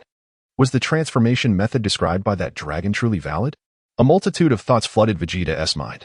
Prince Vegeta, what troubles you? Namek queried, glancing curiously at Vegeta. Are the clouds in the sky captivating? Should I go to Earth and summon Kakarot? Raditz proposed. Although his combat skills are still developing, I believe that with proper training alongside us, his power will surely escalate rapidly. With Kakarot's involvement, the conquest of planet QK will become significantly easier. Kakarot? Your brother is named Kakarot? Vegeta exclaimed, momentarily taken aback. Chapter 76. My lord, it has been quite some time. Vegeta, what troubles you? Raditz inquired, slightly perplexed. My brother is named Kakarot. Did you not know this already? What is the purpose of your question now? Vegeta replied, shaking his head nonchalantly. Suddenly, Vegeta recalled the words of Ruffin, who had once told him that the individual named Kakarot would become his lifelong rival. Is that truly the case? That lowly warrior is to be my rival? Vegeta scoffed, finding Ruffin's assertion amusing. Vegeta, I remember you have a brother as well. Naba, Raditz interjected. Humph. Vegeta dismissed the comment, disinterested in elaborating further. My lord, where has your brother gone? Naba asked. Vegeta remained silent. Your brother hasn't disappeared, has he? Naba pondered aloud. Vegeta thought to himself, why does that sound somewhat twisted? Damn it, my brother is not missing. If you wish to become a eunuch, just say it. Vegeta shot Naba a sideways glance. Naba appeared utterly bewildered. What do you mean? I don't understand your words. Raditz scratched his head, equally confused. Forget it. I will head to Earth first. Raditz, put on the scanner and maintain contact, Vegeta instructed. I'll set off immediately. I expect to reach Earth in about 3 months. Raditz replied. Then, my lord, shall we head to the distant planet Dodor and wait for Raditz and Kakarot? Naba proposed. Let it be so. Vegeta nodded in agreement, offering no objections. Raditz strode towards the spaceship. Speaking of the scanner, wasn't yours broken, my lord? You were out of contact for quite some time. Just like your brother, Naba inquired. Vegeta clenched his fists. What the hell are you saying? As if I have no brother at all. I'll find an opportunity to fix you later. Humph, who knows? Perhaps it malfunctioned. Or perhaps what? Naba pressed. Vegeta shot him a sidelong glance, prompting Naba to promptly fall silent. Vegeta contemplated that perhaps Ruffin had tampered with the scanner, preventing them from contacting Frieza and his cohorts. I knew it was unusually quiet on the scanner during that time. Ruffin was indeed wary of Frieza. If you head to Dodor, it will take me over 10 months to reunite with you after picking up Kakarot, Raditz remarked as he stepped onto the spaceship. Ha ha ha, by that calculation. We shall meet again in over a year, Naba chuckled. Very well, until then, Raditz waved as he boarded the spaceship. With a whoosh, Raditz's miniature spacecraft swiftly vanished into the void, leaving no trace behind. My lord, shall we set off as well? Naba suggested. Vegeta did not oppose, turning to leave the planet with the supplies in hand. However, at that moment, he caught sight of Ruffin appearing behind him, causing Vegeta to freeze momentarily. Naba was also taken aback. Who is this? He looks somewhat familiar. Ruffin? Vegeta quickly recognized him, for the Saiyan hairstyle remains unchanged from birth to adulthood. Although this Ruffin was merely a projection, he bore an identical resemblance to the original. My lord, it has been a long time, Ruffin greeted with a smile. What brings you here? Vegeta huffed, stepping closer to question him. Is that truly you, Ruffin? Naba pondered, still bewildered. Indeed, it is Ruffin. Naba instinctively pressed the scanner on his eyes, eager to ascertain Ruffin's current battle power. To his astonishment, he discovered Ruffin's battle power was at 0, completely devoid of any strength. This fellow has been rendered utterly useless, Naba observed. What sort of attire is this? Vegeta remarked, noticing Ruffin clad in the garb of the Kaishin, finding it somewhat disconcerting. My lord, how have you fared these past years? Ruffin inquired. Umph, as if it were any concern of yours, Vegeta retorted dismissively. What is your current battle power? Ruffin asked. 18,000, Vegeta replied nonchalantly. You haven't been slacking off, have you? Ruffin sighed, shaking his head. What did you say? Vegeta's anger flared. Ruffin, you are exceedingly bold to insult the Lord so, Naba interjected, incredulous. Vegeta's battle power has reached 18,000, and you dare suggest he has not improved? Does eating dung enhance one's battle power? So, you're saying that over the last 20 years, your power has only increased by 3,000? Ruffin lamented. Humph. Spare me your nonsense. Do you think it is easy to enhance one's power once it approaches 20,000? Vegeta scoffed. And those 3 years spent on the food planet were utterly wasted. My lord, look at you. You've become irritable again. Ruffin exclaimed. At this rate, when will you ever become a Super Saiyan? Super Saiyan? Humph. That method the dragon spoke of is utterly useless. Vegeta fumed, clenching his fists, his entire body shaking with rage. Super Saiyan? Naba interjected, looking utterly perplexed. What are you two discussing? I have heard of Super Saiyans, but I am not well informed. Ruffin, how can you dare address the Lord in such a manner? Look at your own battle power. Naba sneered. Be quiet. You are insufferable. Ruffin shot back at Naba. Ruffin, do you still think you are the talented warrior you once were? Naba's expression turned icy. Your words are tiresome. Vegeta furrowed his brow, suddenly delivering a kick that struck Naba squarely in the chest. Naba, caught off guard, flew backward uncontrollably. Bam! Naba's body crashed into a boulder, rolling across the ground several times before collapsing unconscious. Do you harbor an innate disdain for Naba? Ruffin observed. Humph, that loquacious fool has finally passed out. Now, speak. Did you come merely to seek me out, or is there an issue you need my assistance with? Vegeta inquired. Ruffin felt a flicker of gratitude. Was this truly Vegeta? The prince seemed willing to lend a helping hand. Your words bring me great comfort, Ruffin reflected. Chapter 77, North Kai. Salutations to the Supreme Kai. Enough of the trivialities. Vegeta huffed. I am quite busy, so please speak quickly. I do have a matter that requires your assistance, Ruffin stated. I knew it. Vegeta replied with a slight smile. Given my current fighting prowess, I can practically stride through this universe. Ruffin retorted, with a power level of merely 18,000. You believe you can roam freely in the universe? At this rate, you will surely meet your demise, much like the Supreme Kai did. Have you heard of the God of Destruction? Ruffin inquired. The God of Destruction? That sounds somewhat familiar, Vegeta pondered, though he suddenly could not recall. Consider the God of Destruction as the most formidable deity in this universe, Ruffin chuckled. Ah, now I remember, Vegeta exclaimed, slapping his forehead. When I was 5, a God of Destruction visited the palace, seeking my father to procure the most comfortable pillow in the universe. Vegeta recalled that, at that time, his father had indeed kept the most comfortable pillow for himself and handed the God of Destruction the second most comfortable one. This had incited the goddess' wrath, resulting in him pressing Vegeta's father's head to the ground for quite some time, leaving a psychological scar on young Vegeta. Indeed, that was the God of Destruction. Ruffin nodded. He seemed like a cat person, Vegeta added. By the way, he has passed away, Ruffin revealed. What? He is dead? Vegeta exclaimed. A mix of shock and joy washing over him. This is happiness that comes too suddenly. Has he received his comeuppance? Did he die from the comfort of the pillow? Vegeta pondered thoughtfully. Remarkably, you are not far from the truth, Ruffin acknowledged. A brief silence ensued. What do you mean? Do you intend for me to take that fellow's place as the God of Destruction? Vegeta asked. Precisely, Ruffin confirmed with a nod. TCH. I have no interest in being a deity, Vegeta shook his head. Once I transform into a Super Saiyan, what does God even signify? Even the God of Destruction would be easily bested by my Super Saiyan form. Ruffin covered his face, rendered speechless. What gives you such confidence? Nonetheless, your current strength is indeed lacking. Even if you were to become a God of Destruction, you would not be worthy. Ruffin sighed. How about this? I will take you to a place where you can train diligently. Who are you calling weak? My fighting power stands at a remarkable 18,000. Vegeta seethed. Who can match a Saiyan with such power? I must be the strongest Saiyan in history. Ruffin chose not to respond, placing a hand on Vegeta's shoulder. Remove your hand, Vegeta demanded. Vegeta, my patience has its limits. It would be wise to behave, or my strikes can be quite painful, Ruffin warned darkly. Why is he so obstinate? He shows no sign of gratitude for my intention to enhance his power. Does he truly believe he can challenge me? Vegeta scoffed. Suddenly, Ruffin struck Vegeta's neck with a swift motion, causing his pupils to dilate and consciousness to fade. Such a troublesome individual, Ruffin sighed. With that, Ruffin grasped Vegeta by the tail, dragging him along the ground. Where to go? I need to find someone to train Vegeta. Perhaps not Whis just yet. It feels a bit premature, and Vegeta can be quite a handful. Best to start with the fundamentals. As Ruffin contemplated, he dragged Vegeta across the planet. Upon nearing Naba, Ruffin stepped over him. Naba woke with a start, his reflexes kicking in. But as he raised his head, he collided directly with Vegeta's, resulting in a muffled thud. Naba was knocked out cold. Vegeta opened his eyes, momentarily dazed. Then, with a crash, he fell from Naba onto a nearby rock, losing consciousness once more. All right. I have resolved it. I shall have that fellow instruct Vegeta in the basics, Ruffin decided firmly.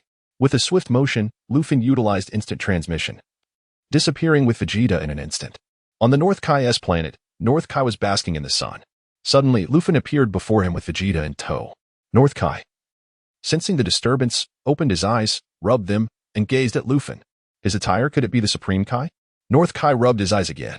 Is this for real? Is this truly the Supreme Kai? Weren't his locks silver? When did he transition to black hair? Has there been a change in personnel? However, upon closer inspection, North Kai realized the truth. It is indeed the Supreme Kai. No doubt about it. Greetings, Supreme Kai. North Kai exclaimed, hastily kneeling. Rise, North Kai, Ruffin instructed. Yes, Supreme Kai, North Kai replied, discreetly wiping his brow. I wonder what brings you to my planet. Could it be that my previous indiscretion of relieving myself under the stars was witnessed by the Supreme Kai? No, that is not the crux of the matter. The key question is, why has the Supreme Kai adopted this new form? And who is the individual you are holding? North Kai pondered many thoughts in a fleeting moment. Might I inquire what business you have with me, Supreme Kai? He asked respectfully, though with a hint of trepidation. Do you recognize this individual? Ruffin released Vegeta. Gesturing to North Kai. This person seems familiar, North Kai replied, his eyes widening as a realization struck him. I know now, he is a Saiyan. The Prince of the Saiyans, Vegeta. To be precise, he is Vegeta 4. Correct, Ruffin affirmed with a nod. Supreme Kai, what do you require of me? Should I detain him? North Kai inquired hastily. This individual wreaks havoc throughout the universe, slaying countless innocents and destroying numerous planets. He is the very root of all evil. If possible, it would be best to eliminate him. North Kai's tone grew increasingly impassioned as he expressed his sentiments. Chapter 78, The Grand Priest. Why is the universe so competitive?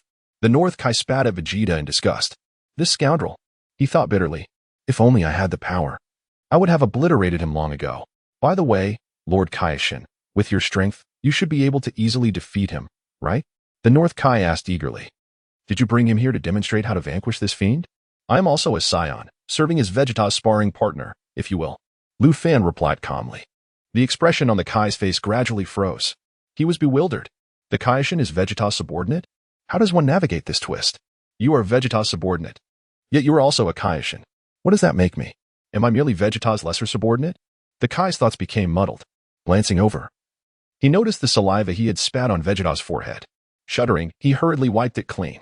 Ha. Just a joke. Just a joke. His Highness the Prince is truly adorable. The North Kai chuckled awkwardly, especially considering how elegantly Vegeta had fainted, resembling a regal sleeping prince. Enough with the jesting. Ruffin said, I brought him here for you to train. Me? Train him? The North Kai was once again perplexed. His strength far exceeds mine. How can I possibly train him? For instance, teach him the Kaioken technique or how to harness his ki, Ruffin instructed. I am quite busy and have no time to teach him. Once you have trained him adequately, I shall take him back. The North Kai pondered this. What? You disagree? Ruffin smiled. No.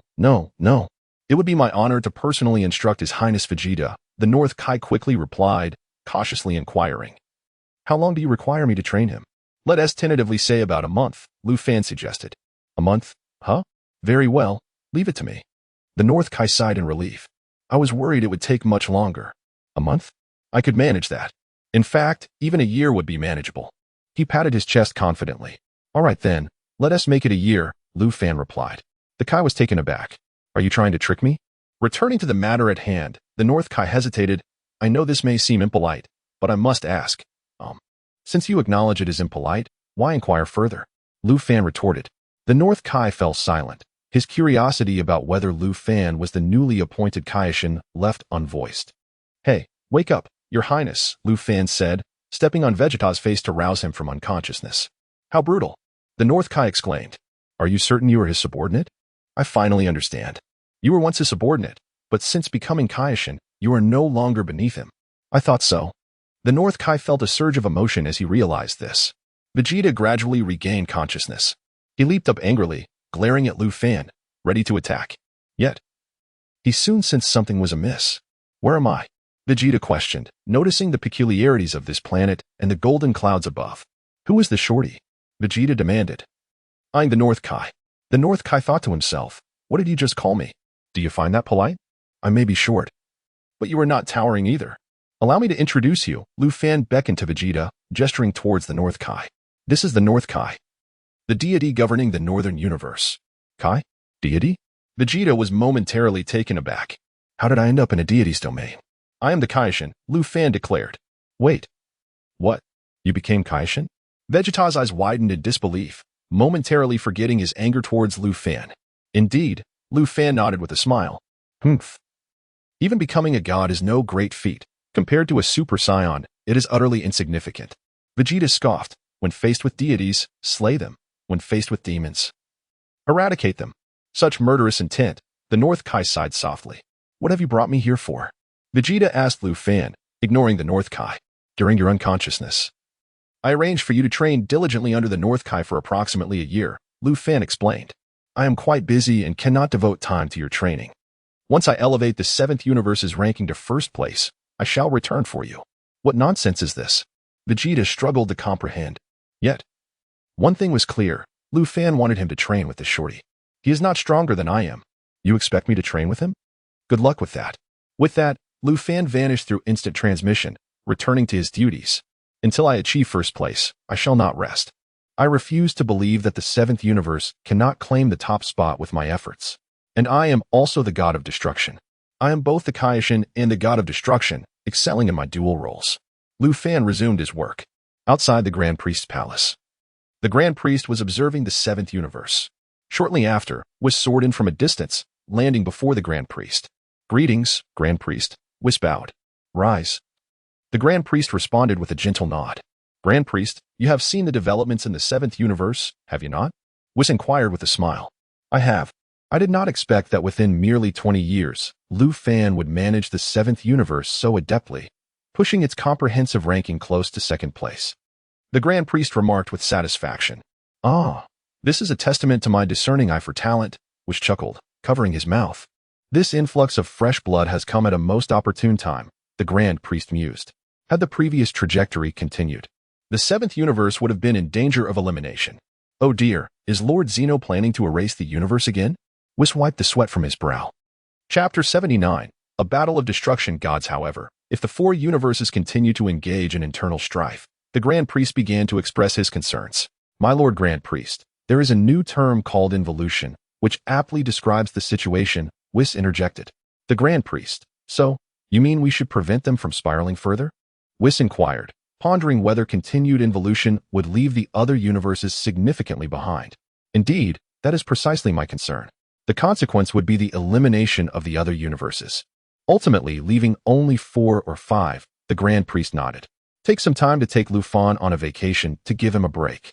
Additionally, isn't he meant to cultivate new destruction gods for your universe? We must expedite that process. For the other universes, I will ensure that the angels also grant some time off to the supreme Kais and destruction gods. Perhaps we should marry him off to his sister. That might help him settle down for a while, preventing further competition within the universe, Whis suggested. The Grand Priest, how much soda have you had? His expression darkened. Just a jest, just a jest. Whis chuckled quietly. You will be responsible for this matter, the Grand Priest instructed. Consider any suitable plans and present them for discussion.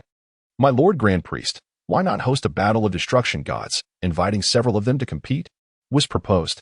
That is indeed a viable approach. You may arrange the specifics, the Grand Priest nodded in agreement. Yes, my Lord Grand Priest, Whis affirmed. In the new universe, Lu Fan, you have elevated the comprehensive score of the 7th universe from second to last to a solid third.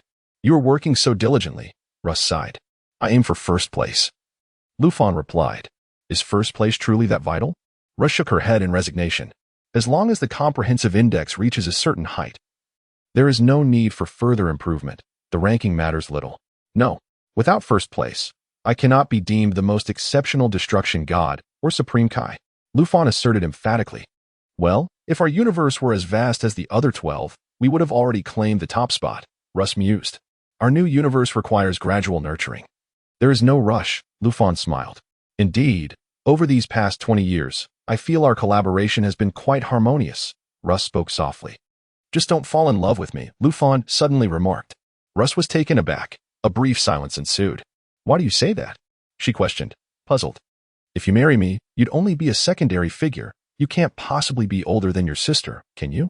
That would be inappropriate, Lu Fan sighed. Russ, when did I say I wanted to marry you? She wiped her brow. That's a relief, Lu Fan nodded. Russ felt overwhelmed. How terrible. It sounds as though I have no choice but to marry you. How infuriating. By the way, there is something I've been meaning to ask, Lu Fan said. I don't want to answer. Russ huffed.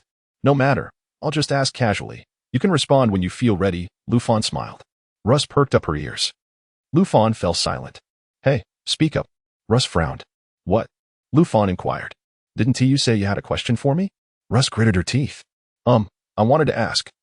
Isn't it said that when a destruction god dies, the angels fall into slumber as well? Lufan posed the question, wondering why Whis continued to roam after the previous destruction god of the 7th universe, Beerus, had vanished. Who said that when a destruction god dies, the angels fall asleep? Russ was taken aback. Whis from the future mentioned it, Lufan replied. Russ, have you been to the future? She was not particularly surprised.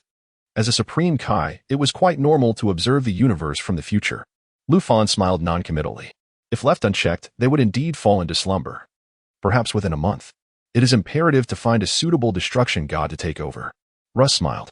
So, if I don't take on the role of destruction god, Whis would fall asleep. Lufan pondered.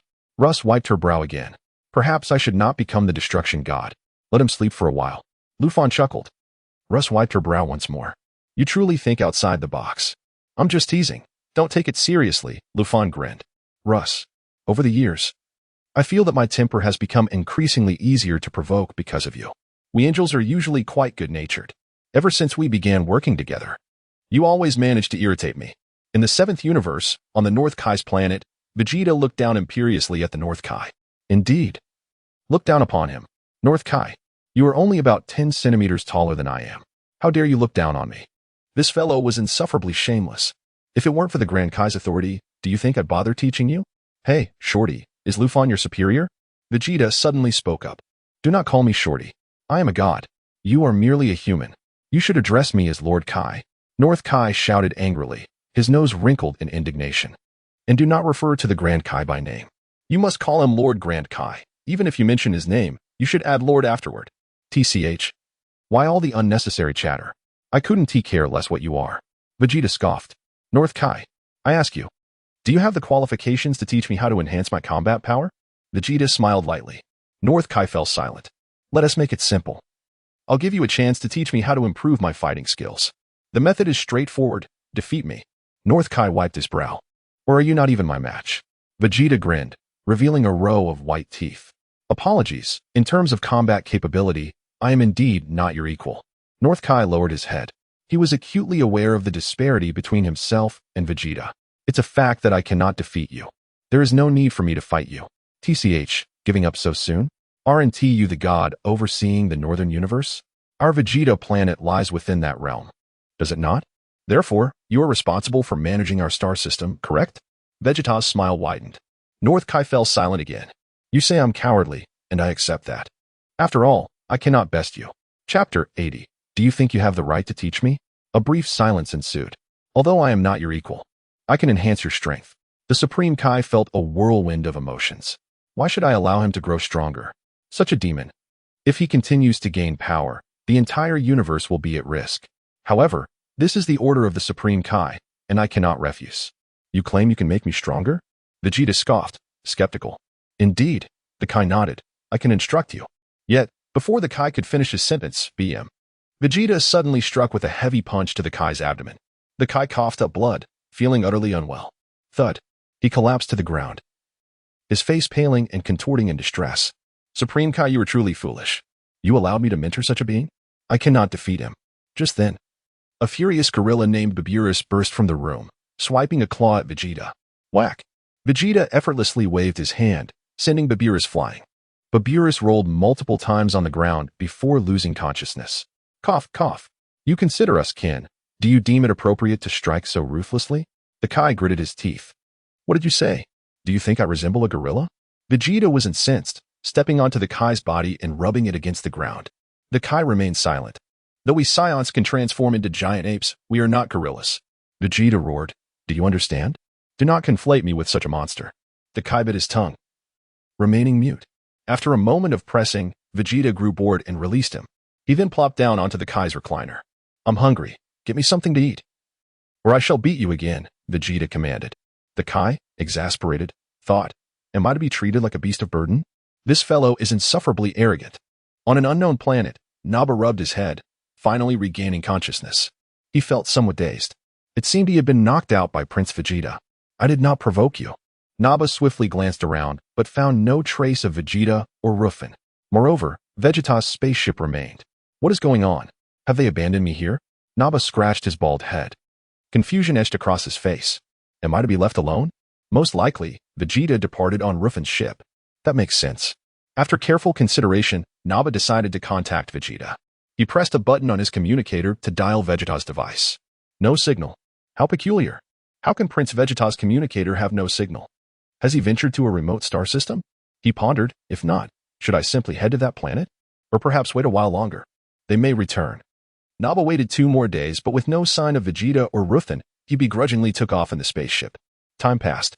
Whis learned from Ross that Ruffin aspired to secure the top ranking in the universe's comprehensive power index. So that is the case, I understand now, Ross. Whis nodded.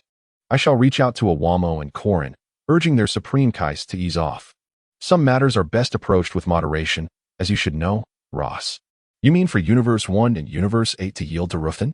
To allow him to take first place? Ross grasped the implication. Precisely, Whis replied. If he achieves first place, perhaps he will cease his relentless toil. Understood. I shall cheer you on, brother Whis, Ross replied. He did not overhear us, did he? Whis asked quietly. No, Ruffin has gone to patrol the universe, Ross smiled. That is fortunate. It spares us from detection of any foul play, Whis chuckled. In truth, I believe having Ruffin work diligently is beneficial. Idleness could lead to unforeseen troubles, Ross mused. The Grand Minister and I have devised a plan for a God of Destruction tournament, aiming to incite conflict among the gods, Whis stated. A tournament of gods of destruction? If so many engage in battle, will the universe withstand it? Ross wiped his brow. Will it take place in the void? That has yet to be determined. I shall deliberate further, Whis replied. Agreed, Ross acknowledged. 3 months later, on planet Dota, Naba's expression grew increasingly grave. Raditz was nearing death. He had been mortally wounded by his brother and a being named Piccolo, and it was unlikely he would survive. Raditz, how unfortunate you are. Defeated by someone with a mere power level of slightly over 1,000. Naba spoke into the communicator directed at Raditz. Raditz, I am on the brink of death, and you still choose to mock me? Have you no decency? Spare me the chatter and come avenge me, Raditz replied weakly. I will, Naba assured him. Rest in peace. There exists a miraculous object called the Dragon Balls on this planet. I've heard it can grant any wish. Raditz said, if possible, find that and bring me back to life. Understood, Naba responded. What of Prince Vegeta? Raditz inquired. Why does he remain silent? I am dying. And he has nothing to say? You are quite talkative. Naba retorted, Prince Vegeta and Ruffin are nowhere to be found. Ruffin? Raditz paused. Enough, rest now. Naba sighed. On Earth, Raditz showed no signs of immediate demise, chuckling at Piccolo, you fool. Everything that transpired has been relayed to my comrades through the communicator. They will come to avenge me. What did you say? Piccolo's face broke into a cold sweat. You too, along with everyone on this planet, will be annihilated in an instant, Raditz sneered. At that moment, my comrades will use that Dragon Ball to revive me. A few individuals? Goku asked. When will they arrive? A year. 1 year from now, 1 or 3 individuals will come, Raditz replied. 1 or 3? Piccolo frowned. The other 2 are currently separated from my comrade, but they will surely make contact. Raditz chuckled. Your chances of victory next time are virtually 0. Enjoy your lives for the next year.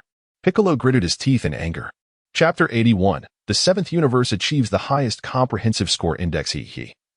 I believe this is but a fleeting moment of joy. You are merely a few insignificant caterpillars.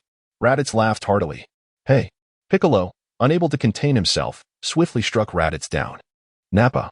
With Vegeta absent, shall I venture to Earth alone? Very well, I shall go to Earth to avenge that fellow Raditz. As for the Dragon Balls that can grant any wish, why not seek them out and wish to become a Super Saiyan? With Vegeta away, I could reign supreme on Earth. Nappa was filled with exhilaration. All right, it's settled. Whoosh. Nappa's spaceship swiftly soared into the sky, hurtling towards the direction of Earth. After 6 months of diligent effort, the comprehensive score index of the 7th universe, overseen by Ruffin, finally ascended to the pinnacle of the universe rankings. The 1st universe claimed the 2nd position, while the 8th universe held the 3rd. The 5th universe occupied the 4th, and the 12th universe was ranked 5th. The 6th universe, however, lagged significantly behind the 12th universe. For instance, the 12th universe had achieved an impressive score of 27, whereas the 6th universe barely managed a score of 7. 6. The 7th universe, now at the zenith, boasted a score of 23. 8. Ruffin breathed a sigh of relief, having finally secured first place. Nevertheless, he sensed a certain lethargy from the 1st and 8th universes over the past 6 months. Well, never mind that. It is time to take a proper rest. No. I must strive even harder. What if the 1st universe catches up? Currently, the 1st universe's score stood at 23. 1, not too far behind the 7th universe. Another 6 months passed, and Ruffin managed to elevate the 7th universe's comprehensive score to 31.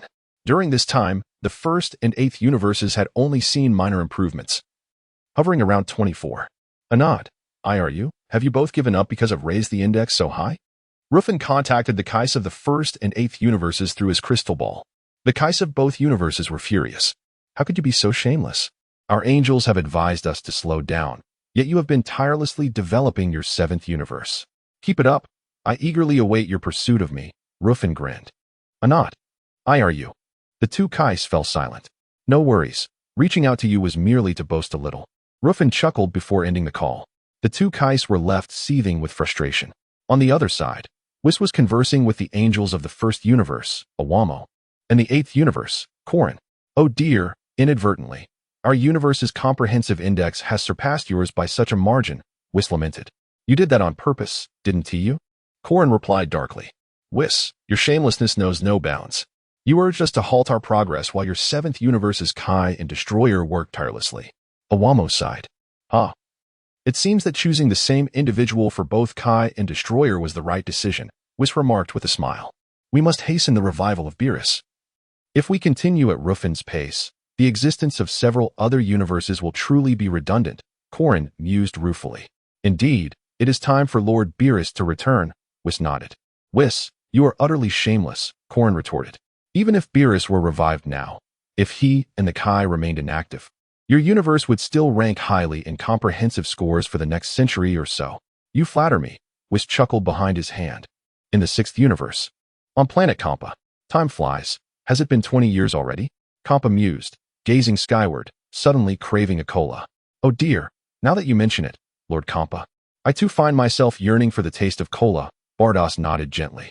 Hey, what has that fellow Ruffin been up to during this time? How has he developed the 7th universe? Kampa inquired. Lord Kampa, are you not aware? Bardos blinked in surprise. Aware of what? Kampa asked. Ruffin has elevated the comprehensive score index of the 7th universe to 31, Bardos replied. 31? What does that signify? Kampa was not well versed in such matters, having never encountered a comprehensive score index before. Then, Lord Kampa, do you know what our 6th universe's comprehensive score index is? Bardos inquired further. The 7th universe at 31? Our 6th universe must be over 40, Kampa scoffed, believing Ruffin had inherited a mess from the 7th universe's Kai, rendering any of Ruffin's efforts futile in comparison to their universe.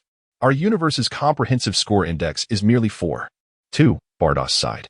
What did you say? Only 4. 2. Kampa exclaimed, incredulous. Bardos, do not jest. That decimal point cannot be real. Bardos chose not to respond. How is that possible? That wretched 7th universe. How could he develop it to such an extent? Kampa was utterly astonished. Indeed, it is true, Bardos nodded. How much longer until our universe's Kai, Fuwa, retires? Kampa pondered, stroking his chin. Bardos. Ahem, Lord Kampa, it is not solely the Kai's efforts that can elevate the score, Bardos sighed. It seems as if the 7th universe possesses a destroyer, Kampa scoffed. Usually, Lord Beerus' subordinate, Frieza, leads his army to destroy planets. So the tasks of a destroyer are primarily handled by Frieza. Bardos replied, though Ruffin occasionally destroys a few planets as well. That insufferable Beerus, even in his absence. His subordinate works tirelessly. Kampa grimaced, lamenting his lack of such a devoted subordinate. Bardos remained silent. A brief silence ensued. Beerus is your brother. Does his disappearance not sadden you, Lord Kampa? Bardos asked. Why would I be sad? Kampa huffed. So, Lord Kampa, have you secretly sought the Super Dragon Balls over these 20 years to revive Lord Beerus? Bardos smiled knowingly. Kampa, that is impossible. I sought the Super Dragon Balls merely for some cola. Yes, that is it. Kampa refused to concede. Chapter 82. The first encounter between Sun Wukong and Vegeta on King Kai's planet. Has Lord Kampa gathered all 7 Dragon Balls? Bardock inquired with a smile. Not yet. There's still one left. I've scoured the entirety of the 6th and 7th universes without any luck. Kampa gritted his teeth in frustration. Is that so? Bardock suppressed a chuckle. Hey, Bardock, Do you know where that last Dragon Ball might be? Kampa asked. I have no idea. Perhaps it will reveal itself one day. Bardock gazed skyward. I can't shake the feeling that you're hiding something from me, Kampa pondered. Am I? Bardock made no effort to deny it. What Kampa remained unaware of was that the final Dragon Ball had already been concealed by Whis. Whis had long since realized that Kampa was in pursuit of the Super Dragon Balls. In the past, Whis feared that Kampa might resurrect Beerus. If that were to happen, wouldn't our universe's hard-earned composite score plummet? Thus, Whis had obscured the Super Dragon Ball, using his angelic powers. Kampa had searched for 20 years without success. 7th Universe, North Kai's planet. Bang, bang, bang. Vegeta dispatched North Kai with a flurry of punches and kicks. Why have I brought this upon myself? These past 9 months have been utterly excruciating. That detestable Saiyan. No, that loathsome Vegeta. I cannot curse all Saiyans just yet. The newly appointed Supreme Kai is, astonishingly, a Saiyan. I am at a loss for words. Do you really think you can teach me to enhance my battle power? Vegeta scoffed, his face adorned with disdain. The chimpanzee Beerus had completely surrendered, playing in the mud without daring to breathe a word. Can you contact Ruffin? I need to leave this place immediately. It's unbearably dull. Vegeta huffed. I cannot reach the Supreme Kai either. We must wait for him to come to us. North Kai replied. I would prefer that you leave quickly, Vegeta retorted. Bang. Just as they spoke, a figure clad in orange suddenly plummeted from the sky, crashing heavily onto the planet's surface. Vegeta paused, and North Kai wore a look of astonishment. Who has arrived? Ouch. What just happened? Why does the ground feel so strange? Sun Wukong grimaced, feeling an unusual force seemingly binding him, his body feeling as heavy as lead. As he spoke, Sun Wukong gritted his teeth and struggled to rise from the ground. In the next moment, he caught sight of Vegeta and North Kai. The three exchanged glances. Are you the Kai? Sun Wukong hastily inquired of Vegeta. Vegeta replied. Hello, I am Sun Wukong. Please teach me your skills. Sun Wukong approached Vegeta earnestly. Vegeta shot a sidelong glance at Sun Wukong. He then activated the scouter resting on his brow. Oh, battle power, 425. Vegeta sighed and shook his head. Such a negligible battle power, it is utterly pathetic. I could easily dispatch him with a mere slap. It is worth noting that after his demise, Sun Wukong had arrived in this world. Clad in weighted clothing and having traversed the lengthy snake way, his battle power was somewhat greater than when he fought Raditz. You are. Sun Wukong's pupils constricted and his expression shifted. Upon recently arriving at King Kai's planet, he had yet to regain his composure. Now, seeing Vegeta's attire, his scouter, and the overall aura, he sensed something amiss. Isn't that the garb of a Saiyan? That device on his eyes? Could it be a strange machine to measure battle power? Sun Wukong's heart raced. This individual is far more formidable than he appears. I estimate he's at least 10 times stronger than Raditz. I never imagined such a powerful being existed in this world, though a hint of fear coursed through him. Sun Wukong also felt a thrill of excitement, though he did not outwardly display it. Despite his typically carefree nature, he maintained a low profile at this moment. Encountering an opponent stronger than himself, Sun Wukong refrained from recklessly challenging him. He understood that no matter how hard he tried, he could not hope to match this individual. Only through mastering his skills could he earn the right to challenge him. The Kai you seek is over there.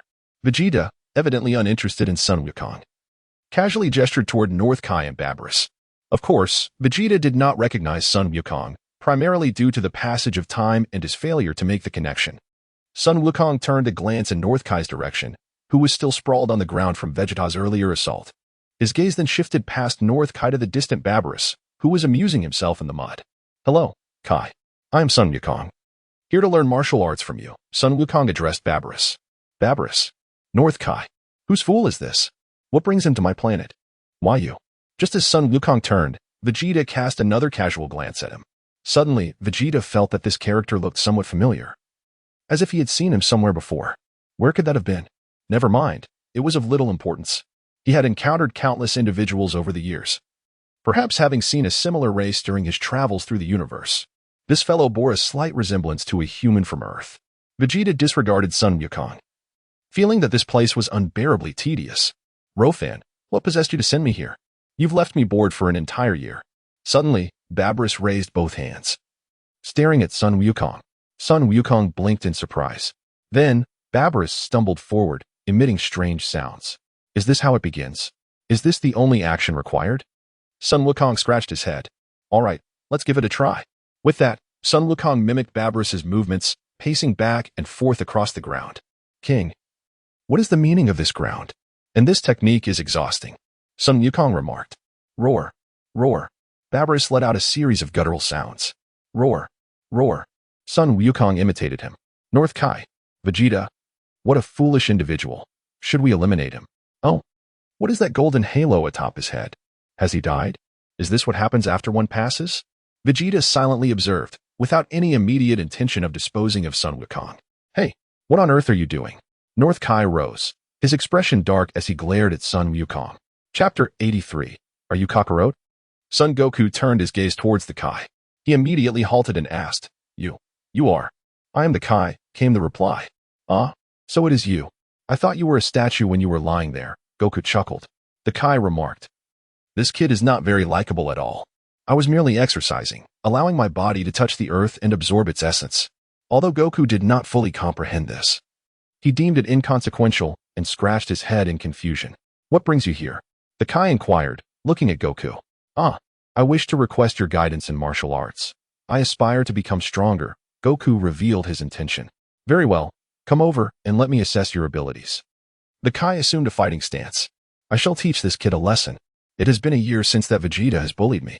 His arrival is most fortuitous. I, too, seek someone to pummel. Just as they were about to engage in battle, Ruffin suddenly appeared above the North Kai's planet through instantaneous movement, gazing downward. What scene is this? Goku has already arrived at the Kai's planet? I have indeed worked hard this past year. Unbeknownst to me, Goku has already perished. Furthermore, this scene seems rather harmonious. Goku and Vegeta's initial encounter actually takes place on the Kai's planet. Ruffin noticed Vegeta lounging on the Kai's recliner, crossing his legs. While observing the confrontation between Goku and the Kai, Ruffin chose to remain suspended in the air, silently watching. Before the contest begins, there is something I wish to ask. Goku suddenly spoke. Why does it feel as though my body is exceedingly heavy? Movement is rather cumbersome. You hail from Earth, do you not? The Kai replied. Indeed. Goku nodded. I have visited that planet before, Vegeta interjected. Its gravity is feeble, merely 1/10 of this planet's. Ah, so this planet, albeit small, possesses 10 times the gravity of Earth? Goku exclaimed in astonishment. Precisely, the Kai affirmed. Let us forego the battle for now, first. Try to jump as high as you can. Very well, Goku responded. Hey. Goku bent his knees and leaped upwards, reaching a height of at least 20 meters. Of course, this elevation was still a considerable distance from Ruffin's position. The Kai appeared slightly surprised. Vegeta cast a disdainful glance. He had previously soared to great heights, even traversing the Snake Way to visit King Yema's palace. However, Vegeta realized he could not escape from there. Now, he understood that this place was indeed the underworld. It seemed that the underworld was connected to the realm of the gods. To be precise, heaven and the realm of the gods were interconnected. The Kai's planet was presumably within the domain of heaven. Thus, Vegeta gained a rudimentary understanding of the entire underworld. Realizing his inability to escape, he had no choice but to return. Although the Snake Way was lengthy, it took Vegeta only about 30 minutes to complete the round trip. Naturally, the Kai had informed Vegeta that beneath the golden clouds lay hell. Should one descend, even the Kai might not be able to retrieve them. It was prudent to convey such warnings beforehand. What if this kid truly ventured down and could not return? If the Kai were to ask for him later, what would I say? Although the Kai harbored a desire for Vegeta to descend into hell, it was still essential to communicate these matters beforehand. Vegeta, curious about hell, hesitated but ultimately lacked the courage to descend. The thought of possibly not returning was too daunting. Vegeta was not reckless enough to take such a risk. With a sudden clap, Goku descended rapidly from the sky, landing on the ground. No way, this is my maximum jump height. Goku gritted his teeth. The Kai was somewhat astonished. This kid is remarkable. He can leap so high even under 10-fold gravity. Excellent. Let us commence your training. By the way, how long do you intend to train here? The Kai inquired. I am uncertain how long it took to traverse the Snake Way. Anyhow, time is limited, as villains are on their way to Earth. Goku altered his wording, refraining from mentioning the Saiyans. The more Goku observed Vegeta, the more he believed he resembled a Saiyan. Thus, he felt compelled to master his skills in a short span. All right, I shall teach you diligently, the Kai nodded. Hey, that kid, if you wish to grow stronger, learning from such a fellow will lead to your downfall. Vegeta could no longer contain himself, smirking slightly. Who is he? Goku blinked, glancing at Vegeta and then inquiring of the Kai. His name is Vegeta, a warrior of the Saiyan race, the Kai explained, here, on a vacation. Yes, that's it. Vegeta smiled softly, his face displaying a condescending expression. You are not wrong. Your assertion that I am here on vacation holds some truth. What? A Saiyan? Although Goku had already suspected Vegeta might be a Saiyan, he exclaimed upon hearing the Kai's words. Could this individual truly be a comrade of my brother? My brother spoke of having 3 allies before his demise. 2 of them are missing. Could one of them have come here? How perplexing. Did not the Supreme Kai mention that only the deceased could arrive at the Kai's realm? This person is evidently still alive. Kid, your expression suggests you are aware of the existence of Saiyans. Vegeta grinned at Goku. Goku quickly covered his mouth and shook his head. I remember now. I finally recognize who you are. Vegeta stood, smiling at Goku. What? Goku blinked. Do you know me? You are Raditz' brother, Kakarot. I am correct, am I not? Vegeta's smile widened. Goku. Ruffin continued to observe silently. It appears their ability to coexist peacefully stems from Vegeta's ignorance of Goku's true identity. It seems an interesting spectacle is about to unfold. I shall refrain from descending for now. Indeed, it appears I was correct. Vegeta's lips curled into a subtle smile. From the moment I laid eyes on you, I sensed a familiarity, as though I had seen you somewhere before. You may not realize, but my spaceship was right in front of yours on your journey to Earth. Chapter 84. Kakarot, are you not capable? Did you visit Earth long ago? Goku suddenly realized. The halo above your head indicates that you have passed away. Were you killed by Raditz? Vegeta snorted. Goku fell into a brief silence. Perhaps. He nodded. Acknowledging the immense strength of his adversary, I am utterly no match for him. It was only through a united effort with Piccolo that we managed to achieve mutual destruction. Raditz is dead? Vegeta was taken aback once more. Indeed, he has perished. Goku understood that continuing to feign ignorance held little value, and he was not adept at lying. That worthless fool is dead, it matters not. Vegeta, however, seemed intrigued by Goku and remarked, someone once told me that Kakarot, you would become my lifelong rival. Me? Goku was momentarily stunned. Indeed. Vegeta chuckled lightly, your battle power stands at merely 425. What gives you the right to claim the title of my eternal rival? Goku remained bewildered. Who said that? I do not know you at all. Do you even know my battle power? Vegeta, with a smile, did not respond. He slowly extended a single finger and then gestured an 8. What? 1800? Goku was astonished. By his account in terms of mere numbers, it seems I fall significantly short.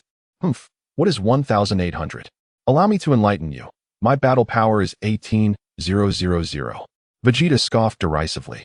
Goku was left speechless, struggling to find words. After a moment of silence, he managed to utter, ha ha ha, you cannot be serious. Attack me with all your might, Kakarot. Vegeta beckoned Goku. Huh?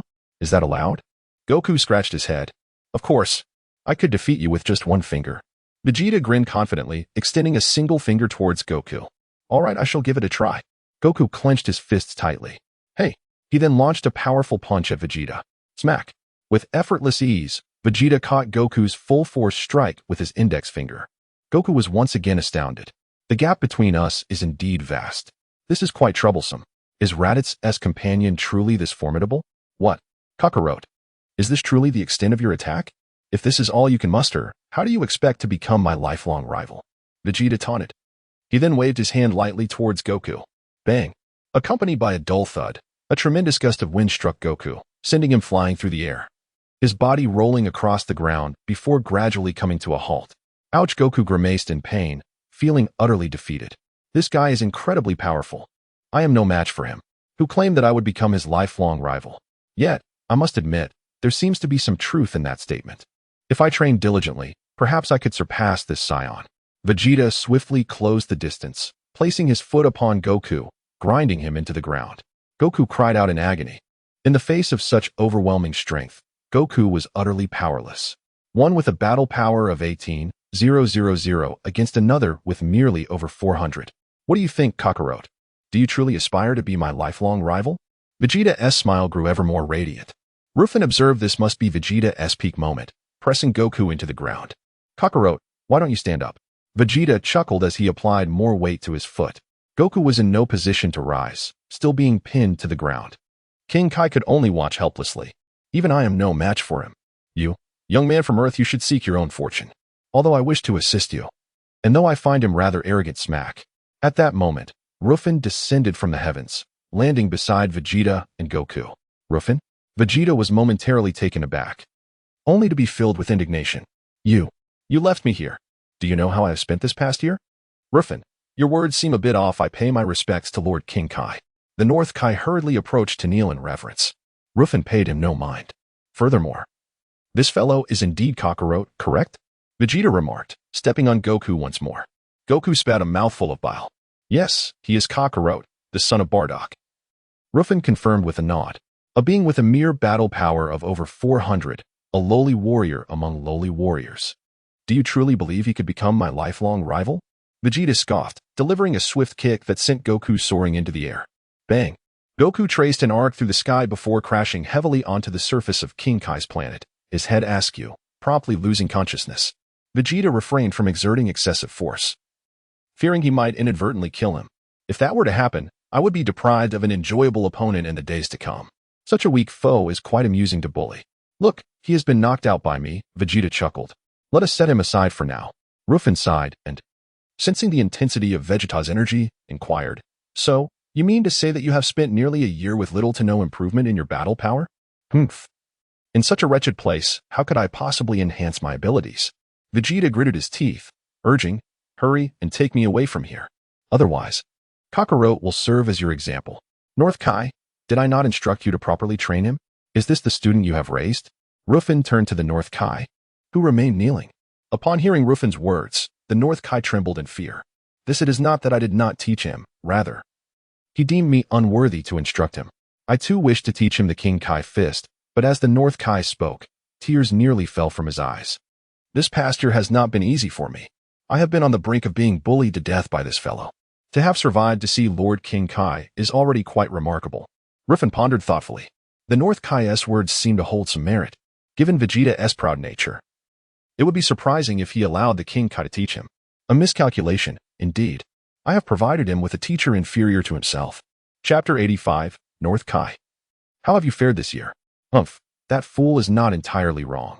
Do you truly believe he has the right to instruct me? Vegeta scoffed. Is there any merit in learning the Kaioken technique? Ruffin sighed deeply. Enough, Ruffin. Take me away from this desolate place. I am utterly weary of this monotonous planet. One could circle it while merely taking a leak. Vegeta grumbled. The North Kai wished to continue the conversation, eager to see Vegeta gone. Are you planning to keep him here for the new year? I have truly had enough. Hurry up. I am speaking to you, Ruffin.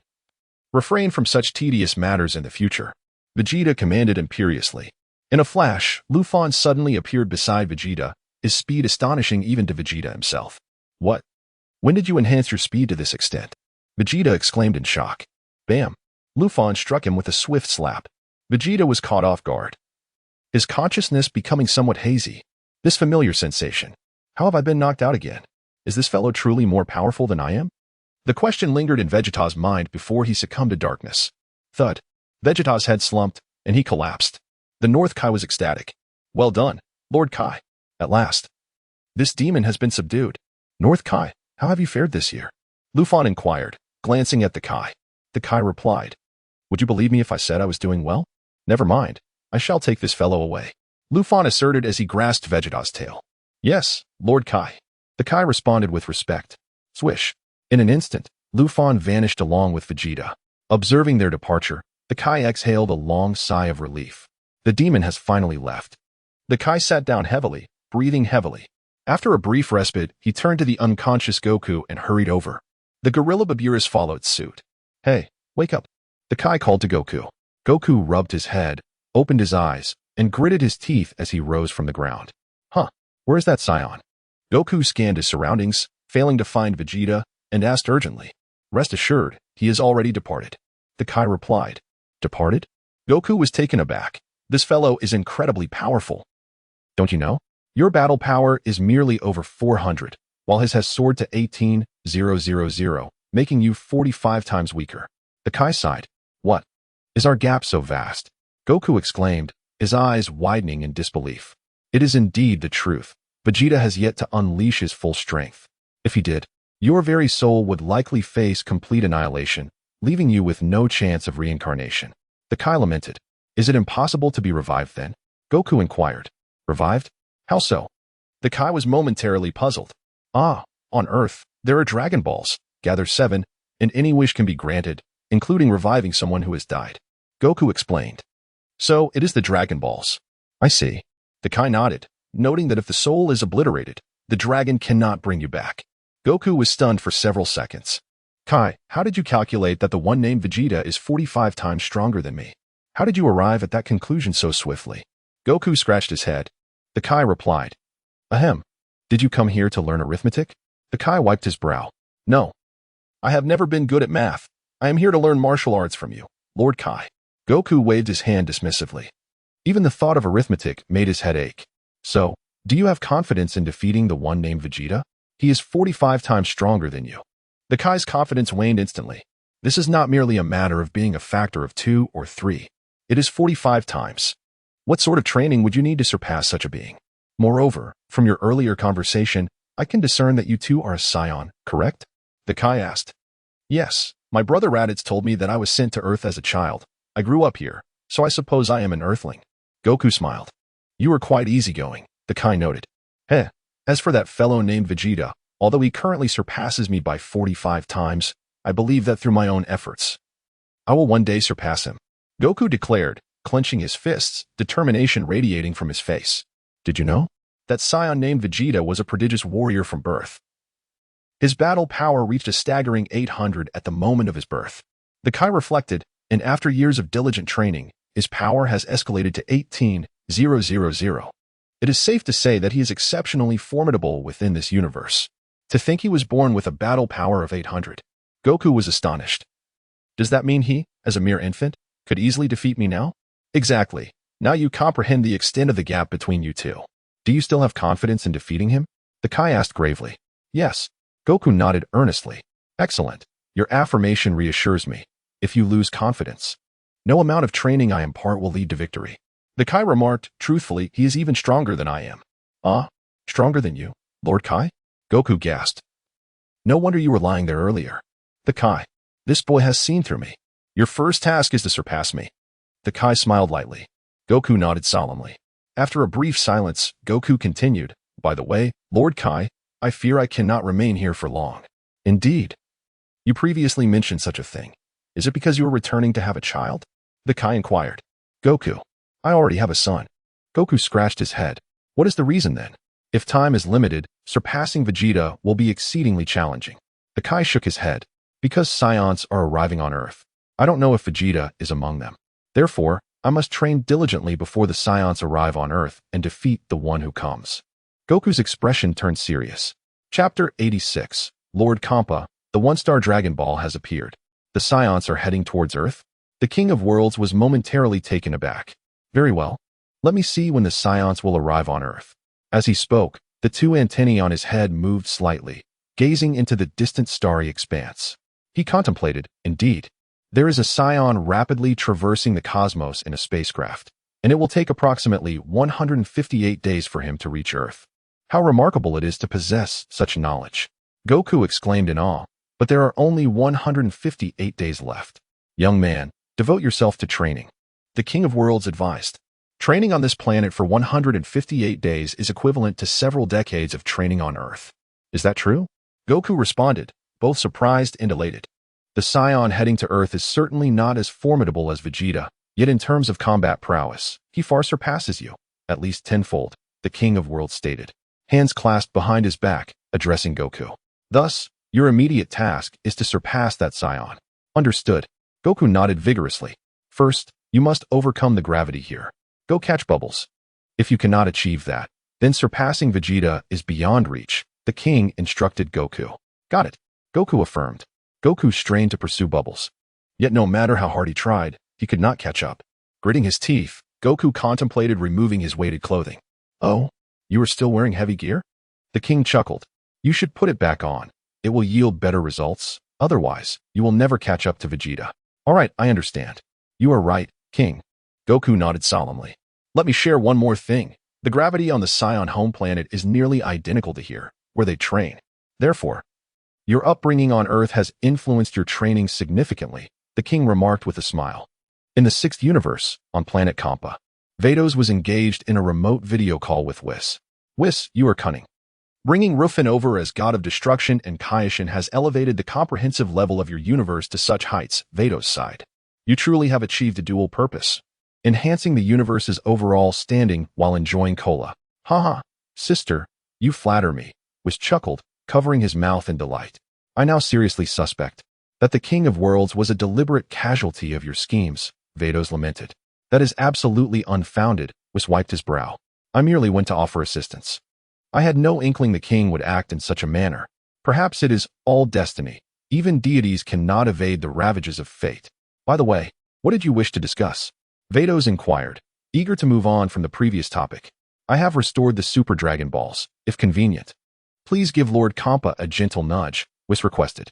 Understood, Vados nodded in agreement. The call concluded. At that moment, Kampa was once again out searching for the last Super Dragon Ball. I refuse to believe I cannot locate the final Dragon Ball, Kampa declared, undeterred. Perhaps fortune will smile upon me. Approximately 3 hours later, Kampa returned empty-handed. Did Lord Kampa go out to destroy planets again? I hope the work was fruitful, Vados smiled. Not particularly. Kampa replied sullenly. By the way, Lord Kampa, what is that? Vados asked, as an image suddenly projected from her staff. The image revealed a colossal Dragon Ball. The one-star Dragon Ball. Kampa's eyes widened. Has this Dragon Ball finally appeared? Indeed, it is currently located in the 7th universe. Vados confirmed, nodding. The coordinates are. I have searched that area. Why did I not find it?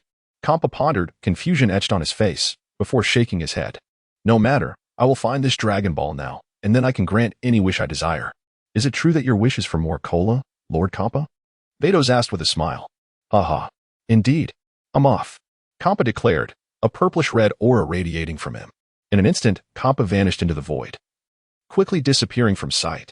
Half an hour later, Kampa finally located the last Super Dragon Ball.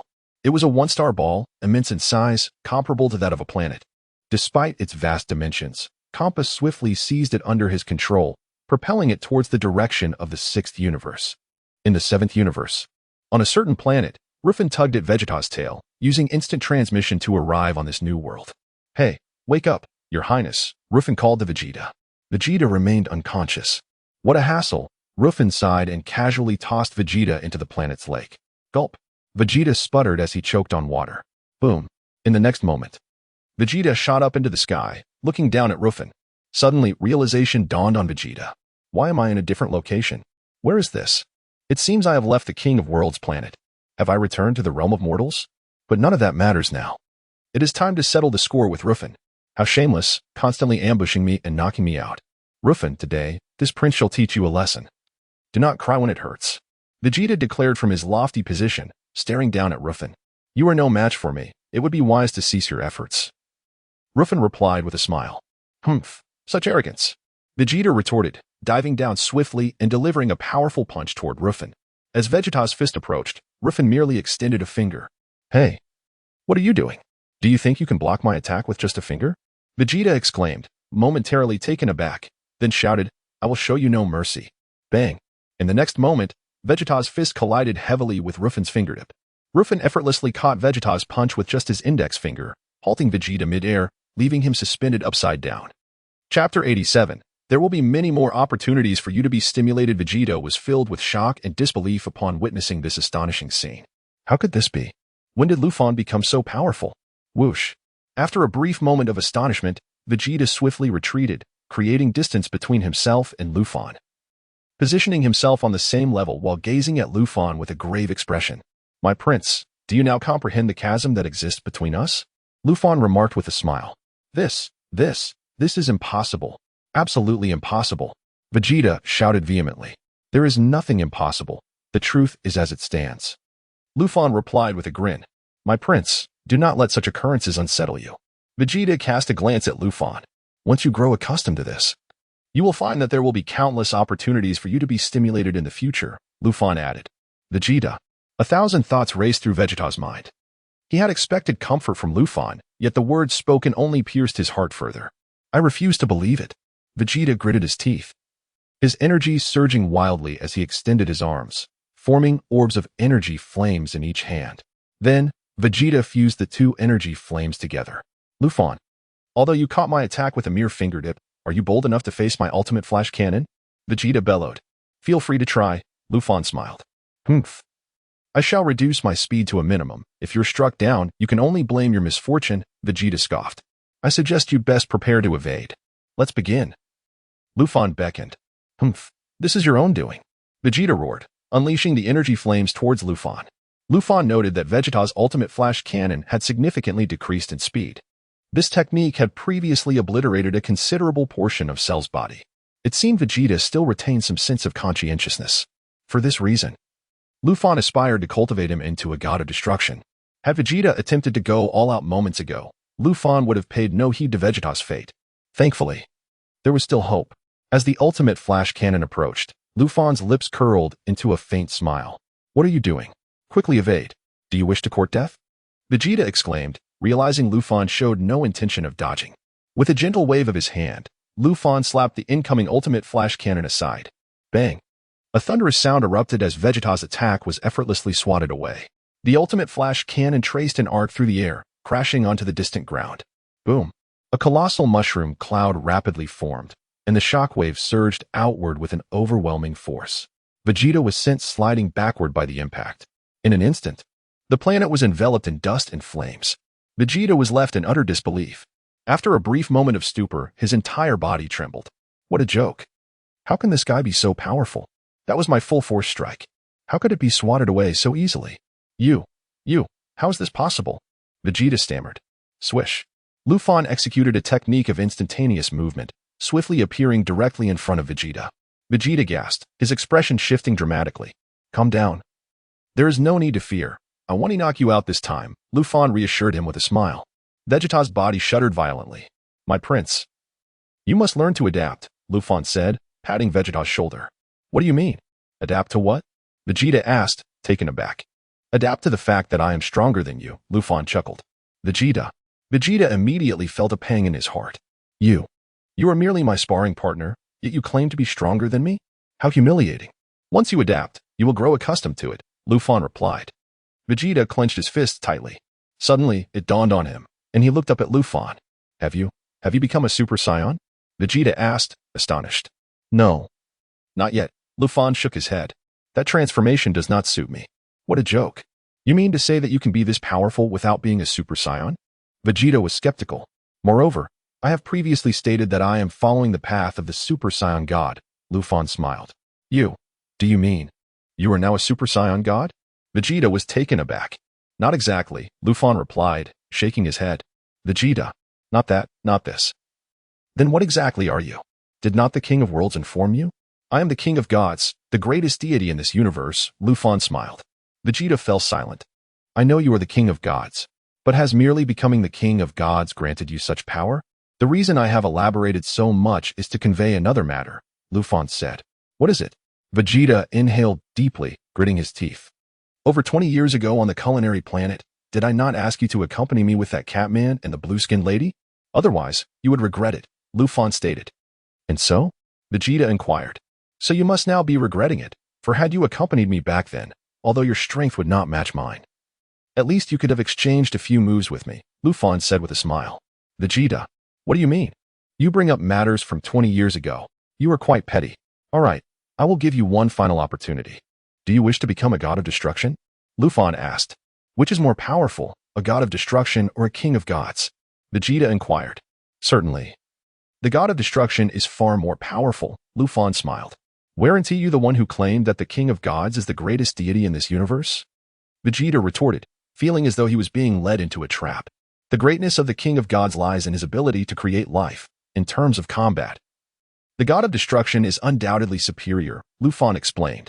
Vegeta fell silent again. After a brief pause, then I shall ask you again, which is stronger? A Super Saiyan or a god of destruction? Vegeta probed further. If I were to say a god of destruction is stronger, would you believe me? Ruffin replied. Vegeta. I believe you. Vegeta gritted his teeth, reluctantly conceding. Are you still pondering whether a Super Saiyan god is stronger than a god of destruction? Ruffin chuckled. How did you know I would ask that? Vegeta was taken aback. Chapter 88. What is the fat cat doing in my universe? God possesses the ability to perceive all the thoughts within your heart. You just cursed me several times in your mind, said Lu Fan with a smile. Don't think I am unaware. Vegeta paused for a moment, slightly bewildered. You mean Kakarot? Indeed, the Kakarot you trampled underfoot, known on Earth as Sun Wukong. Lu Fan nodded. Don't joke around. That guy with a power level of just over 400? How could he ever be my lifelong rival? Vegeta chuckled. If you claim to be my lifelong rival, I might believe it. But Kakarot? He's nothing more than a waste among the inferior warriors. My prince. I am truly not your lifelong rival. Lu Fan shook his head. Lacking confidence, are we? Don't think that just because you've grown so powerful, I cannot surpass you. No, what I mean is, you will likely spend your entire life and still never surpass me. Lu Fan sighed. Vegeta was taken aback. You were cursing me in your mind again. Lu Fan sighed again, realizing that without teaching him a lesson, Vegeta would not comprehend the might of a deity. With a swift motion, Lu Fan unleashed a tremendous gust of wind that struck Vegeta, sending him flying backward. Blood spewed from Vegeta's mouth as he flew. This? Just a wave of your hand exudes such power? He was astonished. Is Lu Fan's strength comparable to how I surpass Kakarot? You are mistaken. You are 45 times stronger than Kakarot, while I am over 45 trillion times stronger than you, Lu Fan asserted. Trillion? Vegeta momentarily struggled to grasp the concept. Trillions follow billions, Lu Fan clarified. Vegeta was left speechless. You really know how to boast. It's beyond belief. You claim to be 450,000 times stronger than me. I can't even accept that. And 45 trillion? What even is that? Suddenly, while still hurtling backward, Vegeta spotted an unusual phenomenon in the sky. A golden sphere was rapidly moving, and on its surface swirled a purplish-red flame. Lu Fan turned to the direction Vegeta was gazing. Isn't that the Super Dragon Ball? Why is it moving so quickly? Ah, I see. It's that Compa fellow stealing the Super Dragon Ball from Universe 7. Shouldn't he be more discreet about his theft? How dare he steal the Dragon Ball right under my nose? I'm the part-time Kaishin and destroyer of Universe 7. If he intends to take our Dragon Balls, he ought to notify me. I would graciously give it to him. Wait here while I deal with that fellow in the sky, Lu Fan said, soaring into the air. Humph, I'm going too. Vegeta gritted his teeth, quickly adjusting his body in mid-air to pursue Lu Fan. In an instant, Lu Fan vanished from sight. Vegeta was left dumbfounded. His speed is astonishing. I must follow. With a flash, Vegeta transformed into a streak of light, ascending toward the atmosphere. Soon, he left the planet's surface and reached the outer atmospheric layer. He hesitated to fly further, knowing that beyond lay the vastness of space, where he would meet certain death. Vegeta suddenly realized how wise Lu Fan's wish had been. I too desire to survive in space. But now, he could only watch from afar, powerless to act. In the distant cosmos, Compa was controlling the last of the Super Dragon Balls, intending to transport it back to his Universe 6 to summon the dragon and fulfill his wish. As he flew, Lu Fan executed a technique of instant transmission, appearing directly in front of Compa, blocking his path. Lu Fan? Compa recognized him immediately. What are you doing stealthily in our universe, fat cat? Lu Fan inquired with a smile. What do you mean, your universe? Don't get ahead of yourself. Compa retorted angrily. And who is being stealthy? Getting ahead of oneself? Well, that's an apt phrase, Lu Fan chuckled.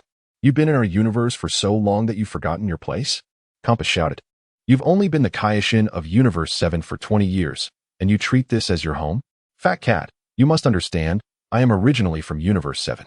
I only ventured to Universe 6 because of Beerus, Lu Fan explained. Compa was at a loss for words. Why should I argue with you? Enough of this banter. I have important matters to attend to. Don't block my way. Step aside. I understand this is the Super Dragon Ball. Gathering all 7 grants any wish. Lu Fan smiled. Compa was taken aback. He knows about it?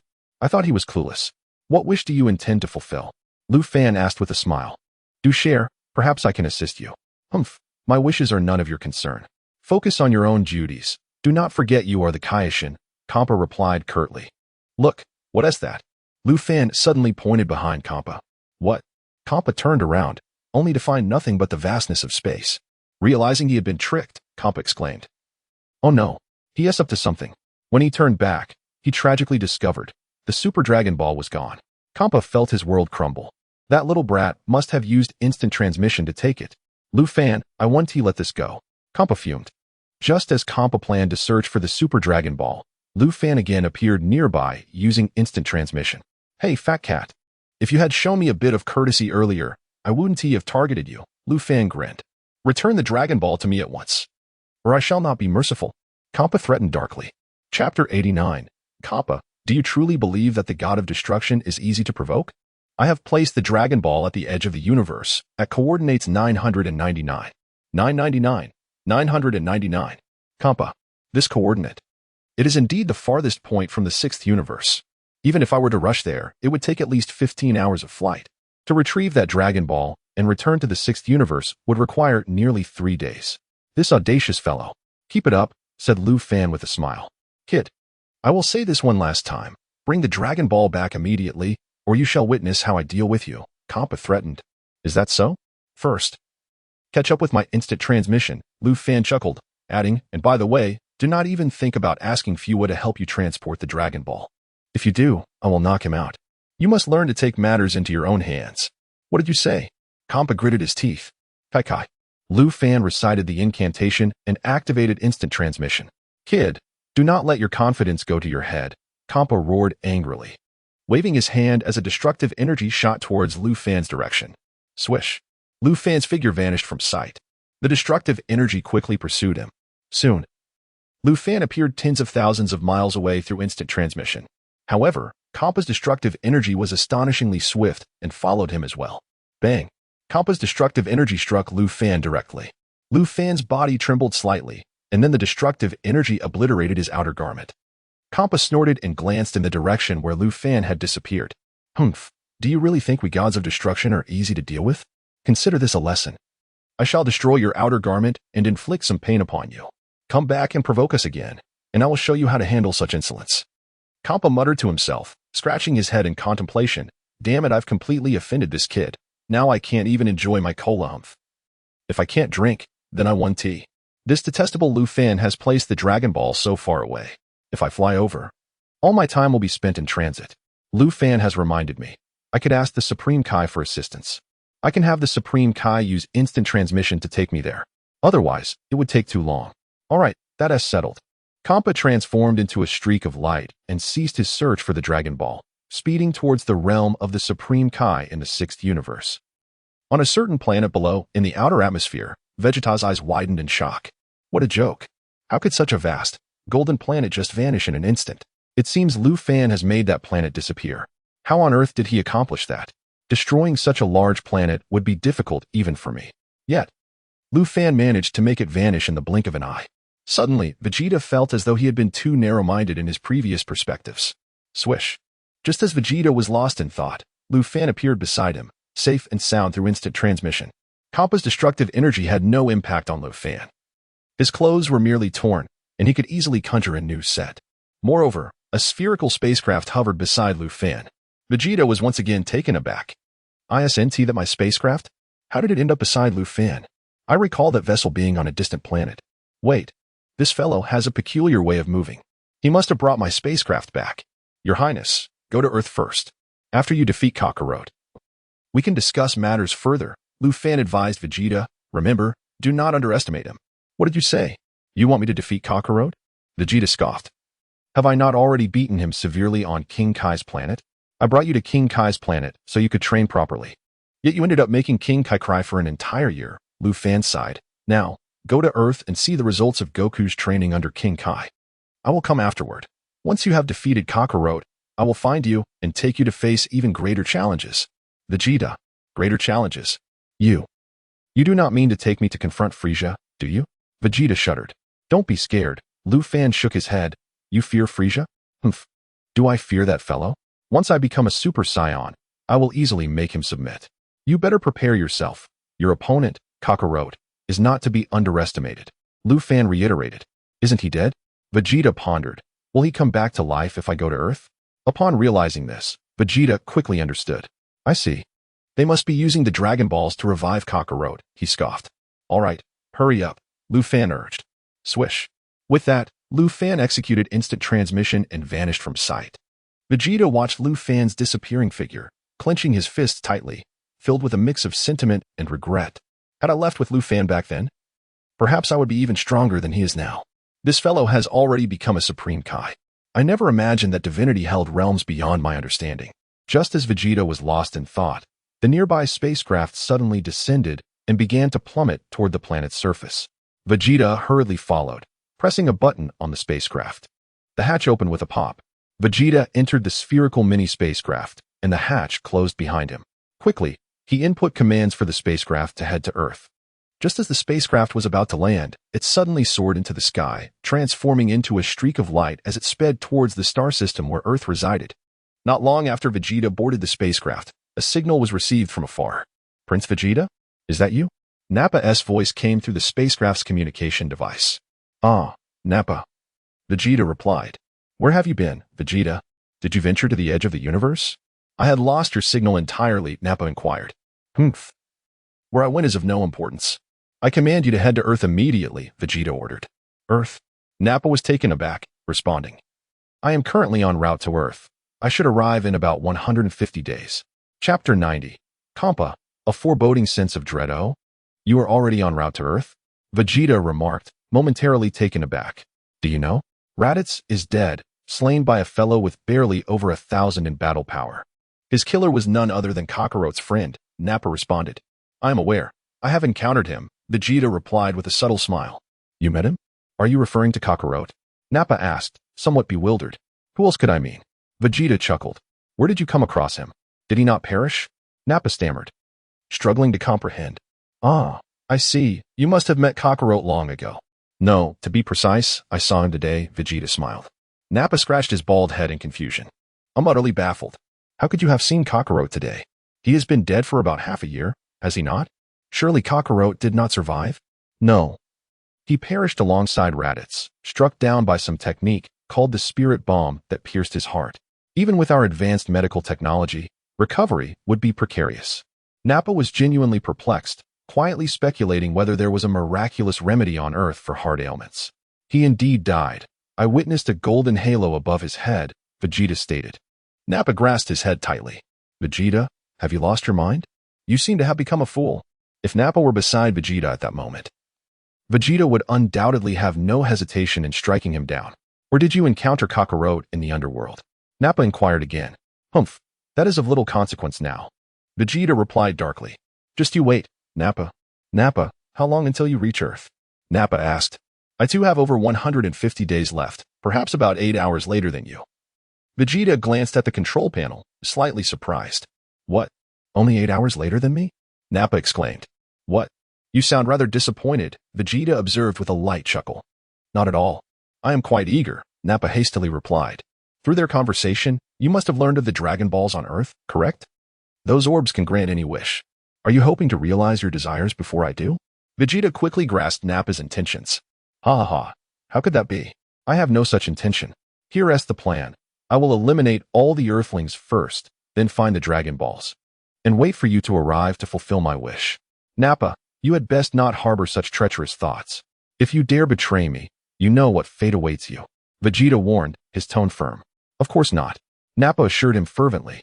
"Once I realize my wish and become a Super Saiyan, even if you are a prince or a prodigious warrior, what of it? You will still be laid low by me. Vegeta, the blame lies with you for arriving 8 hours late. By the time you set foot on Earth, I shall already be a Super Saiyan.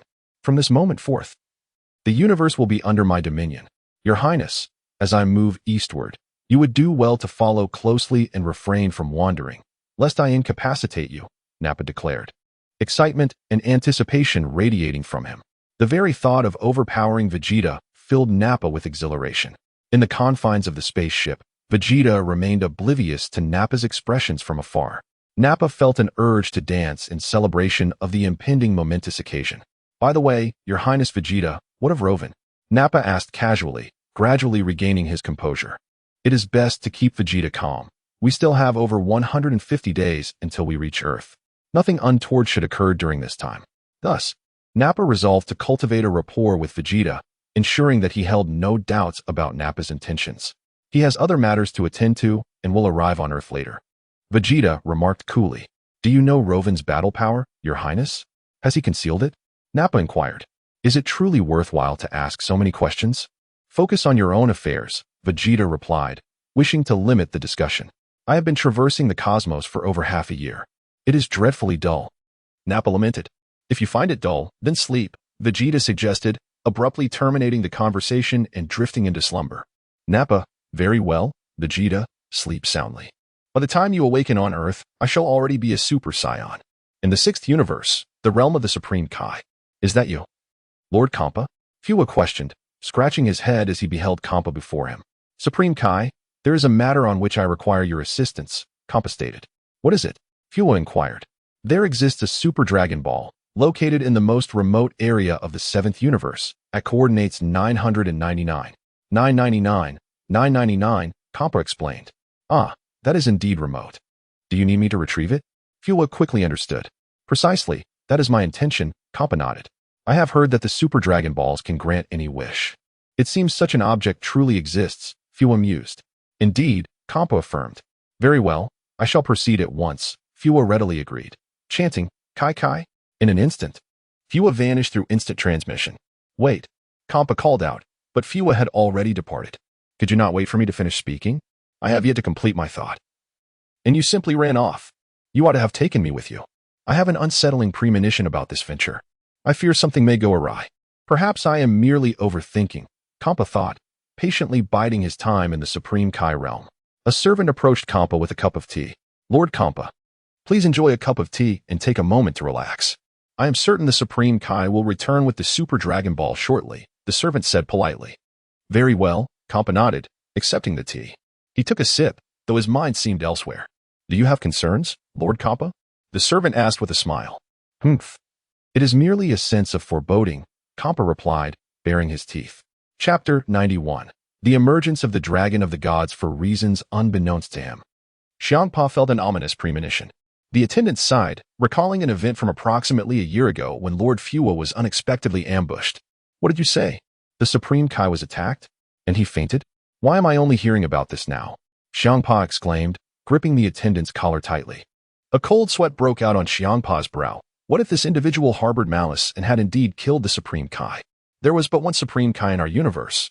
If this Supreme Kai were to perish, so too would I vanish. Would I be doomed to follow in Beerus's footsteps? Well, Lord Xiangpa, you never inquired, the attendant replied, feeling quite innocent. Humph. Aware of his slight loss of composure, Xiangpa released the attendant and straightened his attire before asking, so, was the perpetrator ever identified? Not yet. It remains a mystery, the attendant responded. Xiangpa. He crumpled the attendant's freshly adjusted clothing into further wrinkles, nearly wishing to send the attendant flying with a slap. You wretched fool. After all this, you still say it's a mystery? What difference does it make? A year has passed. It would be challenging to investigate now. Are you suggesting that the assailant merely came to knock Fua out and then did nothing else? More or less. The attendant nodded, adding, also, Lord Fua's Patera earrings were stolen. So, this scoundrel came solely to pilfer the Patera earrings? Xiangpa finally grasped the situation. Indeed, the attendant affirmed. For the past year, I and the Supreme Kai have been monitoring the universe to see if anyone has employed the Patera earrings. Regrettably, no one has used them thus far, making it difficult to locate the thief. To come merely to steal the earrings? I fail to understand this little thief's motives. What significance does the theft hold? They may be powerful when fused, but should I uncover their identity, I shall obliterate them. Xiangpa declared to the attendant. Thank you, Lord Xiangpa. The attendant expressed his gratitude promptly. Do not mention it. It is but a trivial matter, Xiangpa waved dismissively. In the 7th universe, at the farthest reaches of the cosmos, where the edge of the universe meets the void, delving deeper would lead one into the void. A realm where deities like the Supreme Kai could traverse with relative ease. However, lesser gods would become utterly lost, finding it exceedingly difficult to return. The void, in essence, is an uncharted expanse of the universe. At this moment, Ruffin stood at the brink of the 7th universe and the void, accompanied by a colossal golden planet. At the planet's center was a striking red pentagram, which appeared three-dimensional from any angle, the Dragon Ball. Suddenly, Ruffin sensed a disturbance in the fabric of space. In the next instant, a green, rotund figure materialized near the Dragon Ball.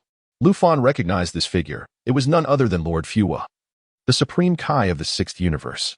Fua quickly spotted the Super Dragon Ball and placed his hand upon its surface, preparing to return to the 6th universe with it. In a flash, Ruffin appeared behind Fua. Just as Fua was about to utilize instant transmission to depart, he felt a chilling sensation behind him. What is happening? It seems perilous. Bang!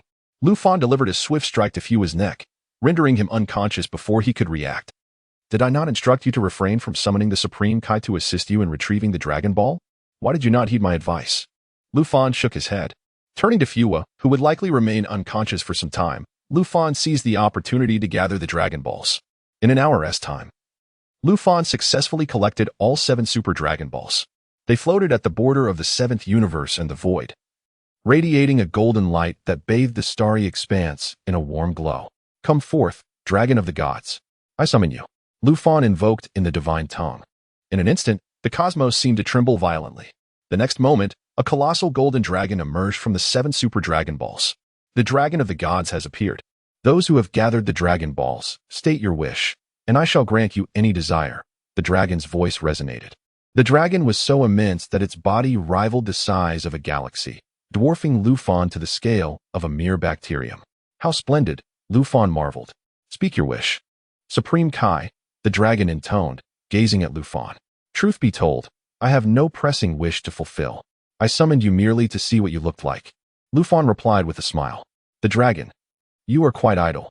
If you have no wish, I shall take my leave. The dragon's voice echoed once more. Or perhaps you might wish for something trivial. Very well, I shall wish for something trivial. I cannot let your appearance be in vain. Ruffin nodded and made his wish. Bring back that fellow Beerus. Does he not claim to be the strongest destroyer? If he were to vanish, I would have no adversary left. Understood. The dragon prepared to grant the wish. Wait, hold on. Ruffin interrupted. The dragon. You hesitate even in making a wish. I have reconsidered my wish, Ruffin explained. I suddenly recalled that if I simply wished for Beerus to return, with whom would my life be bound? To myself or to Beerus? Is that a part of your wish? The dragon questioned with a frown. Not at all. If you prefer not to answer, so be it, Ruffin sighed. Then let the Supreme Kai of the 7th universe revert to its state from 20 years ago, before the Majin Buu incident. Very well, your wish is granted. Farewell. The dragon's eyes sparkled with golden light. After proclaiming this, the dragon transformed into 7 beams of golden flame, swiftly vanishing without a trace. The wish has been fulfilled. Chapter 92. The Resurrected Supreme Kai in the 7th Universe. Within the realm of the Supreme Kai, 2 decades have elapsed since the demise of the Supreme Kai. During these 20 years, the malevolent Majin Buu wreaked havoc throughout the Supreme Kai's domain, leaving it in utter disarray. The once boundless vegetation has been largely obliterated by his destructive spree. After a prolonged period of devastation, Majin Buu began transforming small creatures into chocolate biscuits, consuming them before carelessly seeking a place to slumber. He did not vacate the Supreme Kai's realm, finding it amusing and harboring a fear of a certain feline being, apprehensive that venturing outside might lead to his capture and subsequent punishment. 10 minutes prior to the emergence of the Dragon God, Majin Buu awoke and resumed his frenzied destruction of the Supreme Kai's realm. With a thunderous crash, a forest was flattened and a colossal mushroom cloud ascended, wreaking havoc in the area. Majin Buu clapped his hands in delight, proclaiming, I am hungry. I must find something to eat. He patted his belly in anticipation. However, just as he was about to satisfy his hunger, the Dragon God manifested his wish, rejuvenating the entire Supreme Kai's realm with vibrant life once more. Majin Buu's eyes widened in shock as he exclaimed, What is happening? Why has the area I destroyed returned to life? Such a wondrous phenomenon. He scratched his head in confusion. Approximately 100 kilometers away, the Supreme Kai and Jebbet stared at each other, astonished, while a divine sword lay beside them, having also been restored. Supreme Kai, do we not perish at the hands of Majin Buu? Jebbet queried incredulously. Indeed. I distinctly recall being transformed into a chocolate biscuit, the Supreme Kai replied, wiping sweat from his brow, his expression shifting rapidly. Have we been resurrected? It certainly seems so. Jebbet scratched his head, equally bewildered. As the two conversed, they sensed the formidable presence of Majin Buu approaching. It is Majin Buu. How is he still in the Supreme Kai's realm? The Supreme Kai's expression darkened.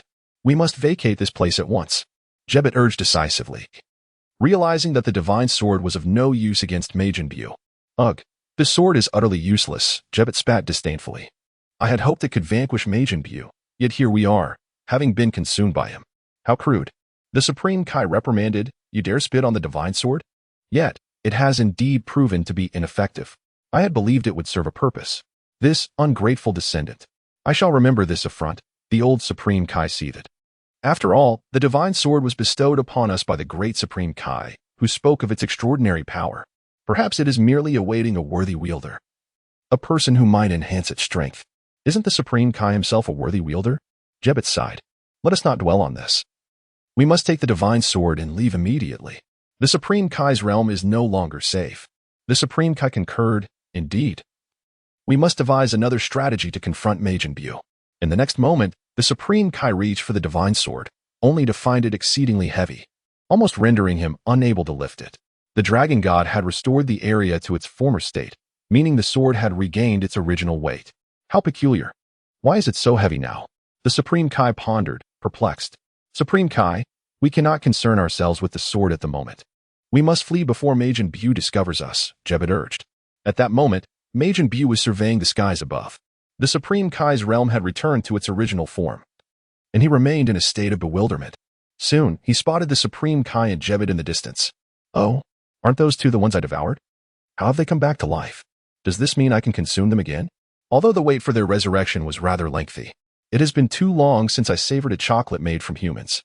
Majin Buu swiftly flew toward their location. Cleverly, the Supreme Kai grasped Jebet and executed an instant transmission. Whoosh! Majin Buu lunged forward but missed, crashing into the ground and embedding his head deep within the earth. Moments later, he emerged, brushing the dirt off himself. Where did they go? They've escaped. But then, he noticed the divine sword lying on the ground. I remember this sword. It can transform into chocolate, and a delightful filled chocolate at that. How delectable. The old Supreme Kai trembled in fear. You two rascals. You abandoned me. I am doomed to be devoured once more. Buu bent down to grasp the hilt of the sword, but to his surprise, he could not lift it. Why has this sword become heavier than before? He exclaimed, eyes wide with disbelief. After exerting himself, he finally managed to lift the divine sword. Examining it closely, the sword trembled violently in his grasp. It's quaking. It seems frightened, Buu mused. Hee. I shall transform you into filled chocolate and consume you now. With his antennae pointed at the sword, a purple-white lightning crackled around them. The old Supreme Kai despaired. This is it. I am indeed going to be devoured. Transform into chocolate, Buu shouted, just as the purple-white lightning surged toward the divine sword. Ruffin appeared via instant transmission, delivering a powerful kick that sent Buu flying. Bam! Bam! Bam! Buu tumbled across the ground, rolling several times before finally landing, nearly dizzy. Ruffin stepped forward to catch the falling divine sword. Chapter 93. Buu, two choices for you, old Supreme Kai. I saved your life. How will you express your gratitude? Ruffin asked with a cheerful smile, gazing at the divine sword. The old Supreme Kai pondered. Who is this lad? His attire suggests he might be a Supreme Kai. How curious. Since when did the Supreme Kai change skin tones? His hair remains black. Well, these details are trivial. From his words, he knows that the person sealed within this divine sword is me. Marvelous. At last, I can see the light of day again. Tears streamed down the old Supreme Kai's face from within the sword. However, releasing you now would be rather inappropriate. It would disrupt the unfolding narrative, Ruffin remarked. The old Supreme Kai was taken aback. What do you mean? What narrative? I failed to comprehend your words. Therefore, I shall return you to your original place. Ruffin declared, soaring into the sky and re-embedding the divine sword atop the mountain peak. Why don't you just let me out? The old Supreme Kai exclaimed, his patience wearing thin. Why do all current Supreme Kais seem so unreliable? You are aware of my imprisonment, yet you choose not to free me. His frustration was palpable. Ah, it is indeed perfect to keep you in your previous location, Ruffin mused. The old Supreme Kai internally cursed, you little rascal. I shall remember you. You are even more infuriating than that Supreme Kai's attendant. The attendant was oblivious to my existence, yet you know and still refuse to release me. Fear not. Old Supreme Kai, one day a fated person will liberate you, Ruffin reassured him. Take care, the old Supreme Kai replied, as Ruffin patted the hilt of the sword. The old Supreme Kai nearly lost his composure with anger. You little brat, just wait. Swish. Ruffin ignored the old Supreme Kai's ire and swiftly descended beside the Majin Buu. Majin Buu shook his head, rising from the ground, and immediately turned his gaze towards Ruffin. Were you the one who kicked me just now? Buu asked with a scowl. However, after uttering the question, Buu suddenly recognized Ruffin. I remember you. You are the cola guy. His eyes lit up. Ruffin responded, the cola guy? How absurd. Your cola was delicious. Hurry and bring me another bottle. I want to hold that kick against you. Buu extended his hand eagerly. Was the last lesson not sufficient? Ruffin chuckled. Buu's pupils constricted as he recalled being sent flying by Ruffin's slap. I was unprepared last time. I shall not fall to you again. Buu grinned. With a whoosh, white gas erupted from the pores of Buu's head and shoulders, rapidly amplifying his energy to its peak. Hey! Majin Buu launched a powerful punch towards Lu Fan. Smack! The punch struck Lu Fan's chest without him making any effort to evade. Buu grinned triumphantly. But his smile soon faltered. To his horror, he realized that upon contact with the cola guy, his fist seemed to be disintegrating. Simultaneously, his arm began to vanish as if it were a soap bubble bursting, the dissolution spreading swiftly towards his shoulder. Panic surged through Buu. Without hesitation, he swung his left hand, slicing through his own arm. With a swift motion, Buu severed the arm that was being consumed by the destructive energy. His eyes widened in terror as he leaped back, gazing in fear at Lu Fan. Buu was genuinely frightened. The preceding scene had instilled an overwhelming dread within him. If he had hesitated for even a moment longer, it could have resulted in his demise. Do you still wish to fight me after nearly losing your life with that punch? Lu Fan smirked. Transform into chocolate, Buu commanded, and the antennae on his head emitted a purplish-white light that enveloped Lu Fan. However, nothing further occurred. Lu Fan, as a Supreme Kai, was merely a projection of destructive energy. The purplish-white energy that struck Lu Fan was instantly shattered by his overwhelming destructive force. Buu's eyes widened in disbelief, thoroughly astonished. In the next moment, he collapsed to his knees, acknowledging the fearsome presence of the cola guy, who was even more terrifying than the cat guy. I'd better concede, otherwise I truly might be killed. Here are two choices for you to ponder, Lu Fan said with a smile. Buu nodded eagerly. The first choice is for me to end your life, Lu Fan stated. Buu's face fell. Is this the choice you offer me? He shook his head vehemently. The second choice is to seal you away until a fated person comes to rescue you, Lu Fan continued. A fated person? Buu looked perplexed. Who is this fated person? As for who that may be, you shall have to wait patiently. If you cannot wait, it merely indicates your unfortunate fate, Lu Fan replied. Buu urged, hurry and decide. I am quite busy. Otherwise, I might as well crush you, as sealing you is too troublesome. Lu Fan pondered for a moment.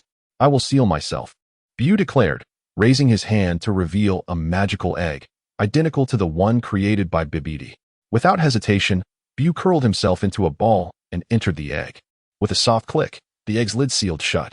Lu Fan was taken aback by Buu's cooperation and wasted no time in casting a sealing spell upon the magical egg.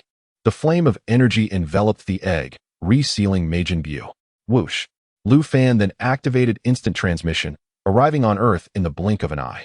He tossed the magical egg containing Majin Buu onto a mountain on Earth. The environment of Earth is truly comfortable, Lu Fan remarked, gazing at the sky and inhaling deeply. I wonder if Bulma has grown into a young lady by now. It is time to pay her a visit. In Universe 6, the Supreme Kai realm, Kappa waited in vain for the return of Supreme Kai Fua, his patience waning as attendants brought him several varieties of tea. Something must have gone awry, Kappa thought, rising with a troubled expression. Chapter 94. The Return of Beerus. What should I do? The attendant was utterly at a loss. Damn it. I'll go take a look myself. Kappa gritted his teeth, refusing to delay any longer. Whoosh. A crimson glow erupted from Kappa's body, transforming into a streak of light as he swiftly headed towards the direction of the 7th universe. King Kai, please don't die. If you perish, I will vanish just like Beerus. That would be incredibly troublesome. Kappa accelerated, pushing his speed to the utmost limit. In the 7th universe, the realm of destruction, was held as staff, observing the universe through the crystal orb atop it. Whis, do you think that fellow Kappa can truly resurrect Beerus? The Oracle Fish inquired. What if he wishes for something else? Oh, it seems that will not be necessary. Whis replied with a smile. Lord Ruffin has already made a wish to the Dragon of God. Oh, has Lord Ruffin gathered the Super Dragon Balls? The Oracle Fish was momentarily taken aback. Rather than saying that Lord Ruffin gathered the Super Dragon Balls, it would be more accurate to say he snatched Kappa's Super Dragon Balls. Whis sighed. The Oracle Fish. Ahem, our destroyer has quite the personality. The Oracle Fish remarked, quickly following up with a question. What wish did Ruffin make? No wish. Primarily, he just wanted to summon the Dragon of God to see what it looks like. Whis explained. The Oracle Fish fell silent. Are you bored? Is it truly interesting to see what the Dragon of God looks like? Then, Lord Ruffin casually made another wish, restoring the King Kai's realm to how it was 20 years ago. Whis added, which is to say, before Majin Buu arrived in the King Kai's realm. So, does that mean the King Kai is already resurrected? The Oracle Fish immediately realized. Indeed, he has been resurrected. Whis nodded. Isn't Majin Buu still in the King Kai's realm? I hope he wasn't just resurrected only to be eaten. Shouldn't we hurry and save him? The oracle fish wiped the sweat from his brow. Fortunately, the King Kai has already fled. Whis smiled. Has he learned from his mistakes this time? The oracle fish sighed. Lord Ruffin also visited the King Kai's realm and sealed Majin Buu away. Whis replied, Is that so? I'll check if Beerus has returned. The oracle fish said as he soared into the sky, peering through the castle windows. Through the window, the oracle fish spotted Beerus fast asleep in bed. Whoosh. The oracle fish quickly returned to Whis' side. Beerus has indeed returned, but he is still asleep. The oracle fish sighed. Perhaps Lord Beerus is unaware that he has vanished while sleeping? Whis chuckled bitterly. Surely, Lord Beerus cannot be that foolish? He has died. How could he not know? The oracle fish was at a loss for words. In truth, Lord Beerus has truly died. He merely vanished suddenly, along with his soul. Whis elucidated. Hence in his slumber, Lord Beerus likely has no idea what transpired. The oracle fish. After a brief silence, Whis, who is now the true King Kai and destroyer of our universe? The oracle fish inquired. Of course, it is still Lord Ruffin. Whis affirmed. What about the King Kai? Is he still serving in that role as well? The oracle fish asked again. Yes, unless Lord Ruffin relinquishes his position. The current King Kai and destroyer cannot reclaim their roles. Whis replied. Are you implying that Lord Beerus and the previous King Kai have effectively retired? The oracle fish sighed. Exactly, that is the case. Whis nodded. So, should we not expel Beerus? He has retired, and it seems inappropriate for him to occupy the castle. The oracle fish suggested as he glanced towards the castle. Whis, you are quite ruthless. You wouldn't even allow him to stay. We'll see. If Lord Ruffin comes to reside here, then we will have no choice but to evict Lord Beerus. Whis looked up at the castle. I look forward to it. The oracle fish responded. Whis, cola is delicious. That lazy fellow Beerus cannot possibly compare to Lord Ruffin. The oracle fish lamented. Who could argue with that? Whis nodded in agreement. Wait. What does it mean that Lord Ruffin resurrected Beerus? Does he intend to pass the mantle to Beerus? Could it be that he has grown weary of being the destroyer? The oracle fish suddenly had a realization, and his expression changed. Lord Ruffin believes that Lord Beerus is the strongest destroyer. If the strongest destroyer were to simply vanish, he would have no one left to challenge. Whis explained. You startled me. So he seeks to challenge other destroyers. The oracle fish sighed with relief. That would seem to be the case. Whis nodded. What is Lord Ruffin's current strength? Can he defeat Kampa? The oracle fish inquired. It's hard to say without a match. Whis shook his head. But at least for now, his King Kai body should be on par with Kampa's.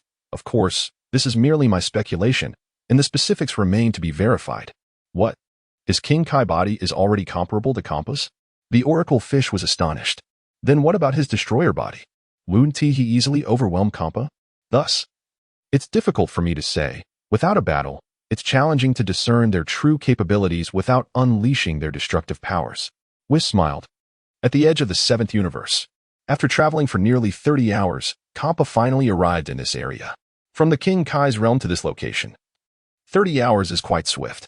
Upon arriving, Kampa discovered, as expected, that the Super Dragon Balls had vanished. Moreover, just as Kampa anticipated, Frieza had already fainted. Damn Lord Ruffin. I will not let this go. Kampa seethed, rushing forward to rouse Frieza. Even if you knocked the King Kai unconscious, you should have at least placed him in a safe location. You left him at the edge of the universe. What if he dies? If he dies, I will vanish alongside him. Frieza groggily awakened. Huh? Lord Kampa? Frieza blinked in surprise, his eyes wide as he stared at Kampa, scratching his head and asking, Why is Lord Kampa here? Kampa remained silent, his face dark as he glared at Frieza. You, of all people, should have used instant transmission to come here. Yet you didn't even bring me along. You just took off without giving me a chance to react. I remember now. You sent me here to retrieve the Super Dragon Balls. Frieza rubbed his head, regaining his senses, and then bitterly smiled, not even knowing who had ambushed him. As soon as I arrived here, I was knocked out. This feels so familiar. It's almost like the last time I fainted. Chapter 95. Kampa, did you say that Ruffin intends to challenge me? I know who it is. It is the Supreme Kai of the 7th universe. Kampa seethed with indignation. The Supreme Kai of the 7th universe? I have no enmity with him, do I? Frieza appeared somewhat perplexed. Let us put that aside for now. An unsettling premonition has suddenly seized me. I fear that my other Dragon Balls may have fallen into the hands of that Supreme Kai. Kampa's expression darkened, suddenly realizing something dire. This is disastrous. I must have fallen victim to a diversionary tactic. That rascal Ruffin has likely pilfered my other Dragon Balls as well. Could it be that the Eternal Dragon has already been summoned by him? Kampa's countenance shifted from one shade to another. Lord Kampa, where are the other Dragon Balls? I shall go and check immediately. Fua's expression was grave. The remaining Dragon Balls are in our 6th universe. Their coordinates are. Kampa stated the coordinates. Kai. Fua recited the incantation, preparing to teleport. Bang. Kampa swiftly slapped Fua, sending him tumbling through the air. The teleportation was interrupted. Fua, bewildered, gazed at Kampa in confusion. Lord Kampa, why did you strike me? He inquired. You fool. Bring me along. Kampa replied with a scowl. You should have taken me with you earlier. Had I been by your side, you would not have been ambushed by that rascal. That is indeed my oversight, Fua nodded. Conceding that Kampa's words held merit, Kampa fell silent, contemplating that this Supreme Kai seemed rather dim-witted. However, he likely surpassed the former Supreme Kai of the 7th universe. I shall rely on my own fortunes, he mused. Kai. Fua teleported with Kampa, and in an instant, they materialized in the expanse of the cosmos where the Super Dragon Balls had once been placed. Indeed, the celestial expanse was now devoid of anything. The Super Dragon Balls had long since vanished. That wretched Ruffin. Just wait and see how I shall deal with you. Kampa trembled with rage. Ruffin? Is he the Supreme Kai in question? Fua scratched his head. Humph. Return me to the God of Destruction realm at once. Kampa ground his teeth. Very well. Fua did not oppose. Kai. In an instant, Fua returned them to the God of Destruction realm. Oh my, is that you, Lord Supreme Kai? Beerus greeted politely. Greetings. Lord Beerus, Fua bowed. What has transpired, Lord Kampa? You appear quite irate, Beerus inquired. Lord Kampa's Super Dragon Balls have been stolen by a Supreme Kai named Ruffin. Fua responded with a wry smile, scratching his head. He suddenly recalled that his Potera earrings were missing. Could it be that my Potera earrings have also been taken by him? Indeed, the Lord Supreme Kai has guessed correctly, Beerus chuckled. Fua, is it truly him? He is a Supreme Kai. Doesn't he possess the Potera earrings of the previous Supreme Kai? Or could he not forge a pair for himself? Fua was at a loss. It seems he derives greater satisfaction from his theft, Beerus remarked. Fua chose to remain silent. Do not take mine. Take those of your 7th universe instead. Beerus, I have painstakingly gathered all 7 Super Dragon Balls, and they have all vanished. Please check if Ruffin has made a wish. Kampa fumed. Very well, I shall investigate. Beerus nodded, examining his staff. I shall take my leave. Fua waved to Kampa and Beerus, wishing to refrain from involving himself in these matters. After speaking, Fua vanished through teleportation. Beerus scrutinized for a moment and confirmed, indeed. It was Ruffin who summoned the Eternal Dragon and made a wish. What? Is that truly the case? Kampa bared his teeth. It took me nearly 20 years to locate these 7 Dragon Balls, and you have taken them all in one fell swoop. You are utterly shameless. What wish did he make? Kampa's expression darkened. He wished for the former Supreme Kai to be resurrected, Beerus explained, adding that this also restored Lord Beerus. Kampa paused, feeling somewhat perplexed. You should have mentioned this sooner. Had I known you intended to make such a wish, I would not have gone to such lengths. My wish is to bring Beerus back. That rascal Ruffin has coincidentally aligned with my desires. My heartache may finally be set at ease. But why did Ruffin make this wish?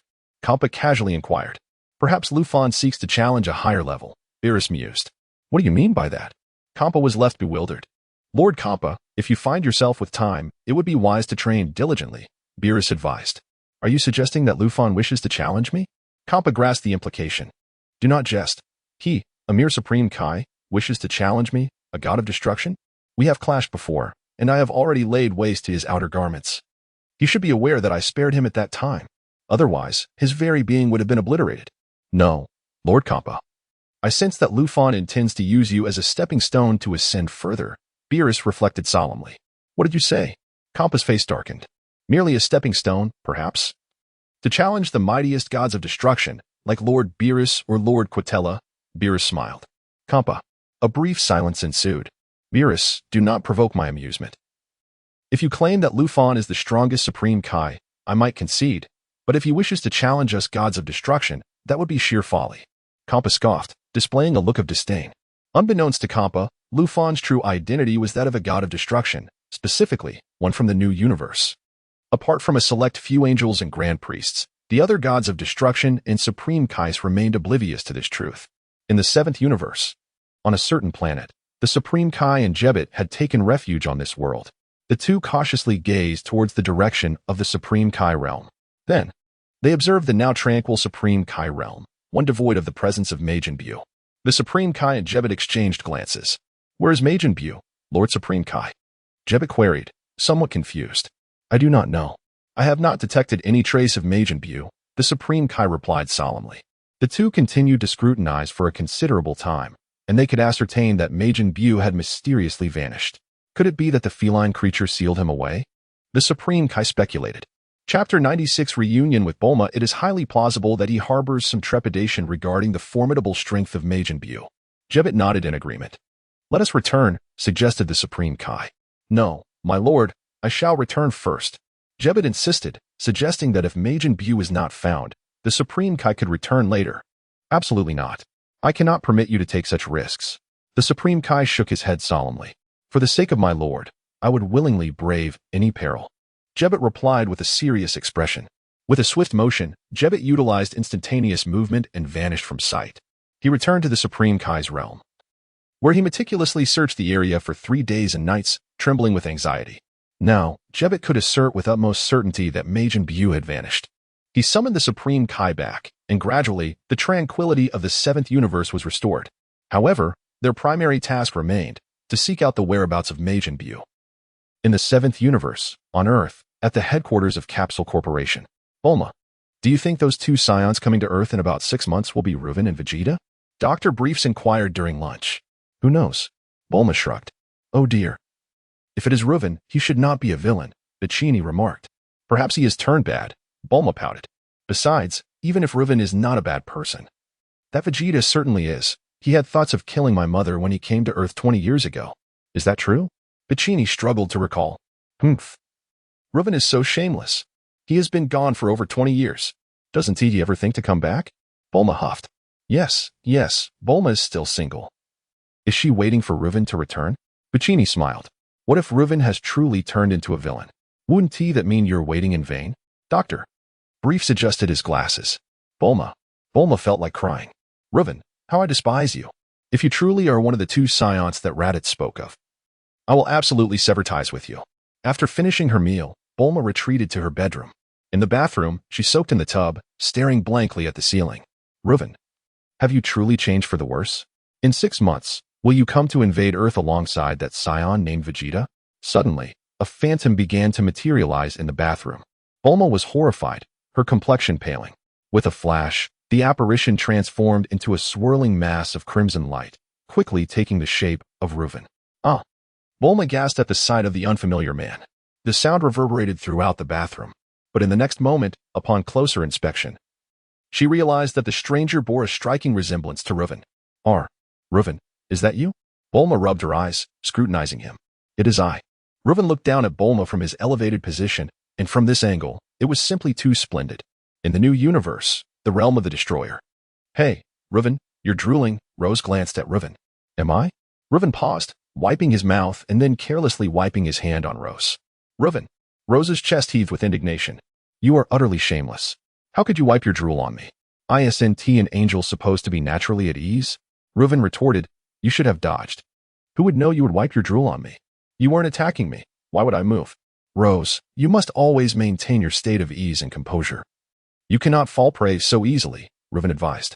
Rose glared at him. 10 seconds later. "Hey, you're drooling again." Rose's expression darkened. "Am I?" Ruffin scratched his head, wiped again, and then reached toward Rose. This time, Rose reacted quickly and dodged. "See, your reaction speed has improved. You should possess this awareness," Ruffin smiled. "What are you seeing?" Rose asked curiously. "Is it something delicious?" Ruffin raised his head, silently observing Rose, then nodded vigorously.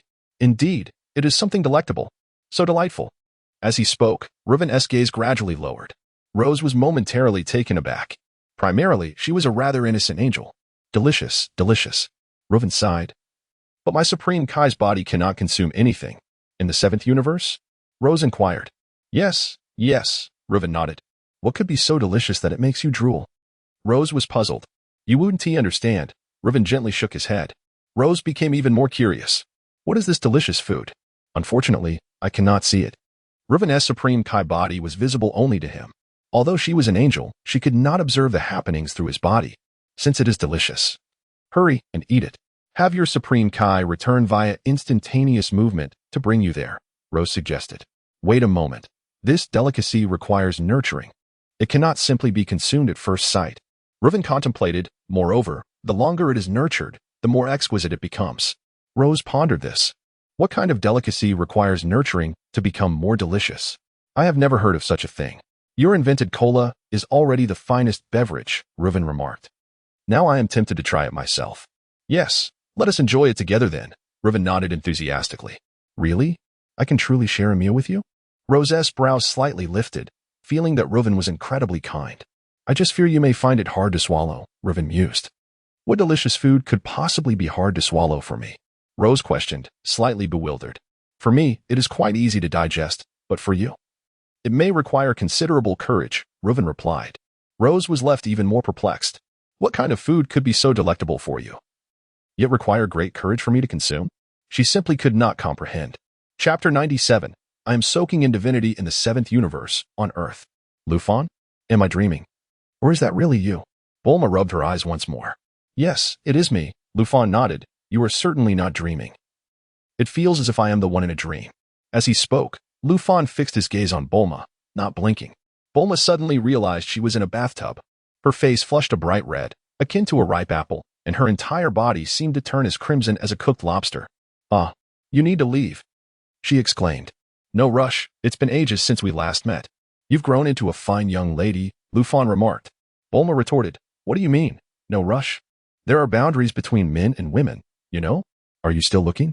That is quite impolite. I'll step out to wait for you. Ruffin smiled. With that, Ruffin effortlessly phased through the wall.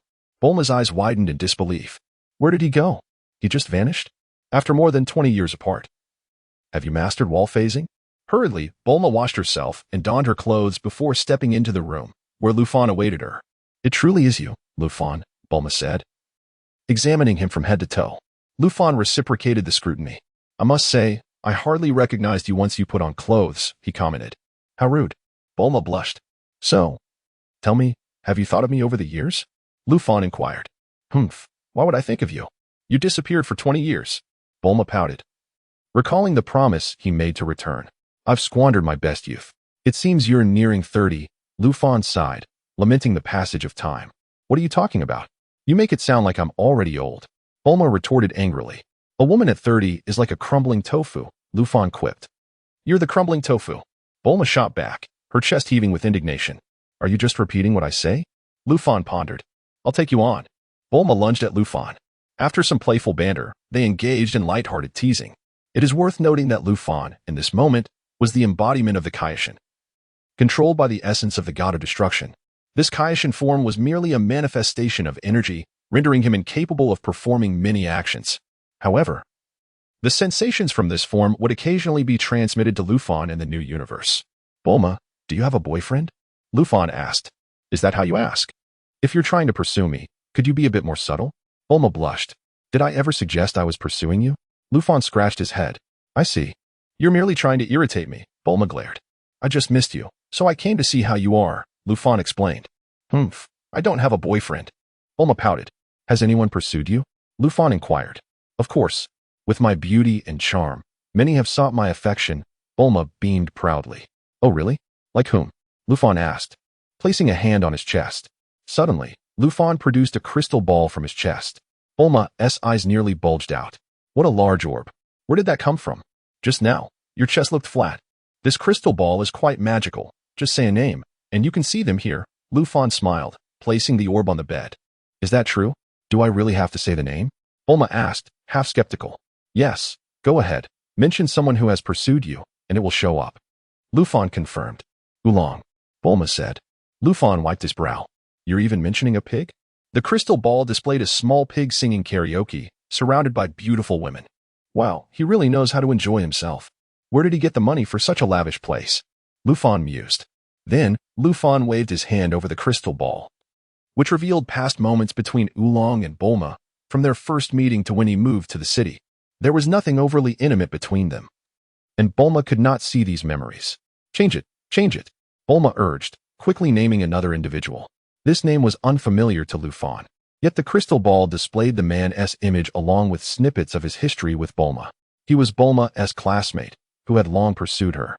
However, after Bulma left school, they lost contact, and there was no closeness between them. It appeared to be solely unrequited affection on his part.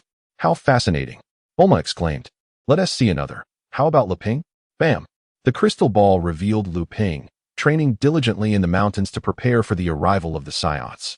Ruffin also glimpsed moments between Lu-Ping and Bulma, knowing that they had met during her quest for Dragon Balls. However, Bulma held no feelings for Lu-Ping. While he had fallen for her at first sight and had pursued her, but Bulma showed no interest in him. Should I continue? They are all after me, you know. Bulma chuckled. Now you see how charming I am. I could grant you a chance to pursue me. Indeed, I usually associate with divine beings. Ruffin sighed. You truly put me in a difficult position. Yes, I am a goddess, Bulma giggled. I find myself at a loss for words in your presence. Ruffin admitted. All right, enough of the jokes. Can this thing really show anyone? Bulma asked. Indeed, Ruffin nodded. Can we see what Goku is doing? Bulma questioned. You must have heard of Goku, right? He is also a Saiyan. Chapter 98. Bulma, I have become a god, I recognize him.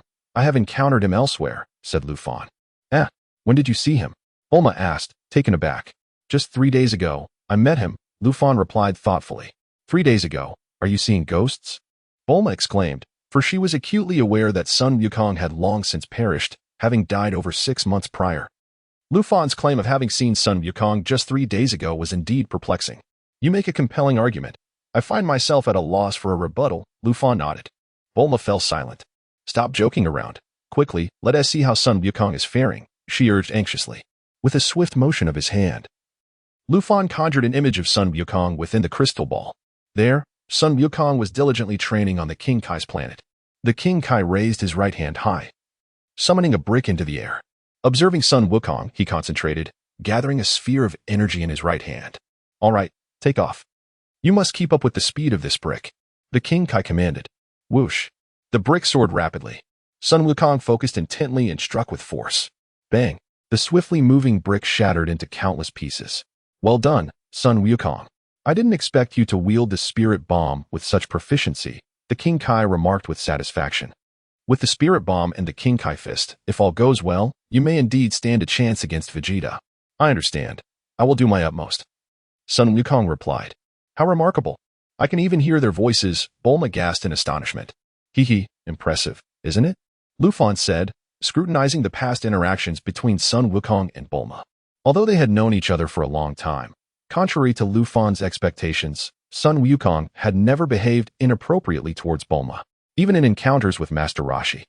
He had shown no inclination to target Bulma. This was due to a statement Bulma had made at that time. I have a boyfriend. Now, let us take a look at Gohan, Bulma muttered. To be honest, my greatest concern right now is for Sun Wukong's son, Gohan. He was taken away by Demon King Piccolo. Indeed, Ruffin nodded. Ahem, you may not know this, but that Demon King Piccolo is extremely formidable. He once aspired to dominate the entire world, but was ultimately defeated by Sun Wukong, Bulma explained. Now I worry about what will happen to Gohan after being taken away. Will he be eaten? Ruffin pondered. Bulma felt her spirits plummet. Please don't say that. If you keep talking like this, I won't dare to look. Then let us take a look, Ruffin said, waving his hand gently. With a clap, the crystal ball revealed Gohan and Piccolo. Oh dear. Gohan was battered and bruised, sitting on the ground and groaning in pain, while Demon King Piccolo sat beside him. Finally, during these past 6 months, you've managed to curb your tendency to cry, Piccolo chuckled lightly. Hiki. Gohan grinned foolishly and suddenly asked, Uncle Piccolo, did you ever fight with my dad? Our battle is not yet over. After I defeat the Saiyans, your father will be next, Piccolo replied coolly. But my dad once mentioned that the reborn Piccolo is not as malevolent as he used to be, Gohan smiled. Piccolo bared his teeth. I think so too. Even though my mom and grandpa are quite afraid of you, Gohan said with a smile. Stop the chatter and go to sleep. Tomorrow's training will not be so easy. Piccolo barked. Gohan promptly fell asleep. This little fool. Piccolo gritted his teeth. Oh, they seem to get along quite well. Perhaps I was overthinking it. Bulma sighed in relief. I was really worried that Piccolo would eat Gohan. Who else should we look at? Ruffin inquired. No more. Bulma shook her head. Ruffin, tell me. What have you been doing for the past 20 years? Me? I could fill several chapters with that, Ruffin mused, resting his chin on his hand. Several chapters? Bulma blinked.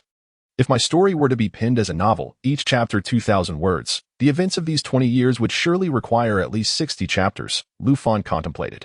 Bulma fell silent. Your description seems accurate. Why don't you summarize it for me? She suggested. In brief, I have ascended to godhood, Ruffin grinned. Become a god. Bulma was taken aback. Do you mean like the god of earth? Allow me to enlighten you, Ruffin began. The god of earth is the lowest tier of deity. Then, Bulma prompted. Next is the galaxy god, the deity presiding over a particular galaxy, such as the one where Earth resides, known as the solar system. However, the solar system contains only one life-bearing planet, Earth. Ruffin explained, in other galaxies, there are numerous life-bearing planets. Thus, the galaxy god holds a higher status than the planet god. And above the galaxy god? Bulma inquired further. Next is the Milky Way god, Ruffin replied, referring to the deity of this galaxy. The Milky Way. Bulma moved to the window, gazing skyward in awe. The Milky Way is vast. Even my father's spaceship has yet to escape its confines. Do you know how immense the Milky Way is? It is said to have a diameter of 100,000 light-years. My destruction is still far from sufficient. It only intimidates the stars of the new universe, Ruffin nodded. Indeed, the Milky Way's diameter reaches 100,000 light-years, Ruffin noted. His previous destructive force measuring merely 1 light-year in diameter. In the face of a galaxy that was insignificant. There were countless galaxies in a mature universe. Bulma appeared bewildered. What are you saying? I can't comprehend. Do not concern yourself with these details, Ruffin urged. Have you truly become the Milky Way god? Bulma queried. No. My divine rank exceeds that of the Milky Way god, Ruffin clarified. Above the Milky Way god? What kind of deity is that? Bulma asked in astonishment. The King Kai. Ruffin explained. The King Kai? Bulma was momentarily speechless. You see that short figure beside Sun Wukong? He is the King Kai, specifically the North King Kai, Ruffin elucidated. There are 5 King Kais in total, divided into 4, East, West, South, and North, along with the Grand King Kai, who oversees them all. The King Kais manage the East and West universes, while the Grand King Kai conveys information to the higher-ranking deities, known as the Kaishins. Chapter 99. Angels above you? Are you implying that you are the god of destruction? Bulma exclaimed, her eyes widening in disbelief as she gazed intently at Ruffin. Indeed, you have finally grasped the concept. Ruffin nodded in affirmation. Does this universe fall under your dominion? Bulma inquired, her curiosity piqued. Bulma, your intellect is astonishing. You are absolutely correct. Over the years, I have diligently overseen our universe, and having finally elevated it to a certain pinnacle, I am now on a well-deserved respite. Which is why I have come to seek you out. Ruffin explained. Bulma fell silent, contemplating the implications. If this were indeed true, it would be utterly terrifying. Is there a deity even more exalted than the god of destruction? She questioned. There is, Ruffin confirmed. What? There exists another? Haven't you already assumed control over the entire universe? Bulma expressed her astonishment. Could it be the Grand Supreme Kai? Not quite. The beings above the gods of destruction are the angels, Ruffin clarified with a smile. Angels? Do you mean the kind with wings? Bulma asked, momentarily taken aback. The angels you speak of are merely mythological beings from Earth, and differ entirely from the angels I refer to, Ruffin replied with a gentle smile. Angels above you? Bulma mused. Indeed, I find great pleasure in having female angels above me. It is a trivial matter, Ruffin declared confidently. One day, everything will be reversed. Bulma retorted. I sense you are being suggestive. Your driving skills are so erratic that I can hardly find the steering wheel. Wait, why do I feel something is amiss? Previously, you mentioned being involved with a goddess. Could it be that the goddess you referred to is an angel? A shiver coursed through Bulma as she looked at Ruffin, seeking confirmation. You are correct, Ruffin admitted, revealing no intention to conceal the truth. It was better to disclose such matters to Bulma sooner rather than later. Could you not fabricate a lie to deceive me? Bulma huffed, her displeasure evident. Then why did you seek me out? Gods possess a unique essence, just as humans have their own, Ruffin stated firmly. Bulma fell silent for a moment. By the way, Ruffin, do you know about Goku's situation? She asked. If you truly are a god, you should be aware of the happenings on Earth, correct? Indeed, I am fully informed. There is nothing in this universe that escapes my notice, Ruffin nodded. Bulma was left speechless. It seems I've heard this before. Oh, it was that cat sage. He once mentioned something similar. And what of the Prince, Vegeta, who accompanied you? Bulma inquired. He departed midway, Ruffin replied with a smile. Incidentally, one of the 2 Saiyans who have come to Earth is him. Wasn't it 3 Saiyans? Bulma asked, momentarily confused. The other one is me, Ruffin chuckled. Bulma fell silent again. So, since you are a god, you can defeat the 2 of them, correct? She pressed. Bulma, you must understand that battles among humans and the existence of Earth are merely normal phenomena within the universe, Ruffin explained. Humph. So you simply lack the desire to intervene. Bulma scoffed. Fear not, for I can ensure your safety, Ruffin assured her with a warm smile. Knock. Knock.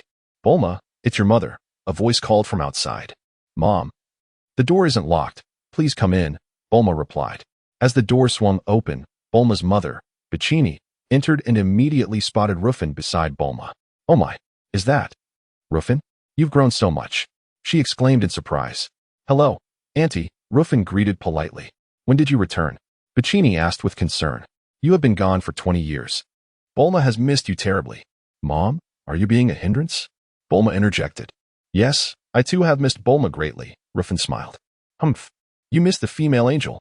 Bulma pouted, visibly displeased. Female angel? Who is that? Bechini asked, perplexed. Mom, don't ask so many questions. Bulma huffed again. What have you been doing all these years, Ruffin? Are you still wandering the universe? Bechini inquired. One could say that. For these years, I have been dedicated to rescuing our universe, Ruffin replied earnestly. Ruffin's statement held truth. He had indeed been safeguarding the 7th universe. Were it not for Ruffin, the comprehensive index of the 7th universe would have ranked as one of the lowest in the entirety of existence. The comprehensive index referred not to the power levels of various universes, but rather to the equilibrium within the universe. For a universe to thrive over time, maintaining a necessary balance is crucial. As the Grand Minister stated, if the population of humans and life forms within a universe becomes excessive, the resources will gradually deplete to unsustainable levels. Conversely, if the population is too sparse, the universe will lose its vitality. Thus, mastering this balance is of utmost importance, which is why it is the primary duty of the gods of destruction and the Supreme Kais. Rescuing the universe, such noble ideals. Bechini was at a loss for words and finally replied, Since you are back, you should stay and spend quality time with Bulma. That is precisely my intention, Auntie. Ruffin nodded. Bulma remained silent, lost in thought. As time flowed by, approximately 15 days passed. The dragon of Earth materialized in the sky. Suddenly, the heavens darkened, and the dragon emerged. Is Goku being resurrected? Bulma gazed upward. Indeed, for tomorrow morning, those 2 Saiyans will arrive on Earth, Ruffin affirmed. What? So soon? They have arrived ahead of schedule, Bulma exclaimed in surprise. At 11 a.m. the following day, the spaceship of Naba finally descended upon Earth. Boom.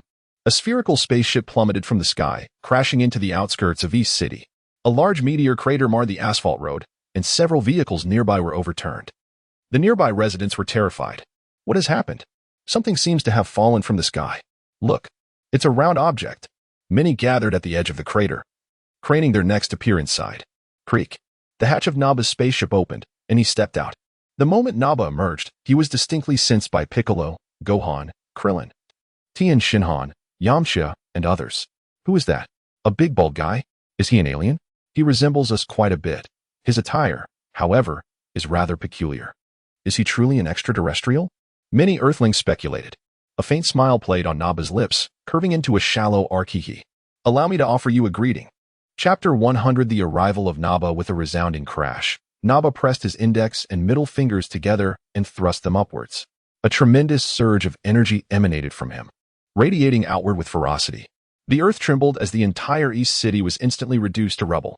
Prince Vegeta, I have successfully arrived on Earth and brought along a little welcoming gift for them, Naba communicated through his scouter. Do as you wish. Just leave Kakarot to me. Handle the rest as you see fit, Vegeta retorted dismissively. Perfect. This will serve as a warm-up for me.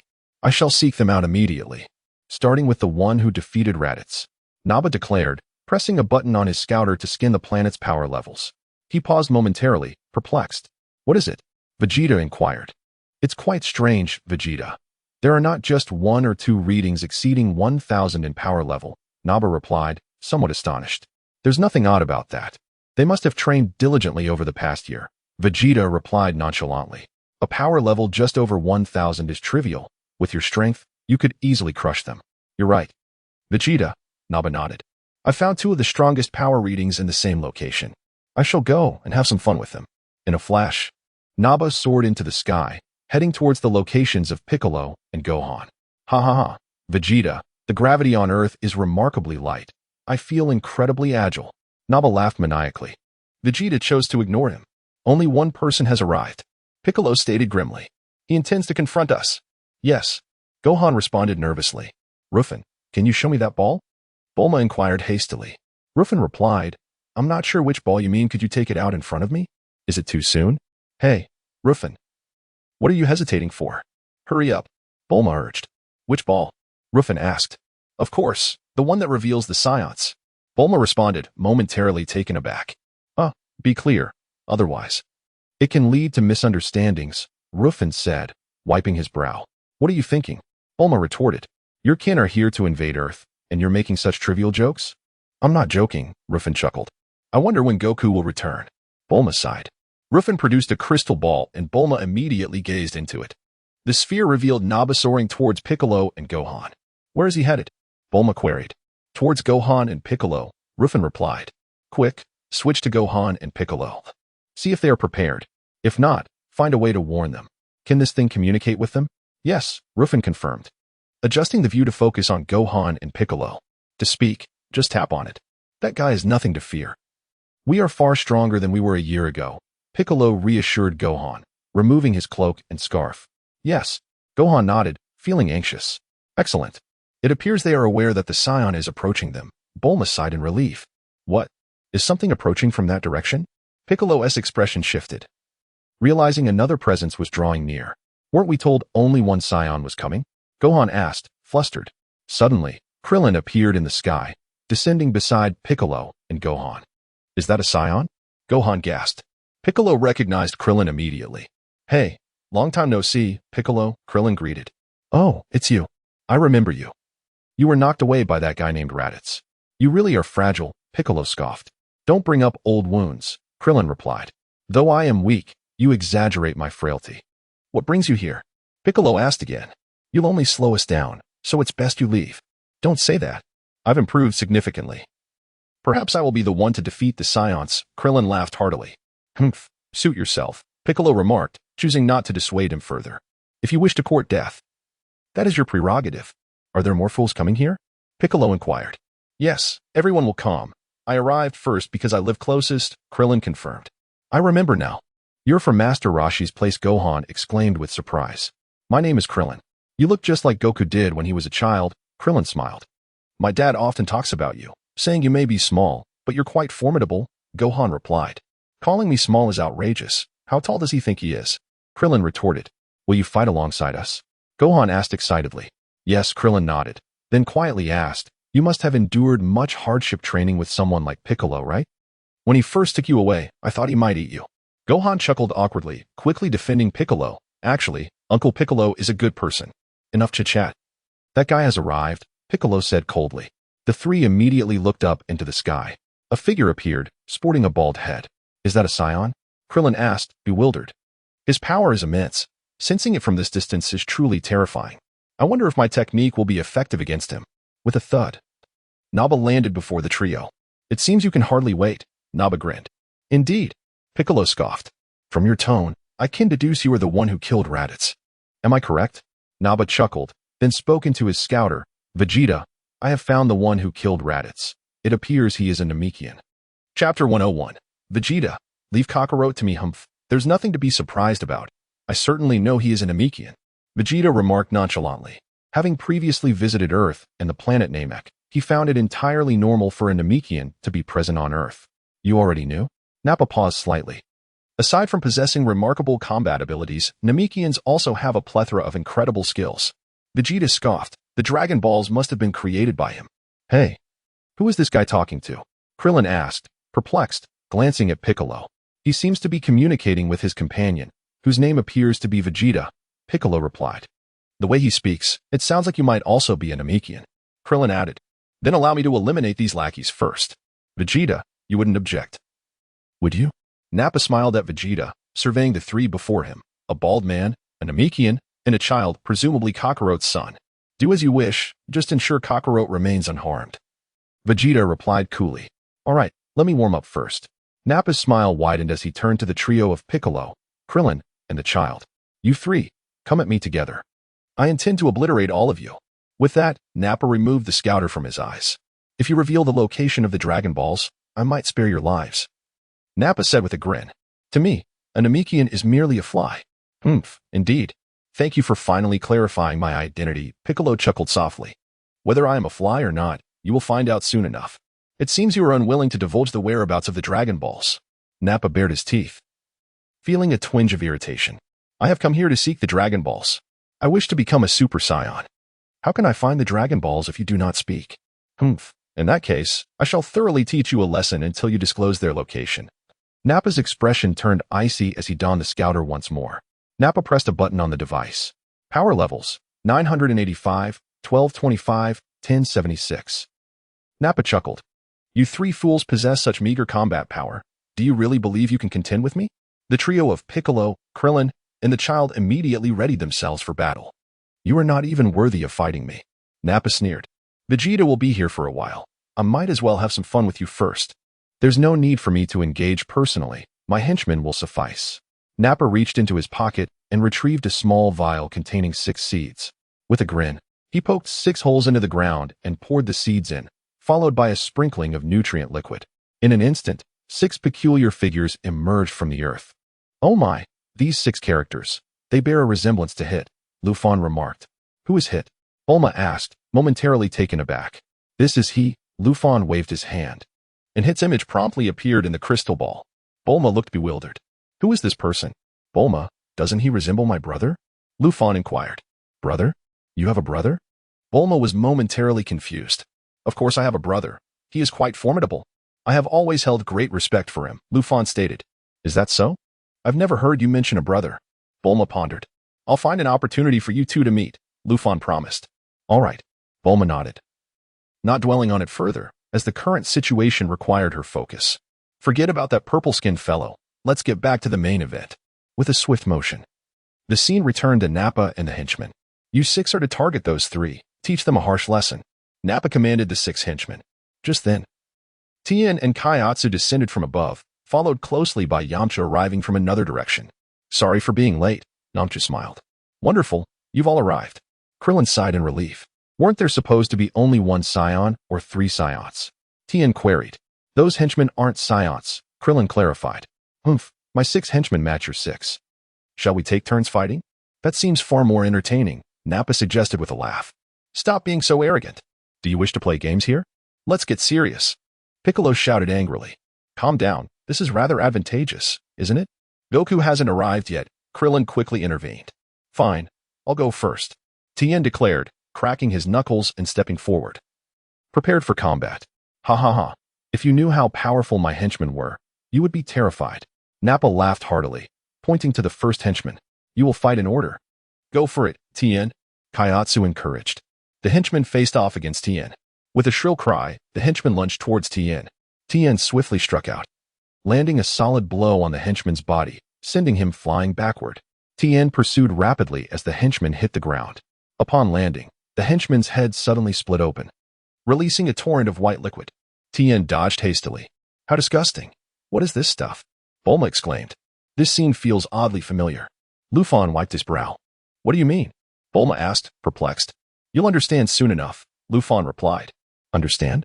I don't comprehend what you're saying. Bulma glanced at Ruffin. With a splatter, the white liquid landed on the ground, instantly corroding it, creating a deep pit. How terrifying.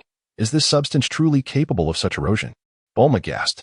Krillin and Kaiatsu trembled in fear. If that were to hit us, it would be excruciating, even if we survived.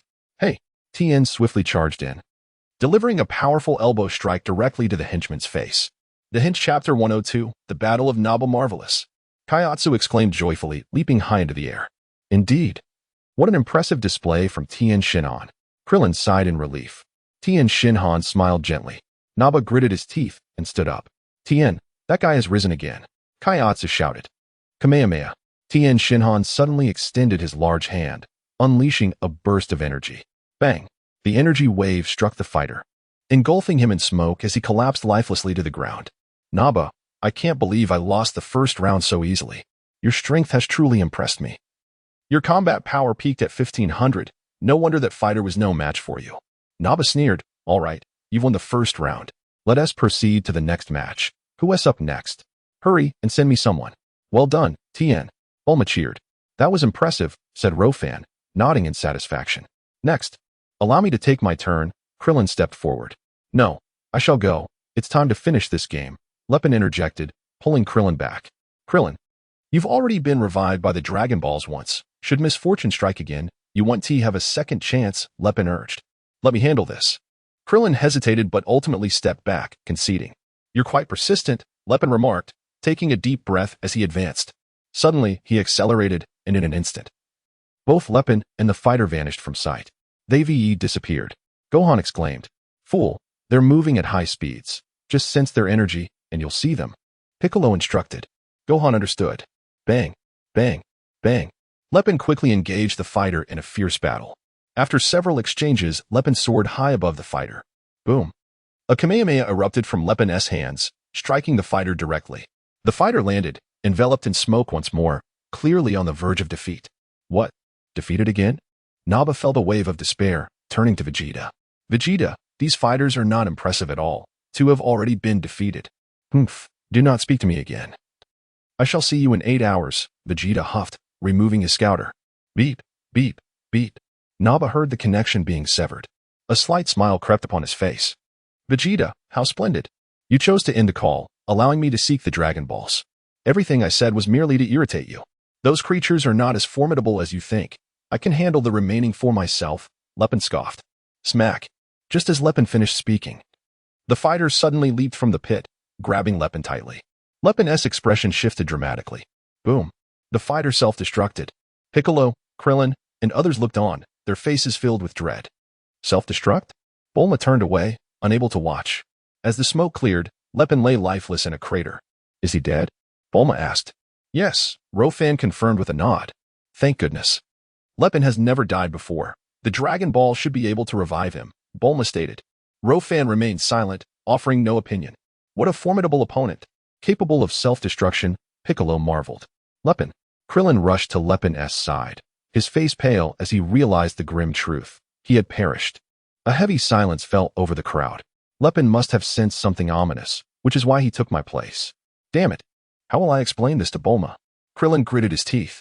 You should be grateful that such a powerful fighter only fought to a standstill, Naba remarked. Damn it. Everyone step aside and witness the fruits of my training. Krillin huffed, gathering energy with outstretched arms. Boom. 2 orbs of light burst forth from Krillin's hands, merging into a single beam of energy aimed directly at Naba and the remaining fighters. The crowd scattered in fear. Naba remained still, attempting to catch the energy with his hand. Is that all the combat power you can muster before me? Just as Naba reached out to grasp the energy, Krillin raised his hand, redirecting the energy upward. Naba was taken aback. Suddenly, the energy exploded in the air, splitting into 5 beams that rained down upon Naba and the 4 fighters. Boom, boom, boom. Amidst the thunderous explosions, Naba and 3 fighters were struck. However, 1 fighter managed to evade the blast. Success. We hit him. Kayatsa cheered excitedly. We missed 1, Krillin chuckled. That was incredible, Gohan added, feeling elated. Swish. In the next moment, a fighter lunged from the smoke towards Gohan. His expression shifted to one of alarm. Watch out. That creature might self-destruct. Tien Shenron warned. Smack. Piccolo swiftly seized the fighter's arm, preventing it from reaching Gohan, its claws mere centimeters from him. Dare to come and die? Piccolo scoffed, delivering a powerful punch to the fighter. Whoosh. Piccolo hurled the fighter into the air. Roar. Piccolo opened his mouth, unleashing a beam of energy that enveloped the fighter, reducing it to ashes without a trace. Piccolo is truly formidable. He lives up to his title as the Demon King. Bulma marveled. Quite impressive, Ruffin nodded, though to him, it resembled a child's brawl devoid of any technical skill. Bulma remained silent, allowing him to express his thoughts. Say what you will, I shall merely listen. After all, you are the greatest god in this universe, right? Humph, even the greatest god does not come to save Earth? Upon witnessing the spectacle, Krillin was left in awe. I thought after a year of training, I would be comparable to Piccolo. But in truth, I am worlds apart. Tien Shinhan could only smile wryly. Truly remarkable. Chapter 103. Is that Naba, a Super Saiyan too? Thank you, Uncle Piccolo, Gohan hurriedly expressed his gratitude. Do not rush to thank me. This is merely a warm-up before the battle, Piccolo grunted. Indeed, that Namekian, you surpassed my expectations by far. Naba's voice resonated through the distant haze. Krillin and the others turned pale. He isn't injured? Tien Shinhan spoke in a low voice. You attacked him head-on. Kaiatsu trembled in fear. I unleashed all my energy. Are Saiyans truly this formidable? Krillin felt an ominous premonition. Very well, the game ends here. I shall personally extinguish you. Naba proclaimed, stepping forward with energy surging wildly around him. His laughter echoed ominously, causing the very earth to tremble. This is utterly terrifying. Krillin was drenched in cold sweat. What on earth is this? Piccolo's pupils constricted, engulfed in an abyss of despair. With a crackle, golden flames enveloped Naba's form, arcs of electricity dancing about him. This fiend wished to transform into a Super Saiyan. Now, he has attained Super Saiyan too.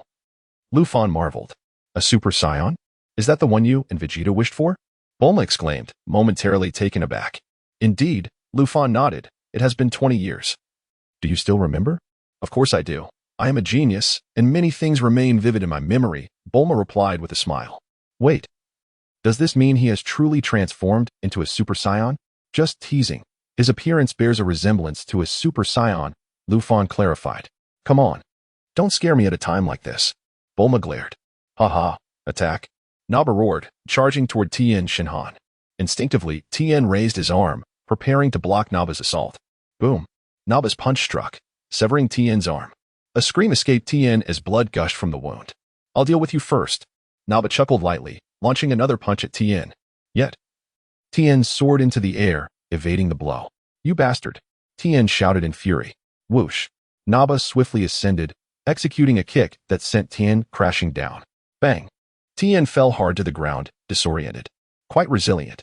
You haven't perished yet, Naba remarked with a smirk. Hang in there, Tien. Bulma cried out. Ruffin remained silent. Should we save them? Ruffin pondered. Over the past 20 years, he had witnessed countless farewells between life and death. As a god of destruction, he often obliterated planets teeming with life, including those inhabited by humanity. Wherever humans dwelled, life and death were inevitable. Even the most malevolent humans experienced similar fates. Yet, Ruffin had to carry out these destructions, for their existence would impose greater strain on the universe's resources. It was akin to the time Beerus had Frieza annihilate planet Vegeta. The presence of Saiyans there would disrupt cosmic balance. Thus, Ruffin bore no animosity toward Beerus. It was merely his duty. Now, witnessing these warriors facing death, Ruffin felt an eerie calmness. After all, they would be resurrected. Saving them now would be superfluous. The mission regarding the Namekian was imperative. This beast.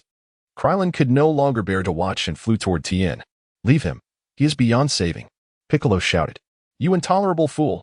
Krillin retorted before speeding off toward Tien. Nosy little bald head. Naba scoffed, flicking his hand. Boom. A beam of energy struck directly in front of Krillin, leaving a gaping chasm in the ground. Krillin narrowly avoided the blast, sitting at the edge of the pit, astonished and terrified. Is he even human? Wait, where's Kaiatsu? Krillin suddenly realized. He was just beside me. Did he get killed? What? What did you say? Tien's expression shifted dramatically. Just then, Kaiatsu zoomed in from afar, landing on Naba's back. Kaiatsu! Krillin exclaimed. Despair flickered in Tien's eyes. Humph, little one, what do you intend to do? Get off me now. Naba struggled to grasp Kaiatsu, but his short arms failed to reach him. What are you doing, Kaiatsu? Get away from him. Tien shouted. Tien, farewell. You must survive. Kaiatsu declared. Boom. Kaiatsu unleashed a tremendous surge of energy, self-destructing. A thick cloud of smoke enveloped Naba's vicinity. Kaiatsu. Tien cried out, his eyes wide with horror. Even Kaiatsu is gone. Bulma spoke somberly. The little one perished alongside the Saiyan. Such bravery, Piccolo sighed in relief. As the smoke began to dissipate, Naba's unscathed form emerged, grinning. Haha. Your efforts are futile. You have no comprehension of a Saiyan's true terror. Naba chuckled lightly. Piccolo and the others stared in disbelief, their eyes wide with shock. The explosion had not even harmed him, nor shattered his armor. Humph. Once I dispose of that three-eyed creature, I will deal with you slowly, Naba laughed. Kaiatsu had already been revived by the Dragon Balls once. He cannot return again. Tien trembled violently. Hey, three-eyed monster. I shall soon send you to meet your companions. You ought to express your gratitude. Naba guffawed. Listen, There is a flaw in his attack. We shall wait for the opportune moment, Piccolo suddenly stated, outlining his plan to Krillin and Gohan. Understood. Krillin nodded gravely. Die, three-eyed freak. Naba dove down, intent on finishing Tien. Yet Tien was not idle. He secretly gathered energy for a Kamehameha. Chapter 104, The Sole Hope of Victory in a Swift Motion. Just as Nappa approached Tien, Piccolo suddenly appeared beside him, delivering a powerful punch to Nappa's face. Nappa was sent flying backward. In an instant, Krillin rushed forward. His fists clenched, delivering a heavy blow that sent Nappa crashing down from the sky.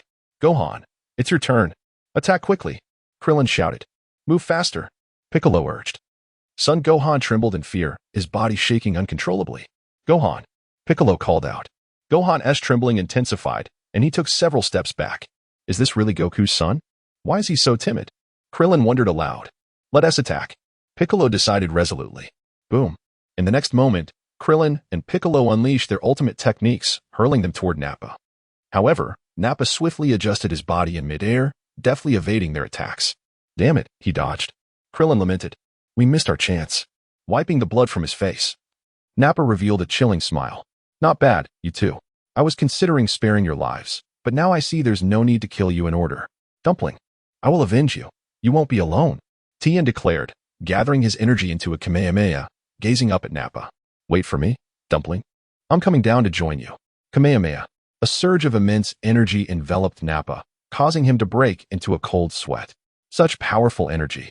Yet, Nappa remained unscathed. Tien looked up at Nappa, despair washing over him. I'm so scared. Nappa sighed in relief. You're quite impressive for a three-eyed freak. Crash. Tien collapsed, lifeless. Humph, what a waste, Nappa chuckled. Goku, hurry back, Krillin shouted. Is this guy truly immortal? Piccolo's face paled in fear. Gohan trembled with dread. With Tien gone, this is a nightmare. One by one, everyone is dying. Krillin's voice turned somber as he shouted, Goku, please return. I beg you. Hey, Ruffin, what are we going to do? Are you really going to stand by? Bulma inquired. Don't worry, aren't there Dragon Balls on Namek? They can bring them back to life, Ruffin replied with a smile. But, if Piccolo dies, how can we get to Namek? Bulma questioned, recalling how Ruffin and Vegeta were transported there by Shenron. Now I can teleport. I can reach Namek in an instant. Ruffin explained. Teleport? Like the time you suddenly appeared in my bathroom? Bulma realized. Exactly, Ruffin nodded. Bulma smirked.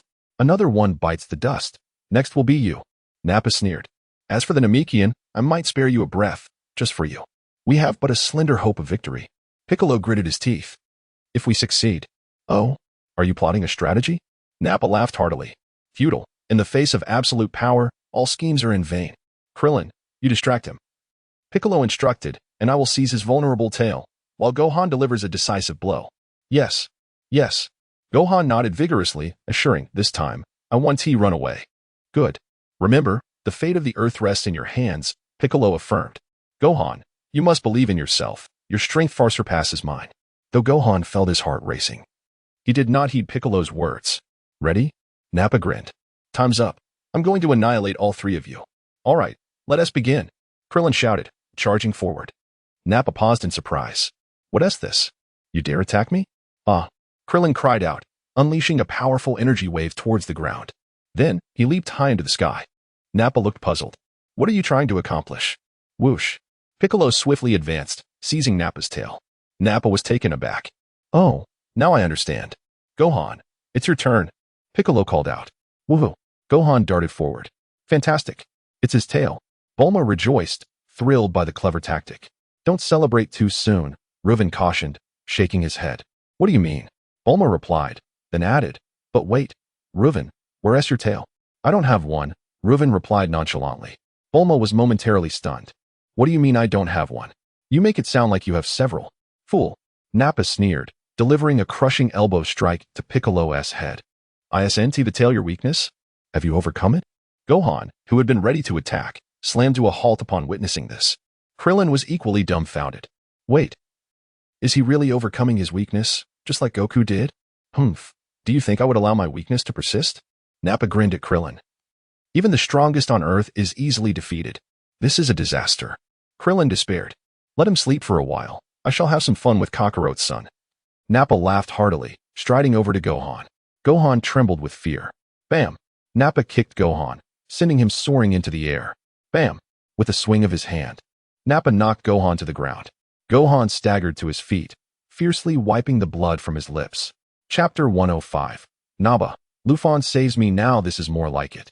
It's far more enjoyable. Nappa roared with laughter, charging once again towards Son Gohan. You scoundrel! Krillin exclaimed as he darted in from a distance, delivering a fierce kick to Nappa's rugged face. Bang! Immediately following, Krillin threw a punch, sending Nappa hurtling backward. Krillin swiftly moved in, intent on continuing his assault. However, Nappa, quick to react, executed several somersaults in midair before landing firmly, prepared to counter. Krillin's expression shifted. Swish! Krillin narrowly evaded Nappa's attack, rolling several times on the ground to distance himself. You little bald head, you seem quite pleased with yourself. Nappa seethed, his teeth grinding in frustration. To be toyed with by such a small-headed foe infuriated him. Let me show you what I can do. Whoosh! Nappa lunged towards Krillin's position. Come on, Krillin. Bulma clenched her fists in anticipation. Smash! Krillin swiftly raised his hand, conjuring a flat, oval energy flame. Spirit Slash! With a decisive motion, Krillin sent the Spirit Slash hurtling towards Nappa. The attack whirled through the air with immense force. As it approached, Nappa wore a scornful grin. Humph, a mere trick. He stood his ground, boasting, I'll remain right here. You won't be able to harm me. The Spirit Slash drew ever closer. With a dull thud, it cleaved Nappa cleanly in two. Splatter! Nappa's upper and lower half separated, collapsing into a pool of blood, his body convulsing violently. Krillin. Son Gohan's eyes widened in shock. Piccolo was still dazed. Bulma's mouth hung slightly agape. Did I just see that correctly? Krillin killed that Saiyan? Ruffin. Ruffin felt a wave of disbelief wash over him as well. He had never anticipated such an outcome. Yet, upon reflection, it seemed rather unsurprising. With no Vegeta present, Nappa was indeed at a disadvantage against them. Furthermore, lacking Vegeta's guidance, Nappa would likely attempt to withstand the Spirit Slash, and thus, he was ultimately bisected. Is it over? Bulma still could not believe what had transpired. Krillin rubbed his eyes in disbelief. Such a formidable foe, after killing so many of us. He perished beneath my Spirit Slash. If only I had used this technique sooner, perhaps fewer lives would have been lost. Krillin lamented. Gush. Nappa, now severed, lay on the ground, gasping blood, clearly nearing death. Krillin remained transfixed, staring blankly at Nappa's twitching form. Would he die? Could he possibly recover? Gritting his teeth, Krillin bravely approached. You bastard! You bald fool! How could someone as powerful as I be slain by your hand? Nappa's heart simmered with resentment. If I were to fall to someone stronger, I would accept my fate. But to perish at the hands of this little bald head, I refuse to accept this. Please, save me. I believe I can still be rescued. Uncle Krillin, he won't recover, will he? Son Gohan asked, trembling. To be safe, let's obliterate his lower half. Krillin gritted his teeth, unleashing a powerful surge of energy. Boom. The blast struck Nappa's lower half, resulting in a tremendous explosion. Nappa's body was reduced to mere fragments. Now he can't recover, Krillin sighed in relief. Nappa sank deeper into despair. Even if I were to be healed, my lower half would be transformed into a machine. This little bald head. I shall not let you go even in death. Humph, little bald head, don't think this means you are in the clear. In approximately 7 hours, my comrades will return to Earth. When they arrive, vengeance shall be mine. What did you say? Krillin's expression shifted. Another Saiyan was coming to Earth? Humph, Nappa scoffed, sensing his life slipping away. Will they be bringing one or two more? Krillin summoned his courage to inquire. One more is sufficient. He will easily dispatch you all. Nappa asserted. Swish. Just as Nappa's words faded, Ruffin appeared in a flash of crimson light, materializing on the scene. Ruffin. Nappa stammered. What? A Saiyan?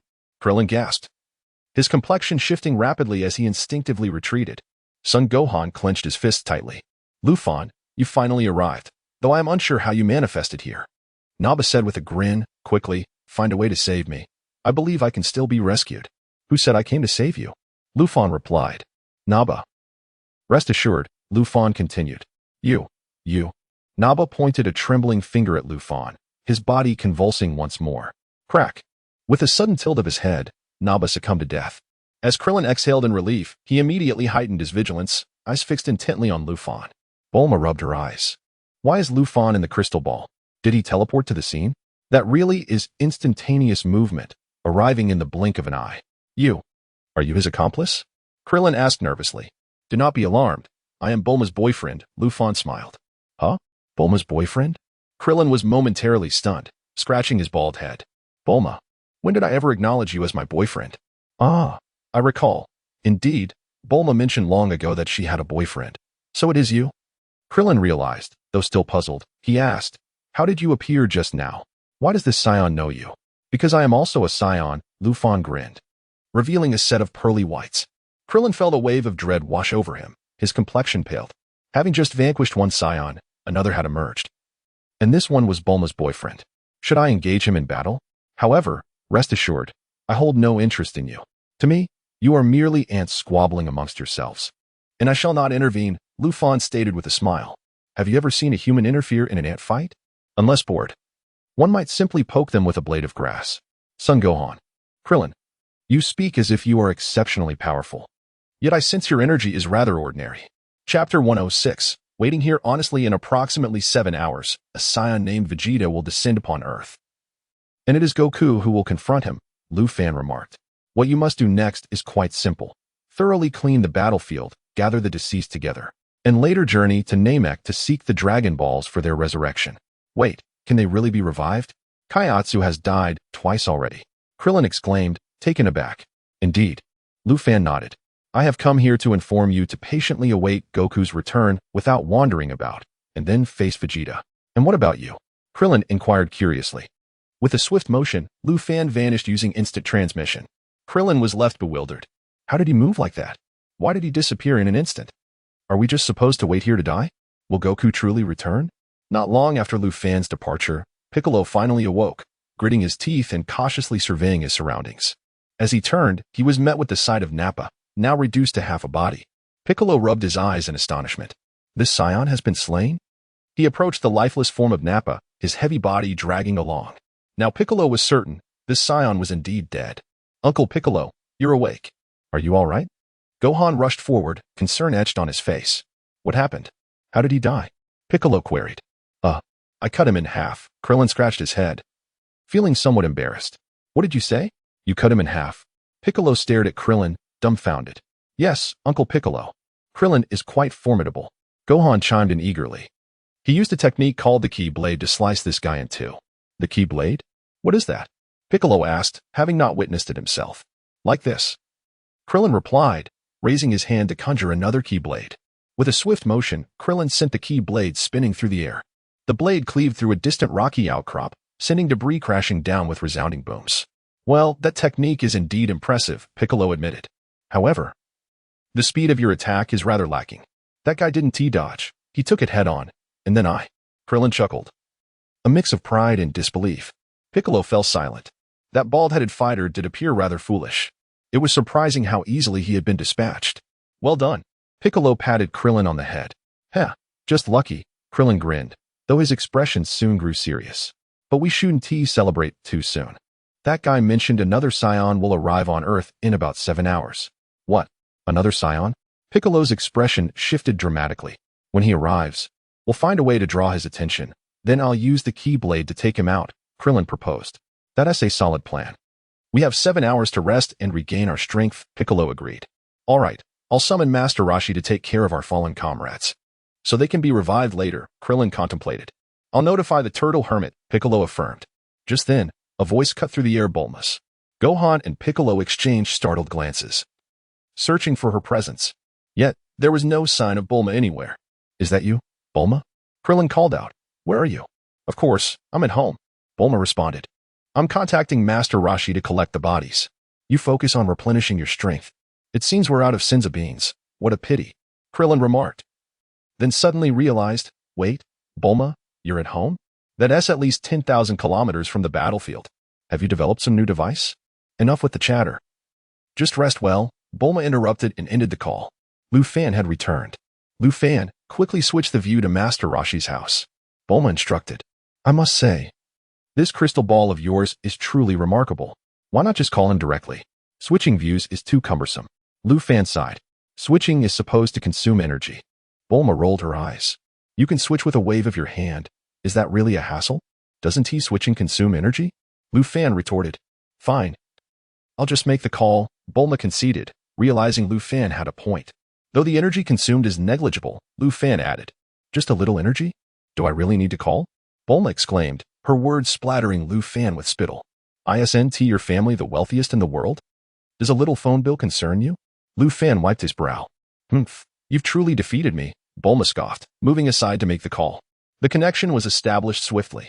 Bulma relayed the events to Master Roshi in detail. Upon hearing the news, Master Roshi was left speechless for several moments. The one who defeated that Saiyan was neither Piccolo, nor Gohan, nor Goku, who had yet to return, but rather Krillin. Haha, Krillin has truly inherited my teachings. Master Roshi chuckled heartily. "It seems you taught him that key blade," Bulma remarked, rolling her eyes. "Of course, I did. It was my instruction that enabled him to master it." Master Roshi grinned. "Why not demonstrate it for me?" Bulma teased. "That's a discussion for another time. That technique holds considerable power. I want to use it lightly," Master Roshi said earnestly. "Stop boasting and get to work gathering the bodies. I have a way to bring our fallen friends back to life," Bulma suggested. "And how do you intend to do that?" Master Roshi inquired. "By the way, Tien and Yamcha are experiencing their first deaths. The Earth's dragon can revive them. But what about Kaiatsu? What will happen to him? He has already died once." Chapter 107. Vegeta descends upon Earth. Rest assured, we can summon the dragon of Namek, who is said to grant resurrection no matter how many times one perishes. Bulma assured with a smile. "Namek? What is that?" Master Roshi inquired, perplexed. "You wouldn't understand even if I explained." "Hurry and gather the bodies," Bulma urged. Master Roshi complied willingly. Meanwhile, Lu Fan silently observed Bulma's bravado, choosing not to comment further.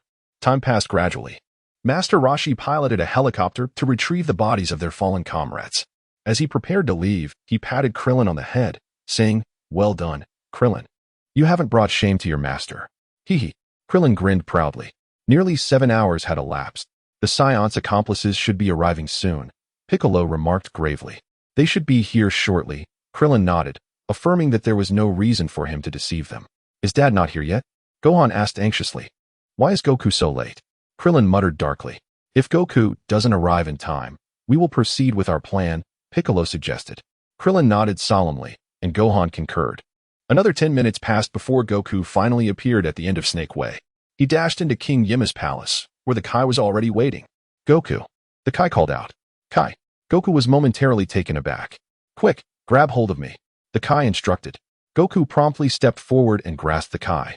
In an instant, the Kai transported Goku back to the sacred realm. "All right, I'm back, and my training is complete," Goku beamed. "One of the Saiyans has already been dispatched by Krillin, while another is en route and should arrive shortly," the Kai explained. "You must exercise caution." "Huh? Krillin killed a Saiyan?" Goku was taken aback. "Indeed. Primarily because that Saiyan was overly careless. Otherwise, our luck would not have been so fortuitous," the Kai smiled. "Ha ha ha, Krillin is truly remarkable." Goku laughed. "Leave the remaining Saiyan to me. I have encountered him before. It could very well be Vegeta." "Vegeta?" the Kai echoed, surprised. "I must take my leave." Goku leaped from the sacred realm. As he passed Karin Tower, Karin tossed him 2 sins of beans. "These are the last 2 beans. I entrust everything to you. Defeat the Saiyan who is soon to arrive on Earth." "Yes," Goku replied, immediately consuming one of the beans. His fatigue vanished in an instant. "Flying Nimbus," he called out. As the golden cloud swiftly approached, Goku landed atop the Nimbus. "Long time no see, Nimbus. Let's go," he exclaimed, waving his hand. The Nimbus sped towards Piccolo, Gohan, and Krillin's location. In the vastness of space, Vegeta's spaceship neared Earth. Approaching Earth. Approaching Earth. Approaching Earth. A warning sounded from the ship. Vegeta awoke from his slumber. "Finally, we have arrived on Earth." A subtle smile graced his lips as he pressed a button on the scanner. "Nappa, what is the situation on your end?" Yet there was no response from Nappa. "Strange fellow. I wonder what has happened," Vegeta mused. "No matter, my opponent is Kakarot. Nappa can handle himself." Vegeta did not fear for Nappa's safety, believing that even Kakarot would not pose a threat to him. After all, Nappa's battle power was over 7,500. However, the Earthlings have battle powers reaching 1,000. Kakarot might even reach 3,000. I deem that to be his limit. You are merely a lowly warrior. Zoom. The spaceship breached Earth's atmosphere, hurtling downward. Boom. The spacecraft crashed into the ground, leaving a massive crater. Yet, Vegeta did not land in a city, but rather in a desolate wasteland devoid of life. Creak. The spaceship's hatch opened, and Vegeta emerged, once again activating the scanner to assess the battle power readings. Soon, he detected a human with a battle power of 5,000. What? A battle power of 5,000? Vegeta's interest peaked. Is this Kakarot? He is moving at high speed, heading towards 3 others with battle powers of 2,600, 1,700, and 1080. No readings for Nappa. Has that fool been slain? Strange. It shouldn't be possible. Nappa's peak power is at least 7,500. How could he have fallen? Regardless, I shall investigate. I will meet you there, the one with a battle power of 5,000. Hopefully, you're Kakarot. It will be all the more enjoyable to toy with you. With that, Vegeta sped towards Gohan, Piccolo, and the others. In Lufan's crystal ball, Vegeta's silhouette materialized. Is that Vegeta? He has arrived, Bulma exclaimed. Indeed, Lufan nodded. I recall you mentioning he's the prince of your Saiyan race, Bulma remarked. Correct, Lufan affirmed once more. Can Goku defeat him? Bulma gasped. Let us find out.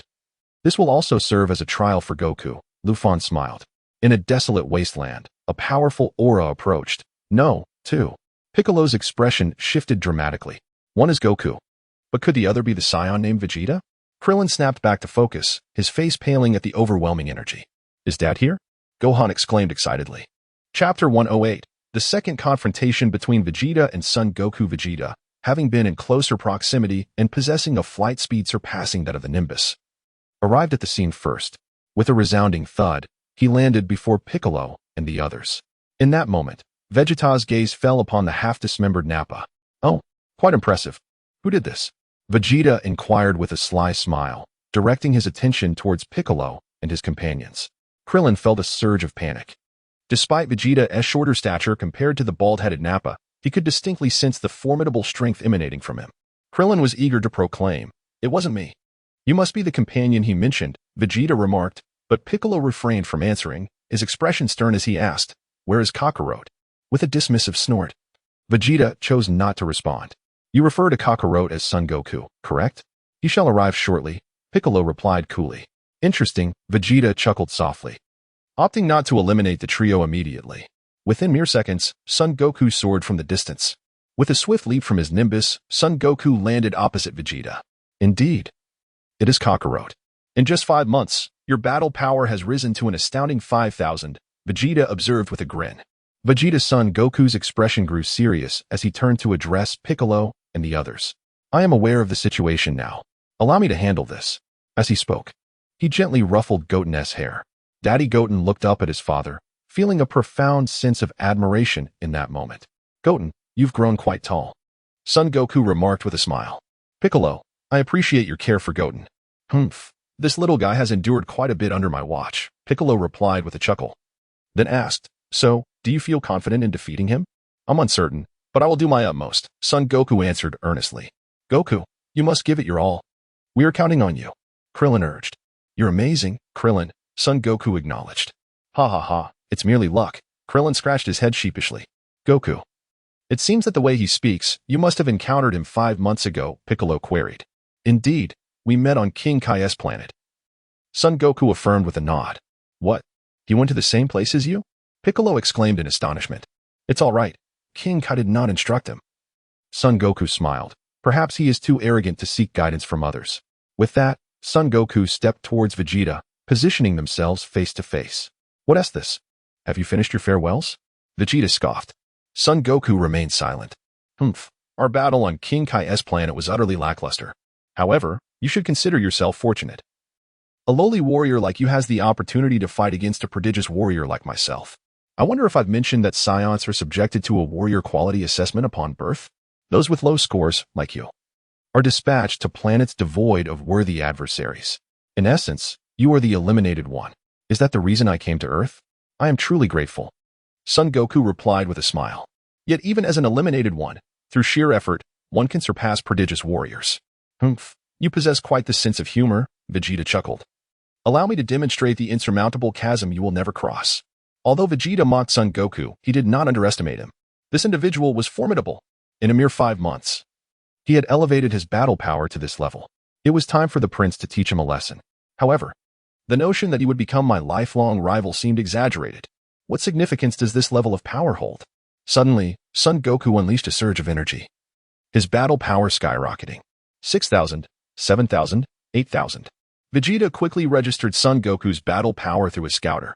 Impressive, Kakarot, to elevate your battle power to 8,000. You might indeed be classified as a genius warrior, Vegeta remarked with a slight smile. I've stated before that with diligent training, I shall surpass you, this prodigious warrior. Son Goku retorted. Dream on. Do you truly believe you can become my lifelong rival? Vegeta laughed heartily. I never claimed to aspire to be your rival. Son Goku replied with a smile. Then come forth. Vegeta beckoned Son Goku. With a whoosh, Son Goku wasted no time and charged towards Vegeta. The two engaged in a furious clash. After a brief exchange, they momentarily separated, creating some distance between them. Once again, they surged towards one another. Vegeta landed a direct punch to Son Goku's face, sending him hurtling backwards. Son Goku skillfully propelled himself off the ground, soaring upwards, scanning for Vegeta below. Yet, to his dismay, he found Vegeta had vanished. Son Goku's expression shifted. Suddenly, he sensed Vegeta's presence behind him. Swiftly, he bent down to evade Vegeta's strike and retaliated with a kick. Vegeta effortlessly sidestepped. Their aerial combat raged on. How is it, Kakarot? Did you think that training with that short fellow for 5 months would grant you victory over me? Vegeta guffawed. You're still the one being pressed down against the ground. Bang. With that, Vegeta struck Son Goku down from the air. Son Goku tumbled several times before regaining his footing and gazing upwards at Vegeta. Vegeta descended gracefully, a smile adorning his face as he looked at Son Goku. Show me what you've learned from King Kai, the King Kai fist. Indeed, you are formidable. Both your speed and strength far exceed mine, Son Goku conceded. But I have also learned much from King Kai. Boom. A crimson aura enveloped Son Goku. As you wish, I shall now unleash the King Kai fist, Son Goku declared with a smile. Chapter 109, My Battle Power? 1020. Is this the result of Goku's training under that King Kai you mentioned? Bulma exclaimed, astonished as she held the detector obtained from Raditz, noting that his battle power had reached an impressive 16,000. That's quite decent, isn't it? Ruffin chuckled. However, he still lagged behind Vegeta by over 2,000 in battle power, as Bulma shook her head. There will be a way, Ruffin assured her with a smile. Ruffin, what is your battle power? Bulma inquired curiously. Why can't my detector register your battle power at all? Your device only measures ordinary energy levels, Ruffin explained. I cultivate divine power, which is why it remains undetectable. Then, if we were to convert your divine power into battle power, what would it be? Bulma asked.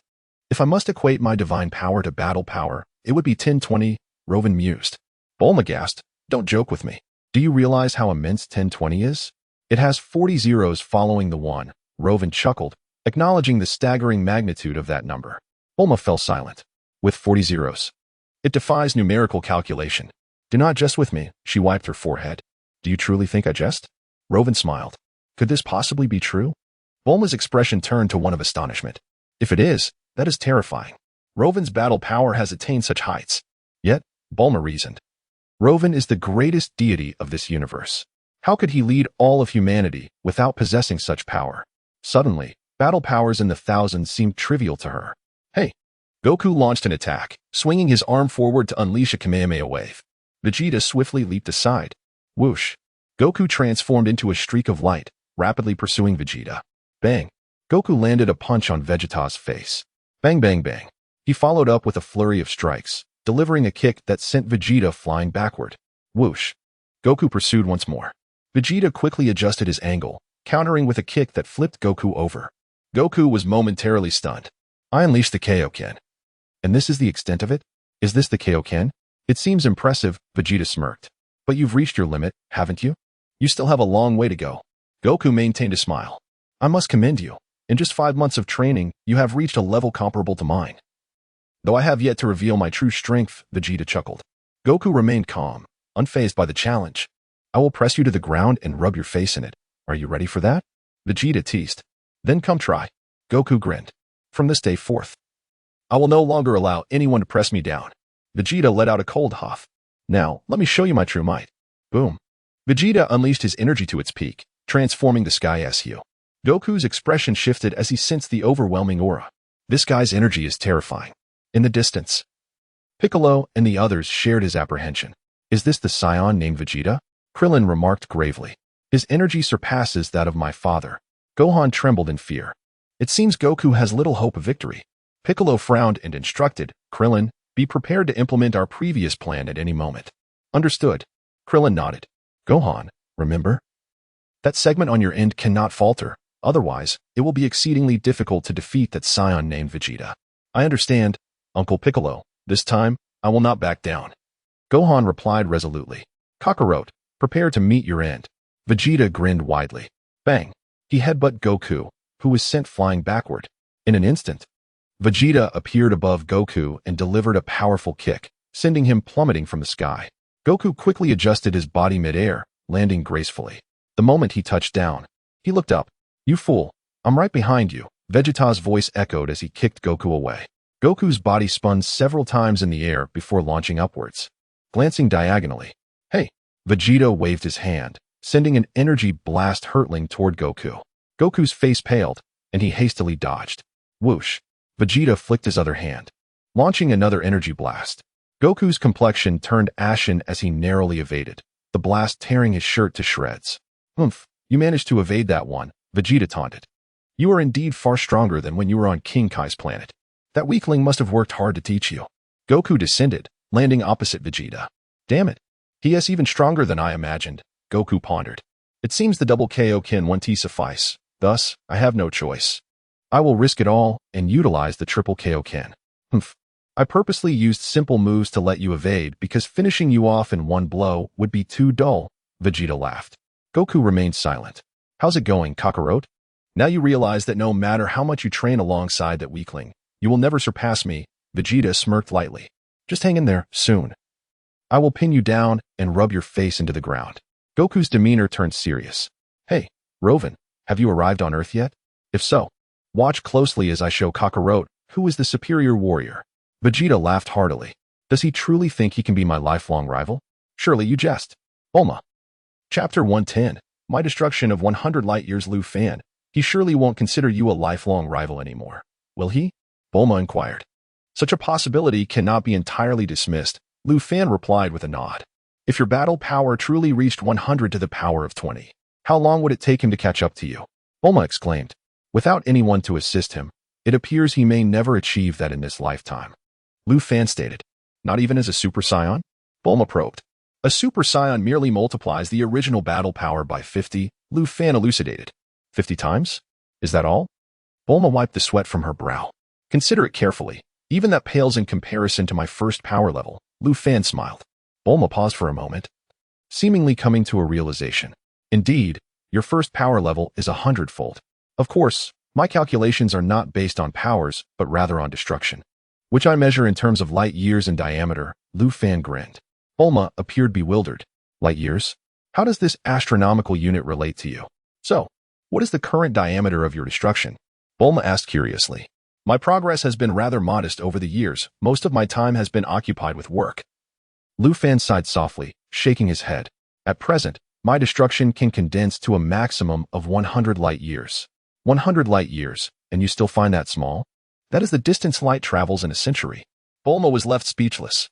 Do you have any idea how vast the Milky Way is? Lu Fan queried. The Milky Way? I believe it spans about 100,000 light years, correct? Bulma responded. Thus, when you juxtapose 100 light years against 100,000 light years, how insignificant does it appear? Lu Fan asserted. Comparatively, it does seem rather trivial, Bulma nodded.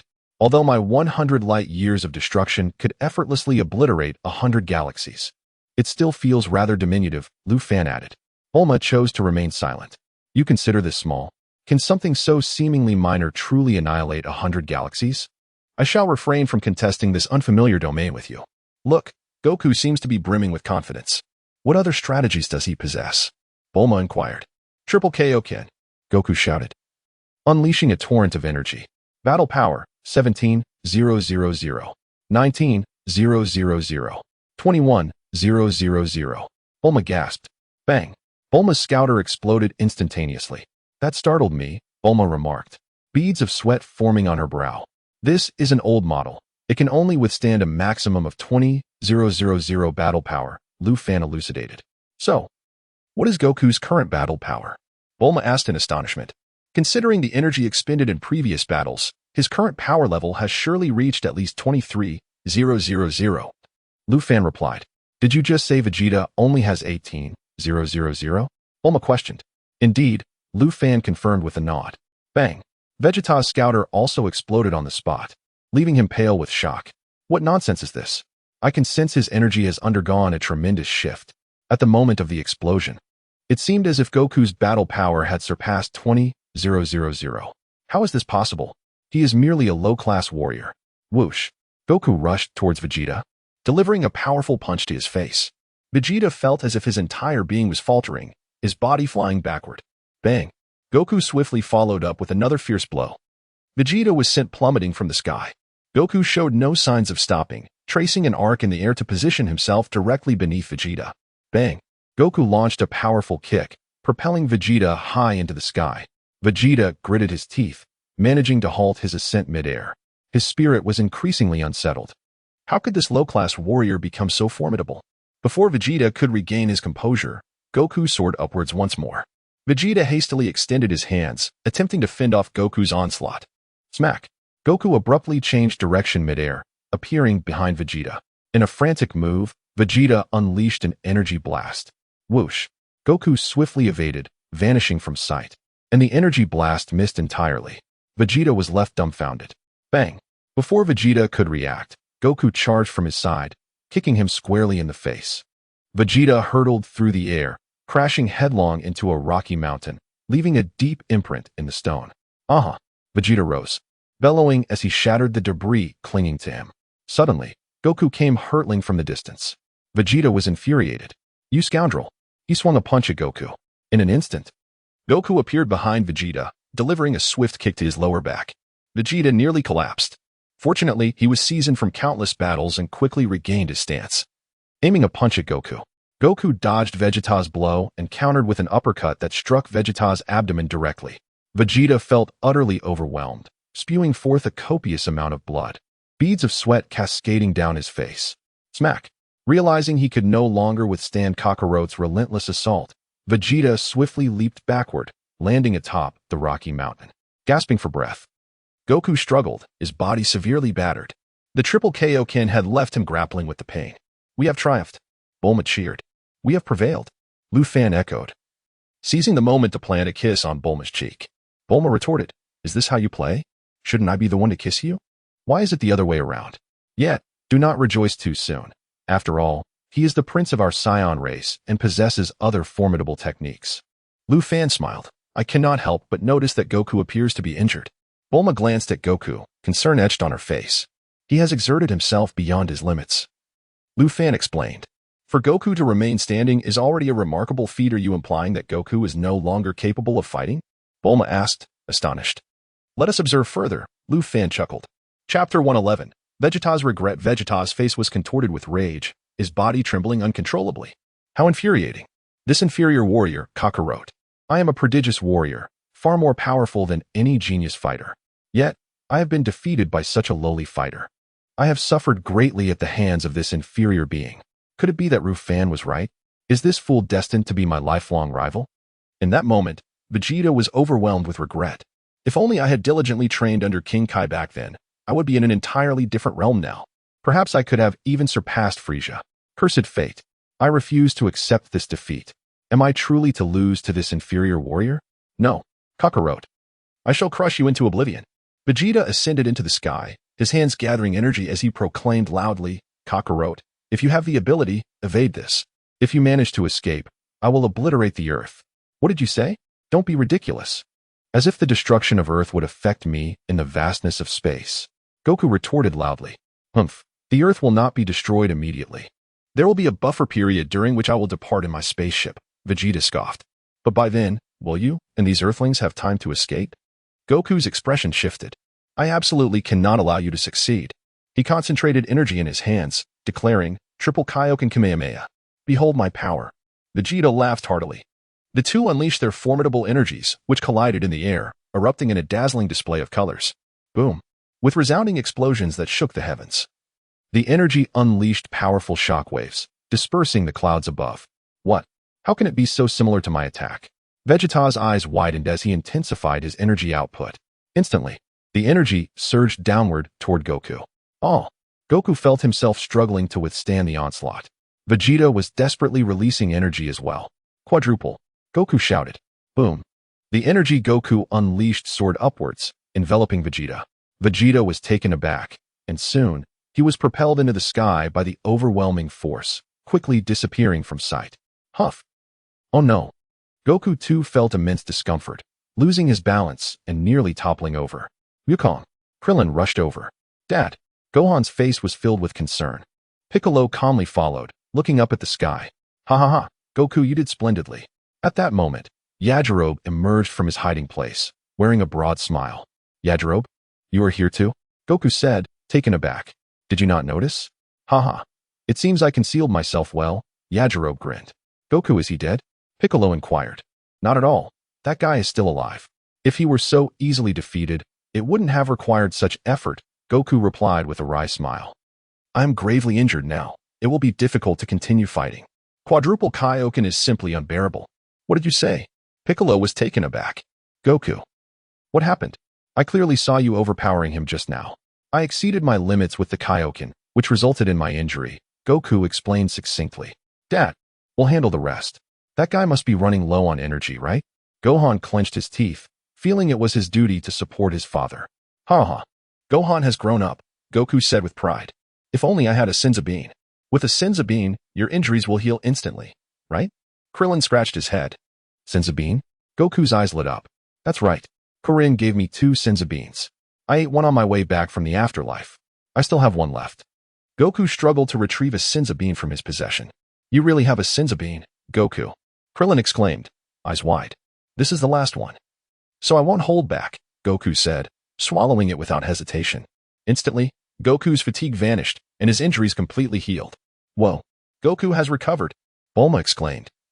A mixture of surprise and elation. Indeed, Ruffin nodded.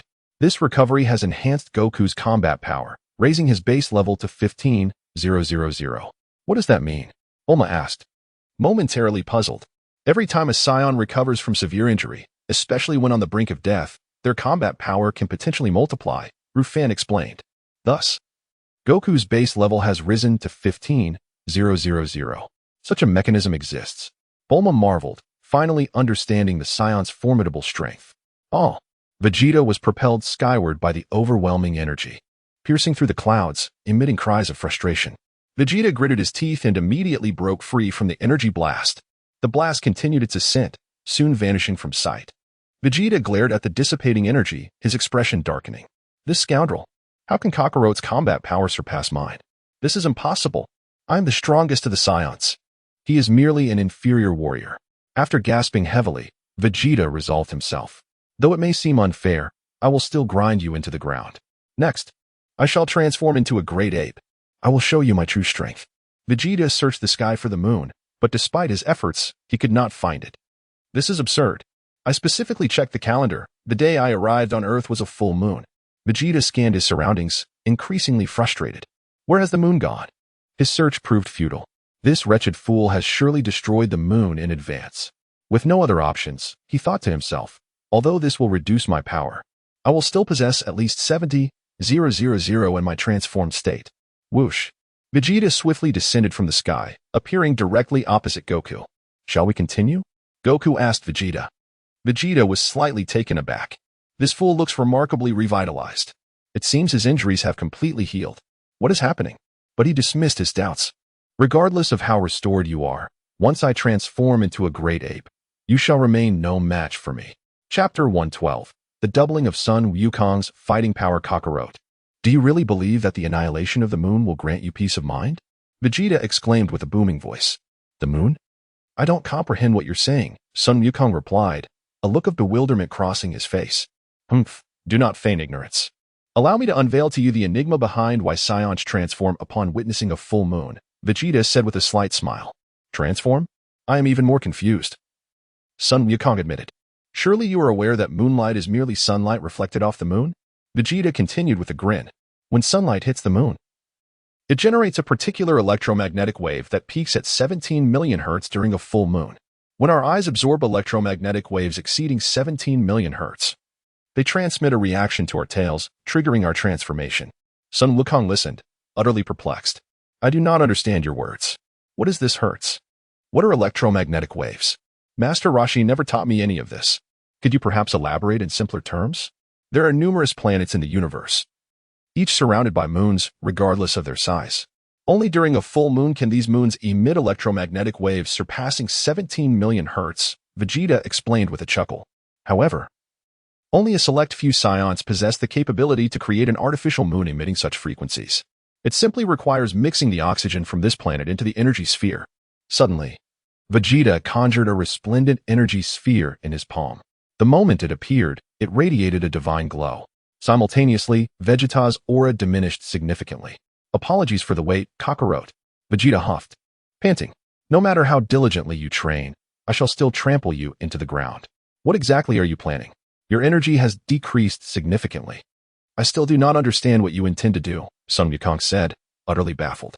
With a swift motion, Vegeta hurled the artificial moon into the sky. Sun Wukong froze once more. What is he up to? Bulma inquired. Could it be that Wukong transformed into a giant ape for this reason? Indeed. That is precisely the reason, Ruffin nodded. Crack. The artificial full moon in the sky burst forth with divine radiance. Kakarot, you must regret losing your tail now, right? Vegeta cackled. And Ruffin, I have long noticed your tail is also absent. Do modern Saiyans prefer to be tailless? As he spoke, Vegeta gazed intently at the artificial full moon. In the next instant, his body underwent a dramatic transformation. Vegeta revealed sharp fangs, and his pupils turned a blood-red hue. Sun Wukong was taken aback. Piccolo's eyes widened in astonishment, his face paling. Krillin was utterly flabbergasted. Should I unleash a Kamehameha wave? What? What sort of monster is this? Sun Wukong exclaimed in shock. A giant ape? Now I understand. No wonder my grandfather warned me against playing outside on a full moon. And the Supreme Kai also forbade me from growing a tail. So that is the reason. Let me share a piece of good news. Once a Saiyan transforms into a giant ape, their fighting power increases tenfold, Vegeta said with a subtle smile. Sun Wukong was astonished. What? Such a significant increase? Piccolo gasped. What did you say? Sun Wukong's expression darkened. If this fellow truly gains 10 times the power, I fear I may be in danger. Hey. Vegeta charged towards Sun Wukong, delivering a powerful punch. Sun Wukong quickly leaped to evade Vegeta's attack, but Vegeta was quicker, delivering a swift kick that knocked Sun Wukong to the ground. Sun Wukong rebounded and swiftly regained his footing.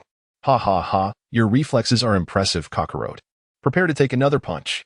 Vegeta laughed maniacally, launching another strike. Kaioken. Sun Wukong immediately activated his threefold Kaioken technique. Boom. With this technique, Sun Wukong's fighting power soared to an impressive 45,000. Yet, when compared to Vegeta, it was still insufficient. Thwack. Vegeta's tail lashed out, striking Sun Wukong with tremendous force, sending him tumbling through the air. This is unacceptable. My sins of beans wasted in vain. Sun Wukong murmured, realizing that even with the threefold Kaioken, he was no match for Vegeta. How does it feel, Kakarot? I warned you I would grind you into the dirt, Vegeta guffawed. Sun Wukong took a deep breath. Judging from your aura, I sense that if I were to utilize the fivefold Kaioken, I might stand a chance against you. However, that would completely deplete my body. But I can no longer afford to hesitate. Kakarot, prepare to be ground into the earth. Vegeta shouted, charging at Sun Wukong once more. Fivefold Kaioken. Sun Wukong bellowed. In an instant, his fighting power surged to an astounding 75,000. Currently, Vegeta's fighting power had diminished to 70,000 after his transformation into a giant ape. Sun Wukong now surpassed Vegeta by 5,000 in strength. Boom. Sun Wukong, with his disproportionate physique, braced himself and caught Vegeta's colossal punch. What? Vegeta was stunned. He actually caught it. Hey! Sun Wukong soared into the air, delivering an uppercut that landed squarely on Vegeta's chin. Vegeta howled in pain, feeling as though his jaw might shatter. Boom. Sun Wukong followed up with a fierce kick to Vegeta's head. Vegeta's massive form flipped through the air several times before crashing to the ground and rolling uncontrollably. Once Vegeta came to a halt, he spat a copious amount of blood. Huffing and puffing, Sun Wukong sensed his body teetering on the brink of collapse. I could barely withstand the threefold Kaioken, and now I am employing the fivefold Kaioken.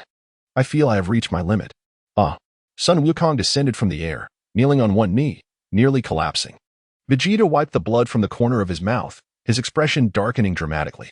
I have transformed into a giant ape. And yet I have been struck down to this extent? Unforgivable. Absolutely unforgivable. Even though Sun Wukong had unleashed the five-fold Kaioken, surpassing Vegeta by 5,000 in fighting power and delivering a heavy blow, Vegeta remained resilient and stood back up defiantly. Chapter 113. Sun Wukong's desperate struggle. I will never spare you, Kakarot. If I do not pin you to the ground today, I am not the Prince of the Saiyans, Vegeta proclaimed loudly. In the next moment, he charged towards Sun Wukong once more. He had not sustained severe injuries. This was troubling. Sun Wukong felt a surge of despair. It seemed he had no choice but to utilize the spirit bomb. As he watched the swiftly approaching Vegeta, Sun Wukong placed his hands beside his cheeks. Solar flare. A blinding light radiated from Sun Wukong's head, spreading wildly in all directions. Vegeta fell victim to it, his pupils turning white. Immediately afterward, Sun Wukong soared into the distance. With a thud, Sun Wukong landed on a distant rock, raising his hands high. Earth, oceans, all living friends, please lend me your energy, Sun Wukong said wearily. In an instant, energy began to coalesce into the spirit bomb above his hands. Vegeta's vision quickly returned to normal. Roar. Vegeta opened his mouth wide, unleashing an energy blast. Sun Wukong's face turned pale with fright as he leaped away. Boom. An explosion erupted at Sun Wukong's previous location. Once the dust settled, Sun Wukong found himself sprawled on the ground, feeling utterly defeated. This was troublesome. The spirit bomb he had painstakingly gathered had dissipated. Sun Wukong forced a bitter smile. Kakarot, you must be finished now, right? Vegeta scoffed. Although you have learned quite a few skills from that weakling, you still fall far short of me. I truly have no hope of victory. The five-fold Kaioken is simply unbearable, Sun Wukong said weakly. Then, you might as well lie down obediently and let me pin you to the ground. Vegeta laughed heartily, stepping forward to stomp on Sun Wukong. Sun Wukong hurriedly jumped to evade. Bang! Like swatting a fly, Vegeta struck Sun Wukong down to the ground. Smack! Vegeta stomped down again. This time, Sun Wukong could not dodge, and Vegeta's foot broke his leg. Ah! Sun Wukong let out a cry of agony. Apologies, your calf is crushed and completely deformed, Vegeta said triumphantly. Now, it's time for me to pin you to the ground. Prepare yourself. As he spoke, Vegeta reached out to press down on Sun Wukong's body. I can no longer bear to watch. Krillin gritted his teeth. Dad. Gohan clenched his fists, trembling violently. Wait a moment, Piccolo said sternly. This guy is clearly far more composed than that Saiyan named Nappa. If your attack fails, it will be difficult to launch a surprise assault. How much longer must we wait? Krillin asked gravely. We must wait until he becomes careless and completely disregards our presence, Piccolo suggested. Very well, you are right. We can only bide our time. Krillin nodded. Gohan, hold on. We will find a way to deliver a decisive blow to that guy. Gohan nodded vigorously. Damn it. I have completely lost you. I know you are powerful, but I never expected my training to be so insufficient. Sun Wukong gritted his teeth. However, if you grant me more time to train, I will surely surpass you. Ha ha ha. Do not speak such grandiose words, Kakarot. Vegeta cackled.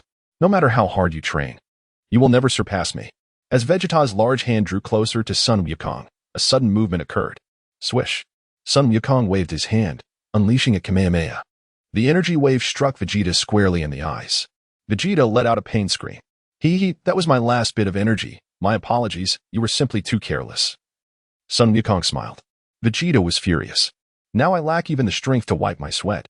Do as you wish? Sun Wukong chuckled. Vegeta rubbed his injured eyes, consumed by rage. Kakarot, you scoundrel, how dare you injure my eyes? Watch how I deal with you, Vegeta said, advancing and tightly gripping Sun Wukong's body. Vegeta squeezed with all his might. Crack, crack. It felt as though Sun Wukong's bones were dislocating. Ha ha ha. I will make you suffer excruciatingly. I will first crush your body and then rub your head into the ground. Prepare yourself, Kakarot, Vegeta cackled. Krillin, Gohan, now is the time. Execute our plan immediately, Piccolo commanded. Yes, Krillin nodded. The three split up. First, the timid Gohan stepped forward to attract Vegeta's attention. Gohan appeared directly in front of Vegeta, shouting, Yuval Saiyan. Release my father at once. Oh, you must be Kakarot's brat. Vegeta glanced at Gohan. Are you here to bid him farewell? Ha ha ha, your timing is perfect. He is about to be crushed by me. Special beam cannon. Piccolo, on the other side, gathered a spiraling beam of energy. The beam surged towards Vegeta's position. At the same time, Krillin appeared behind Vegeta, quietly assembling a keyblade. Vegeta, noticing Piccolo's special beam cannon, snorted. Humph. Child's play. Vegeta did not even attempt to evade, swatting the special beam cannon away with a mighty slap. Bang. Vegeta's strike sent the special beam cannon flying. Keyblade. Krillin unleashed his Keyblade just as Vegeta had swatted away the special beam cannon. Slap. Vegeta swiftly leaped, soaring high to evade the Keyblade's attack. Krillin's eyes widened. This guy's reaction speed is astonishing. Humph. I sensed another presence long ago. You thought to ambush me, did you? Do not harbor such foolish hopes. Vegeta smirked, his grip on Sun Wukong unwavering. Krillin fell into despair. Despite his large physique, this guy's speed was incredible. Kakarot's little brat. You deliberately drew my attention here to allow them to kill me, right? Vegeta said with a smile. Gohan trembled in fear, continuously retreating. Chapter 114. The death of Piccolo here, take this. Vegeta gently waved his hand, directing a powerful energy blast towards Gohan's direction. Gohan! Goku exclaimed in shock, urgently calling out to his son. Gohan, paralyzed by fear, stood frozen, forgetting to evade the impending danger. In that critical moment, Piccolo rushed forward, positioning his body as a shield in front of Gohan. Uncle Piccolo. Gohan's eyes widened in disbelief. With a thunderous roar, the unleashed energy enveloped Piccolo entirely. Oh? This Namekian possesses quite a sense of loyalty to protect a child, Vegeta scoffed. As the smoke cleared, Piccolo remained outstretched, arms shielding Gohan, his body emitting wisps of green smoke. Uncle Piccolo. Uncle Piccolo. Gohan wept profusely. Goku was equally stunned. Krillin was left bewildered. Was it true that the mighty Piccolo had sacrificed himself to save Gohan? With a thud, Piccolo collapsed to the ground, his breath growing faint, seemingly on the brink of death. What? Uncle Piccolo. Gohan cried out in despair. Gohan, the time I spent with you brought me great joy, Piccolo said with a smile. After uttering those words, his head fell to the side, and he breathed his last. Wah! Gohan howled, an overwhelming surge of energy erupting from within him. Suddenly, Yachirobe swung his sword, severing Vegeta's tail. Ah! Vegeta had not anticipated another presence nearby. His expression changed, and his body trembled violently before rapidly reverting to its original state. Yachirobe took the opportunity to flee. Wah! Gohan launched an aggressive assault towards Vegeta. For a moment, Vegeta found himself unable to retaliate against Gohan's ferocity. What? How can this insufferable brat's power have risen to such heights? Vegeta was utterly shocked. After approximately 10 seconds of combat, Gohan's initial fury began to wane, and his strength diminished significantly. With a swift uppercut, Vegeta struck Gohan in the abdomen. Ack! Gohan cried out in agony. What? You think you, a mere child, can avenge that Namekian? Vegeta sneered. Whoosh! Krillin darted in from a distance, aiming to ambush Vegeta. Bang! Vegeta swiftly kicked, landing a blow to Krillin's head. Krillin rebounded off the ground several times before crashing down, feeling as though his bones had shattered. You don't want to play by the rules? Vegeta scoffed. Then, Vegeta seized Gohan by the collar. Bang! He slammed his head into Gohan's face. Gohan cried out in pain. Humph! Your father is worthless, and so are you, Vegeta taunted. I will make you perish beside your father. Go. With that, he tossed Gohan towards Goku. Gohan. Goku spoke solemnly. Dad. Gohan struggled to crawl to his father's side. Hey, they are on the verge of collapse. Ruffin, are you really going to stand by and watch them perish? Bulma urged anxiously. No need to rush. It's not the final moment yet. Ruffin replied with a smile. At this point, it's not the final moment. Bulma wiped her sweat, realizing Goku and the others were on the brink of death. And Piccolo had already fallen. With Piccolo gone, the Dragon Balls on Earth will vanish as well, right? Isn't there still the Dragon Balls from Namek? Ruffin chuckled. Bulma found herself at a loss for words. Namek will become the new battlefield, Ruffin contemplated. At that time, I will bring along more people. It should prove to be far more interesting. Bring more people?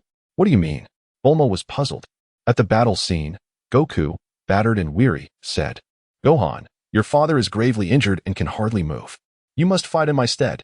His strength was nearly depleted. Oh, Kakarot, you're surprisingly resilient. You haven't lost consciousness yet, Vegeta remarked dismissively. I can't, Dad. He's simply too powerful for me to handle. Gohan shook his head, lacking confidence. It doesn't matter if you can't defeat him. You can at least diminish his arrogance. Goku encouraged, and remember, Krillin is here to assist you. I can't, Dad. I can't move either, Gohan insisted. Do you want Piccolo's sacrifice to be in vain? Goku admonished. Whoosh. Vegeta descended from above, planting his foot on Goku's back. Pfft. Blood gushed from Goku's mouth. Vegeta then rubbed his foot back and forth on Goku's body. How do you feel, Kakarot? Didn't I say I'd grind you into the ground? Vegeta laughed maniacally. Gohan felt a surge of anger. Stop it. I will defeat you, he shouted, gritting his teeth as he stood up. Oh? You think this half-breed can defeat me? Vegeta scoffed. Magic Flash. Gohan unleashed a potent energy blast from his hands, sending it hurtling towards Vegeta. Vegeta swiftly leaped, evading the attack. Hey! Gohan kicked forcefully, launching Vegeta into the air. Vegeta, enraged, adjusted his stance and retaliated with a kick to Gohan's face, causing him to cry out in pain. You, the half-breed, think you can triumph over me, Vegeta? Vegeta sneered, charging towards Gohan. Krillin, hurry over here. I have something to entrust to you, Goku whispered. Ah, Goku, are you preparing for your end? Thus you're assigning me your final wishes? Krillin approached, gritting his teeth. Goku, I'm not assigning final wishes. I'm passing on the spirit bomb I've gathered. Spirit bomb? What is that? Krillin asked, taken aback. This is the energy I collected from Earth. Though it has diminished somewhat, it should suffice against that Vegeta guy, Goku explained. Now, grasp my hand. I'm still not clear, Krillin hesitated. Yet he extended his hand towards Goku. Goku transferred the spirit bomb to Krillin. Huh? What? What is this? Krillin immediately sensed the immense power radiating from the spirit bomb. Chapter 115. Vegeta's desperation. Hold it in your palm and concentrate it into a sphere, Goku instructed. Krillin gritted his teeth, gathering his energy into his spirit bomb. Hurry, Gohan can barely hold on, Goku urged. With a snap, a pale blue orb materialized in Krillin's hand. Yes, that's it. Goku nodded, directing it towards Vegeta, determined to strike him. All right, let me give it a try, Krillin replied. In the distance, the battle between Vegeta and Gohan raged on. Gohan, battered and bruised, struggled to maintain his stance. This is bad. His speed is so agile. I fear I might miss, Krillin muttered anxiously. Krillin, remember, the spirit bomb isn't aimed with your eyes but is released by sensing the evil aura. King Kai's voice suddenly resonated. Huh? Who's that? Krillin exclaimed, taken aback. It is I, King Kai. I won't elaborate further, just follow my instructions. As long as you sense his malevolent energy, release the spirit bomb. I understand. Krillin nodded vigorously. 30 seconds later, finally, I've detected your evil aura. Krillin's heart raced, a look of joy lighting his face. What are you dawdling for? Yachirobe shouted, unable to contain his impatience. If you're going to strike, do it already. Stop dragging it out. What? Vegeta paused, glancing back momentarily. Krillin's heart sank. The fool. At this point, he had no choice but to unleash the spirit bomb. With a swift motion, he hurled the energy sphere towards Vegeta. What is this? Vegeta suddenly sensed something unusual. In the next instant, he leapt aside, narrowly avoiding the attack. The spirit bomb soared towards Gohan behind him. What? Uncle Krillin, why are you throwing it at me? Gohan exclaimed. Gohan deflected. Gohan shouted, eyes wide open. He quickly raised his hand and sent the spirit bomb ricocheting back. Vegeta's eyes widened in horror. Boom. Vegeta was struck directly by the spirit bomb, letting out a series of agonizing cries as he was propelled into the sky, vanishing from sight.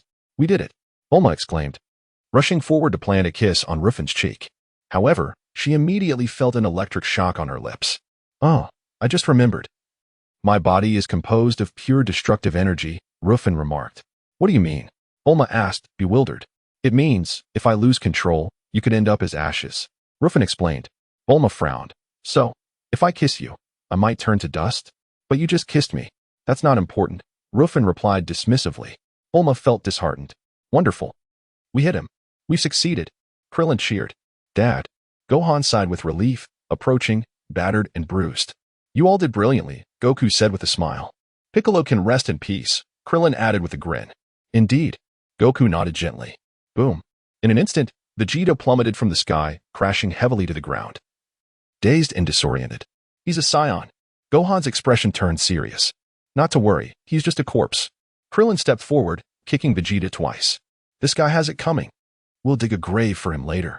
Are you planning to dig your own grave? Vegeta opened his eyes, sneering. Krillin's eyes widened in terror. They hadn't managed to kill him. You think you can defeat me so easily? You've hurt me greatly, but do you really believe you can end my life? Vegeta snarled, rising with gritted teeth. Krillin trembled in fear. Even after taking a heavy blow, I still possess the strength to eliminate you. Vegeta scoffed, slapping Krillin to the ground. Gohan stood frozen in shock. You've pushed this powerful warrior to the brink of exhaustion, but I will not let you go unpunished. Vegeta's eyes glimmered with malice. Boom. Suddenly, a tremendous surge of energy erupted from Vegeta. Instantly, energy radiated outward from him in a chaotic explosion. As the smoke began to clear, Vegeta gasped for breath, scanning the remaining fighters. What the hell? With such destructive power, they're still alive? These little ants possess remarkable resilience. Vegeta felt unsteady, swaying as if he might collapse at any moment. Your tenacity exceeds my expectations. I must eliminate you quickly to rest. Vegeta gritted his teeth and ascended, muttering to himself. Otherwise, that Ruffin guy will surely mock me. Bulma interjected. Don't you realize? Ruffin has seen everything clearly. She smiled at Ruffin. Don't look at me. With my striking good looks, you might find your heart fluttering, Ruffin joked. Bulma wiped her brow. What the hell? Fluttering heart? Suddenly, Vegeta approached Gohan. Noticing the boy had sprouted a tail. What? He has a tail now. This is bad. If he transforms, it could spell trouble. I must eliminate him at once, or I will be in peril. Just as Vegeta prepared to strike Gohan, he sensed something amiss behind him. Turning around, he found Yachirobe charging at him with a blade. Vegeta's expression shifted from surprise to alarm. Hey! Yachirobe swung his blade down upon Vegeta's back. The strike shattered Vegeta's armor, leaving a long gash across his back. Thud! Yachirobe stumbled and fell, while Vegeta also collapsed in pain. Ha ha, ha ha ha. Yachirobe laughed heartily, rising to deliver a flurry of kicks to Vegeta. You wicked fiend. You've reaped what you've sown. You deserve this. How does it feel to be unable to defeat me, Yachirobe? Chapter 116. Ruffin, quickly eliminate them. Vegeta, having been knocked down, rose from the ground. The smile on Yachirobe's face gradually froze. You're still alive? You despicable scoundrel, always resorting to ambushes. Vegeta gritted his teeth as he stood up. Hey! Yachirobe swung his blade once more. Vegeta barely evaded, feeling his strength waning. Yachirobe exclaimed, You dodged that? Are you a god? I apologize for my jest. That must have hurt, right? Can your tail be reattached after surgery? Yachirobe immediately backtracked, adding, I truly respect you. Let us be friends. I shall become your most excellent subordinate. With a swift kick, Vegeta sent Yachirobe tumbling several times. Yachirobe cried out in pain. Vegeta followed up with a punch to Yachirobe's plump face, sending him crashing to the ground, nearly unconscious. I will not spare you. First, I must deal with this fat fool, Vegeta declared as he advanced toward Yachirobe. Gohan, look at the moon. Goku shouted to Gohan. With a thud, Gohan fell from the rock, gazing at the artificial full moon in the sky. This is bad. He must not transform. Vegeta gasped, abandoning Yachirobe to deliver a flurry of kicks at Gohan. Roaring, Gohan began to undergo a tremendous transformation into a giant ape. If he transforms, it will be disastrous. I must eliminate him now. Vegeta struck Gohan repeatedly, yet Gohan's transformation continued unabated. Oh no, I completely forgot about the tail. If I sever it, he cannot transform. Vegeta thought, rushing to grasp Gohan's tail. Gohan retaliated with a punch that struck Vegeta squarely on the head, leaving him dazed and collapsing to the ground. Gohan completed his transformation, panting heavily, now a massive black ape. Despair etched itself on Vegeta's face. This trip to Earth has truly been a disaster. Damn it. If Ruffin arrives, I will be the subject of his ridicule. But at this point, I must flee swiftly. If I do not, I shall meet my end here. Gohan, in his giant form, lifted a massive boulder, ready to unleash destruction upon the planet. Vegeta momentarily paused. Of course, this boy is the offspring of a lower-class warrior. Once transformed into a giant ape, he will lose his reason. Gohan, you are a Saiyan. Quickly, attack the Saiyan. Krillin shouted. Vegeta thought, this bald brat. Do not remind him. Suddenly, Gohan seemed to realize something and turned to face Vegeta. Vegeta's expression shifted dramatically. In the next instant, Gohan hurled the enormous rock down upon him. Vegeta, pale with fear, darted to evade. The colossal stone smashed into the ground, shattering into pieces. Thank goodness Gohan still retains some reason. He is half earthling blood. What a relief, Krillin sighed. Vegeta descended from the air, overwhelmed by fatigue. This is truly dire. The moon I created will not vanish for another hour. I must find a way to sever his tail. Vegeta gritted his teeth. Suddenly, Gohan charged toward Vegeta, his immense form resembling a towering mountain. Vegeta raised his hand, conjuring a keyblade. That's my technique.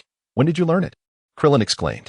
Vegeta hurled the ki blade toward Gohan's tail, successfully severing it. Gohan's pupils dilated as his body instantly transformed midair. A smile emerged on Vegeta's face. But it quickly faded as he realized Gohan, now a giant ape, was descending upon him. The weight of Gohan felt like an entire mountain. With at least 10 seconds until he reverted to his human form, Vegeta cursed his luck. Wounded and exhausted, he found himself immobile. With a thunderous crash, Gohan landed heavily on Vegeta, causing him to feel as if his insides were misaligned, a sensation of unbearable discomfort. After pressing down on Vegeta, Gohan gradually resumed his original size. Vegeta, on the brink of defeat, clenched his fists, preparing to deliver a decisive blow to Gohan. However, he tragically discovered that he lacked the strength to even form a fist. I must flee quickly. If this continues, I will perish. Struggling, Vegeta retrieved a remote from his pocket and pressed a button, silently awaiting the arrival of his spaceship. Is this fellow truly immortal? Krillin gasped. In an instant, Ruffin appeared beside Vegeta through instantaneous movement. Ruffin, Vegeta exclaimed, both surprised and delighted. When did you arrive? I arrived long ago, Ruffin smiled. You came at just the right moment. Quickly eliminate them. They have made me utterly miserable, Vegeta urged. Krillin's expression shifted dramatically. Goku felt a chill run through him. Gohan had fainted. A Kairobe, in sheer terror, lost control of his bladder. Is this guy an ally of Vegeta? This is bad. We are all injured. He could easily kill us now.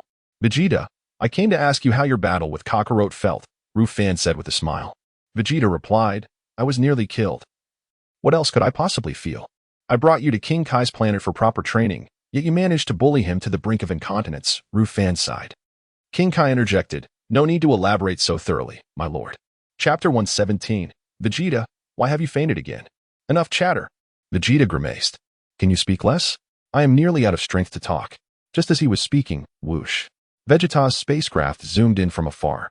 A look of surprise crossed his face. I must leave this place quickly. As for that fellow, Ruffin, he can stay if he wishes. Bang. Ruffin kicked out. A dull thud echoed as Vegeta's spacecraft shot into the sky, vanishing in an instant. Vegeta's smile gradually froze. That was my spacecraft. How dare you? Did you treat my spacecraft like a ball? Now, you must realize you cannot return, right? Ruffin grinned. What? What do you want? Vegeta gritted his teeth and asked. Nothing, just thought I would have a chat with you, replied Ruffin with a smile. Vegeta, if you want to chat, let me heal first, then we can have a proper conversation. I feel like I'm on the brink of death. Is it appropriate for you to chat with me right now? Do you understand your mistake? Ruffin said, placing his foot on Vegeta's body. Get off. Vegeta was furious. Goku was speechless. Krillin was equally bewildered. What is the relationship between this self-proclaimed boyfriend of Bulma and Vegeta? Aren't you Vegeta's accomplice? Is this an internal conflict? I truly don't understand. You have greatly disappointed me, Vegeta. Ruffin sighed, pressing Vegeta's body down and rolling him back and forth. As he rolled, Vegeta, overwhelmed by his injuries, tilted his head and fainted. Hey, wake up, don't faint. Ruffin approached and tapped Vegeta's head. Vegeta was jolted awake by Ruffin's forceful gesture. Krillin, what a ruthless guy. He fainted, and you just woke him up again. Suddenly, at that moment, I found myself siding with Vegeta. You. Ruffin, what exactly do you mean? Vegeta was fuming. Look, I told you to follow me, but you didn't listen. I told you to train with the king, but you ignored that. I told you to have a peaceful heart, yet you still wouldn't listen. Ruffin sighed, pressing down on Vegeta again, and said, I do this for your own good. Do you understand? Vegeta, how dare you? Your words sound just like my father.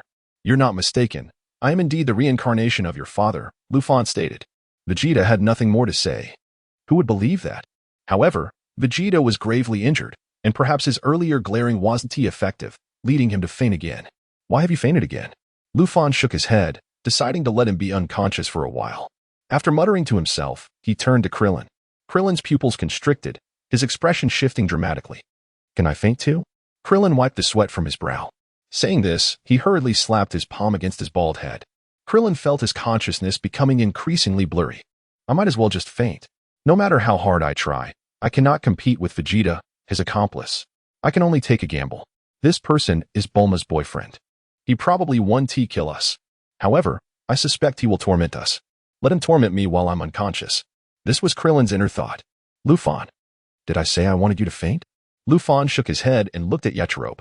Yachirobe trembled in fear, hesitated for a moment, then leaned his head against a rock, pretending to be unconscious.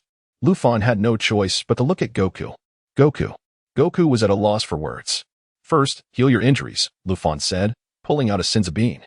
This senzu bean was one of the handful he had obtained from Karin during his and Vegeta's journey to Earth long ago. This is a senzu bean.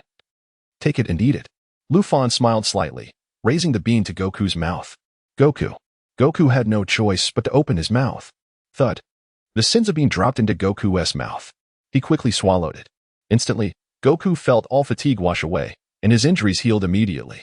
Simultaneously, his battle power soared from 15,000 to 22,000. This boost wasn't too substantial, but it was still quite impressive. Thank you. Your name is Ruffin, right? You are a good person. Goku leaped up from the ground. Yachirobe glanced over cautiously. This guy has senzu beans. He healed Goku's injuries? Goku even called him a good person. I'm beginning to lose track of his intentions. Train hard, Ruffin said, patting Goku on the shoulder. You're right. I should train diligently. I didn't expect that after training so hard, I still can't match Vegeta. Goku nodded gravely. Be content. You've only trained with the king for half a year, and you're almost on par with our prince, Vegeta. Ruffin smiled. I suddenly remembered he is our Saiyan prince. Goku understood. All right, take your companions and leave quickly. Ruffin instructed, I will take Vegeta back and deal with him properly. Sure. Goku nodded. Regardless, I must thank you for healing my injuries. Ruffin waved his hand. Then, Ruffin stepped forward and stomped down hard on Vegeta's leg. Vegeta's muscles twitched, and his calf lifted slightly. Ruffin seized Vegeta's ankle, dragging him along the ground. Goku. So barbaric.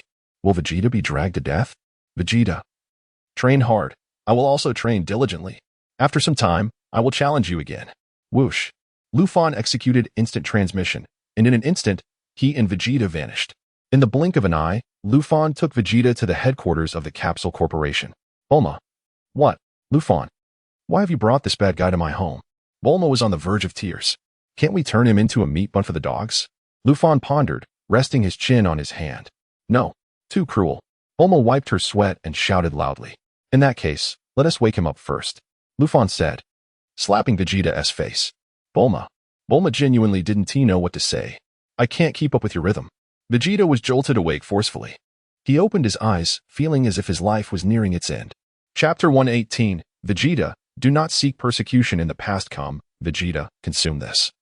And your wounds will be entirely healed, said Ruffin, raising the mystical bean high in his hand. What is that? Vegeta asked weakly. This is called a senzu bean.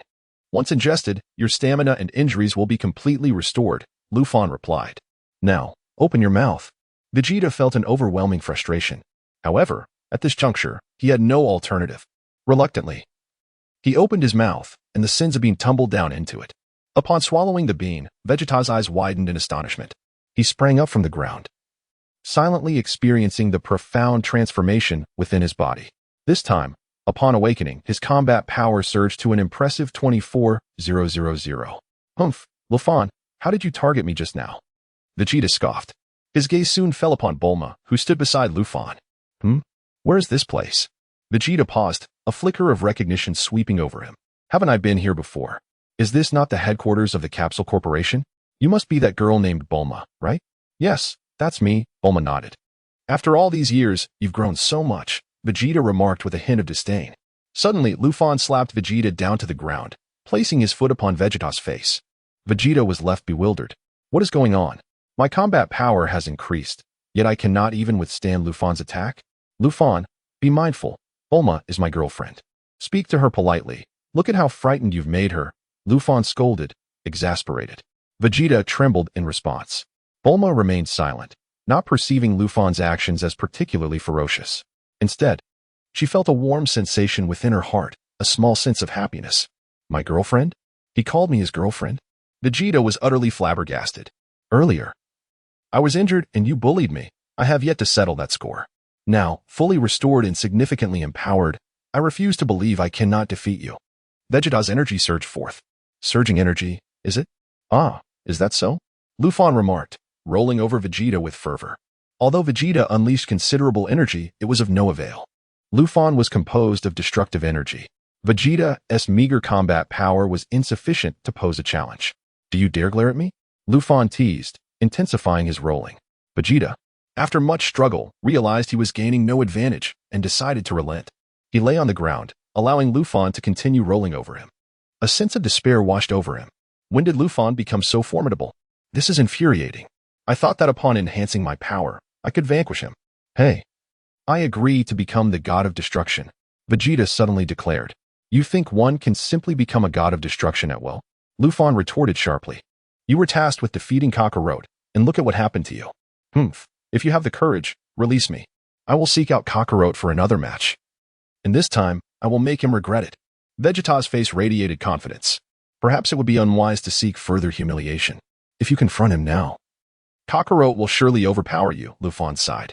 As of now, Son Goku's combat power had reached an impressive 22,000, while Vegeta's base power surpassed Goku's by a mere 2,000. One must not forget that Goku could utilize the Kaioken technique. With the Kaioken doubled, Goku's power would soar to 40,000. Would that not mean Vegeta would be utterly defeated? Are you jesting?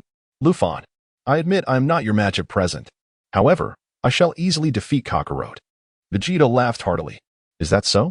Then allow me to take you to challenge Kakarot, Ruffin said without objection. Ruffin, do you think Goku can truly prevail? Must we continue to fight after all this? Bulma inquired with concern. Stay here and observe through the crystal ball, Ruffin instructed, transporting Vegeta instantaneously to Goku's side. At that moment, Goku was cradling Gohan, having awakened Krillin and Yajirobe, preparing to take them to the hospital for treatment. However, just as Goku was about to leave, Ruffin and Vegeta appeared directly in front of him. Krillin turned pale with fear. He quickly recognized that Vegeta's injuries had healed completely. How many sins of beans does that guy possess?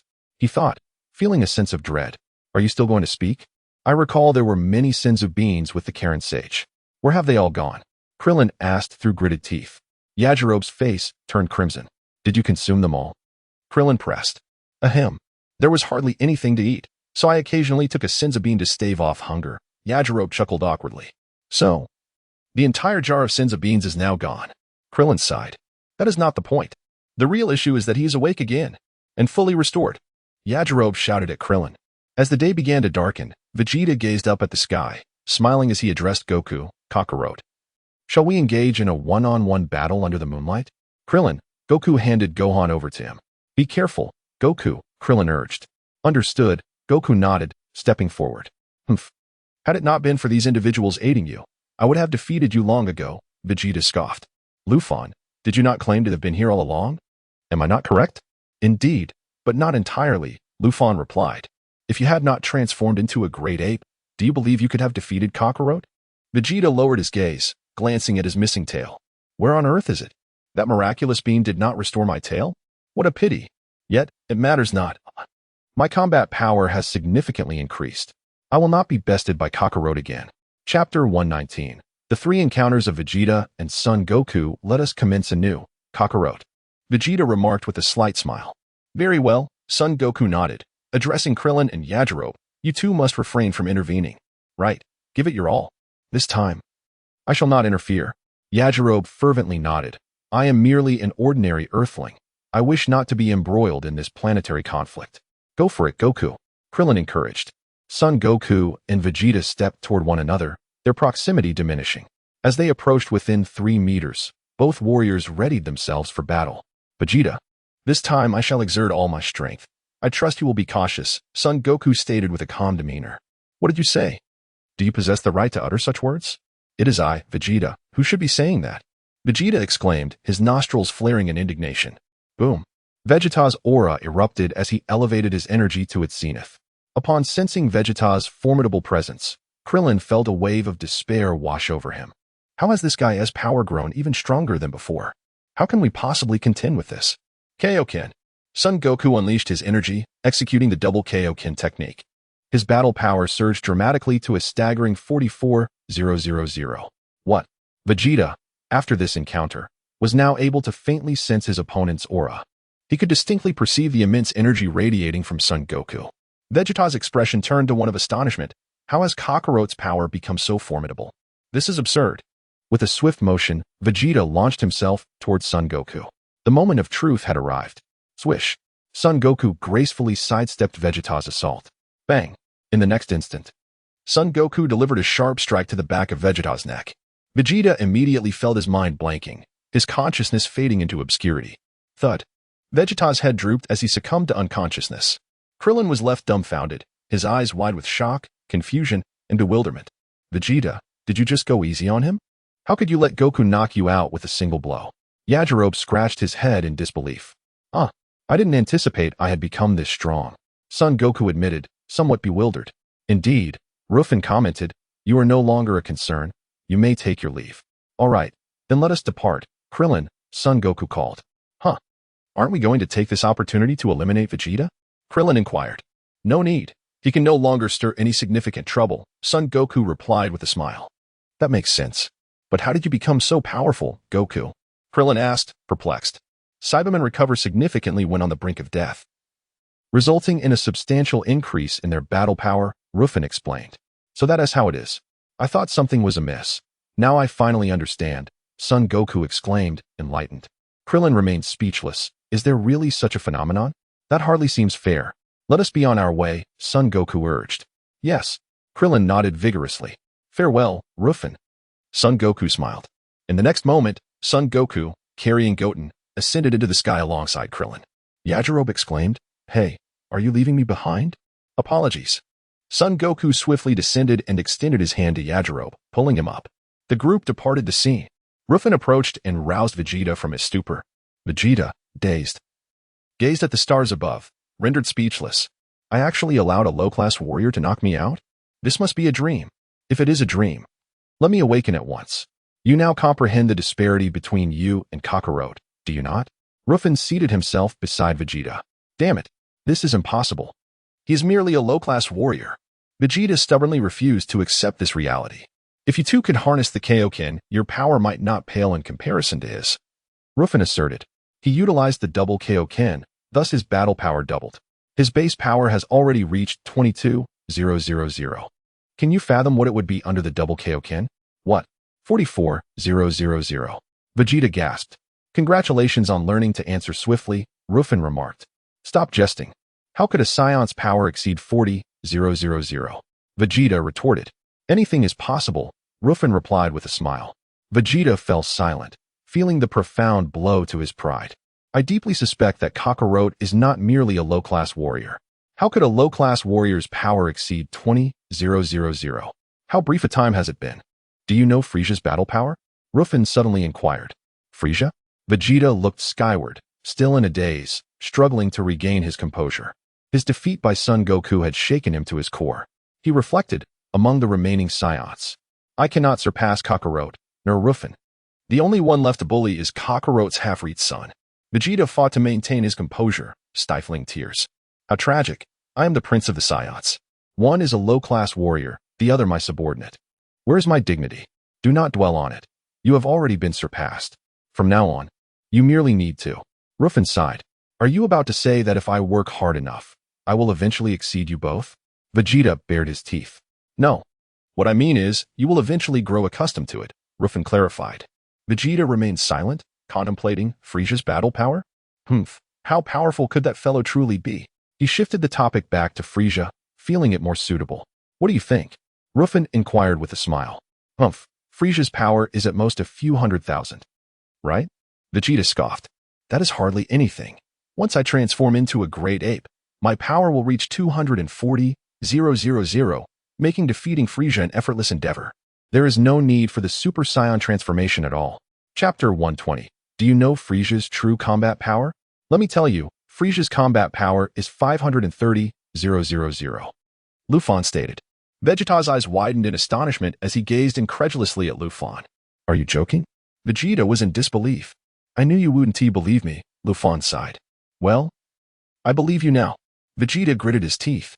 530,000, huh? As long as I elevate my power beyond 50,000 and transform into a great ape, I will surely defeat Frieza. I am only referring to Frieza's first form. His second form's combat power is approximately around 1,000,000, Ruffin added.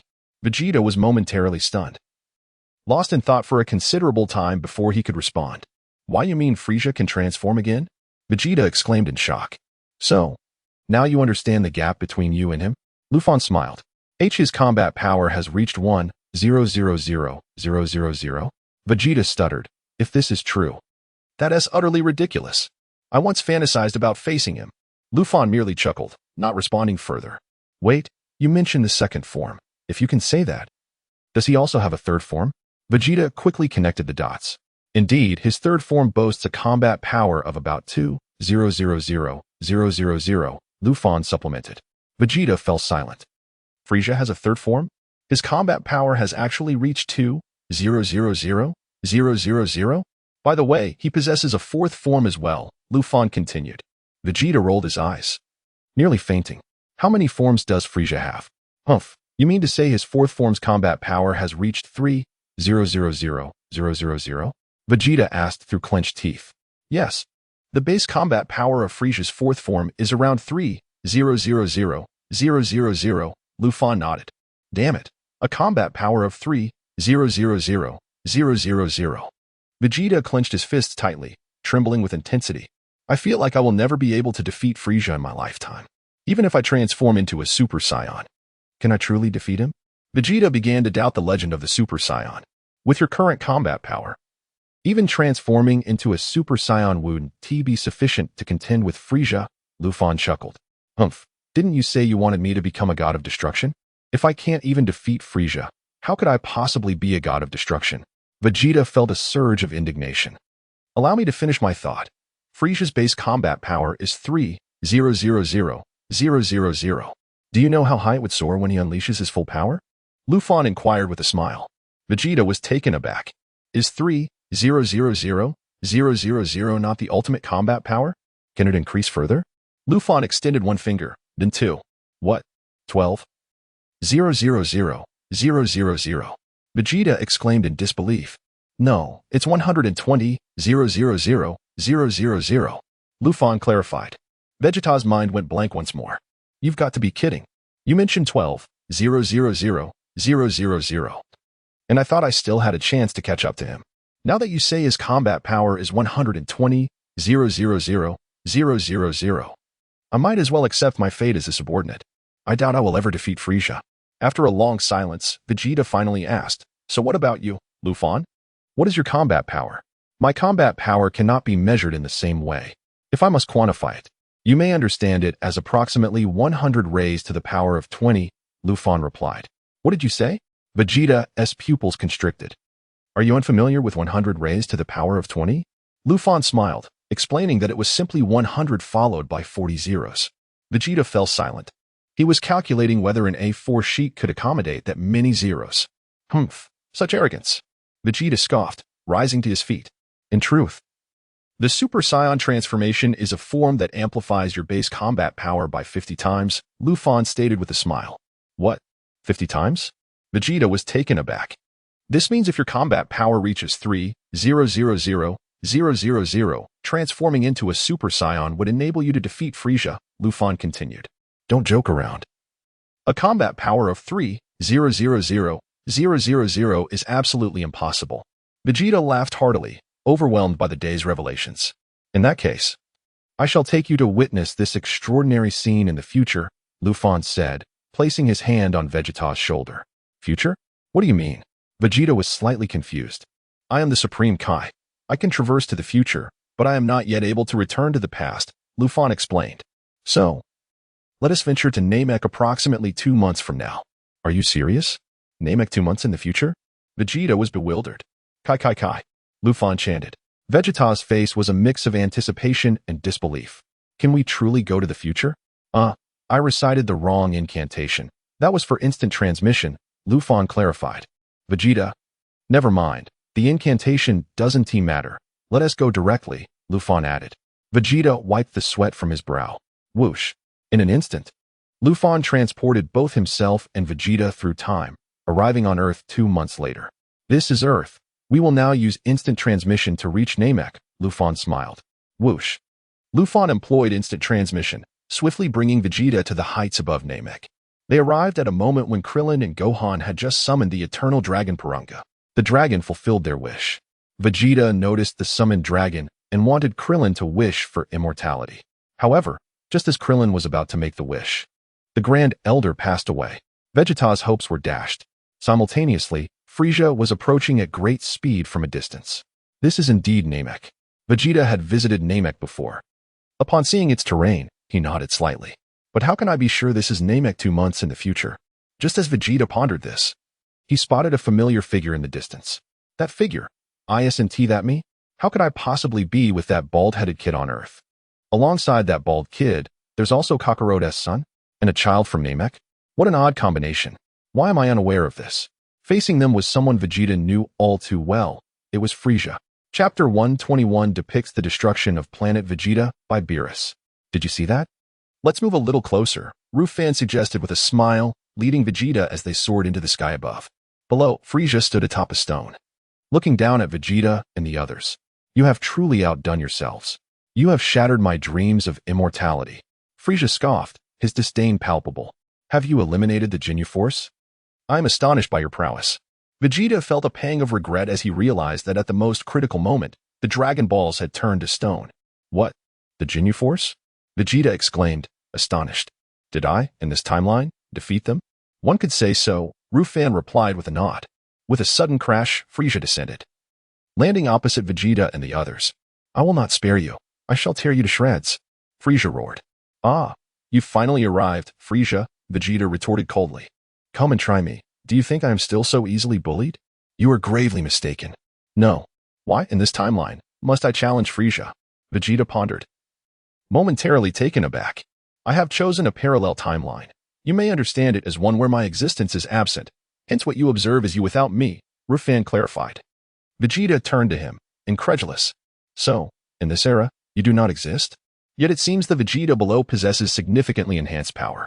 Suddenly, Frieza unleashed a tremendous surge of energy. Upon sensing Frieza's formidable power, Vegeta's expression shifted dramatically. Ruffin was indeed correct. Frieza's combat power appeared to exceed 500,000, and this was merely his first form. I have underestimated him. This is terrifying. Krillin quivered in fear. What shall we do? Gohan's face turned pale. We stand no chance against him.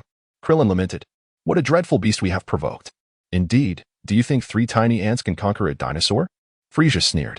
We can defeat him. The 3 of us united will surely best you, Vegeta declared boldly. Ruffin stood beside him in surprise. Is this era's Vegeta truly prepared to ally with these individuals? Ha ha, I anticipated something profound. Frieza laughed heartily. Even the renowned Frieza cannot perceive the rising power of these individuals, particularly this little one, whose potential is immense, Vegeta remarked with a grin. And I am transforming into the Super Saiyan you dread. Frieza's eyes widened, his countenance shifting slightly. However, he quickly regained his composure, dismissing Vegeta's declaration with a scoff. Such grandiose claims. What Super Saiyan? Merely a fool provoking my wrath. With that, Frieza charged towards Vegeta, launching a punch. Vegeta reacted swiftly, grasping Frieza's wrist. Frieza's eyes widened in shock. In a flash, Frieza struck again, but Vegeta caught his other hand as well. Their energies surged, Frieza's scouter displaying escalating numbers before it exploded. They quickly separated, creating distance between them. Vegeta gasped for breath while Frieza maintained a calm demeanor. Quite impressive. It seems you are not merely boasting, Frieza assessed. Indeed. This era's me has enhanced his combat power significantly. Vegeta reveled in his newfound strength. Transform, Frieza, allow me to witness your true form, Vegeta suddenly urged. Oh, you are well informed. How do you know? Frieza inquired, slightly taken aback. It was that rogue, Zabber, who informed me, Vegeta replied. In this parallel timeline, Zabber revealed that Frieza would transform? Vegeta contemplated. Correct, Ruffin confirmed. Transform? Krillin echoed, puzzled. Very well, if you seek death, let me broaden your horizons, Frieza grinned. Transform? What does that mean? Vegeta questioned. Some extraterrestrials alter their forms when necessary, perhaps for disguise, or to conserve energy, Vegeta explained succinctly. I am not as you suggest. I possess an excess of energy and transform to manage it better, Frieza chuckled. Thus, my current form minimizes energy consumption. Do not feign strength. You cannot transform, Vegeta scoffed. Is that so? Then allow me to demonstrate my transformation, Frieza declared with a smile. In my assault on planet Vegeta, I defeated the king without transforming. Your father was quite pathetic. Vegeta retorted. What? Did this fiend destroy Planet Vegeta? Krillin gasped. What? Planet Vegeta? Vegeta was taken aback. You were unaware? The destruction of Planet Vegeta was not due to a meteorite, but rather at Frieza's hands, Ruffin elucidated. What? Frieza annihilated Planet Vegeta? What was his motive? Vegeta questioned, bewildered. It was twofold, to follow orders and to eliminate the threat of a Super Saiyan, Ruffin explained with a smile. Orders from whom? Vegeta asked, looking at Ruffin with confusion. From the god of destruction, Beerus, Ruffin replied. That fiend. Vegeta exclaimed, suddenly realizing. He must be seeking revenge. He once demanded that my father procure the most comfortable pillow in the universe, only for my father to use it himself, giving Beerus the second best. Thus, Beerus harbored resentment, leading to the destruction of Planet Vegeta. Chapter 122. I'll tell you later, even if your father were to provide him with the finest pillow, he would still find a way to annihilate Planet Vegeta. Ruffin chuckled softly. What does that mean?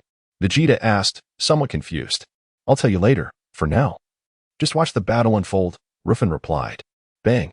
Frieza's armor suddenly exploded, revealing his sinewy muscles. Humph. What kind of transformation is that? You merely shattered your protective gear. Vegeta scoffed. Ah. Frieza emitted a series of strange cries as his energy surged rapidly. Simultaneously, his body began to change shape. In an instant, Frieza's physique grew tall and formidable. What? Vegeta gasped, realizing this creature had indeed transformed. This time, we're doomed. Gohan trembled in fear. It was nothing short of a nightmare. Krillin appeared utterly despondent. Vegeta in the sky also underwent a myriad of expressions. This guy truly has transformed. I sense his combat power has soared to at least 1 million. It seems Ruffin's words hold true. I possess an overwhelming amount of energy. I trust you find this transformation satisfactory? Frieza purred with a smirk. It's worth noting that my combat power now exceeds 1 million. What? Vegeta was filled with terror. Boom. Frieza raised his hand, causing a massive explosion on the battlefield. Damn it, at this rate, who can stand against him? Everyone will perish, including me, in this era. Vegeta's face turned ashen. Whoosh. Just as Vegeta uttered those words, Frieza swiftly struck, using the sharp tip of his head to pierce Krillin's body. Is the little bald guy going to be killed? Vegeta mused gravely from above. Frieza flicked his head, sending Krillin plummeting into the distant waters, silencing him instantly. Uncle Krillin! Gohan exclaimed, hurriedly flying towards Krillin's location. Swish. Frieza moved swiftly, positioning himself directly in Gohan's path. Do you wish to assist him? It's futile. He will perish momentarily. You should focus on your own survival, Frieza taunted with a light chuckle. Get away, Gohan shouted. Frieza paused momentarily, taken aback. I said get away. Gohan insisted. Bang. Gohan kicked Frieza squarely in the face. In the next moment, he delivered an uppercut that connected with Frieza's chin. Tap tap tap. Gohan unleashed a ferocious barrage of attacks upon Frieza. Boom. Gohan sent Frieza hurtling away with a powerful kick. Magic